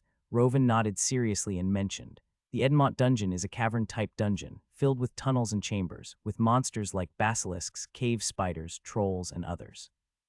There was a look of trepidation on Rovan's face as he whispered, "There's even a rumor of a dragon living deep inside the dungeon, but no one has ever encountered it." The three boys were shocked at his words before they showed different emotions. "Are you for real? A dragon? I can't wait to see one. I just hope we don't disturb it. A dragon, huh? I wonder how powerful it is." Rovan sighed as he shook his head at his teammates' replies, as the rest of the members from the two guilds had all entered the dungeon. Dante clapped his hands twice to get everyone's attention as he explained after discussing a bit with Rhodes. "Listen up, folks. This place is too small for us to select it as our area, where we may be living for a few days. So we'll have to form some scouting teams to find a much better area suitable to use as our camp, while the rest of the people here will organize our available resources and other plans." He pointed at the many tunnels found around the place they were at and continued. "There's a total of 5 tunnels leading to different directions from here, so we'll select members from both the guilds to form 5 scouting teams, led by executives of course. Nobody's forced, but we'll appreciate volunteers." This was what both the guild leaders had decided as their first step in this dungeon defense guild war, finding a better area to build their base and creating mixed-up guild teams to make them bond with each other. It wouldn't make sense for 2 not-so-familiar guilds to act like allies when only the guild leaders were friends. Unity played an important role when banding together against a single enemy. Dante's words made the people nod as they agreed to it. A hand amongst the crowd was raised quickly before anyone else, making the nearby people look at the silver-haired young man who had a small smile at the corner of his lips.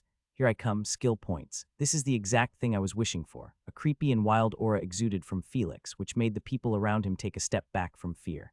Dante noticed the young man who was raising his hand. Silver hair and red eyes. I guess that's the boy Elsa was talking about. But she seems to have misjudged him, he thought with a hidden grin, cause he sure seems freaky. Felix, are you serious? It's better if you stay here, it's dangerous out there," Rovan said in hopes of changing the boy's mind. Felix shrugged as he replied half-heartedly, "The entire world is dangerous, Rovan. In the end, no one escapes from it." Rovan didn't understand what he meant by that, but he understood that the boy had made his decision firm. Quickly, he turned to the side and asked anxiously, "Steve, there's no way you're going to, right? Remember what happened last time?" The green-haired boy had a frown on his face, an unpleasant twist at his lips as he sighed. "All right, I get it. I won't go this time." "Sorry, Felix. It seems you've to enjoy it alone." There was clear frustration and helplessness in his eyes as he said so. "I only have a limited amount of those potions. Can't go around wasting them." Felix shrugged, not minding him, although it was a bit out of his character, while Rovan sighed in relief and didn't even care to ask Eric the same question. Seeing that an unknown boy had volunteered to take part in such a dangerous task, several other members from both guilds raised their hands bravely. Even the quiet girl with purple hair, Selena Astrolin, decided to join them as she eyed the silver-haired boy strangely. "Isn't that the guy I punched some weeks ago?" She remembered him for his unique appearance and boldness to flirt with her in broad daylight. So he wasn't just some random gigolo. At the sudden change in the atmosphere, with everyone being active, Dante and Rhodes nodded at each other with content smiles. "All right, folks, let's get you all sorted in 5 teams now," Dante shouted as he looked at the dozens of people who had their eyes burning with emotions. Rovan watched in a dilemma as Felix and the others stepped out of the crowd, his thoughts reaching a forced decision as he grits his teeth and turned to his other 2 teammates. "Steve, Eric, take care of yourselves here. Don't go making hasty decisions and always stick together." "Got it," he hurriedly ordered. Eric and Steve nodded instinctively at his sudden words as Eric asked in confusion, "But why are you suddenly saying this? Is something wrong?" Rovan shook his head as he smiled wryly. "Nothing's wrong." But as the team leader, I've to make sure nothing happens to you guys. He nodded at them seriously as he started chasing behind Felix and waved. Don't fight or make trouble, okay? Stay close to Elsa if possible. His words were drowned in the crowd as the two boys stared at each other awkwardly. I sometimes think we don't deserve a team leader like him, Steve muttered with an apologetic smile. Eric sighed as he agreed. He could have achieved much more if he just left us behind. Steve turned as he raised the corners of his lips mockingly. You mean left you behind, right? There's nothing wrong with me. In fact, it's me who's keeping the team together, unlike someone who can only do fireballs. Eric took a deep gulp as he resisted manipulating the mana and sending dozens of fireballs at the green-haired boy. With a nerve enlarging on his forehead, he smiled at Steve as he held himself back. Ha ha ha, your jokes are starting to sound so terrible, Steve. Want to try getting your brain heated for it to cook up some better ones? Steve raised both his brows at the reply and nodded to himself proudly. He's getting better with those replies. Must have been my influence. The two of them continued their harmless battle with their tongues, a small crowd naturally forming around them to find some amusement. On the other hand, Felix was surprised at Rovin's decision to join the scouting team, but he just smiled at him and appreciated the boy's intentions. It's rare for a team leader to be so selfless. He's basically going into danger for my sake. As the two of them reached beside the other volunteers, Felix swore to protect Rovin during the task. The plan then began as everyone gathered around together, the talk mostly done by the higher-ups. Daunt and Rhodes discussed with a few executives before reaching a conclusion for the 5 teams based on the number of members, their strengths, intelligence, abilities, and their original teammates. A minute later, 5 of the rank 3 executives stepped forward and called out to their scouting team members. Evan, the man from the Mystic Guild who was chosen for his great scouting ability, called out a few names. Felix, Rovin, Leon, Verlin, Selena, Bari, Melissa. He named 10 people in total who moved to his side at the mention of their names. Evan nodded at them with a determined face and introduced himself for the sake of Felix and others. I'm Evan Buffett, a mid-rank 3 archer-type warrior and an executive of Mystic Society. The 10 of you will be part of my scouting team. I want every one of you to work along well and follow my orders during the task. Is that clear? Yes, Sir X10.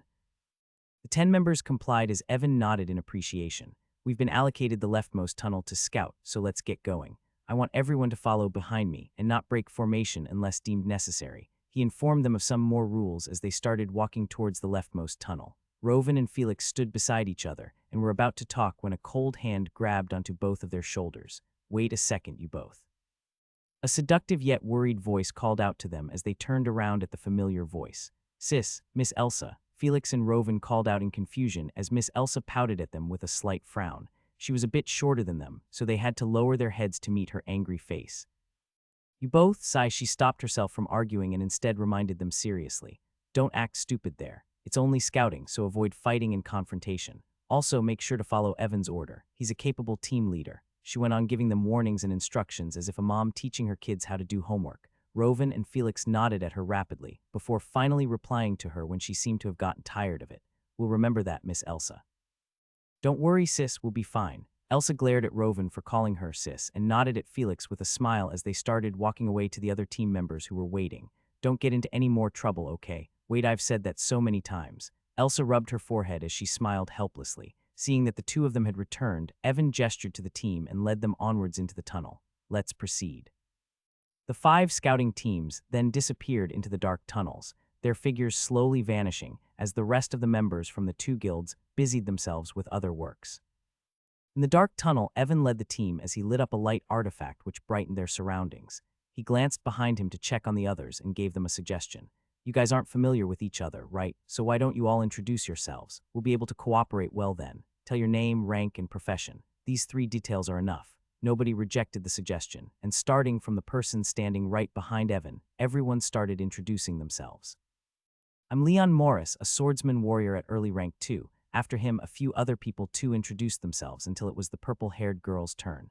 Selena Astralin, I'm a dual-type fighter at late rank 2. My main attribute element is metal, she introduced calmly while gripping the broadsword at her waist. When Felix heard her words, he became astonished at everything she mentioned. Both a warrior and a mage. At the late rank 2 stage, how is she so powerful?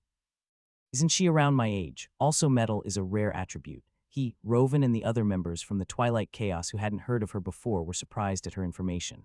The people from Mystic Society, on the other hand, had a proud and respectful face. From what Felix had read in the Forbidden Library, there were 5 basic elements which were the easiest to manipulate: fire, water, earth, air, and thunder.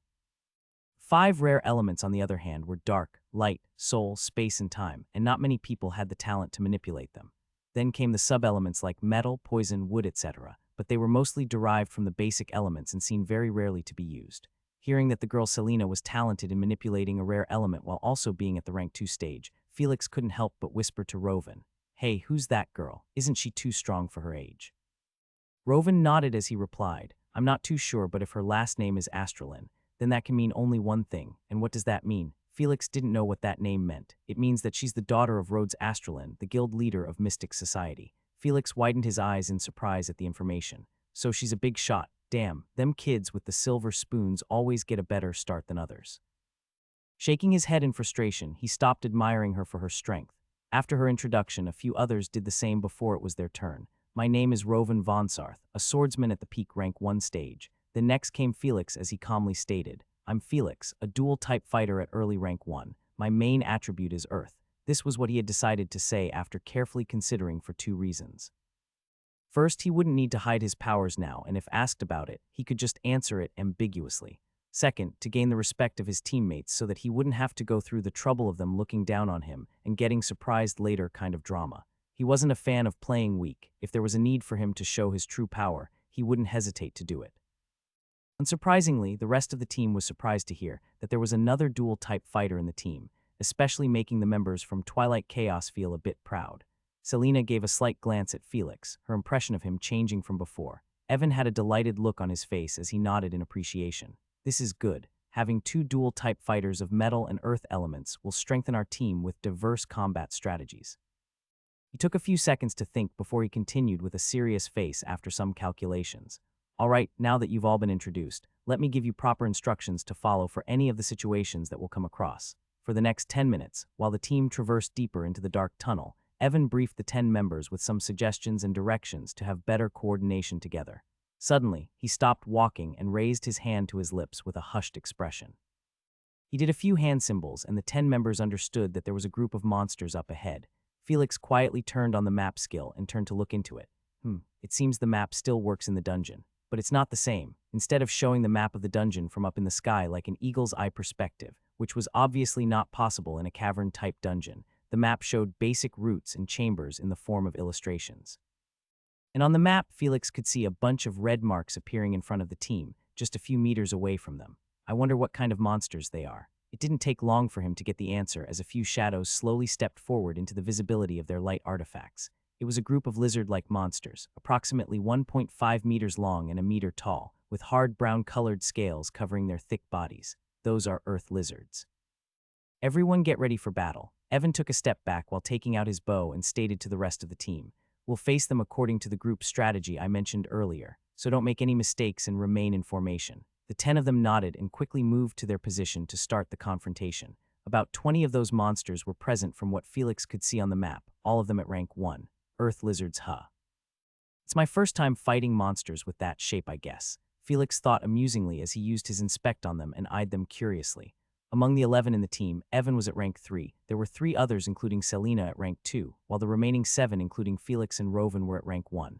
The moment the 11 of them got ready, the earth lizards hissed with their tongues hungrily and arrived at their position, opening their jaws to attack. Now, attack. At Evan's order, everyone got into action as they brandished their weapons at the earth lizards in a formation. Felix wasn't too fond of this setup of maintaining positions, but he followed it unwillingly anyway and attacked the earth lizards that had entered his arm's reach with his skills. Earth spikes. Several sharp rocky spikes emerged under the underbelly of 2 lizards, where a few red lines were present in Felix's eyes, and pierced into the only part of their body that wasn't covered and protected by their scales. Giarwake. Blood splashed on the ground as the 2 lizards cried out in pain, their bodies kept firmly in place as the earth spikes passed through to the top of their body. Felix flashed towards the 2 lizards and took out his newly upgraded sword, stabbing into their heads while they struggled in pain. A slight twist in the stab at the end was all it took for the 2 earth lizards to die under his attacks. Well, that wasn't much. Felix turned to look at the others, who had also almost finished ending the battle with the monsters. Evan stood at the back right now with his bow, his presence not required to deal with such weak monsters. Instead, he was keeping an eye on the surroundings. But he nevertheless took in the scene of Felix easily handling the 2 earth lizards that were the same rank as him, a task most would find difficult. He's a natural, a nice addition to the team with those earth-type spells. Evan thought to himself with a look of appreciation. After a few minutes, all of the 20 earth lizards had died, and their corpses were moved to the side. Rovan had defeated one of them on his own, their only weakness being at their underbelly proving to be a disadvantage to a swordsman such as him and a few others too. Felix, on the other hand, had watched the other dual-type fighter in the team, Selena Astralin, who killed 3 earth lizards on her own using a few metal-type spells.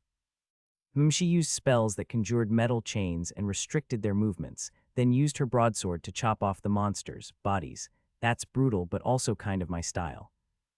Felix smirked as his gaze lingered on her broadsword, its size a bit larger than her thighs. It looks heavy. Evan walked to the front of the formation as he clapped his hands and complimented. That was splendid, everyone. You guys worked well together. But this is just the start. We've to explore the dungeon more until any of the scouting teams find a good area, so don't let down your guard any moment. After giving a few more instructions, Evan led the team forward as they stepped deeper into the tunnel. Felix, on the other hand, had finally decided on the next skill that he should create for himself, something he greatly needed in crowd fights and in a situation where he was surrounded, not taking escaping as the option. All right, I'll be needing this, he thought as he ordered the system in his mind to create the skill he was thinking of. Processing the skill's power scale, grading the skill. Estimating the possible points required, skill successfully moduled. Ding, skill name, battlefield awareness. Description, an active skill that grants the user heightened perception and awareness during combat, allowing them to analyze the battlefield with extraordinary clarity. When activated, the user can instantly assess the positions, movements, and intentions of all combatants within a radius of 30 meters. This skill enhances the user's reaction time, enabling them to anticipate enemy attacks and exploit weaknesses with precision. It also reduces the chance of being caught off guard by hidden threats or sudden changes in the battle. The skill has a duration of 10 minutes and a cooldown time of 30 minutes, grants a 360-degree awareness of all active entities within a 30-meter radius, highlights enemy weak points and predicts their next moves. Cost, 400 skill points. Do you wish to use 400 skill points and create the skill Battlefield Awareness? Felix scanned through the given details of the skill, and though he felt the skill points cost a bit too much, the skill's abilities made him nod. It looks good. With this, I'll be able to efficiently hunt more monsters than before. He agreed to create the skill without wasting any time. Ding, successfully created a new skill. The team had left the previous area and wandered into the tunnel carefully, treading in a formation while looking for their destination. At the moment, Felix very much wanted to test the new skill, but he didn't want to activate it when there was no fight, so he turned on the map and curiously looked at it. What's this? Suddenly, from the corner of the map screen, a large number of red dots started appearing. The number of dots passed 100 within seconds as Felix finally understood what was happening. Uh-oh, we got company. A small grin slowly etched on his face as the rest of the team turned to him. Feeling the dozens of eyes turning towards him in question, Felix turned serious and pointed towards the direction of the tunnel as he lied between his teeth. I have a detection-type spell that allows me to identify any movements under the earth, and I can feel more than hundreds of presence moving towards us right at this moment. He took a quick look at the map and gave them a calculated response, not minding their shocked faces. Also, we'll engage them in approximately 40 seconds now. The scouting team members took a few seconds to process what he said as they couldn't believe or trust him. What? No way. Only Evan was the first one to react positively as he couldn't handle the consequences of that happening even if he had doubts the same everyone. This is bad. Everyone, we don't have any time left, so quickly follow the defense circle formation I mentioned earlier. Hurry, don't waste time. As soon as he gave the order, the 10 members of the team hurried to their positions. 3 warriors of the team who could serve to tank the team stayed at the front of the formation with their shields up. 4 damage dealers, swordsmen, spearmen, and the like, Rovan included, stood behind the 3 tanks, ready for action. The 2 duelists, Felix and Selena, along with the mage, Melissa, stayed at the center of the formation as they started their spells. Evan, the only rank 3 archer, stood at the rear with his bow raised as he eyed towards the front seriously. Standing in front of Felix, Rovan turned around and asked quietly, "Hey, are you sure about this? I don't mean to doubt you, but even Sir Evan, a rank 3 warrior, couldn't detect something like that." He sighed as he clenched the sword in his hand tightly. "I hope we don't encounter more monsters, but do you really think they're coming?" Felix looked at Rovan with a look of guilt, as he could be facing danger because of his greed, but he soon became firm and nodded. "Don't worry, Rovan, I'll make sure you won't get hurt. As for the monsters, well, sadly they're already here now." A second later, the earth beneath them trembled in sheer magnitude as sharp screeches echoed from their front. Felix was right. Everyone, prepare for battle. Evan shouted as a number of creatures swarmed inside the tunnel. The monsters were all of the same type, looking like a spider with a round body supported by a dozen sharp legs, but their size was that of a human and they numbered more than a few hundred. They're the deadly spiders, and it seems there are more than 100 of them. Evan gritted his teeth and warned anxiously when he saw hundreds of rank 1 monsters. Listen here, those monsters throw lethal acids from their mouth, so make sure to protect yourselves from it. Also, their weakness is their eyes and joints. Target those parts. Now attack. At his orders, the front tankers rushed ahead to secure a large area and brought their huge shields forward, blocking the spider swarm from passing them in the narrow tunnel. Mages now, everybody duck. Evan shouted as he started concentrating his power on his bow. Felix, Selena, and Melissa, the three who were standing in the middle, raised their hands as they cast their magic spells. Earth spikes, metallic rain, wind blades. A series of magical attacks whistled past above the people ahead as they fell on the deadly spiders, in the form of steel rods and compression air slashes. Meanwhile, the earth beneath the spiders protruded out as sharp spikes attacked them mercilessly. Good, now it's my turn. Everyone, hug the walls. As if they had pre-planned it all, the team members left their positions in a hurry and moved towards the walls of the tunnel, giving a curious glance at the rank 3 man with the bow.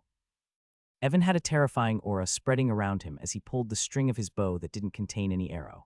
Whoosh! Suddenly, an ethereal light started gathering as a large bright yellow arrow appeared on Evan's bow, and with precise aim, he let go of the string. Sunflare arrow. The bright arrow whizzed through the middle of the formation, moving at the speed of sound as it illuminated the entire tunnel and reached the swarm of spiders about 20 meters away.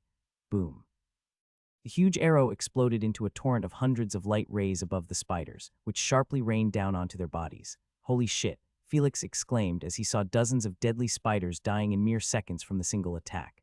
There was a large gap in the monster's swarm now, but it was gradually getting filled by the rest of the spiders from behind. Now it's your turn, assault warriors. Deal with them until I'm ready for another attack. Evan ordered as he took deep breaths and started concentrating on the next attack. Yes, sir. The 4 damage dealers nodded and rushed ahead to fight the disoriented spiders, while the tanks helped them by taking the aggro. Felix took a gulp seeing them fight, his eyes eager to rush ahead, but his position was at the rear. Kreikkhh. A sudden shriek of anger from the back of the swarm surprised the scouting team, as a spider 2 times larger than the rest showed itself. Kreikkhh. Behind it, a dozen more of the same size spider appeared one by one, some even climbing on the walls and the ceiling. Their huge figures allowed no more than 4 of them to move together in the tunnel, greatly reducing the amount of danger they could pose to the scouting team. Those are rank 2 deadly spiders. There's more than 10 of them. They can even move on the walls. Evan informed rapidly as he changed the strategy and gave them a different order. Fall back. Approach the rank 2 deadly spiders in groups of 3, every group having 1 rank 2 and 2 rank 1 fighters. I'll take care of all the rest of rank 1 deadly spiders with my arrows, while Melissa guards me. Hurry. After quickly giving a set of instructions, Evan turned his bow horizontally and started magically shooting 3 arrows at a time, each arrow shooting down a spider. The rest of the members quickly started forming groups of 3, as Felix patted Rovin's shoulder and said, "We'll fight together." Rovin nodded with a smile. Gladly, they turned to look at others for a rank 2 fighter just to see Selena rushing off alone towards the rank 2 spiders. Hey, what are you doing?" Felix asked in surprise when she ran ahead alone. Evan saw her dashing ahead with her broadsword and he shouted in slight anger, "What the hell, Selena, fight in a team for once." He was all too familiar with the girl's fighting style, who thought battling against an enemy with a team was very inefficient and troublesome. She had already given her father a lot of headaches by always trying to complete missions all alone and refusing to be in any teams in their guild. Felix and Rovin looked at the rest of the team members who had already formed groups of 3 and nodded at each other. "We should team up with her, I guess. There's no choice." Turning around, they rushed behind the purple-haired girl Selena to catch up with her, while she had already conjured many metal chains and had started fighting the larger deadly spiders. "It's time to use my new skill," Felix thought as a smile started forming on his face as he stared at the rank 2 monsters, who were looking like bags of skill points in front of him. Battlefield awareness. The moment he activated the skill, Felix widened his eyes in shock as he sensed a newfound feeling in his mind and body. He felt his breath as his thoughts calmed, the noises of the surroundings fading into the background. As he ran forward, he could clearly feel the touch of his feet to the ground, the texture of the soil and the rocks around his every step. Felix could feel his senses sharpen every breath, every movement, every sound became crystal clear to him. His vision expanded, allowing him to take in the entire scene of the battlefield, not just what he saw in front of him, but also behind him, as if a simulation of the current reality with him in the center had formed in his mind. "I can see everything." Staring ahead at Selena, who was single-handedly facing a rank 2 deadly spider, Felix saw the monster's movements and easily found its several weaknesses, correctly predicted the next move it was going to perform, and calculated the best possible move he could use to counterattack. It's not just that simple. Simultaneously, he eyed the arrows whizzing above their heads and attacking the spiders, their speed, trajectory, and target immediately appearing very detailed to his senses. The positions and status of the other team members behind him, and the movements and attacks of all the deadly spiders around him, Felix could notice all of that in his state of heightened perception. He didn't know how he could describe what he was feeling, but if he had to give it a word, it would be epic. Taking out his sword, Felix grinned wildly as he rushed ahead using an agility burst. Wait, Felix, Rovan shouted out in panic, but the boy had already joined Selena as he attacked the huge spider's legs. Black Horizon's sword art's first technique. Raising his sword above his head, Felix's eyes glowed in clarity as he found the perfect spot on the spider to attack. Singular slash. The spider attacked him with one of its sharp legs, but his sword moved in tandem with it and hit the thinnest and weakest spot of that leg. Crick, his sword slashed through the spider's leg, disconnecting it from its body as the blade continued moving towards the other legs without reducing its speed. Before the spider could even shriek in pain, 3 of its legs had been chopped off by Felix as he took a few steps back and turned to the side. Dust blast. He used another skill at the other rank, 2 deadly spiders that were closing on them. KRKHIKH. Selena used the chance when the rank 2 monster fell due to the imbalance in its legs and attacked its body with her broadsword. Rovan had finally reached them, but he could only watch in astonishment as the huge spider crashed onto the ground helplessly. You two are so reckless. He couldn't help but sigh as he saw Selena stepping up onto the spider's body to kill it off. Earth spikes. Felix quickly used his skill before she could have the final hit, as a few spikes emerged below the spider's underbelly and pierced into its heart. The rank 2 deadly spider lost the light in its eyes as Selena stood stunned with her sword raised up high. Ding, you have killed a being higher than your own rank. You have gained 100 skill points. The monster she had wanted to kill was laid dead before her just when she was about to end it. How could you? Selena turned her head to glare at Felix angrily for stealing her prey. Meanwhile, Felix had a wide grin growing on his face as he turned to look at the other rank 2 deadly spiders. Heh, let's move to the next one. As if like a board of chess, Felix could read the entire battlefield from what his senses were feeding him. He could clearly perceive the dead rank 2 monster, Selena jumping down from its huge body, and Rovan breathing heavily as he muttered anxiously. Felix, and you Selena, try to stick to the plan, all right, guys. Selena narrowed her amethyst eyes as she ignored his words and stomped her way towards Felix, who was eyeing the approaching spiders. What was that just now? She stood behind Felix and asked with a demanding tone. Turning around while gripping his sword, Felix was taken aback by her question as he shrugged confusingly. What do you mean by that? Is something wrong? Seeing his nonchalant and ignorant face, Selena gritted her teeth in anger as she pointed at the dead rank 2 spider. I was just about to kill it and you interfered. Why did you do that? Felix looked over at the dead monster and scratched his head before replying with a cool smile. Oh, that you don't have to thank me, I just wanted to help you. At this point, Selena's face had turned reddish due to all the anger, so she did what she would normally do when she got angry. UBASSDRDD. Kicking off the ground, she raised her broadsword above her head and brought it down towards Felix with all her power. Caught off guard by her sudden attack, Felix instinctively stepped back as his skill battlefield awareness kicked in to help him. What the fuck? He quickly dodged the attack with another agility burst as her broadsword crashed onto the spot he was just standing on. Selena, what the hell are you doing? Rovan yelled in panic as the 2 members of his group stood in a battle stance against each other. Yeah, Selena, put down your sword. Why the hell are you attacking me? Felix exclaimed awkwardly with his sword raised in defense. He knew he had wronged her by stealing her kill, but he didn't think she would react so aggressively. Is she getting skill points too or what? Selena pointed her broadsword at his face and huffed angrily before slowly calming down. I don't like it when someone pokes their nose in my business, so stay out of what I'm doing and don't interfere. I can handle those monsters on my own. Felix and Rovan glanced at each other for a moment in confusion, before turning back to her as Rovan reasoned. But Sir Evan ordered us to form groups of 3. The rest of them are already done, so the 3 of us are the only ones left. He shrugged helplessly and pointed at the 2 of them. You, me, and Felix will have to work in a team for this task. There's no other option. Selena became silent for a few seconds before shaking her head. No, there is another option. Felix gestured at Rovan towards the monster for him to hurry, making him nod, but before he could open his mouth, Selena continued as she waved around her broadsword. The other option is that the 2 of you will watch me fight those rank 2 monsters, and do nothing else but watch. Whoosh. Saying so, she kicked off the ground to jump over them while conjuring some metal chains and launched herself towards the distant rank 2 deadly spiders. Felix and Rovan quickly turned around as they stood speechless. The hell is wrong with her? Is it because I don't understand woman, or is she really a bit weird? Felix asked with a scoff. Rovan sighed as he gave a wry smile. I'm no expert, but I too think she really is a bit weird. The two of them watched as Selena danced between the spiders while the other two teams had finally arrived at the front, giving them a headache. What should we do now? Rovan scratched his head. Felix narrowed his eyes and grinned as he stretched his hands. Well, annoying that girl is what we'll be doing now. He chuckled before running towards Selena to help her. Let's go, Rovan, stay close to me. The boy could only nod helplessly as he ran over to follow the two eccentric teammates of his. As the swarm of rank 1 deadly spiders around them were getting shot down by the non-stop arrows with accurate precision, the three teams started their confrontation with the rank 2 deadly spiders. Felix sensed all the movements and actions happening in his surroundings as he used a few of his skills. Quicksand, dust blast. He pushed away a few of the rank 2 spiders from nearing them, and they easily backed a few meters due to their light bodies. Meanwhile, the soil on the walls and ceiling of the tunnel softened, hindering the spiders from moving in an agile manner. Felix quickly instructed him as he eyed Selena fighting another of the rank 2 deadly spiders. Sigh, just don't bicker later, all right. Rovan yelled and rushed off to fend off the weaker spiders. Selena, on the other hand, blocked the quick jabs of the huge spider and jumped to the side when it spit out its acid to attack her. Che, you're asking for it. She raised her broadsword above her head and took a battle stance with a serious face before concentrating on her attack. You idiot, that spider isn't gonna wait.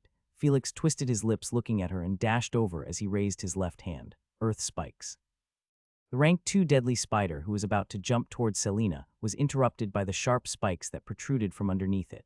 The spikes only distracted the monster and couldn't wound or harm it due to its low mass body, but those few seconds of negligence was enough to seal its fate. Selena stretched her broadsword behind her back and sped forward as she muttered under her breath. Metallic Dominion Sword Arts, second technique. She jumped over from her spot as her broadsword glowed in a silver hue, before heading directly towards the surprised spider as she brought down her heavy sword. Lunar Ironfall. A soft hum left her mouth as a half-moon glow appeared in the dark tunnel from the downward swing of her broadsword, aimed exactly at the rank 2 spider's body. Swish! Selena landed gracefully as she kneeled down with her bloodied weapon touching the ground. The deadly spider's body suddenly split into 2 halves, falling onto the ground as its legs gave out. Thud. Standing up, Selena turned to look at the stunned Felix on the side and snickered. See, I told you I can handle it alone. Felix blinked a few times and let out a dry chuckle as he argued. Kay, you're blind or what? Didn't you see how I distracted that spider when it was about to attack you? You would have been wounded if not died had I not assisted you. Are you really an idiot? She widened her eyes in realization at his words. Shut the hell up, you're the idiot. Selena took a step back and blushed slightly in embarrassment, as she did understand she had made a blunder during the battle to show off her strength. Her sudden change in attitude surprised him as he didn't think she would react like that due to her mistake. Waving off his hand, Felix gestured towards the front as he sensed some movements there. Whatever, now you understand it's dangerous fighting alone, especially in this narrow tunnel. So stop making a fuss and cooperate with me. He glanced at her with an intense look and muttered in a strangely forced tone. No words can express how much I want to set myself loose and massacre those spiders, but I'm holding myself back because of Sir Evan's orders. So why don't we stop our talk and get to work?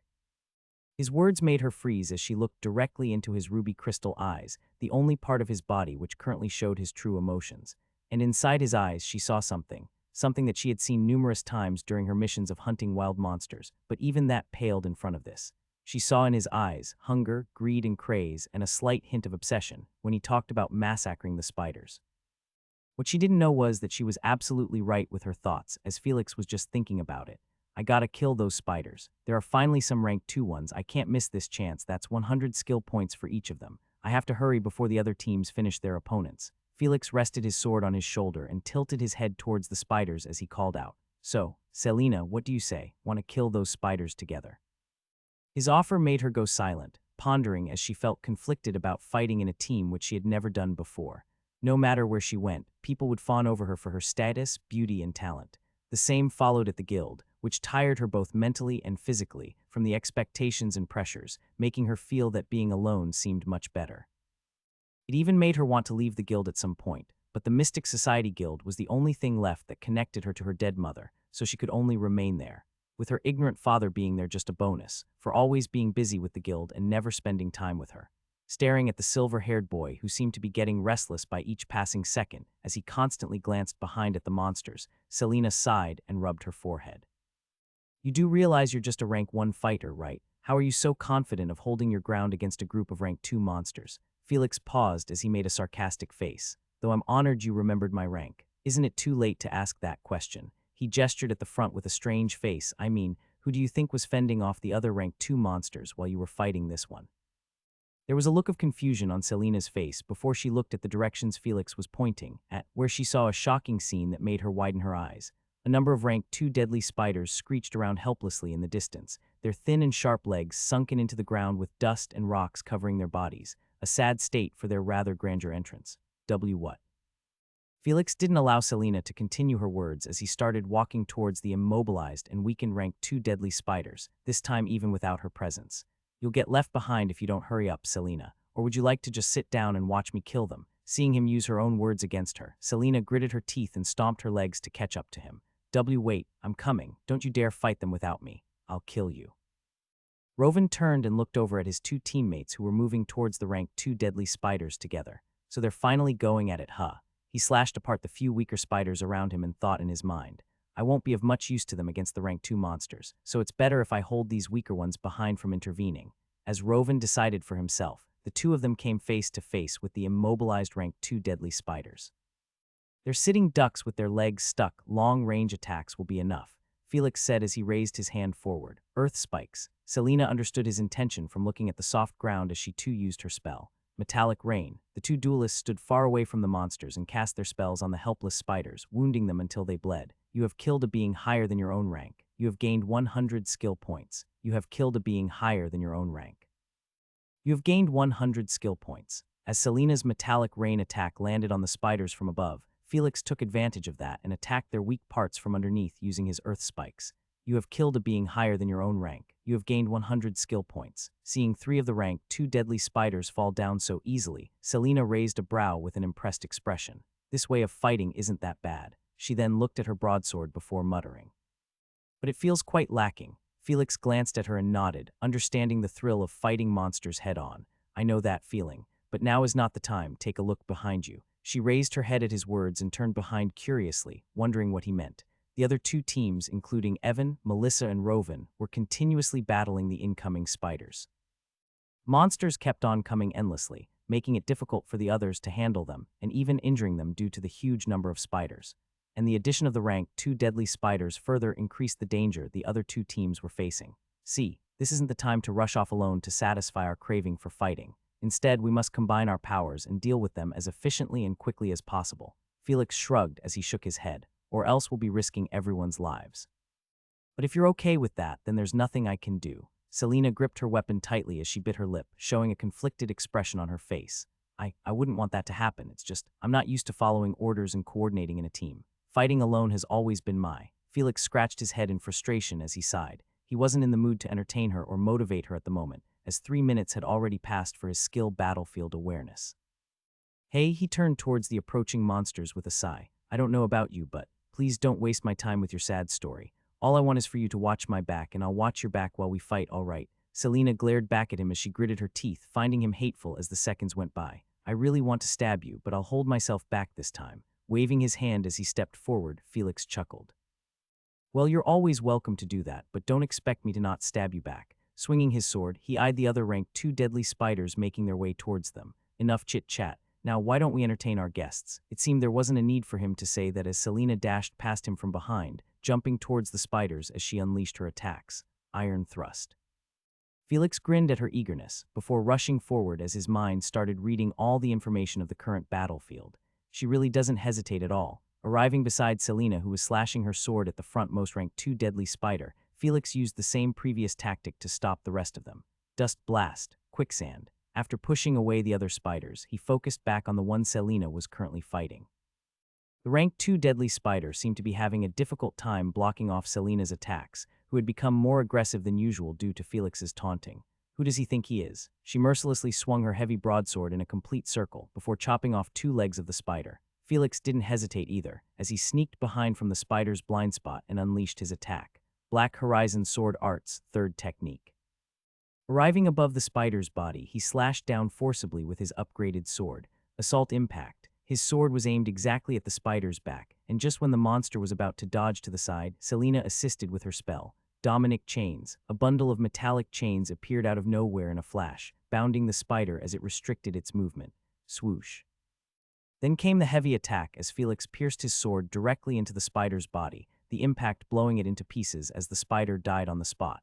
You have killed a being higher than your own rank. You have gained 100 skill points. Landing on the ground that wasn't covered with blood, Felix muttered calmly. These deadly spiders must be a weak race of monsters. They can't even take a few hits. Selena looked at him with disdain as she harumphed. You sure talk big when you wouldn't have killed it if not for my spell. Now that he remembered it, Felix turned to smile at her honestly. Right, you're doing an amazing job. Just keep on assisting me like that. You'll be a great teammate. He even gave her a thumbs up. He was very happy with the way things were going right now. In just about a few minutes, he had already earned back the skill points he had spent on the battlefield awareness skill. Maybe I should upgrade that skill. It's a lot more useful than I thought. With the skill activated, he didn't have to always remain cautious and tense during the battles anymore, as he would instinctively sense if something was wrong. Suddenly, he felt his senses sending him danger alerts, making him swing his sword almost unconsciously. Clang! A broadsword crashed onto his weapon, pushing him a few steps back as he heard a furious yet soothing voice. Arrogant bastard, how dare you treat me like your assistant?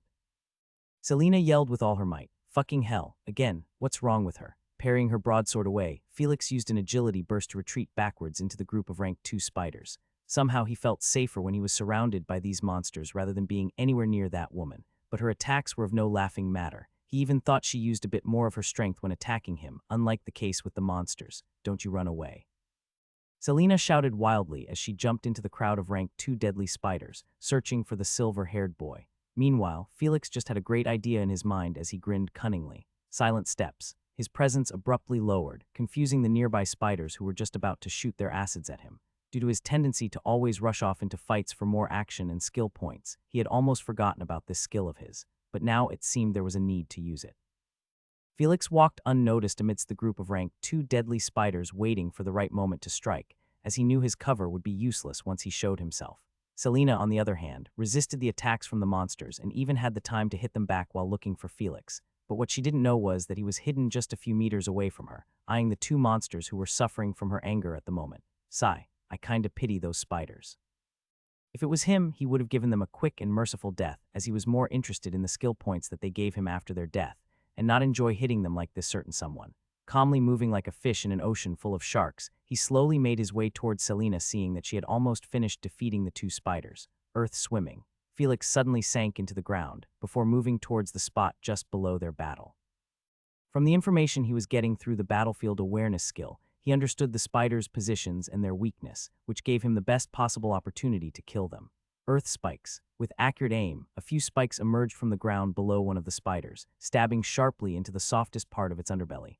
The spider screeched in pain before falling down, gaining the other spider and Selena's attention as she turned to the side in surprise.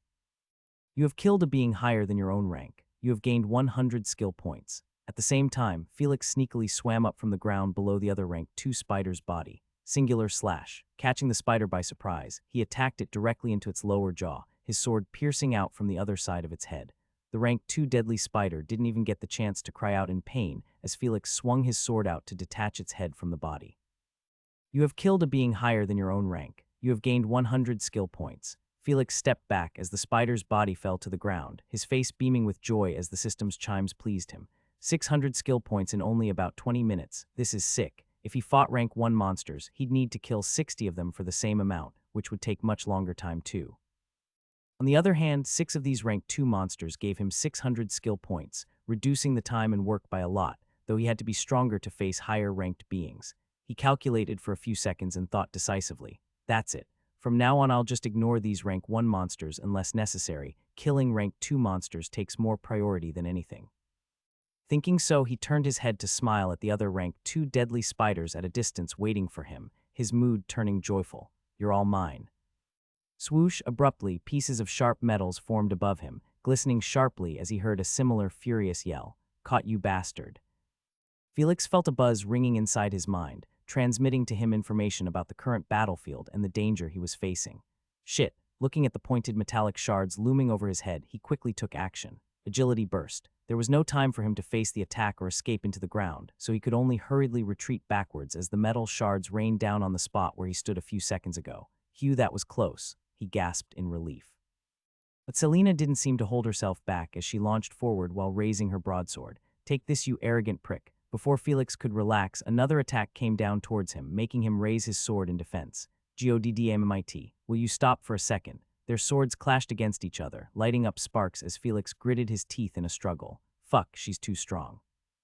Even though he could sense and predict her movements with his skill battlefield awareness, he wasn't at the same physical level as her, who was at rank 2. The two of them pushed their swords onto each other, and eventually, Felix couldn't handle anymore as he took a few steps back. Selena took advantage of that as she quickly swung her broadsword again to hit on his sword. Clang.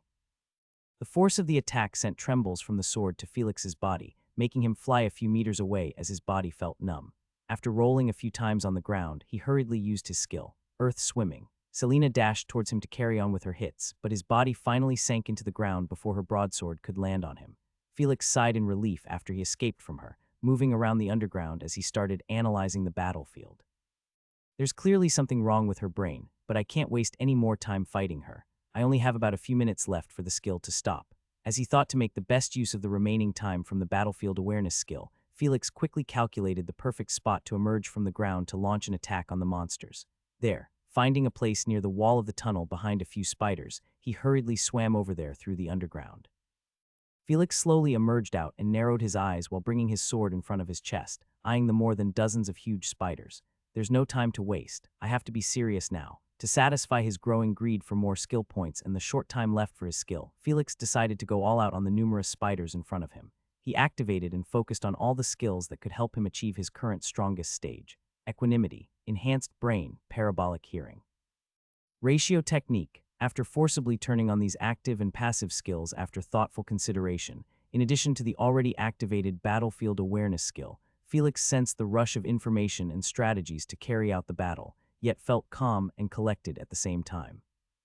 The sounds around him got filtered with the parabolic hearing skill, curbing down all the useless shouts, screeches, and echoes in the tunnel, except for the footsteps and breathings of the monsters and the sound of weapons.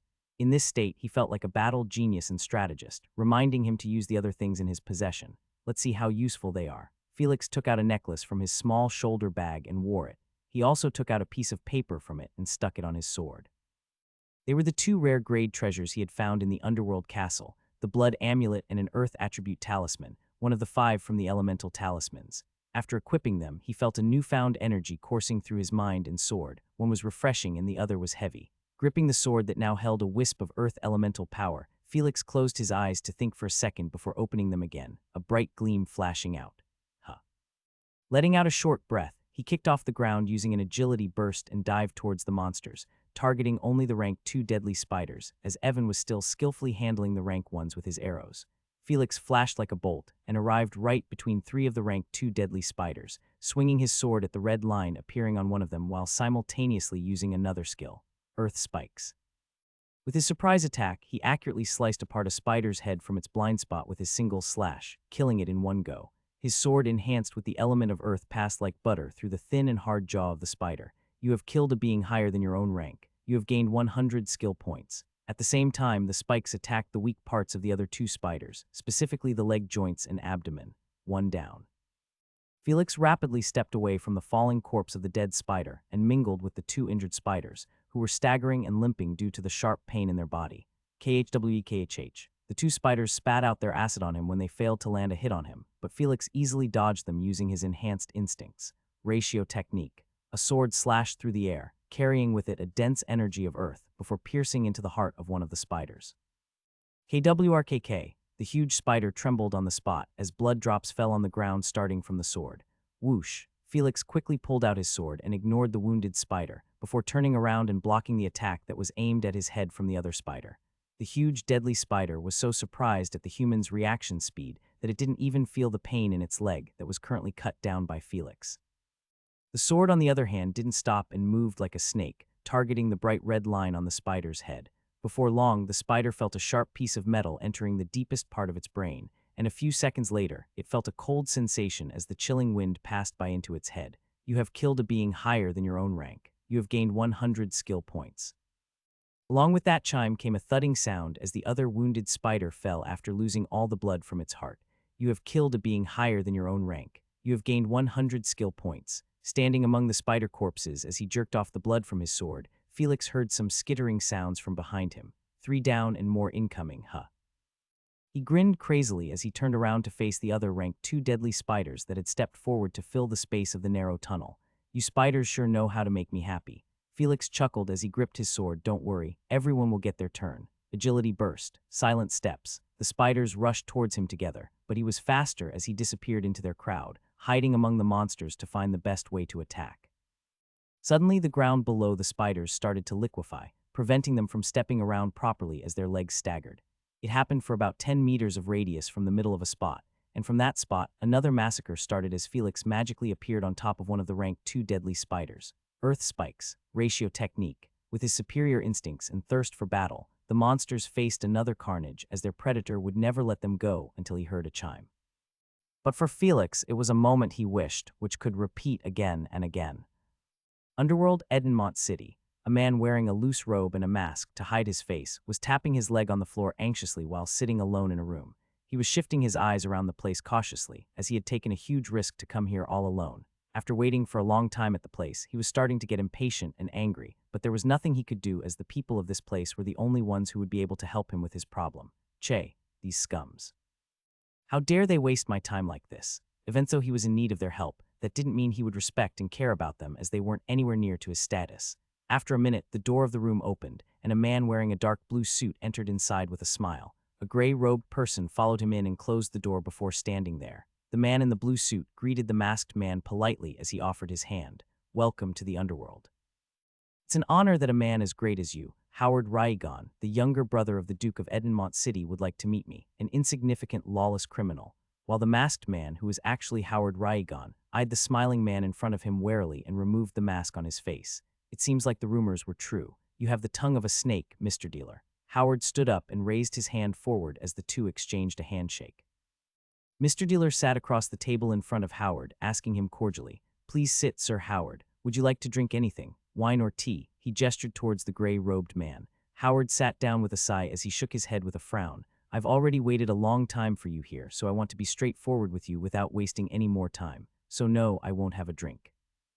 Though it was dumb to have come here alone, as he didn't want anyone to know this, he wasn't stupid enough to also drink something made by these people. Mr. Dealer nodded with his usual smile at the refusal and replied, All right, that's fine. So if you want it to be straightforward, then may I get to the point and ask you the reason for your visit? Facing the direct inquiry, Howard looked seriously at the man before him and stated slowly, I have a deal for you, Mr. Dealer. A deal that'll profit the both of us tremendously. Hearing the serious yet slightly excited words from Howard, Mr. Dealer shrugged passively. I thought you wanted to be straightforward, Sir Howard, so mind telling me what this deal is about. Getting reminded back of his own words, Howard let out an awkward cough as he decided to stop being mysterious and suspenseful. So the thing is, I want you and your subordinates to stop the Dark Guilds from interfering with the Guild Wars that is currently taking place in the Edenmont dungeon. I don't know what reasons they may have for doing it, but I know they'll only bring about destruction to the entire city if not stopped. I'm willing to provide you with the suitable amount of money for such a task, and I'm also ready to offer you more privileges if you choose to accept it. So what do you say? Do we have a deal? Presenting the deal he was talking about in one go without taking a breath, Howard waited for the man's decision worriedly. Mr. Dealer had a pondering face, but then he took out a silver clockwatch to check the time and smiled at the man. It seems I'll have to refuse such a deal, Sir Howard. He then turned to gesture at the gray-robed man. Howard widened his eyes in panic at the quick refusal as he stuttered hurriedly. Wait, Mr. Dealer, I'm sure we can talk more about it. Is it about the money? I can increase the amount. Mr. Dealer shook his head and said, It's not about the money. The deal is just too dangerous and high of a risk for me. Howard clenched his fists in worry as he asked anxiously, Isn't there something we can do about it? Don't you want to protect the Edenmont City? A lot of people will die as usual if the Dark Guilds are not stopped. Mr. Dealer glanced around the room as he made a pondering face before holding his chin as he nodded. I think there's a better way to do this, a better deal than the previous one. Howard's eyes lit up as he moved his butt forward on the seat and asked impatiently, Yes, please tell me about it, Mr. Dealer. I'm all ears. Seeing the excited look on the man's face, Mr. Dealer smiled as he clapped his hand towards the gray-robed man. Well, we're going to need more than just my gang to take part in this deal, so why don't I introduce you to some of our future partners in this deal? Howard got a bit confused at his words, but as the gray-robed man opened the door of the room after getting his boss's order, he understood what he meant. Led by a man wearing a one-eye patch on his face, a few people slowly entered the room one by one as they took their seats. You. Howard was shocked to his core when he came face to face with some of the notorious people from the underworld. The man with the eye patch raised his legs and crossed them on the table, as he picked his ear with his pinky finger. "Why are y'all so quiet? Hurry up and get done with it already. I have to go back to the forest." Sitting at the table while being stared at by the members of the Underworld Council like a sheep between hungry wolves, Howard tried his best to relax. "Am I in trouble?" He gulped hard before eyeing Mr. Dealer with a forced smile. "Haha, can I, ask what's going on?" he stuttered while sweating. Mr. Dealer had his signature smile on his face as he pocketed his silver clockwatch. "This is what I was talking about. A better deal than the one before, with lowered risks and more company. Quite expensive if you'll ask me though, but fret not." He gestured his hands around the table, a tone of confidence in his voice. "Because we're more than enough to get this work done." Glancing at the people in front of him, Howard sensed their power from just sitting in the same room as them, making him take a deep breath. This is not trouble. This is a chance. His eyes lit up at the thought of using them as pawns for his goal. Even though his initial objective of coming here was to seek help in stopping the Dark Guilds, the current opportunity present in front of him made him think twice. As his greedy thoughts reached here, Howard smiled widely and changed the way he was looking at the people in the room. "This is amazing, Mr. Dealer. You're truly brilliant from the rumors I've heard of you. With your help, I'm sure." Bang! Suddenly, a fist slammed on the table as Howard jerked back in fear while looking to the side. A tall woman with neck-level blonde hair and sharp features, wearing a tight-fitted black gown and purple lipstick on her lips, stood up from her seat and narrowed her eyes on Howard. Cut to the chase. Deal or no deal. Staring at the woman in slight shock for making a scene, Howard didn't know what to say as he looked at Mr. Dealer as if he was his savior. Now, don't be so hasty, Viana." Mr. Dealer smiled calmly at her and placated. "I'm sure Sir Howard has a lot to think about. I mean, he has not even yet been introduced to the other partners in this deal. So why don't we start by introducing ourselves to him?" He then gestured at Viana with a nod. "Why don't we start with you, Viana?" Viana glared at Howard for a few seconds before sitting down and shrugged. "Introduction? Well, fine, I'm Viana Frawley. Is that enough?" Mr. Dealer nodded with a smile, but Howard, on the other hand, finally remembered who she was as he became shocked. "Viana Frawley. Isn't she the dead sister of Vincent Frawley, the guild leader of Crimson Dawn Guild? How is she alive and what's she doing in the underworld?" As curious as he was of her situation, he couldn't ask anything as a man wearing glasses and sitting beside her leaned towards the table with a chuckle. The man was middle-aged and a bit chubby, with a bald top and thin hair on the sides of his head, reflecting the light in the room. He was wearing a huge brown suit and a plethora of accessories on him, including rings on every finger, a few necklaces, and some bracelets on his arms too. "Ah, it's my turn, I guess. Hello there, I'm Oberon Westha. Although I may look like this, I'm actually the overseer of the Underworld's black market. It'll be a pleasure to work with you." Getting an enthusiastic introduction from the other person, Howard nodded politely before taking another glance at the man who was basically the boss of the famous black market. "This bald guy, really, but he does seem wealthy though." Sitting beside Oberon was Mr. Dealer, who coughed once and smiled. "As you already know, I'm called by the moniker Mr. Dealer by the people around me, so you can call me the same. And I'm the head of foreign affairs for the Underworld."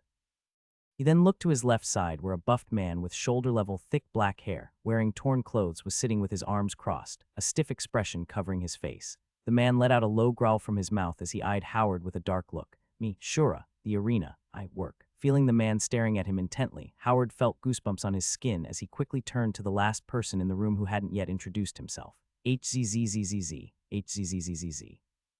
But he could only open his mouth wide in surprise at the man with an eye patch who was sleeping with his legs still on the table. Just when he was about to call out to the man, the other 4 people in the room suddenly raised their hands towards him to stop. What happened?" Howard asked in confusion. "SHHHH." Mr. Dealer hushed at him quietly with a sweat drop falling on his forehead. Oberon, who was sitting near to him, whispered with a scared expression.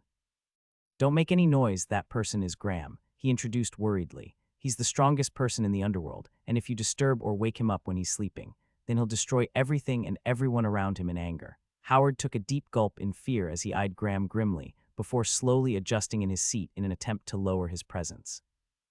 Mr. Dealer looked at the man who had fallen right into his plan, all the way from the beginning to the end, which turned him from an authoritative person to a mild sheep. In a hushed voice, he asked the man with gestures, "So tell me, Sir Howard, do you accept this deal with us? We can guarantee to work this out just the way you want." This was the last nail that needed to be hammered to manipulate the man into accepting his deal without raising any unreasonable demands. Howard, who was on the verge of crumbling down, rapidly nodded as his eyes lit up when the talk of the deal was brought back again.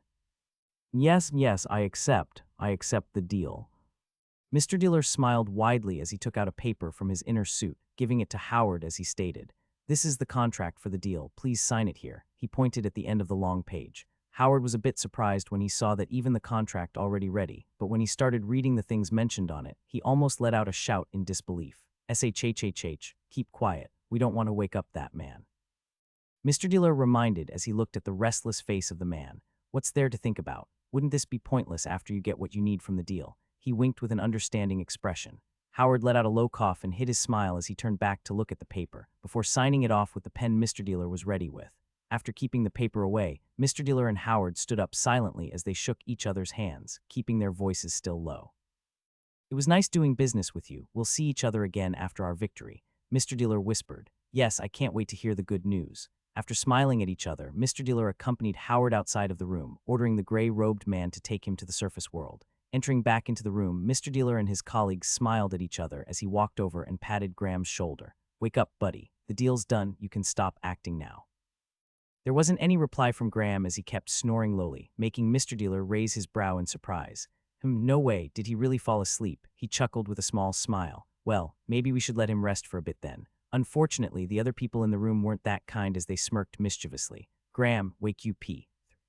They shouted and banged on the table, making Graham jump up in shock as he glanced around with his one eye. Why are you guys shouting? What happened?" The one sitting nearest to him, the buff man wearing torn clothes named Shura, smiled shyly as he scratched his head, a completely different attitude than the one he had shown before. "Graham, it's done. The deal. You slept." Haha, his words made Graham rub his nose awkwardly. Viana yawned as she stretched her body lazily. "Even I'm feeling sleepy now." "By the way, when are we supposed to go there?" Oberon sniffed the rings on his fingers as he let out an aggressive breath. "We should do it soon. I can't wait to test out my new babies." As Graham took a comfortable seat on his chair, Mr. Dealer walked over to sit on the chair Howard was previously sitting on as he narrowed his eyes. "Not yet. We'll have to wait for the perfect chance, just like how we waited for Howard. Getting impatient will only fail us." All that happened today, from Howard arriving here, making a deal, and letting these other four join, was all within Mr. Dealer's plans. He had already started devising plans and thinking of all the possibilities from the time the Dark Guilds were brought into the picture in Edenmont City. "I won't make it easy for you," he thought as he narrowed his eyes, hiding the madness and anger that was behind his calm facade. "I swear, Edenmont Dungeon." The cavern tunnel reeked of blood and dust as huge spider corpses lay unconscious in a pool of their own blood. Deep within the tunnel amongst the dead bodies, a boy with silver hair sat on a rock holding his sword tight in his grip, his clothes smeared with the monster's blood. "Heya, heya," Felix gasped as his body was at its limits from the bloodbath he had caused in here. As there wasn't much time left for the skill battlefield awareness, he had pushed his body to fight and kill until there were no more monsters around him, making him exhausted. But there was still an unhealthy and weird unsatisfied look on his face as he gazed into the air. Skill points, 4110. "I killed around 13 of these spiders and it's still just this much. This isn't enough. I need more." Felix slowly stood up with the help of his sword, using another skill to help him. Terra Drain. He stood there for a few minutes, allowing the energy from the earth to replenish his strength and stamina. When he felt like he could start fighting again, Felix stopped and turned to look at the dark tunnel ahead. Time to find some more monsters. 149 A grave situation. Just as Felix was about to take a step forward in hopes of finding more monsters to kill, a relieved voice called out to him from behind, making him come back to his senses. "Felix, wait, are you fine?" Turning around, he found Rovan sprinting towards him with a confused and relieved face. Felix took a deep breath and hit his forehead as he had completely forgotten about his teammate and how he had wanted to keep him safe. "I'm fine, Rovan." "What about you? Are you hurt anywhere?" "I'm sorry I left your side even though we're on the same team." Shaking his head, Rovan sighed as he smiled wryly. "I'm perfectly fine, don't worry. With Sir Evan by our side, nobody got hurt back there. Also, I've gotten used to having problematic teammates, so there's no need to apologize." Felix just scratched his head awkwardly at that, but Rovan asked again in confusion. "By the way, aren't all the monsters dead here? Why were you going deeper then?" He pointed at the dark tunnel ahead. Felix, who had given in to his desires back then, could only lie with a straight face as he shrugged. "I was just making sure there weren't any monsters left alive. You know, it wouldn't be wise to leave a survivor that may bring back another horde for revenge." Rovan nodded as he agreed with him, but then suggested as his eyes lit up. "Wait, wasn't there an Earth-based detection spell you said you had? Why don't you try it? Maybe it'll be quicker that way." Felix froze for a second as he realized he had forgotten he could do that, and twitched his lips in self-deprecation. "Damn it, I was so lost in hunting monsters that it even made me stop using my brain." Giving a forced smile, Felix nodded at Rovan. "You're right, let me try doing that." Turning around to face the dark tunnel, Felix pretended to use a spell as he turned on his map skill. Rovan glanced at him curiously while Felix stared hard at the map with concentration. Few seconds later, he raised his brow as he saw a single red dot moving towards him from ahead. There seems to be a single monster moving towards us at this moment. Let me kill this one too before we head back to others, he said. Rovan nodded as he gripped his sword with a determined smile. I'll help you out. I know I'm weak, but I can at least act like bait to give you a good strike. Seeing the unhesitating look in Rovan's eyes, Felix nodded as he smiled. Sure. We can take this one out together. As the both of them gripped their swords, they turned to stare at the dark tunnel before slowly walking forward. Felix suddenly asked curiously as he remembered something. Oh right, that purple-haired girl. What was her name again? Is she? All right. He felt a bit sorry for her as he had tricked her into helping him and took out almost all of the rank 2 deadly spiders. But there wasn't any other option for him as he only grew stronger from obtaining skill points by killing the monsters, making him a better choice to be the one to kill them compared to her. Rovan had a weird look on his face as he responded unsurely. Her name's Selena. As for your question, well, I'm not so sure myself, but I don't think she's in her right mind back there. Felix almost staggered as he felt more pity for her. I don't think you're wrong there. Maybe she's just a sensitive person, I guess. If Selena was here and heard what he said about her, she would have lost her mind in pure anger. Rovan chuckled and joked as he shook his head. Or maybe it's you who made trouble for her, just like how you, Steve, and Eric do every time. Felix grumbled as he looked at Rovan with an offended expression. Oh please, Rovan, don't lump me with those two. I'm clearly smarter than the... Felix suddenly paused his words as he saw Rovan widening his eyes in terror and freezing on the spot. Unknowingly, he felt a shiver run down his spine as he slowly turned to look back at the dark tunnel ahead. Gulp! Felix took a hard gulp in fear as he peered at the abomination of a huge red spider standing at the other end of the tunnel. The huge spider looked similar in shape to the previous rank 2 deadly spiders, but it was so huge that it completely fitted the entire tunnel, with eyes covering every part of its red-colored round main body. Shit, Felix knew they were in serious trouble as he could feel the unrestrained bloodlust from the spider, who was most likely at the rank 3. He tried to calm himself down, thinking that the monster was far away and they could still run, whispering to Rovan with a low voice. Don't make any loud sounds or sudden movements, Rovan. It'll jump at us if we do so. Just hear me out, I have a plan. Rovan, who was feeling a bit hard to breathe, nodded subtly as he whispered back. What do we do? With every passing second being stared at by the rank 3 deadly spider, he was feeling like he was just a moment away from death. But Felix's presence assured him a bit, who he thought had many tricks up his sleeves, hopefully. Yeah, shit, what the hell do we do? Felix knew he could escape from the monster alone if he wanted, but he didn't want Rovan to die, as he was the reason the boy was in this situation. At last, only one crazy plan entered his mind as he turned decisive. Guess I'll have to just fight it then. Thinking for a few seconds as he was still in a staring competition with the spider, Felix whispered to Rovan again. Listen, at the count of 3, I'll use a few spells to distract it while you run away and notify Sir Evan and the others. Got it. Rovan nodded, but then frowned as he replied with slight anger. But then what about you? You want me to run away and leave you here? Felix became silent for a few seconds before he gave up convincing and said plainly. If you act according to my plan, then we may both survive. But if you don't, then both of us will die. The choice is yours now. Hearing his words, Rovan turned silent as he gritted his teeth, feeling dejected for being so weak. All right, I'll do as you say. Felix sighed inwardly for being a bit rude, but he didn't have the luxury to waste time currently due to the threat they were facing. With his focus turning back towards the rank 3 deadly spider, Felix took a deep breath as he started the countdown. Get ready. 1. 2. Felix slowly bent down a little to move, as he turned to look at Rovan, who did the same. And 3. Right on time, both Felix and Rovan rushed in opposite directions without hesitation. Dust blast, quicksand. Felix used his skills towards the rank 3 deadly spider to take its attention and buy some time, while Rovan hurried at his fastest speed to notify the others and bring help back. Meanwhile, the rank 3 deadly spider remained in its position as it stared at Felix with several of its eyes, finding the situation very amusing. Seeing that the monster was not attacking him, Felix couldn't help but sigh in relief as the mini dust storm had covered almost the entire tunnel ahead of him, reducing the visibility. The ground in front of him was also turning soft, raising his hopes of getting out of this mess as it would buy him more time. Should I run away now? He thought as he couldn't see the spider anymore. Whoosh, unfortunately. It seemed escape was never an option, as a dark shadow abruptly towered before him after jumping over the quicksand from the ceiling. Felix widened his eyes in panic as he saw the reddish-black pointy legs of the rank 3 deadly spider stabbing towards him. Shit! He quickly moved to dodge the attack with an agility burst as he retreated behind, but the attack was quicker than him, so he instinctively raised his sword to block the incoming stab. The spider's leg made contact with his sword, and the force behind the attack pushed him back without any resistance. Cug, Felix flew through the air and hit the ground hard a few meters away, the impact breaking several of his bones as he spurted out blood. Despite the pain he was getting from several of his body parts, Felix grimaced and hurriedly stood back up to his feet. "That hurts, you bitch." He raised his sword with both of his hands and rushed towards the spider in anger. Earth spikes.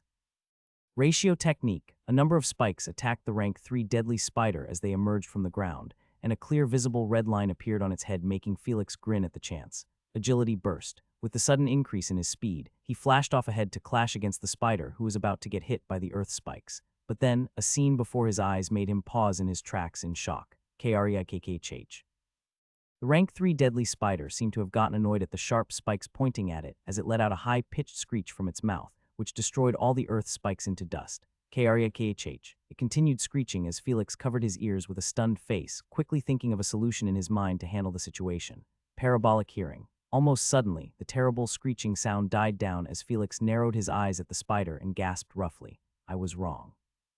These deadly spiders aren't that weak. I just hadn't met a stronger one." As he cautiously glanced at the spider which had stopped screeching and was staring at him intently, Felix understood that he had no chance against it with his current strength. Should I escape now, or should I create a new skill? Felix pondered, but only for a few seconds as the spider suddenly moved towards him with its several legs targeting him, even opening its mouth to throw out acid. Shit. As he couldn't dodge or block the several attacks at once, Felix panicked, but then quickly took out something from his shoulder bag. Grabbing 4 tiny rectangular pieces of paper between his fingers, he threw them at his sword in a hurry and raised it just when the spider's attacks were a meter away. Barrier of the 5 elements. A flash of several colors appeared on his sword as a dome-shaped barrier hovered around him with 5 talismans floating around. The attacks from the rank 3 deadly spider landed on him exactly when the dome barrier formed from the tip of his sword, blocking every one of them from harming him. The spider jolted a few steps back at the sudden appearance of the barrier, but then it started to go crazy as it pounded the barrier with its sharp legs. It even bit on the barrier and spat its strong acid, but the barrier continued standing there unfazed. However, it was only Felix who truly knew the limit of the barrier treasure as he could see the glow on the 5 talismans getting dimmer. "I'm fucked. Creation is hard, cheer me up. Vote for me, have some idea about my story. Comment it and let me know." Seraphin. 150A rank 3 monster. Felix stood within the dome barrier summoned by the elemental talismans, blocking all the attacks from the rank 3 deadly spider. But from the continuous attacks he was facing, the 5 talismans were getting rapidly worn out. "I should escape now," was the only thing he could think of. Without any hesitation, Felix used the skill that had saved him from many situations, earth swimming. His legs started to sink into the ground slowly, while he continued to keep his sword raised for keeping the barrier on. As his torso reached the ground, Felix heard a cracking sound that made the color of his face go pale. "Oh fuck." The barrier covering his body broke apart into several parts when the spider stabbed with 4 of its legs, and the 5 talismans floating around him started falling onto the ground. Whoosh. He saw the spider attacking him from 4 different directions with its legs. It had even opened its mouth to shoot its acid at him. Holding the sword which could block only one of those attacks, Felix was in no position to even move from the spot, as half of his body was into the ground and the other half outside. As the 4 sharp legs loomed over his vision like the scythe of a death god, Felix became stunned to take any action. The only thought remaining in his mind was the consequences of getting stabbed by the unavoidable attacks that he was facing. Fortunately, a bright light suddenly engulfed the tunnel from behind him, followed by a loud shout. Radiant Lance. The rank 3 deadly spider froze in surprise as the several eyes on its body narrowed at the blazing light moving towards it from afar. It only took less than a second for the monster to realize that its life was in danger, forcing it to fall back from its position as it stopped attacking Felix. KRIEHKKKHH. The spider screeched in extreme wrath as a thick concentrated rod like arrow, surrounded by pure white-colored mana flew towards it with accurate precision. Felix, who thought he was about to die, felt a powerful force of energy arriving near him before he saw a glowing lance whiz past his right shoulder from behind and shoot toward the spider. The entire process took only a few seconds as Felix escaped from his imminent death and saw the spider being struck down by the powerful lance-shaped arrow of the light attribute. KRAKHHH. The rank 3 deadly spider tried dodging the attack, but as if the lance had eyes of its own, it changed its trajectory during motion and pierced into the spider's body, cutting off 2 of its legs and a part of its left abdomen. Turning around in confusion, Felix saw that half of his scouting team had come to save him. with Sir Evan at the front, who was breathless, Rovan looking concerned, and Selina, with a weird expression. The scouting team, including the others, hurriedly rushed towards him. Huff. Everyone at your counter positions. Now, Evan ordered while looking a bit pale after using 40 of his energy reserves in that one attack. At his orders, everyone moved without hesitation. Even Felix quickly recovered himself from the shock and stood at his position in a defensive stance. The rank 3 deadly spider looked at the damage it had received and glared at the humans that stood in a strict formation before it. Can you fight, Felix? Evan asked seriously with a hint of concern. He had wanted to ask the boy if he was hurt, but knowing it would demoralize the team and unsettle their nerves, he wisely chose his words differently. Taking a deep breath, Felix eyed the monster in front of them with a grave face and narrowed his eyes. I can. Selina, who was standing beside, looked at the change of emotions in his eyes and raised the corner of her lips. Interesting. She knew more than anyone how it was to feel yourself being one step closer to death, as she had experienced so during many of her lone missions. Rovan glanced at Felix in concern but didn't voice out anything as he knew the situation was tense. The spider is injured and all alone, but it's still at the rank 3. Evan muttered calmly, it has the sharp screech and acid rain ability which are dangerous, so be careful of it. Also, the rank 1s do not need to participate in this fight. He said as Felix furrowed his brows while the others let out a relieved breath. But Felix tried convincing him when the man continued with a smile. Although I'll be counting on you, Felix. His words made the boy pause, who then nodded with a serious face. All right then. As soon as the spider moves, we split up. Rank 1s handle the rear and clean up the leftover spiders. The rest stick to the counter strategy. Understood. Everyone nodded gravely and acknowledged him as they stood fixed at their spots, waiting for the monster to make its move. A few more seconds passed by as the two sides stood against each other in a standoff. Seeing that the humans were not doing anything, the rank 3 deadly spider couldn't hold itself back any longer as it climbed on the wall and advanced towards them angrily from the side. Now, Evan ordered loudly. 6 out of 11 members of the team quickly turned around and retreated backwards. Rovan, who was among them, gave a last intense glance at Felix as he ran away, feeling dejected and helpless that he couldn't join him in fighting the spider. Why am I so weak? Rovan sighed. On the other hand, including Evan, Selina, and Felix, there were 2 other rank 2 team members, a thin swordsman named Leon and a muscular shield-bearer named Keith, left to handle the rank 3 deadly spider. As the monster neared them, the 5 swiftly moved in tandem as they took a battle formation, Evan at the rear, Keith at the front, and the other 3 in a triangular position in the middle. KRAKKHRKK. Now that the huge red spider had lost 2 of its legs, it was slower compared to before when Felix had gone against it, but it had instead turned more crazier in return. The spider crashed into their formation as Keith raised his shield to block, a glow appearing on his body as he was forced to take a few steps back. Similarly, the 3 damage dealers followed right then as they rushed ahead and attacked with their weapons and spells. Dominic Chains, Earth Spikes, Razor Strike. The joint attacks launched towards the spider were easily halted as it let out a sharp screech which blew them away. KKRRIEHRKKKKHH. The earth spikes broke apart before they could emerge. The metallic chains were flung away and the sword attacks couldn't even touch the spider. What? No way. Selina and Leon were stunned speechless at the difference in power, while Felix remained silent as he glanced at the monster thoughtfully.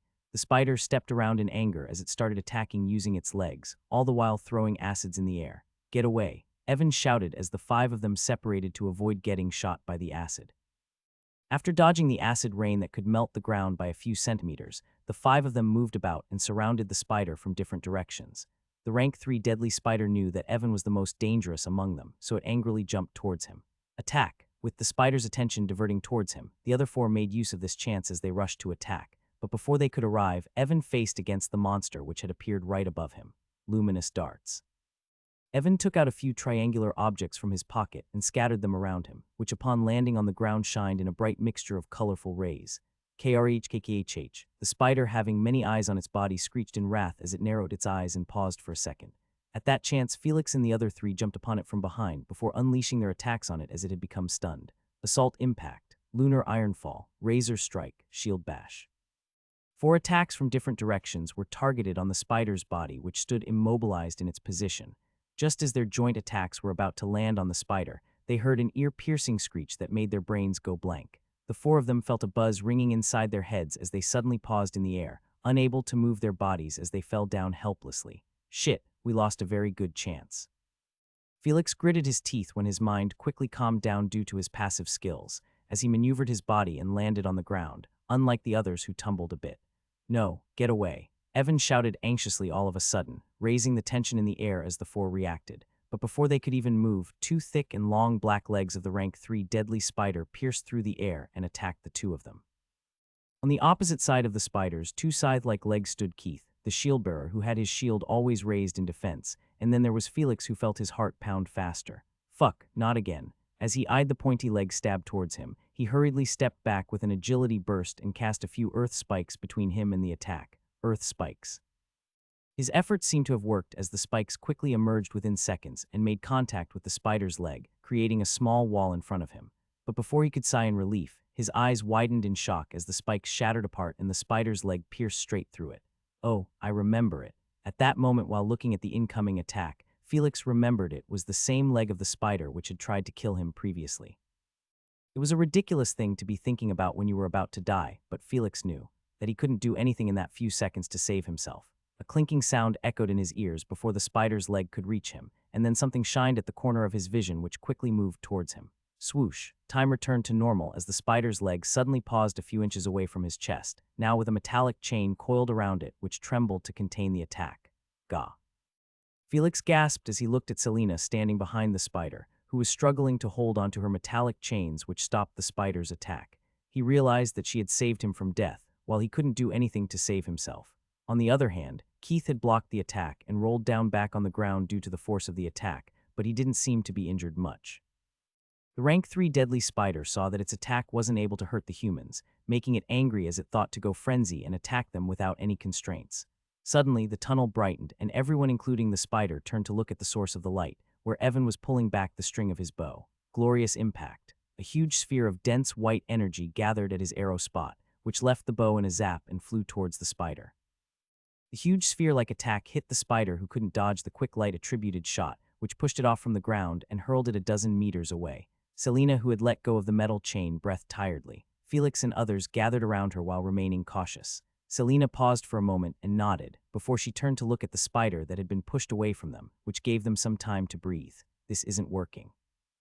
We'll have to change the way we fight, or else we're going to die here, Leon urged seriously. Evan nodded with a grave face as he responded. I can severely wound that monster if I send another of my Radiant Lance attack, but it'll take time for that attack to get ready. Until then, you guys will have to keep it busy.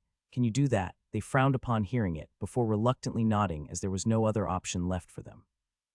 Meanwhile, Felix finally had some time to gather his thoughts and calm his mind, which started to think of a way to help their situation. This is it. I'll have to create a combat skill now. Creation is hard. Cheer me up. Vote for me. Your gift is the motivation for my creation. Give me more motivation, sir. As Evan started concentrating on using his powerful arrow technique, the other four stood in a defensive stance in front of him. Find your next read on Empire.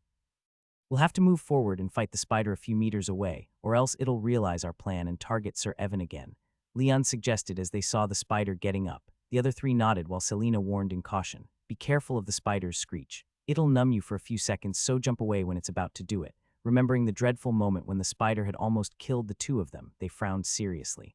I'll have to create it now. A skill that can hold back a rank 3 monster, Felix thought. He knew creating a skill that could immediately kill a rank 3 monster would cost a lot more than what he had, so the only choice was to create a skill that could harm or hold back the monster.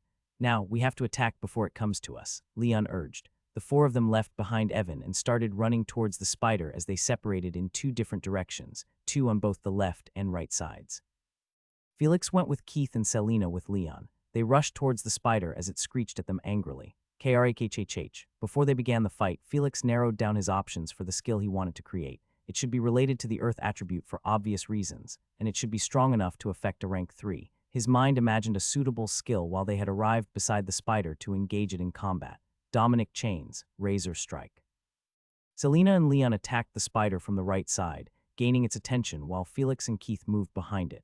Shield me for a few seconds, I have an idea, Felix said to Keith as the man nodded seriously, not wasting time on any doubts. The rank 3 spider easily threw off the attacks directed at it and violently started stabbing its legs around. Selena and Leon quickly dodged the hits, but they couldn't stop themselves from getting a few cuts here and there. Keith had perfectly blocked the attacks with his shield, even though the force was almost pushing him off his feet, all the while protecting Felix behind him who had made his decision. System, create a skill like this. He eyed the ground below the spider. Affirmative. Processing the skill's power scale. Grading the skill. Estimating the possible points required. Skill successfully moduled. Felix took a quick look at the system notification as the fight was getting more helpless. Ding, skill name, sinkhole. Description: causes the ground to suddenly cave in beneath an enemy, creating a 7-meter wide and 10-meter deep pit that traps them inside. Cost: 300 skill points. Do you wish to use 300 skill points and create the skill sinkhole? Felix raised an eyebrow at the skill's high price. It was way more than any other Earth-related skill he had created. But with the tension ramping up around him, he knew he had to act fast. Taking a deep breath, he decided to go for it, ready to dive into whatever mess was coming next. Yeah, create it. Making a 10-meter hole out of nowhere seems harder than a few spikes anyway. Ding. Successfully created a new skill. As soon as he got that notification, Felix peeked at Sir Evan and shouted at his 3 teammates who were still engaged in combat. Listen to me, I have a plan. The 3 of them perked their ears at him in confusion, but they couldn't reply due to the spider's attacks, so he continued. I have a spell to create a hole to trap the spider, so we'll have to stun or pause it for a few seconds before I cast it. Everyone had their eyes lit up at the mention of such a spell as Selena urged in exhaustion. You should have said it before. Anyway, me and Leon will try to stop it using my chains. You cast that spell with Keith's protection. All right. Felix nodded and acted like he was doing something, while Selena conjured her chains between the battle and tangled it around the spider. Leon went to help her as he grabbed a few ends of the chains and jumped around the spider, who was busy thrashing at the poor shield-bearer. When the spider finally noticed the metallic chains interfering with its movements, it tried to jerk it away, but Selena and Leon used everything in their power to hold it there. Standing behind Keith, Felix shouted at all of them as he used his new skill sinkhole. Now, get away. The 4 of them abruptly stopped their actions and jumped away the moment they heard him shout. Suddenly, a large hole appeared on the ground where the spider was standing, making it lose its footing. KRAKHHH. As confused as the spider was, it couldn't do anything as its body fell prey to gravity pulling it downwards into the hole. The spider tried stabbing into the walls of the sinkhole to stop its fall, but Felix had already thought of a solution for that. Quicksand. He activated another skill as soon as he saw the monster fall down. The spider's legs, which were holding onto the walls of the sinkhole, started slipping down to its surprise, and the more it struggled, the deeper it fell back into the hole. KRRKIEKKHHHH. A terrifying screech echoed out of the hole into the tunnel, stunning the 4 for a few seconds before they jerked the numbness away. Is it trapped now? Leon asked in disbelief as he looked at Felix. Under the astonished gazes of his 3 teammates, Felix took a deep breath as he walked toward the sinkhole to take a look. The others followed the same and carefully peeked their heads to see the spider that had fallen to the bottom of the sinkhole. Oh shit, Felix cursed out loud when he saw the rank 3 deadly spider doing a spiral run around the walls of the sinkhole to gradually make its way upwards despite the slippery walls. No, it's coming back up, Leon exclaimed. The 4 of them quickly stepped away from the sinkhole as they felt the spider's angry glare at them from below. We can't let the spider come up. Our only choice is to attack it now. Selena looked at Felix as they nodded. The 2 of them walked back to the sinkhole and sent down their attacks. Metallic rain, dust blast. The alert spider sensed the attacks and let out a sharp, wrathful screech that sent the metals and stones flying back to the surface towards the 2 of them. As Felix wasn't a mage who needed to focus on his spells and was just using his skills, he could easily dodge the incoming danger, but the same wasn't the case with Selena. Oh fuck, sprinting sideways with an agility burst, Felix embraced Selena's body and kicked off against the ground to move away from the hole. Boom, a cluster of debris and metals rapidly shot out from the hole into the ceiling of the tunnel, creating a lot of dust and sand that enveloped the entirety of the tunnel. Cough, cough. Felix found it difficult to breathe in the dusty surroundings as he tried to look around in confusion, unaware of the soft body beneath him. But then, a fist punched into his stomach from below him as he spun into the air and rolled a meter away. What? He glanced above and saw Selena getting up to her feet with a dark look on her face. You as whole. Scratching his head, Felix pushed himself off the ground and at the same time heard a warning shout. Felix, behind you. Turning his head in a hurry, Felix witnessed the same 2 legs of the rank 3 deadly spider he had been seeing a lot, arriving before his face. Oh damn, not again. And then right on time, he felt a blazing heat approaching behind him with intense light, before he saw the spider pausing in horror as it regretted coming out of the sinkhole. Radiant lance. With an extreme speed, a glowing lance sped through the tunnel, arriving inches away from Felix, and crashed into the rank 3 deadly spider's body. KRIEKKHHHH. A dreadful screech echoed in the tunnel as the spider had gotten a part of its body blown off and fell back into the sinkhole. Felix woke up from the shock and turned around to look at Sir Evan, who was catching his breath while moving towards them. Did that, get it? He asked after he had used up almost all of his energy reserves. To check whether the spider was still alive, Felix moved back to the sinkhole and took another peek cautiously. There he saw the rank 3 deadly spider laying on the deep ground with its body twitching irregularly. It's almost dead, Taking a glance behind him, Felix raised the corner of his lips before doing something dangerous. "And I'm going to kill it." He jumped off the ground under the stupefied stares of his teammates, activating his skills to finally end the troublesome spider. Earth spikes, ratio technique. He raised his sword into the air and focused on the skill he wanted to end this fight with. Black Horizon Sword Art's first technique. Arriving above the injured spider that had just gotten spiked from underneath it, Felix brought down his sword with gusto at the red line on its neck. Singular slash. A clear cut passed through the spider's neck, detaching it from the body as it rolled towards the spot Felix had landed. You have killed a being higher than your own rank. You have gained 1,000 skill points. A sweet smile emerged on Felix's face as he turned behind and looked at the spider's corpse. I really like killing those stronger than me. Just when his smile was about to turn a bit twisted, he heard an angry shout from above. Felix, you stupid idiot, are you planning to die? Selena called out to him from above. Felix waved his hand at her with a huge smile as he was in a good mood. No way, there's a lot of monsters I've yet to kill. Selena twitched her lips as she shook her head and cast a spell. Crazy bastard. She sent down a few metallic chains which Felix held onto to come up, though he could have just swum his way above through the earth. When Felix came back up, Evan patted on his shoulder and praised him from his heart. You did good, Felix. Who knew you had such a move up your sleeve? He pointed at the sinkhole in amazement. Yeah, Felix, if it wasn't for you, we couldn't have held back the spider. Leon nodded with a smile as he was impressed by this rank 1 junior. Even Keith was showing a face of respect, while only Selena was peeking at Felix with a bit of suspicion. If he could do that, why didn't he use it earlier? Also, can a rank 1 have the mana reserves to cast such a strong spell?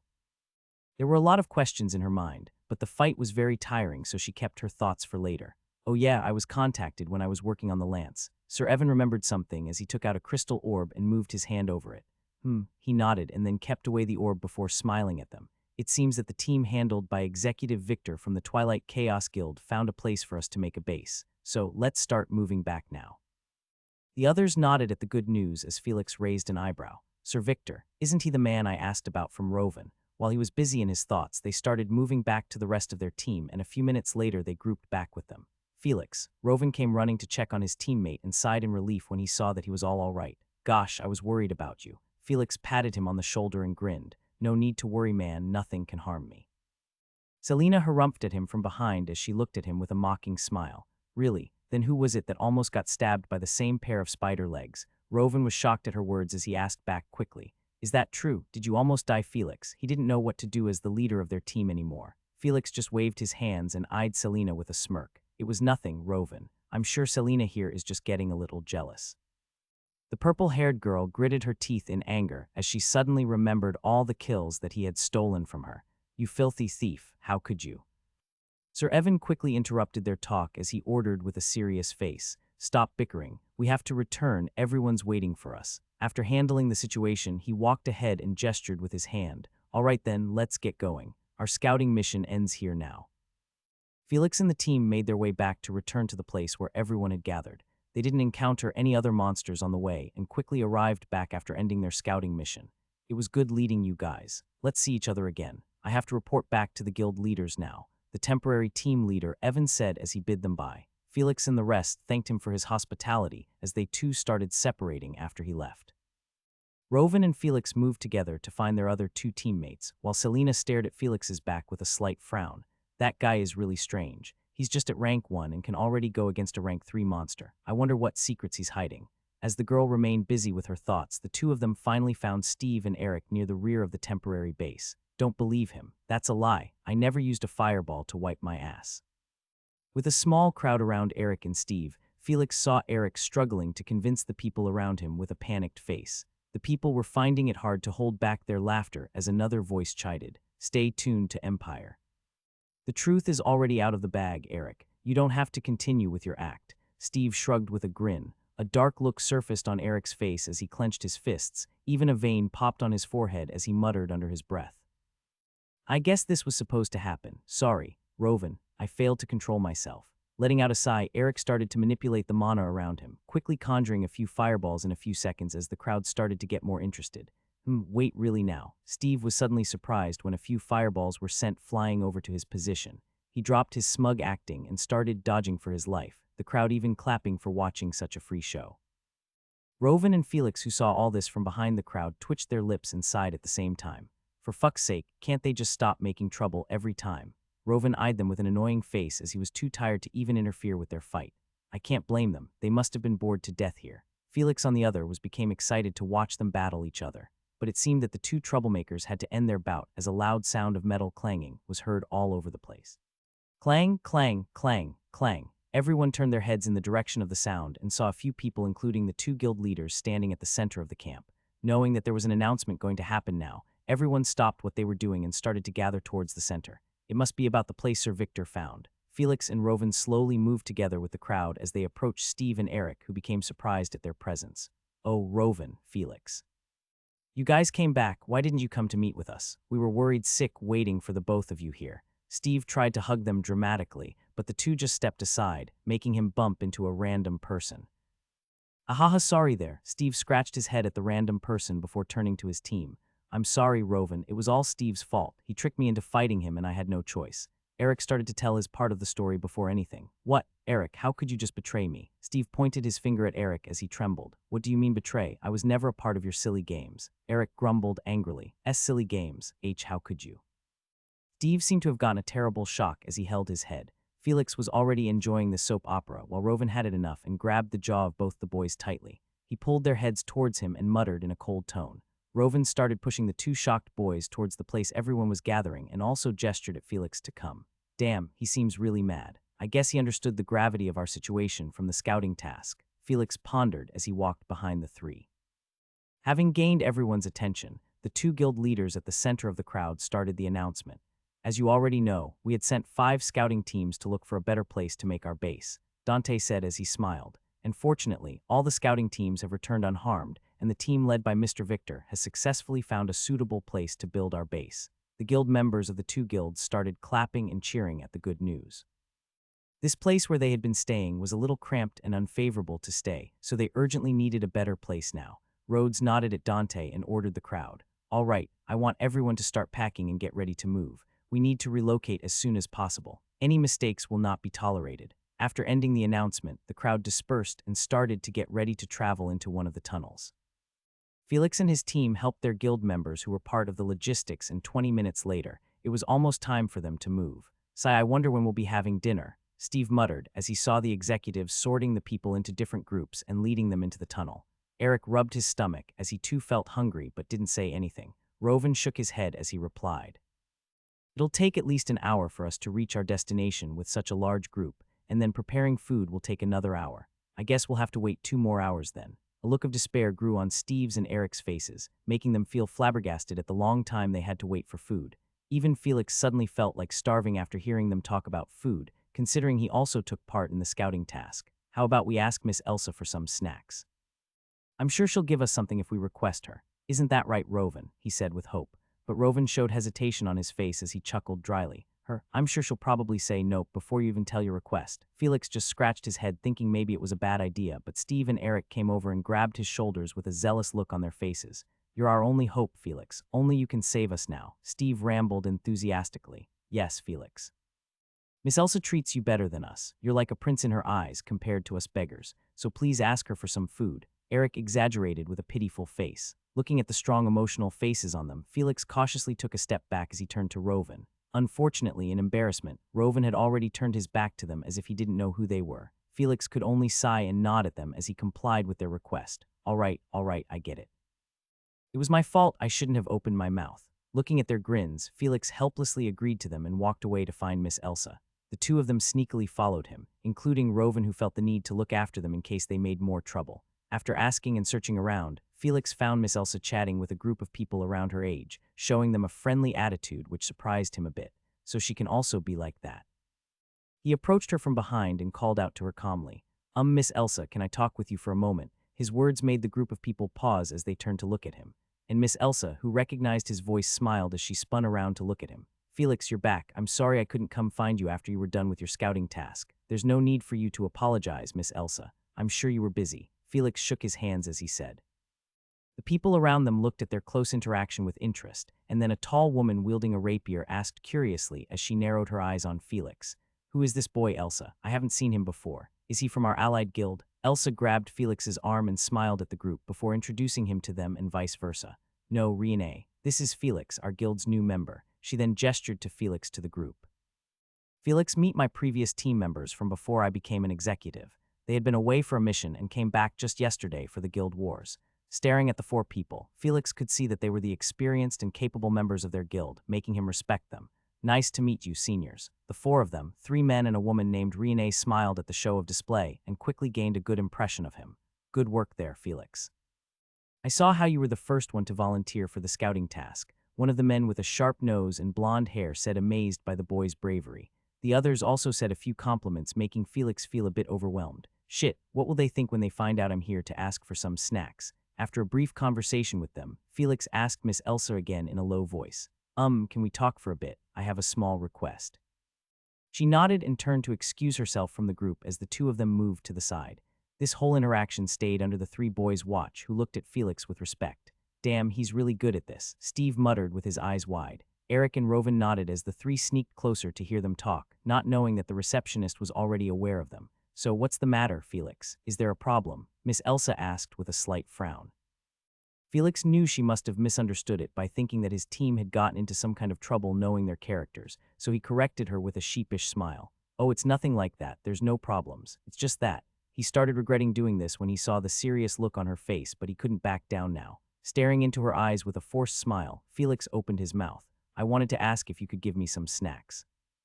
Our team is starving and we haven't brought anything to eat with us. So, he thought she would react negatively hearing his request, but surprisingly, Miss Elsa had a proud smile on her face as she looked at him fondly. I knew it, Felix. You're a really considerate person. Even after going through such a dangerous mission, you're still thinking of your team members' well-being. Felix slightly tilted his head in confusion and scratched his head, not knowing how she arrived at that conclusion. Before he could say anything, she grabbed his arm and pulled him towards a tent. Wait here. She entered the tent and came out with a bunch of small bags in her arms, pushing them onto Felix's embrace as he widened his eyes in surprise. Whoa, that's a lot more than what I need, Miss Elsa. Is it okay for us to take so much? Yeah, it's fine. The guild leader had already ordered us to store a lot of food and rations knowing this would happen. Struggling to hold all the bags together, Felix smiled at her. Yeah, goodbye. Come ask me if you need any more help, okay? Felix, who was walking away, turned and smiled charmingly as he nodded. I will. Staring at the boy's back, who displayed both courage and comradeship, Elsa was certain that he met the guild leader's criteria for his secret request. You've grown a lot, she whispered with a sweet smile. Felix, on the other hand, raised his head high and made his way to his 3 teammates, who were flabbergasted at the amount of ration bags he was carrying. Steve and Eric jumped over excitedly as they looked greedily at Felix. Dude, I knew you could do it. You're the man. You're the best. I love you, man. Steve shouted as he went for a hug with the intention of grabbing a few, but Felix easily evaded, not dropping a single bag. Eric was suddenly seen half kneeling on the ground as he started role-playing. Oh, my good friend, you're the most wise and generous. Might you bless me with a humble snack to ease my hunger? Rovan shook his head at the drama the two of them were making, but before he could say anything, Felix surprised him with his own act. You want my precious snacks? Ha, the nerve. Perhaps I'll toss you a scrap if you grovel enough, that is. Ha ha ha ha. Watching their stupid play, Rovan slapped his forehead in exasperation, feeling already tired of what he needed to face in the future. Ah, please just kill me already. 153 New Camp. All right, that's enough, guys. Here, take these. We'll be leaving soon. Felix stopped his antics and distributed the ration bags to his teammates, who quickly grabbed them before he changed his mind. The 4 of them didn't say anything as they opened the bags and ate the snacks to their heart's content. Finally, an executive approached them as he stated, It's your turn now, lads. Join that group and start moving to the new camp. Keep track of your path so that you don't get separated or lost. While the 4 boys were searching for snacks, almost 80% of the people had already left for the new camp. Now only 2 groups were left to migrate, the one where the 4 boys were included, and the last group with some of the executives like Miss Elsa and the others guarding the rear. Come on, let's go. They'll leave us at this rate. Rovan said as they tucked their snack bags into their waists and quickly caught up with their group to enter the tunnel. Without further introductions or any delay, the group headed into the tunnel, which was lit up by the previous groups. The last group consisted of several strong and resourceful executives who had been given the task of erasing every evidence of them ever being here. After a couple of minutes of work, they too gathered together and stepped into the tunnel, finally abandoning their temporary base. Sometime later, there was a small disturbance as a dim light shone from one of the 5 dark tunnels in that place. Eventually, the light brightened as quick footsteps arrived at the place. On the way to their new base, Felix carefully thought about the recent battle and his shortcomings in it. His skills related to the Earth attribute turned out to be a lot useful considering they were in a cavern dungeon, and the new skills that he created also enriched his combat ability. The 2 new skills, Battlefield Awareness and Sinkhole, are a great addition to my skill set. but the duration and the cooldown for battlefield awareness must be changed. As his thoughts reached here, he called out to the system and ordered it to upgrade the skill as he imagined. Affirmative. Processing the skill's power scale, modifying the skill, estimating the possible points required, skill successfully modified, skill name battlefield awareness upgrade. Description: an active skill that grants the user heightened. Sudden changes in the battle. The skill has a duration of 20 minutes and a cooldown time of 10 minutes. Grants a 360-degree awareness of all active entities within a 30-meter radius. Highlights enemy weak points and predicts their next moves. Cost: plus 600 skill points.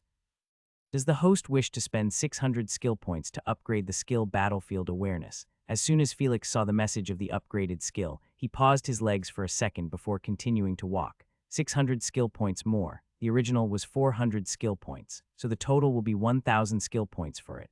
Why don't you just loot me? Looking through the description once again, he started calculating the change it must have brought to the skill by having a duration of 20 minutes and a cooldown of 10 minutes. A look of understanding emerged on his face as he realized that the upgrading cost was actually accurate with the corresponding change in the skill's effectiveness. Sigh, so the system wasn't playing me, huh? Although it cost him much, the skill battlefield awareness proved to be a lot useful in crowd battles, so Felix unhesitatingly confirmed with the system. Ding, successfully upgraded the skill battlefield awareness. Does the host wish to change its name? Felix refused to change its name and turned his attention to call out his status. Ding, status. Name: Felix. Race: human. Age: 14. Sex: male. Mage cultivation, rank 0. Warrior cultivation, rank 1. Talent: state: partially pure veins and a healthy body. Skills: silent steps, flashback, earth swimming, ratio technique, parabolic hearing, earth spikes, agility burst, corrosion, equanimity, quicksand, dust blast, terra drain, map, inspect, enhanced brain, battlefield awareness, sinkhole. He nodded as he gave a quick glance at his status. Nothing had changed much other than the addition of his new skills. Although it kind of looks weak with both my warrior and mage cultivation at 0 and 1 rank, it's better if they stay there. Gaining more skill points and creating strong skills is more important than raising my rank. Closing his eyes as he relaxed while marching with the group, Felix suddenly imagined himself being surrounded by various rank 2 and rank 3 monsters. Even with a horde of such monsters, he was confident that he wouldn't die with the help of his escaping skills. And the huge amount of skill points he could gain by killing them made him chuckle evilly under his breath. I've read in a book that a dungeon usually contains a lot of monsters compared to the forests surrounding our city. I wonder just how many I'll be able to kill. Hee, kekek. His sudden change in aura didn't go unnoticed by his teammates, who glanced at each other in confusion. Steve just circled his finger on the temple of his head, indicating Felix may have a screw loose. Eric scratched his head in worry while Rovan sighed tiredly as he had a good guess on what the boy was thinking about. Almost half an hour after they had set off, they finally reached the end of the tunnel where they could see a large expanse of a rocky area having a few small hills and dunes, with its ceiling reaching dozens of meters high. Felix and the group marveled at the astonishing features of this natural cavern, where the previously arrived groups had already started building their camp. Have a rest for now. Lunch will be ready in about an hour, the executive leading their group said as everyone left to do their work. The 4 boys went to sit with the rest of their guildmates who were having a chat and joined them to pass their time. With the humorous input from Steve and his comedic fight with Eric, the group had a few laughs as they enjoyed the calm atmosphere. Soon it was time for lunch as everyone gathered around while the Logistic Guild members served them food and drinks. Even though everything seemed fine, the higher-ups were starting to get restless as the last group had yet to arrive at the new camp. The last group consisted of a few strong executives, so they weren't much worried about them encountering any monsters, but they would have already reached by now even if they did come across some. As the people started discussing it, Rovan looked worried as he muttered, "Where is Sis? Why haven't they come yet?" Felix frowned slightly as he gazed intently at the tunnel they had come from. I wonder if they're facing some strong monsters. Must be a few rank 3s if they're getting this late. Steve noticed the eager look in Felix's eyes as he said that, knowing the boy was again itching for some battle. Lucky him, he can fight as much as he wants. Then there's Misai. Eric, on the other hand, ignored everything as he took out a book out of nowhere after finishing lunch. It wasn't his problem whether someone got into trouble or not. As long as he was safe and sound, he didn't care. A quiet atmosphere surrounded the camp as everyone settled down and waited for the rest of their guildmates to arrive. Boom! Out of nowhere, a sudden tremor went through the cavern as everyone turned their heads to the source of it. What was it? An earthquake? The tremor came from the same tunnel they all had arrived here from, which under their eyes soon collapsed under the earth. No, no way, my sister. Rovan shouted out loud as he hurriedly ran to the ruined tunnel that was completely destroyed for any possible passage. Rovan, wait, Felix called out as he and the other two boys rushed over to him. The other people, including the higher-ups of the two guilds, quickly followed after them as they reached the broken-down tunnel. Shit, what the hell happened back there? Did they already encounter the enemy guild so soon? Rhodes asked with a serious tone. 1414. As much as I want to refute that, there doesn't seem to be any other reason. Evan cursed as he gaped at the scene. The two guild leaders, Dante and Rhodes, glanced at each other as they felt a foreboding feeling. Did they already encounter the enemy guild so soon? Rhodes asked with a serious tone. As much as I want to refute that, there doesn't seem to be any other reason. Dante stared deeply at the blocked tunnel, which would take a lot of time for them to clear. Victor, an executive of Twilight Chaos Guild, arrived beside Dante and suggested, Guild leader, should I take my team through a different tunnel to provide help to the trapped people? Dante thought about that for a second as he nodded before gesturing to Rhodes. That's a good idea. Take some good scouts with you like Evan and such. You can't afford to fail this task. Victor nodded as he quickly motioned for his team and several other guild members to gather together. Looking at the collapsed tunnel, Rovan gritted his teeth as his face became a bit pale. Sis, I know. The thought of losing his sister made him feel overwhelmed with sadness and panic. Slap. A hard slap on his face from Felix brought him back to his senses as he held his reddened face. Stop with that, Rovan. Nothing has happened to Miss Elsa. She's very strong, you know it, right? Rovan forcibly nodded his head, recalling his sister's strength, which made her hailed as a genius in the guild. Seeing that Rovan had stopped panicking, Felix sighed inwardly as he too was worried about Miss Elsa's safety. Look over there. I think they're making a rescue team to go find Miss Elsa and the others. Steve muttered with hope as he pointed at Victor. Turning his head, Felix had his eyes lit up as he decisively made his way to the group of people.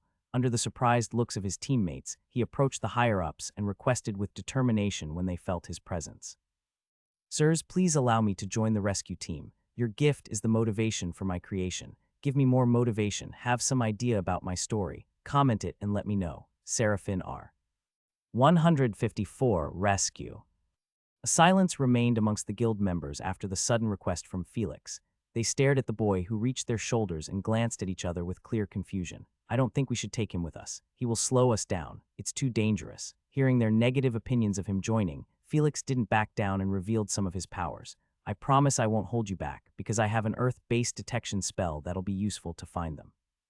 The rescue mission will be a lot quicker with my help. Victor's eyes lit up at the mention of such a spell as he walked near to him. Are you telling the truth? You can do that. Standing behind him, the executive from the Mystic Society Guild, Evan moved forward as he nodded and patted on Felix's shoulder. I can vouch for him. I've seen him use it during our scouting task, and it proved to help us with the incoming monsters. Victor smiled and turned to nod at his teammates, who just shrugged for not having any qualms about a useful member joining the team. Clapping his hand, Victor caught the attention of the people around them as he announced, All right then, it's decided. Felix will be joining the rescue team along with us. That makes us an 8-member team. After that, he went to the guild leaders to gain their permission to move out. Meanwhile, the 3 boys approached Felix as they warned him to be cautious. I don't know why you're diving into danger, Felix. Rovan sighed with slightly red eyes, but always be careful out there. Stay behind the seniors and don't get hurt. Steve bit his lips with an obvious jealous expression as he muttered, You're so lucky, damn it. Even I want to go and have a battle out there. Eric jabbed at Steve as he rebuked. What are you saying, Steve? They're going there to save Miss Elsa and the others. It's not always about fights. Steve narrowed his eyes as he shook his head with an unimpressed face. Save, I think you forgot who Miss Elsa is. There's no way she needs any saving. You guys are worrying for nothing. Rovan's face brightened with a bit of hope on his face hearing Steve's rambling. Even Eric and Felix gave a small smile as they knew Miss Elsa wasn't someone who could be easily dealt with. Don't worry, guys. It'll be a quick run from here to there, and Miss Elsa and the others will be back here in no time. The boys nodded at him, and then Felix felt a hand on his shoulder as he turned around. Ready to go? Evan asked as he gestured towards Victor, who was walking back to them.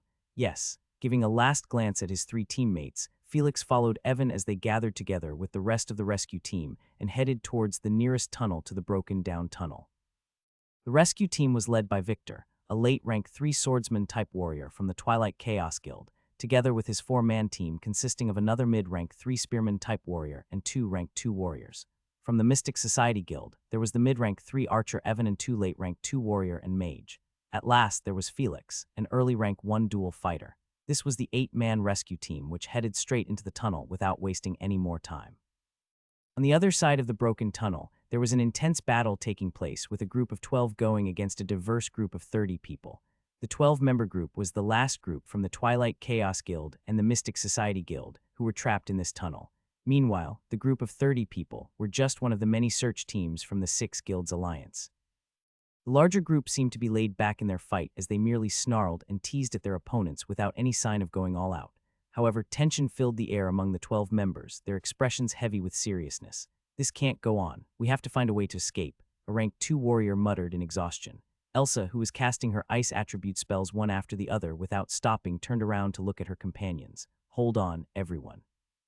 The reinforcements from the guilds will arrive in a few minutes," she said in hopes of raising their morals. Her words didn't bring them any joy, as they knew their opponents were not even taking them seriously, because if they did, they wouldn't survive. Elsa frowned as she looked at the people attacking them, who mainly used long-distance spells to slowly reduce their energy and mana reserves. "If everyone gets exhausted here, then we'll get captured and taken by them as hostages.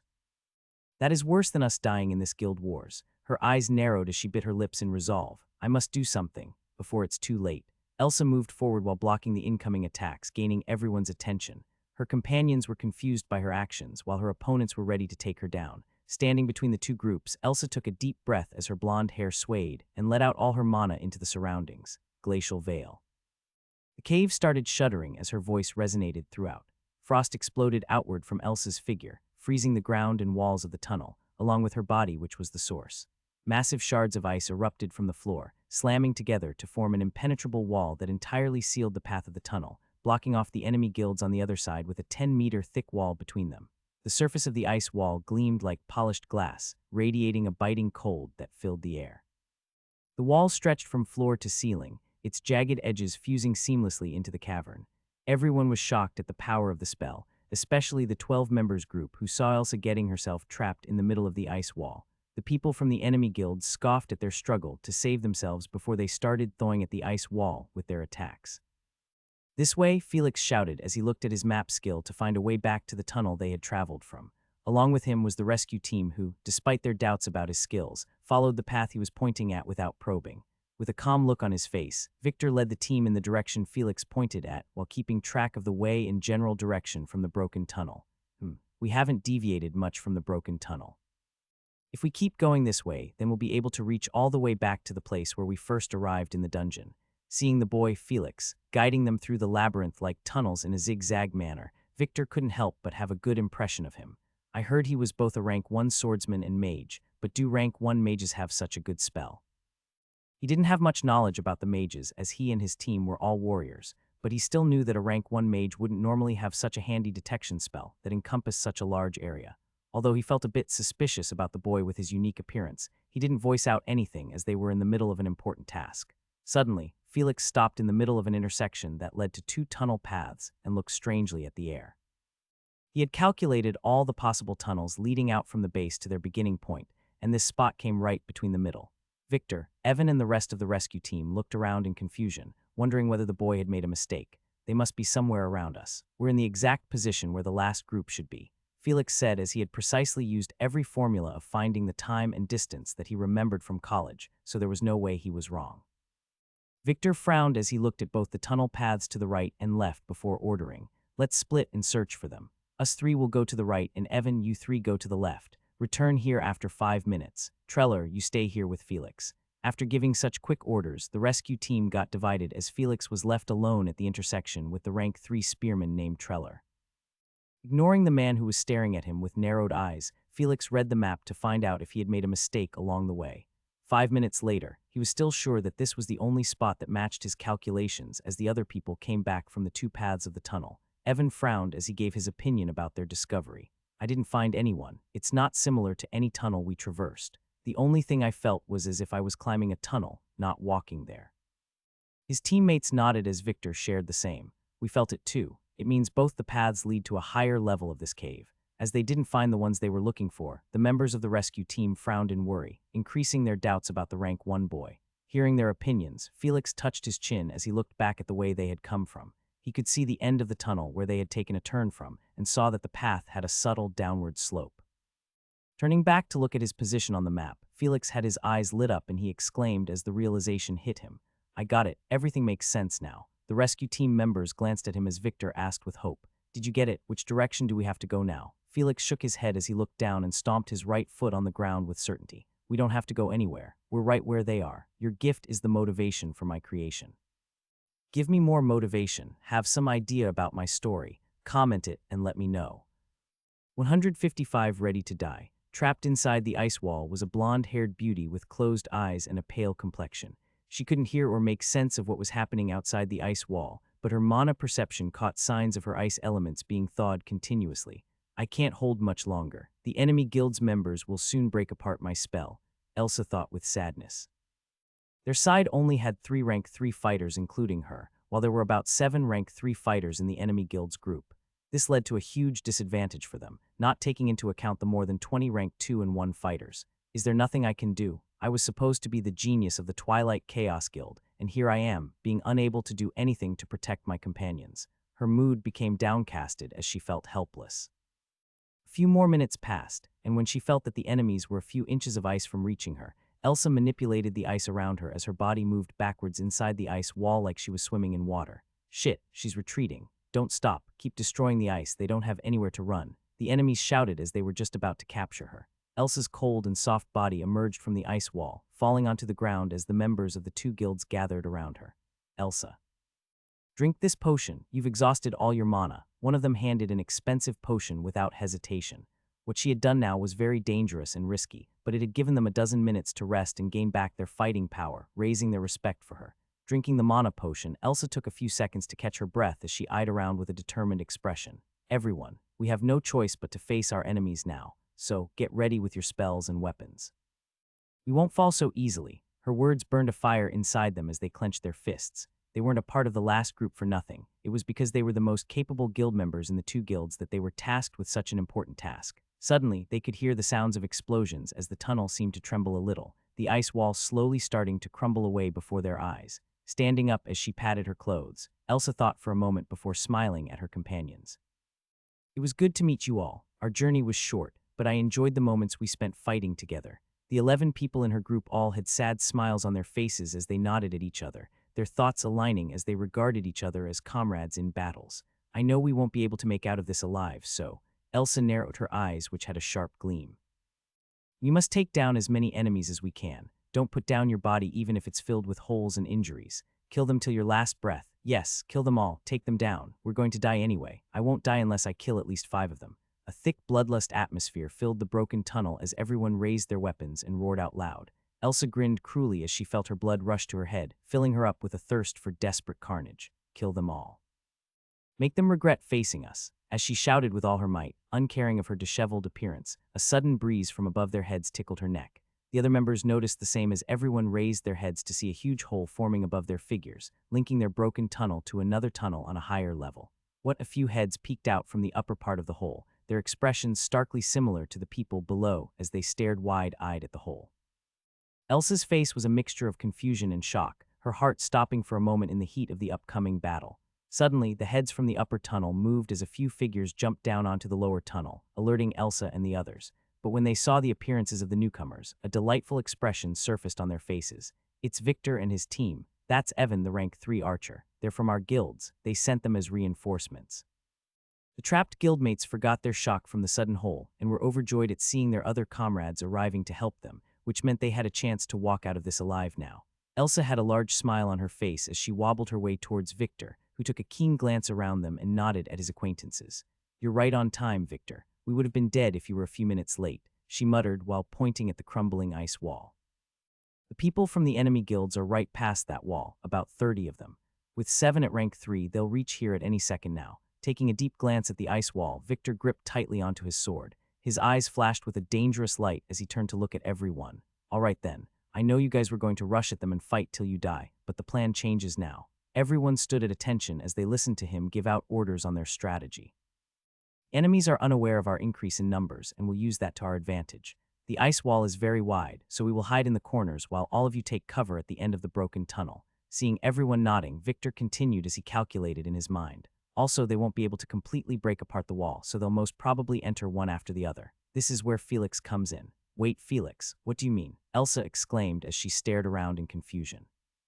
Victor spun his body in the middle of everyone as he rolled his eyes towards all the corners of the tunnel, his voice echoing out loud. What? Where the hell is Felix? Evan was the same as he moved about the place to find the boy, but there was not a hint of the silver-haired boy who would be rather conspicuous with his appearance. There's no way we left him back on the upper tunnel, right? Evan chuckled awkwardly as he rubbed his head. Victor wasn't in a mood to laugh as his plans were just destroyed because of the absence of the extraordinary boy who had tricky skills that could help them. He walked to the hole and raised his head to shout out loud, "Hey Felix, are you there? Come down, we need you here." Although it didn't feel good to ask help from a rank 1 while being at the rank 3, Victor wasn't someone with a baseless ego and pride. Getting no reply from the other side of the tunnel, Victor had an awkward face as he turned to everyone with a sigh. So there's a change of plan, guys. Everyone sweated at their temporary leader's words, wondering back to whether they would survive this or not. Elsa, on the other hand, was more curious about the boy as she asked impatiently, "You called out to Felix, right? Does that mean he's here? But why? Isn't he just a new rank 1? Why would he come here where it's so dangerous?" Her parental instincts suddenly kicked in hearing them mention the boy whom she had watched grow from a small kid to a capable boy, though it took place within a month. Well, the thing is, Evan started explaining to her about the boy's unique skills that led them here, and how he even opened up the hole above them. Victor nodded while Evan praised Felix with a smile, the other members glancing at each other showing respect for someone so capable. Only Elsa had a lost expression as she realized that the boy had hidden so many things from her. She didn't know how she felt about it. On one hand, she was happy and delighted that Felix could grow this much stronger. On the other hand, she felt that she may not have known him that well at all. Meanwhile, as Victor started to give back orders on dealing with their enemies, the boy they had been talking of was currently submerged inside the upper tunnel and was staring down at a group of 30 people on the other side of the ice wall. 5, 6, 7. That means 7,000 skill points from these 7 rank 3s. There are also 13 rank 2s, which is about 1,300 skill points. This is a jackpot for sure. As Felix, not even hiding the greedy look in his eyes, stared hard at the people trying to break the ice wall, he couldn't help think, no matter what, I must at least take down a few rank 3s from here. That's 1,000 skill points for each of them. I can create a lot of good skills with that amount. With his blood rising at the thought of going on a killing spree, Felix forced himself to calm down as he knew he wasn't strong enough to take them all on. Let's wait until both the sides clash. I'll make my move then. He smirked evilly, thinking that he was very clever when suddenly he remembered something. Wait, am I not part of one of these sides too? Felix scratched his head, wondering why his mind was not working properly sometimes. Is it because of the temptation from the skill points? I better not be too dependent on them. But what else can I even depend on? I'm an average, talentless person if not for this system. Sighing, he turned back his attention to the ground below, a quick plan formulating in his mind as his body moved to the walls of the tunnel. Time to farm some skill points, he. Your gift is the motivation for my creation. Give me more motivation, have some idea about my story, comment it and let me know. 156. The tables turned. As the enemy guilds continued to break the ice wall, they finally reached to a point with just a thin amount left. I'll take it from here. A slightly bulky man who was watching from the back gestured at everyone to stop their attacks, moving himself closer to the ice wall. Yes, Executive Timur. The others stepped aside as the man named Timur, a rank 3 executive from the Fanged Legion Guild, stood before the ice wall. Get ready to kill the ones behind this wall, he shouted as a brown light gathered on his fist, which he raised above his head and swung it crashing into the wall. Boom! The ice wall shattered away from his punch, raising a cloud of mist which flew around to cover their sight. Go, don't leave any one of them alive. His voice echoed through the tunnel, reaching both the other side of the now broken wall and the wall behind them where a pair of red eyes shone in a dangerous light. I, too, won't leave anyone alive. Felix smirked as he slowly inched closer to them, so that his skill could be used within their proximity. The members of the 6 enemy guilds rushed into the hole made within the ice wall, led by another one of the rank 3 executive from the Mad Wolves Guild, Bari. Hee you fuckers, just wait till we kill you all, mocked Bari, a thin and short warrior with 2 knives in his hands. He stepped inside the ice wall's hole, followed by the others who had twisted smiles on their faces with a thick bloodlust in the air surrounding them. Most of the members of these 6 guilds were overjoyed by this easy war that they were partaking in. With the majority of people on their side, they thought it was only a matter of time before they won this guild wars and got the 2 guilds' resources and properties, which would make them richer and more powerful. Along with Bari, a bunch of them made into the other side of wall, where a thin mist blocked their vision all around the tunnel. Oh, are you guys hiding somewhere here? Bari snickered and raised his hands, slowly spinning the knives he wielded. They then sped up until the blades blurred like a deadly fan which started to eliminate the mist around. Vortex Blade Arts, Air Rend. Bari had the smile of a winner as he ordered the people behind him after he could see the silhouettes of a few people in the front. "What are you waiting for? Attack them." The other members nodded as they dashed forwards to clash against the members of the two guilds' alliance. As soon as they emerged out of the mist, they found their enemies standing at the end of tunnel like a group of huddled rabbits. Seeing such a sight, they lowered their guards and brazenly made their way closer. "Come on now, guys, are you really that scared? We were hoping for a good fight, but you're here trembling in the corner. How weak." "Yeah. I don't think any executive will be needed here. These guys are not worthy." The members of the enemy guilds mocked and joked as they slowly walked closer to the end of tunnel. As more and more members of the enemy guilds entered the hole, the people standing at the end of the tunnel moved. "Attack, don't let them approach us." Evan shouted as he unleashed his arrows with the other members using their long-range attacks. HMMPH, finally trying to fight back. The enemy guilds raised their weapons and cast their own spells and techniques to counterattack. "The game starts now." Evan smirked as he turned his bow to shoot arrows at the ceiling, where the previously created hole was obscured by the mist around them. Targeting the edges of the ceiling's hole, the arrows clawed off parts of the hard earth and made debris fall onto the enemies. What? The ceiling. Members of the enemy guilds finally saw the huge hole above them, scaring the shit out of them as they panicked for a bit. Now, Evan shouted at the top of his mouth, and a series of magic spells conjured in the space of the hole, which started bombarding the enemies right below the hole.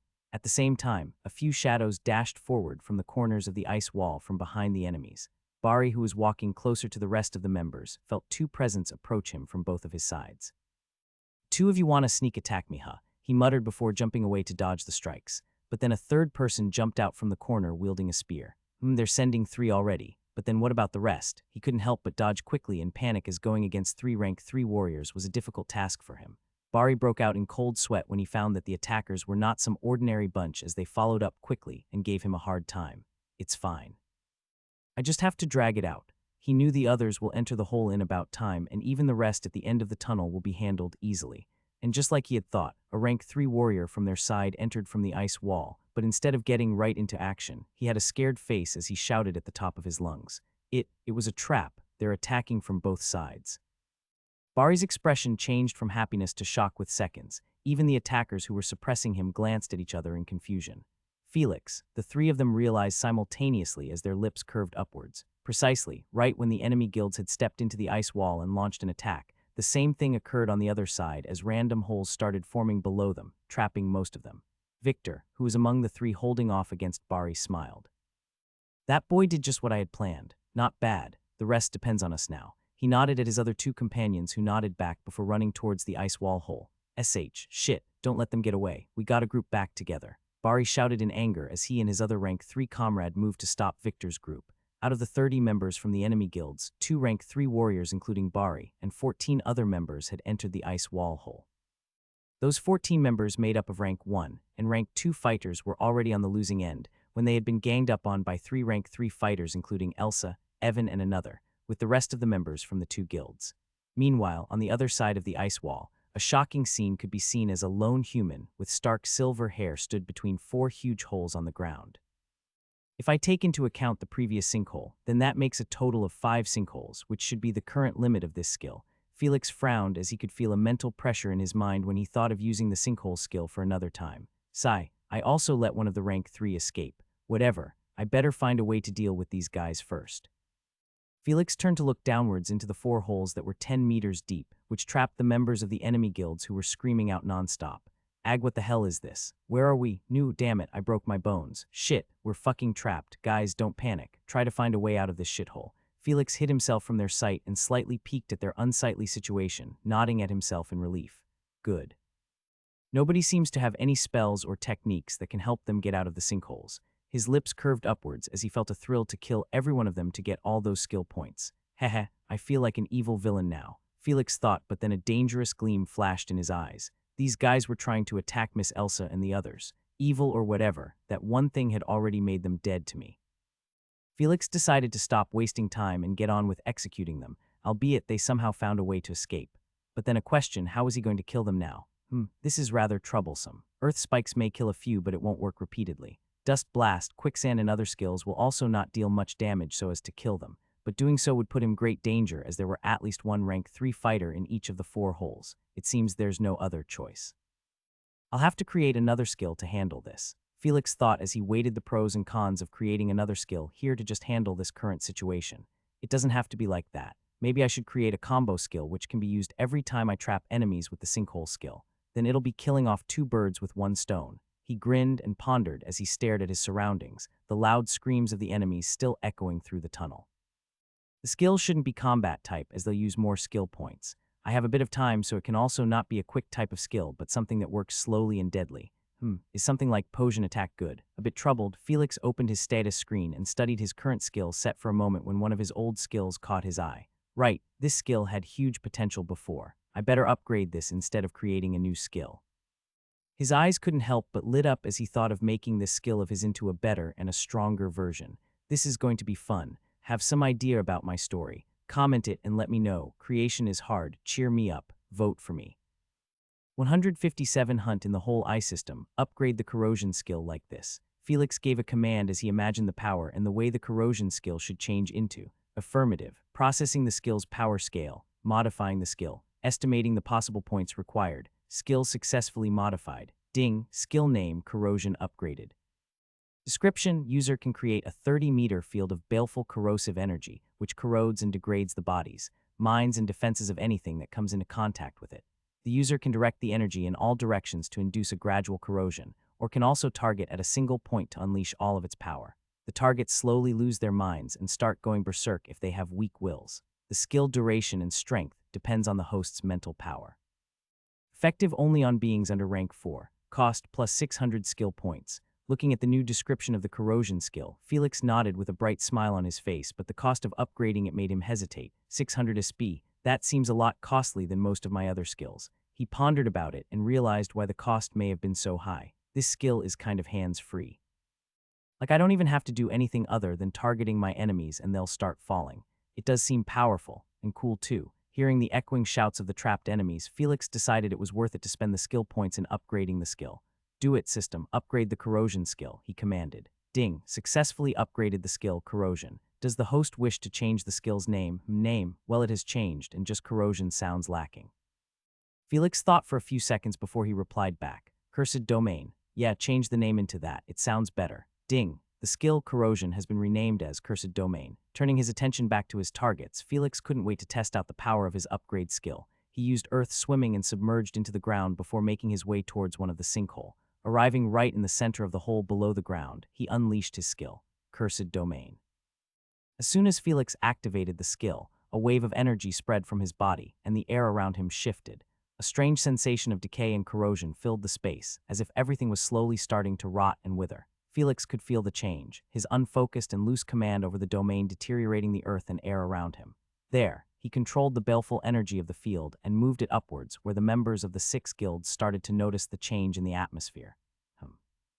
Why am I suddenly feeling weird? Me too. It's like my insides are growing weak. Magic. This must be some evil magic. We have to get out of here. Panic ensued in one of the 4 holes as the enemy guild's members started to feel their strength seep away slowly. Stop it, everyone. Don't panic. The only rank 3 who was trapped among them ordered in worry as everybody else turned to him. We have to work together and get ourselves out of this hole first.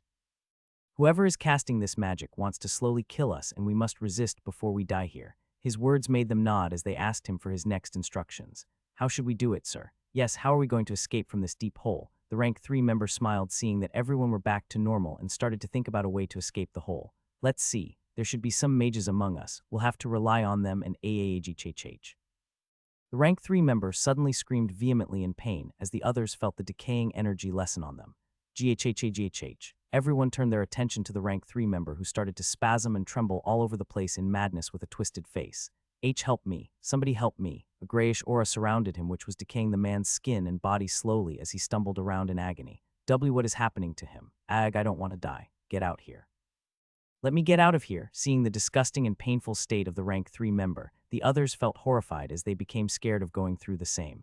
Felix, who was swimming underground, smirked, while inwardly counting the time it was taking for the man to die. You wanted to escape. Well, I can't let you do that. My sweet skill points. At the moment, Felix couldn't move while using the Cursed Domain skill. It was taking him all his focus and concentration to manipulate the baleful energy to attack them.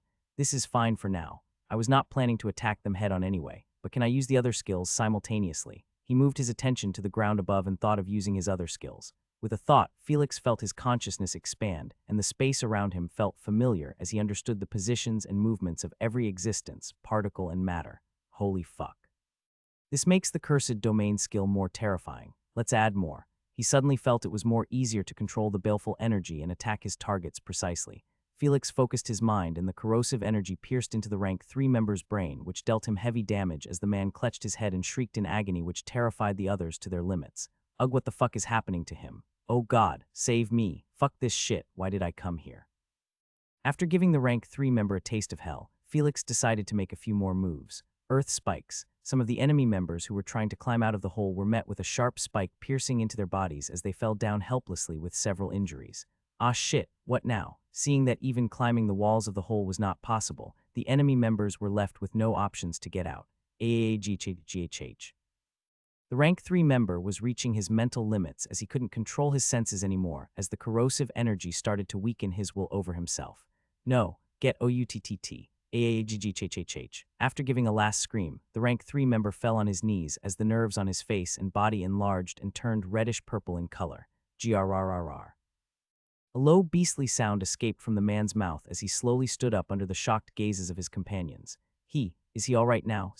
Check up on him. He should be all right. He's a rank 3, you know. Noticing that their rank 3 member was not screaming anymore, the others felt he was back to normal as they approached him with small steps. A terrifying howl left his mouth as the rank 3 man jumped onto the nearest person with a thick bloodlust oozing out of him. Ag. What are you doing? Shit. Why the hell is he attacking him? A chaotic scene took place as the rank 3 man attacked and jumped onto the people around him without any care, punching them and thrashing around with no sense of intelligence.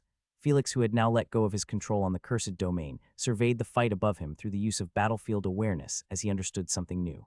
So completely corroding their mind turns them into wild beasts, huh? This continues until they lose consciousness or are knocked out. Giving another glance at the battlefield, he smiled at the carnage he had started. Well, time to take out the weeds then. I can't have him kill the others, they're all mine precious skill points after all. Felix slowly moved towards the battle, his figure emerging out from the ground as he eyed the scene more carefully from a corner. There, earth spikes. Using the information he was getting through the battlefield awareness skill, he conjured earth spikes at an accurate precision of timing and locations, striking the rank 2 enemy members in their blind spots. As for the other rank 1 members, they didn't give Felix any skill points, so he didn't even bother targeting them. Under the effects of the cursed domain skill, the defenses and bodies of the enemy guild's members were already weakened, resulting in critical damage being dealt to them by the sharp spikes in their weak points. As he realized the perilous state his enemies were in through the battlefield awareness skill, Felix grinned wildly as he emerged out from the ground and let himself loose in the sinkhole. Dust blast, quicksand. The sudden appearance of a silver-haired man shocked the already terrified men who were holding their own against the rank 3 member. Fuck, he's the one who's attacking us. Guys, we have to attack him. Wah! Before they could start their counterattack on Felix, a wind of dust and sand blew into them with the ground under them turning soft. Ah shit, what the hell is happening now? No, we're gonna lose at this rate. With their sight blocked and their movements tied, the enemy members found themselves in quite a pinch with no way out, and that is when Felix rushed towards them. Earth spikes, Black Horizon sword arts. Felix stepped onto the earth spikes he created and jumped into the enemy's fray as he avoided the quicksand area and rushed directly into their midst. Second technique, striking blades. He gripped his sword tightly in his hand and unleashed a series of quick swings to parry away the attacks of the rank 1 fighters as he rushed ahead in a flash with the help of another skill. Agility burst. Felix appeared in the middle of the battle taking place between the 3 rank 2 fighters and the corrupted rank 3 fighter who were trapped in the sinkhole. To handle things quickly, he decided to use most of his skills and end the battle as soon as possible. Silent steps, ratio technique. Parabolic hearing, and lastly, singular slash. Felix launched a sneak attack on one of the rank 2 men who was blocking the attacks of the rank 3 man, slashing his sword through the man's neck as blood splattered out of his now headless body who didn't even realize there was an enemy behind him. You have killed a being higher than your own rank. You have gained 100 skill points. 158 Hunt in the hole II. As the rank 2 man's headless body fell on the ground, his other 2 comrades who were warding off the insane rank 3 man shuddered in shock. No, how could you? Ag. The 2 of them pushed away the rank 3 man as they turned to dash toward Felix, hoping to recover their insane teammate who had lost his mind. But before they could attack Felix, he waved his hand at them and dropped on the ground like a slime, his body disappearing into the earth. What? Where did he go? Stomping on the ground where Felix had vanished, the 2 of them searched for him. Grrrr. A growl reached behind them as the rank 3 man again jumped on them using his hands, interfering with their search as they came back to face him. Shit, it seems we have to kill him now. There's no other way, one of them exclaimed. What? No way, he's our teammate, how can we kill him? The other retorted while defending himself from the wild attacks. What else can we do? It's either him dying here or us. We have to choose one or the other. Don't tell me you want to die. That. But, as they were hesitating, a sudden force of energy attacked their body as they felt their strength seep away. Unfortunately, you guys don't have any choice. All of you are dying here, Felix muttered as he appeared behind them using the cursed domain to suppress the two of them. Gag knew. The rank 3 man's attacks landed on them as their bodies were subjugated to the baleful energy of decay and corrosion. Right, just like that. Felix smirked as they somehow followed the plan he had. His targets were all the rank 2s and the rank 3 in the sinkhole, but his combat power alone was not enough to take them all on, which made him think of corrupting the rank 3 fighter into losing his mind and taking the others on before he could take the final kill. The two rank 2s a while ago were not decisive in killing their rank 3 comrade, but with the threat of Felix who could attack them anytime, they decided to hurry and improvise. The three engaged in a frenzy of attacks as blood and wounds appeared all over them. The rank 3 man, who could only use his physical body and wild instincts, suffered heavily under the coordinated attacks of the two. Using the last of his energy to resist as his body and mind both weakened due to the corrosion, the rank 3 man grabbed one of the men and bit into his neck hard. The other man used the chance and stabbed his sword into the rank 3 man's chest, twisting it and lunging forward to help his teammate. And with this, the game is over. Felix made his last move as the earth under the three shifted. Earth spikes, whoosh. 3 spikes emerged quickly and pierced into the bodies of the 3 men, who were stuck close together and couldn't escape the sudden attack. With the spikes pierced into their bodies, the 3 of them struggled to move as they remained alive under terrible pain and agony. The rank 3 man's eyes and body slowly turned normal, his skin returning to a shade of tan as the man spewed out blood and looked around in a daze. What happened? His voice cracked and reached the other men's ears. You, fucker. It's too late now, just go. Die. Felix got out from the ground and glanced around, nodding his head as everyone else in the sinkhole seemed to have died. You're right, it's too late now. Gripping his sword, Felix slashed it 3 times as 3 necks of the 3 men who were stuck on the 3 spikes fell with 3 thuds. You have killed a being higher than your own rank. You have gained 100 skill points. You have killed a being higher than your own rank. You have gained 100 skill points. You have killed a being higher than your own rank. You have gained 1,000 skill points. Hearing the chimes which brought a smile to his face, Felix wondered what skills he could create next as he moved to get out, onto the next sinkhole. The other side of the ice wall, all the members from the Twilight Chaos and Mystic Society guilds had survived the fight and were surrounding the 2 beaten rank 3 men who were kneeling on the ground after killing the rest. I'm not saying anything. Don't think you can use us as hostages either. Bari snickered while being covered in wounds and injuries. The other rank 3 man looked scared as he kept his head down and muttered to himself. Elsa and Evan glanced at each other before turning to Victor, who had a thoughtful expression on his face. We don't have time to waste on them, so let's kill them too. Felix must be waiting on the other side. The others nodded as Victor and Treller, the rank 3 spearman who was Victor's teammate, both raised their weapons to finish off the 2 enemies. No, wait, I'll talk, don't kill me. Bari screamed in fear as the other man looked at him in shock, his face mirroring his thoughts as the man shouted in anger. You traitor, how could you? Whoosh, his words were interrupted by the stab of a spear as Treller pierced his weapon into the man's heart. Staring at the dying body of his teammate, Bari trembled in fear and growled on the ground as his tears and snot soaked the soil. Don't kill me, Pee-wees. Treller made a disgusted face as he turned to look at Victor, who just shrugged and gave the others some orders. Elsa, freeze his veins. Evan, rope him up. We got ourselves a hostage. After dealing with Bari and leaving some people to look after him, everyone gathered together as Victor walked towards the hole in the ice wall. Remember, there will be only 14 enemies left behind this ice wall, but even though we have the higher numbers, don't let your guard down and stick together. Let's go. Giving his order, Victor nodded and stepped into the hole with the rest following behind him. Treller, Evan, Elsa, and then the rest.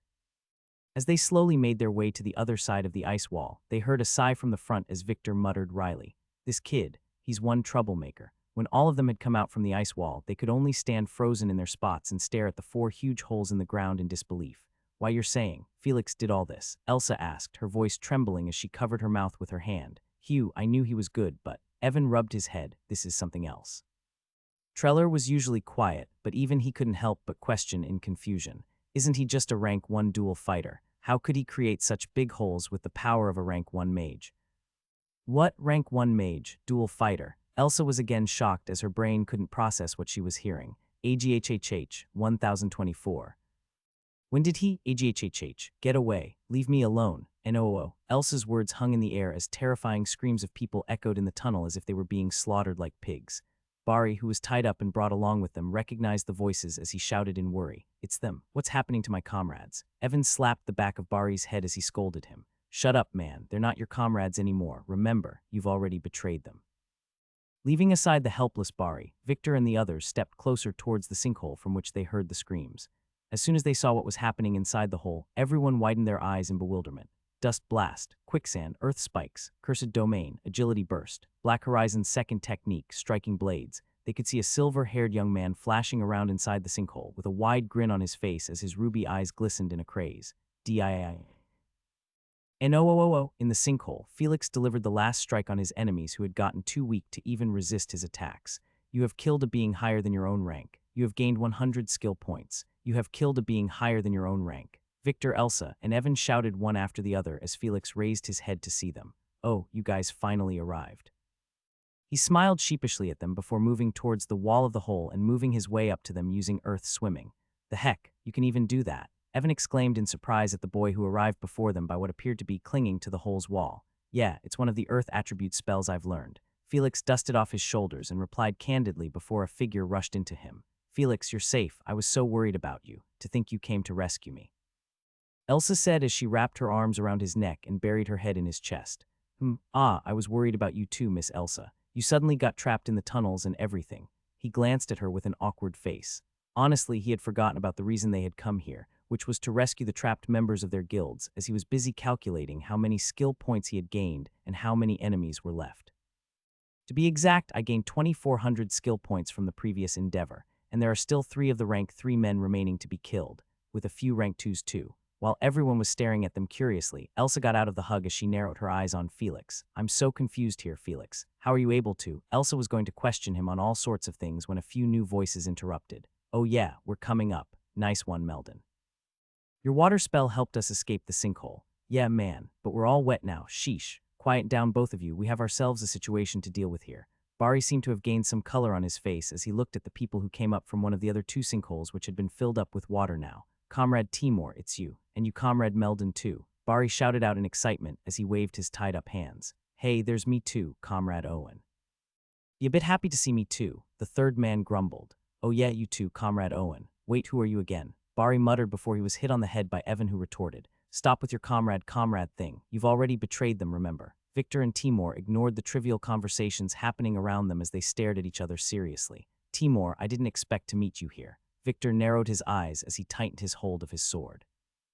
Well, I've really been hoping to meet you again, Victor. Timur had a grin growing on his face. It was the only reason I joined this scouting group. As everyone started to get ready for a fight, Felix looked at the 2 of them staring at each other intensely and asked the spearman behind him, are they friends, or were they? They're more like. Treller had a complicated expression on his face as he bit his lip. Brothers have some idea about my story. Comment it and let me know. Creation is hard. Cheer me up. Vote for me. Seraphin. Creators thought. As the 2 sides stood in a face-off against each other, Felix tilted his head as he glanced between Victor and the executive of an enemy guild, Timur. Brothers, but they don't resemble each other. He turned to Treller. They're not blood-related, right? I can at least see that. So what's with their relationship as brothers? Well, how should I say this? Treller hesitated before finding the right words to explain. They were both raised by the same person after their families threw them out, which made them brothers. But both of them had opposite personalities and always clashed with each other in rivalry, which continued even after their caretaker died and they went separate ways. Felix nodded as he now understood why they were still in a staring contest with each other. They were most likely unsure of how to converse and interact with the way things had changed between them, with both of them becoming a member of opposing guilds which made them enemies.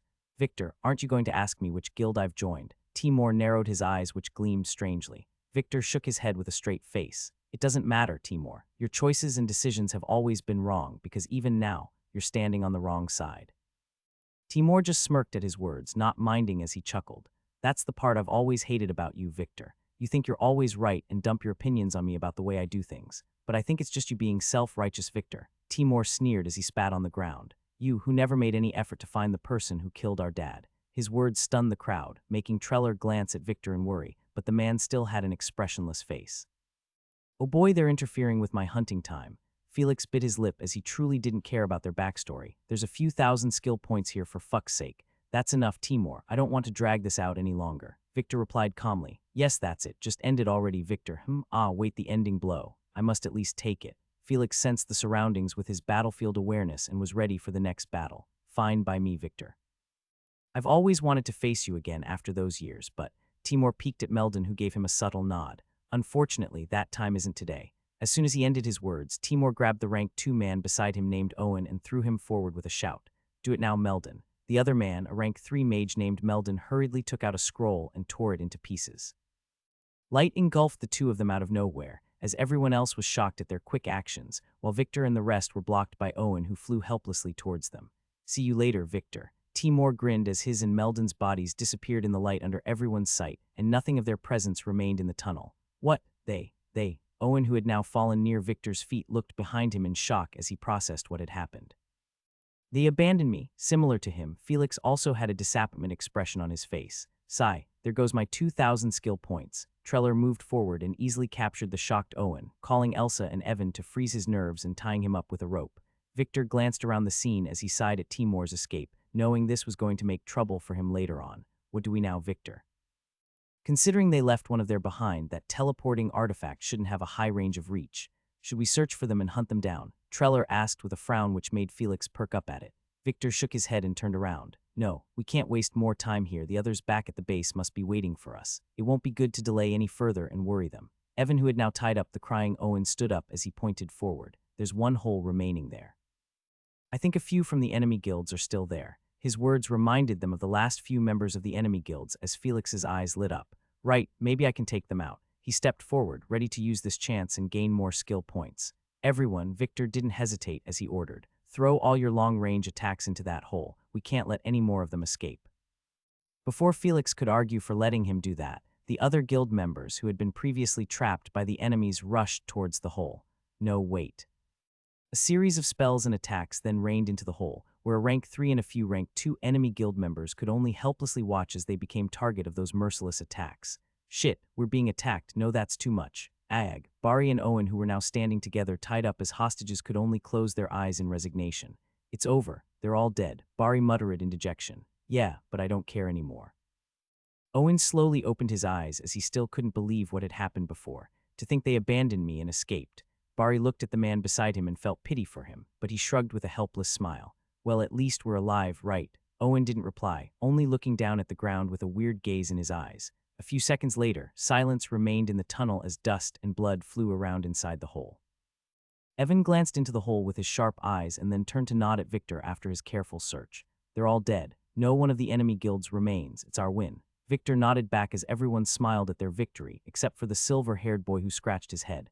What a waste. Victor turned to face everyone as he clapped his hands to get their attention. All right, guys, the rescue mission is successfully completed without any casualties. Now we can move back to the base. He turned to look at Felix, and as most of them became confused, he requested the boy with a smile. Felix, can I ask you to guide the way back to the base? His request made the ones who were trapped in the tunnel confused, wondering why their rank 3 group leader was asking a rank 1 boy for help. Oh sure, I can do that. Felix nodded as he opened up the map skill to check their position and the way back to their base. His eyes, which were looking at the map screen, suddenly widened in surprise, as a happy grin emerged on his face for a few seconds before turning serious. Sir Victor, it's bad news. His loud exclaim made Victor and others frown in worry. What is it, Felix? Are there still some people of the enemy guilds remaining? Evan asked curiously as he glanced around. No, it's much worse. Felix took a deep breath as he revealed. There's a large number of monsters gathering above us. They're going to fall inside the hole I made earlier and attack us from the other side of the ice wall in a few seconds now.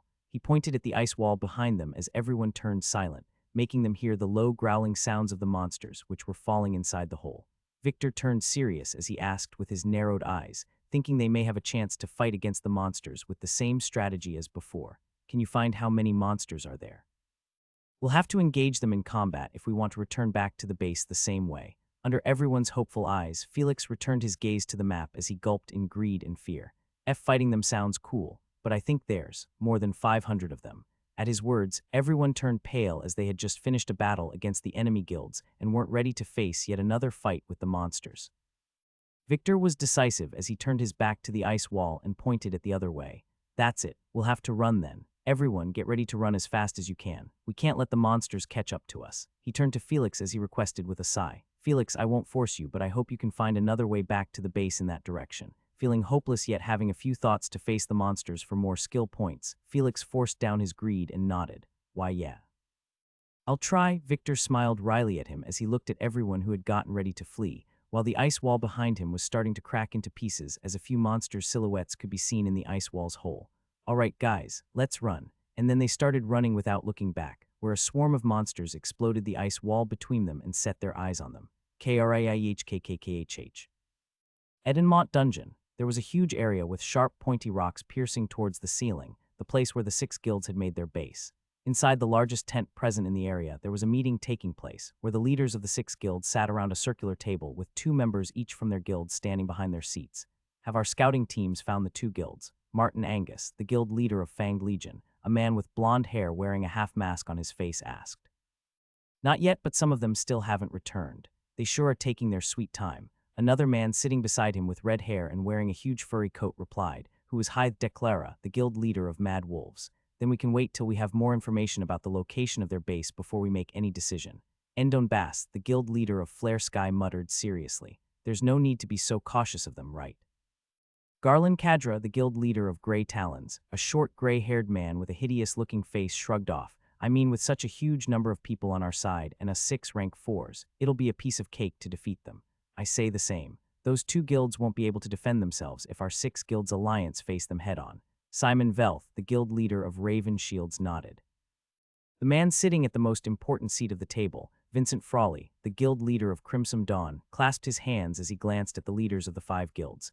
There's no need to be so impatient, Vincent said, gaining everyone's attention. We have a lot of people and time on our side. The 2 guilds will have to come to face us in the end anyway. He paused for a brief moment as a sharp gleam flashed in his eyes. And I'm sure you guys haven't forgotten that our true goal in this guild war isn't just about winning. His words brought a variety of reactions from the people present in the meeting tent, especially the 2 men standing behind each of the guild leaders who gulped in fear at the mention of their goal.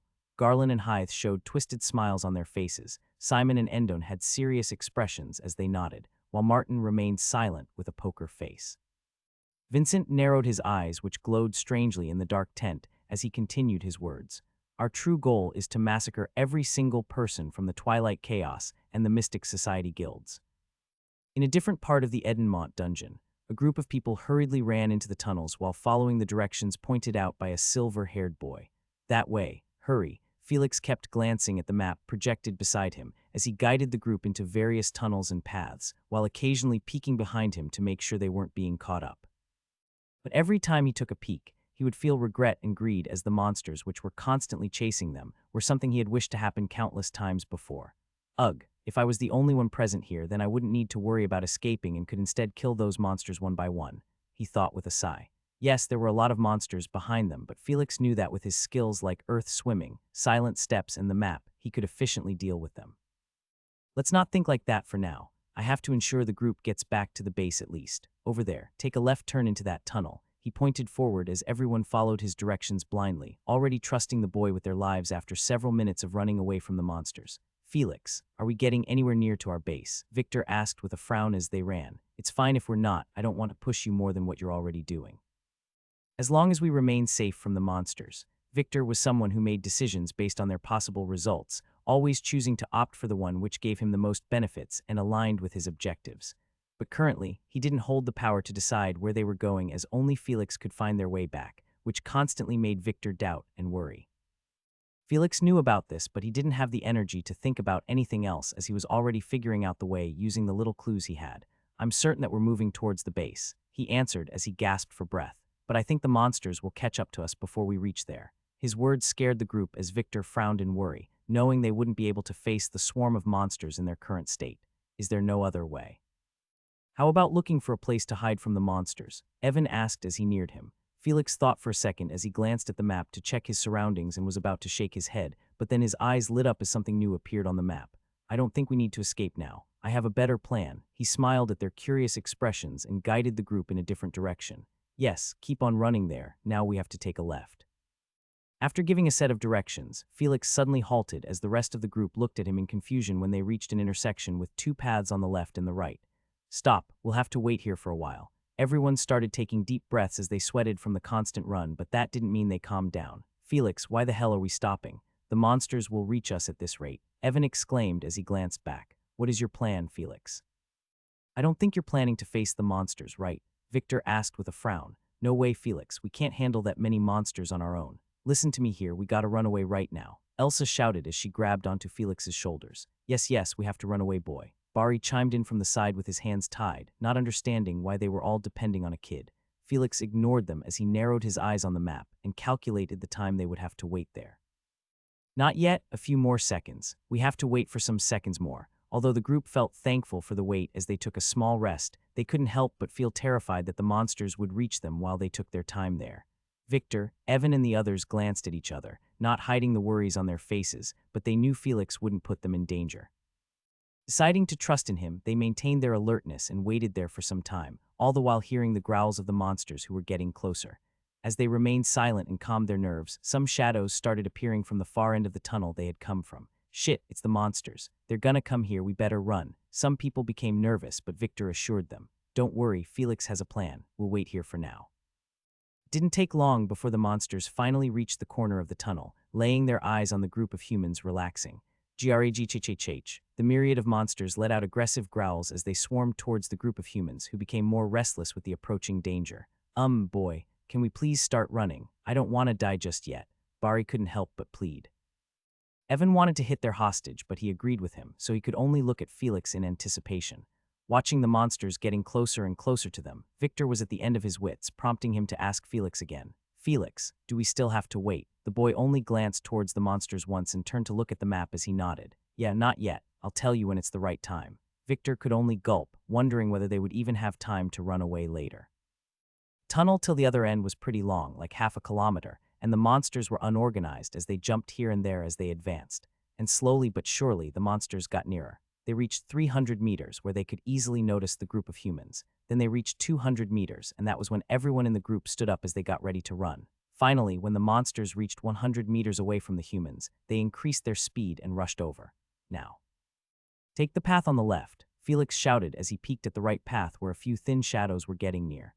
Run. The group didn't care about anything as they dashed into the left path, pushing their limits to increase the distance between themselves and the monsters. Felix, hurry up. Elsa shouted when she saw that the boy was still at the intersection looking at the right path.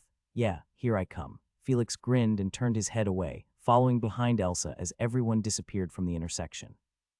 A few seconds later, some people emerged from the right path and paused in shock at what they saw.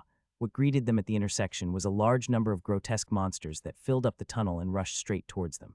Oh fucking shit, it's a swarm of monsters. Run guys, there's too many of them. What the fuck, why are we so unlucky? The group of people, a scouting team of the Six Guilds Alliance, turned around immediately and ran for their lives like they had never before. Krigchhh. The swarm of monsters saw that the recent group of humans had entered the right tunnel, so they chased after them, leaving a few who jumped towards the left side due to overcrowding. Meanwhile, Felix and his group had sprinted far from the intersection. When they glanced back, they saw no signs of the monsters pursuing them anymore. What? Where did they all go? Evan asked in surprise as he was puzzled at their sudden disappearance. Felix, what just happened? Elsa turned to the boy who had a sinister smile on his face that he quickly hid away. Oh I guess some unlucky people became the monster bait for us. Felix shrugged without a care. You mean? Victor stared at the boy in shock as he processed what he said and connected the dots. The monsters were lured away by some others who happened to be in that right tunnel. Yup. And aside from us, there can only be our enemies here, the Six Guilds. Felix bit his lip as he pondered. Should I head there and loot some skill points? I'm not gonna get such easy chances of playing the mantis stalking the cicada later.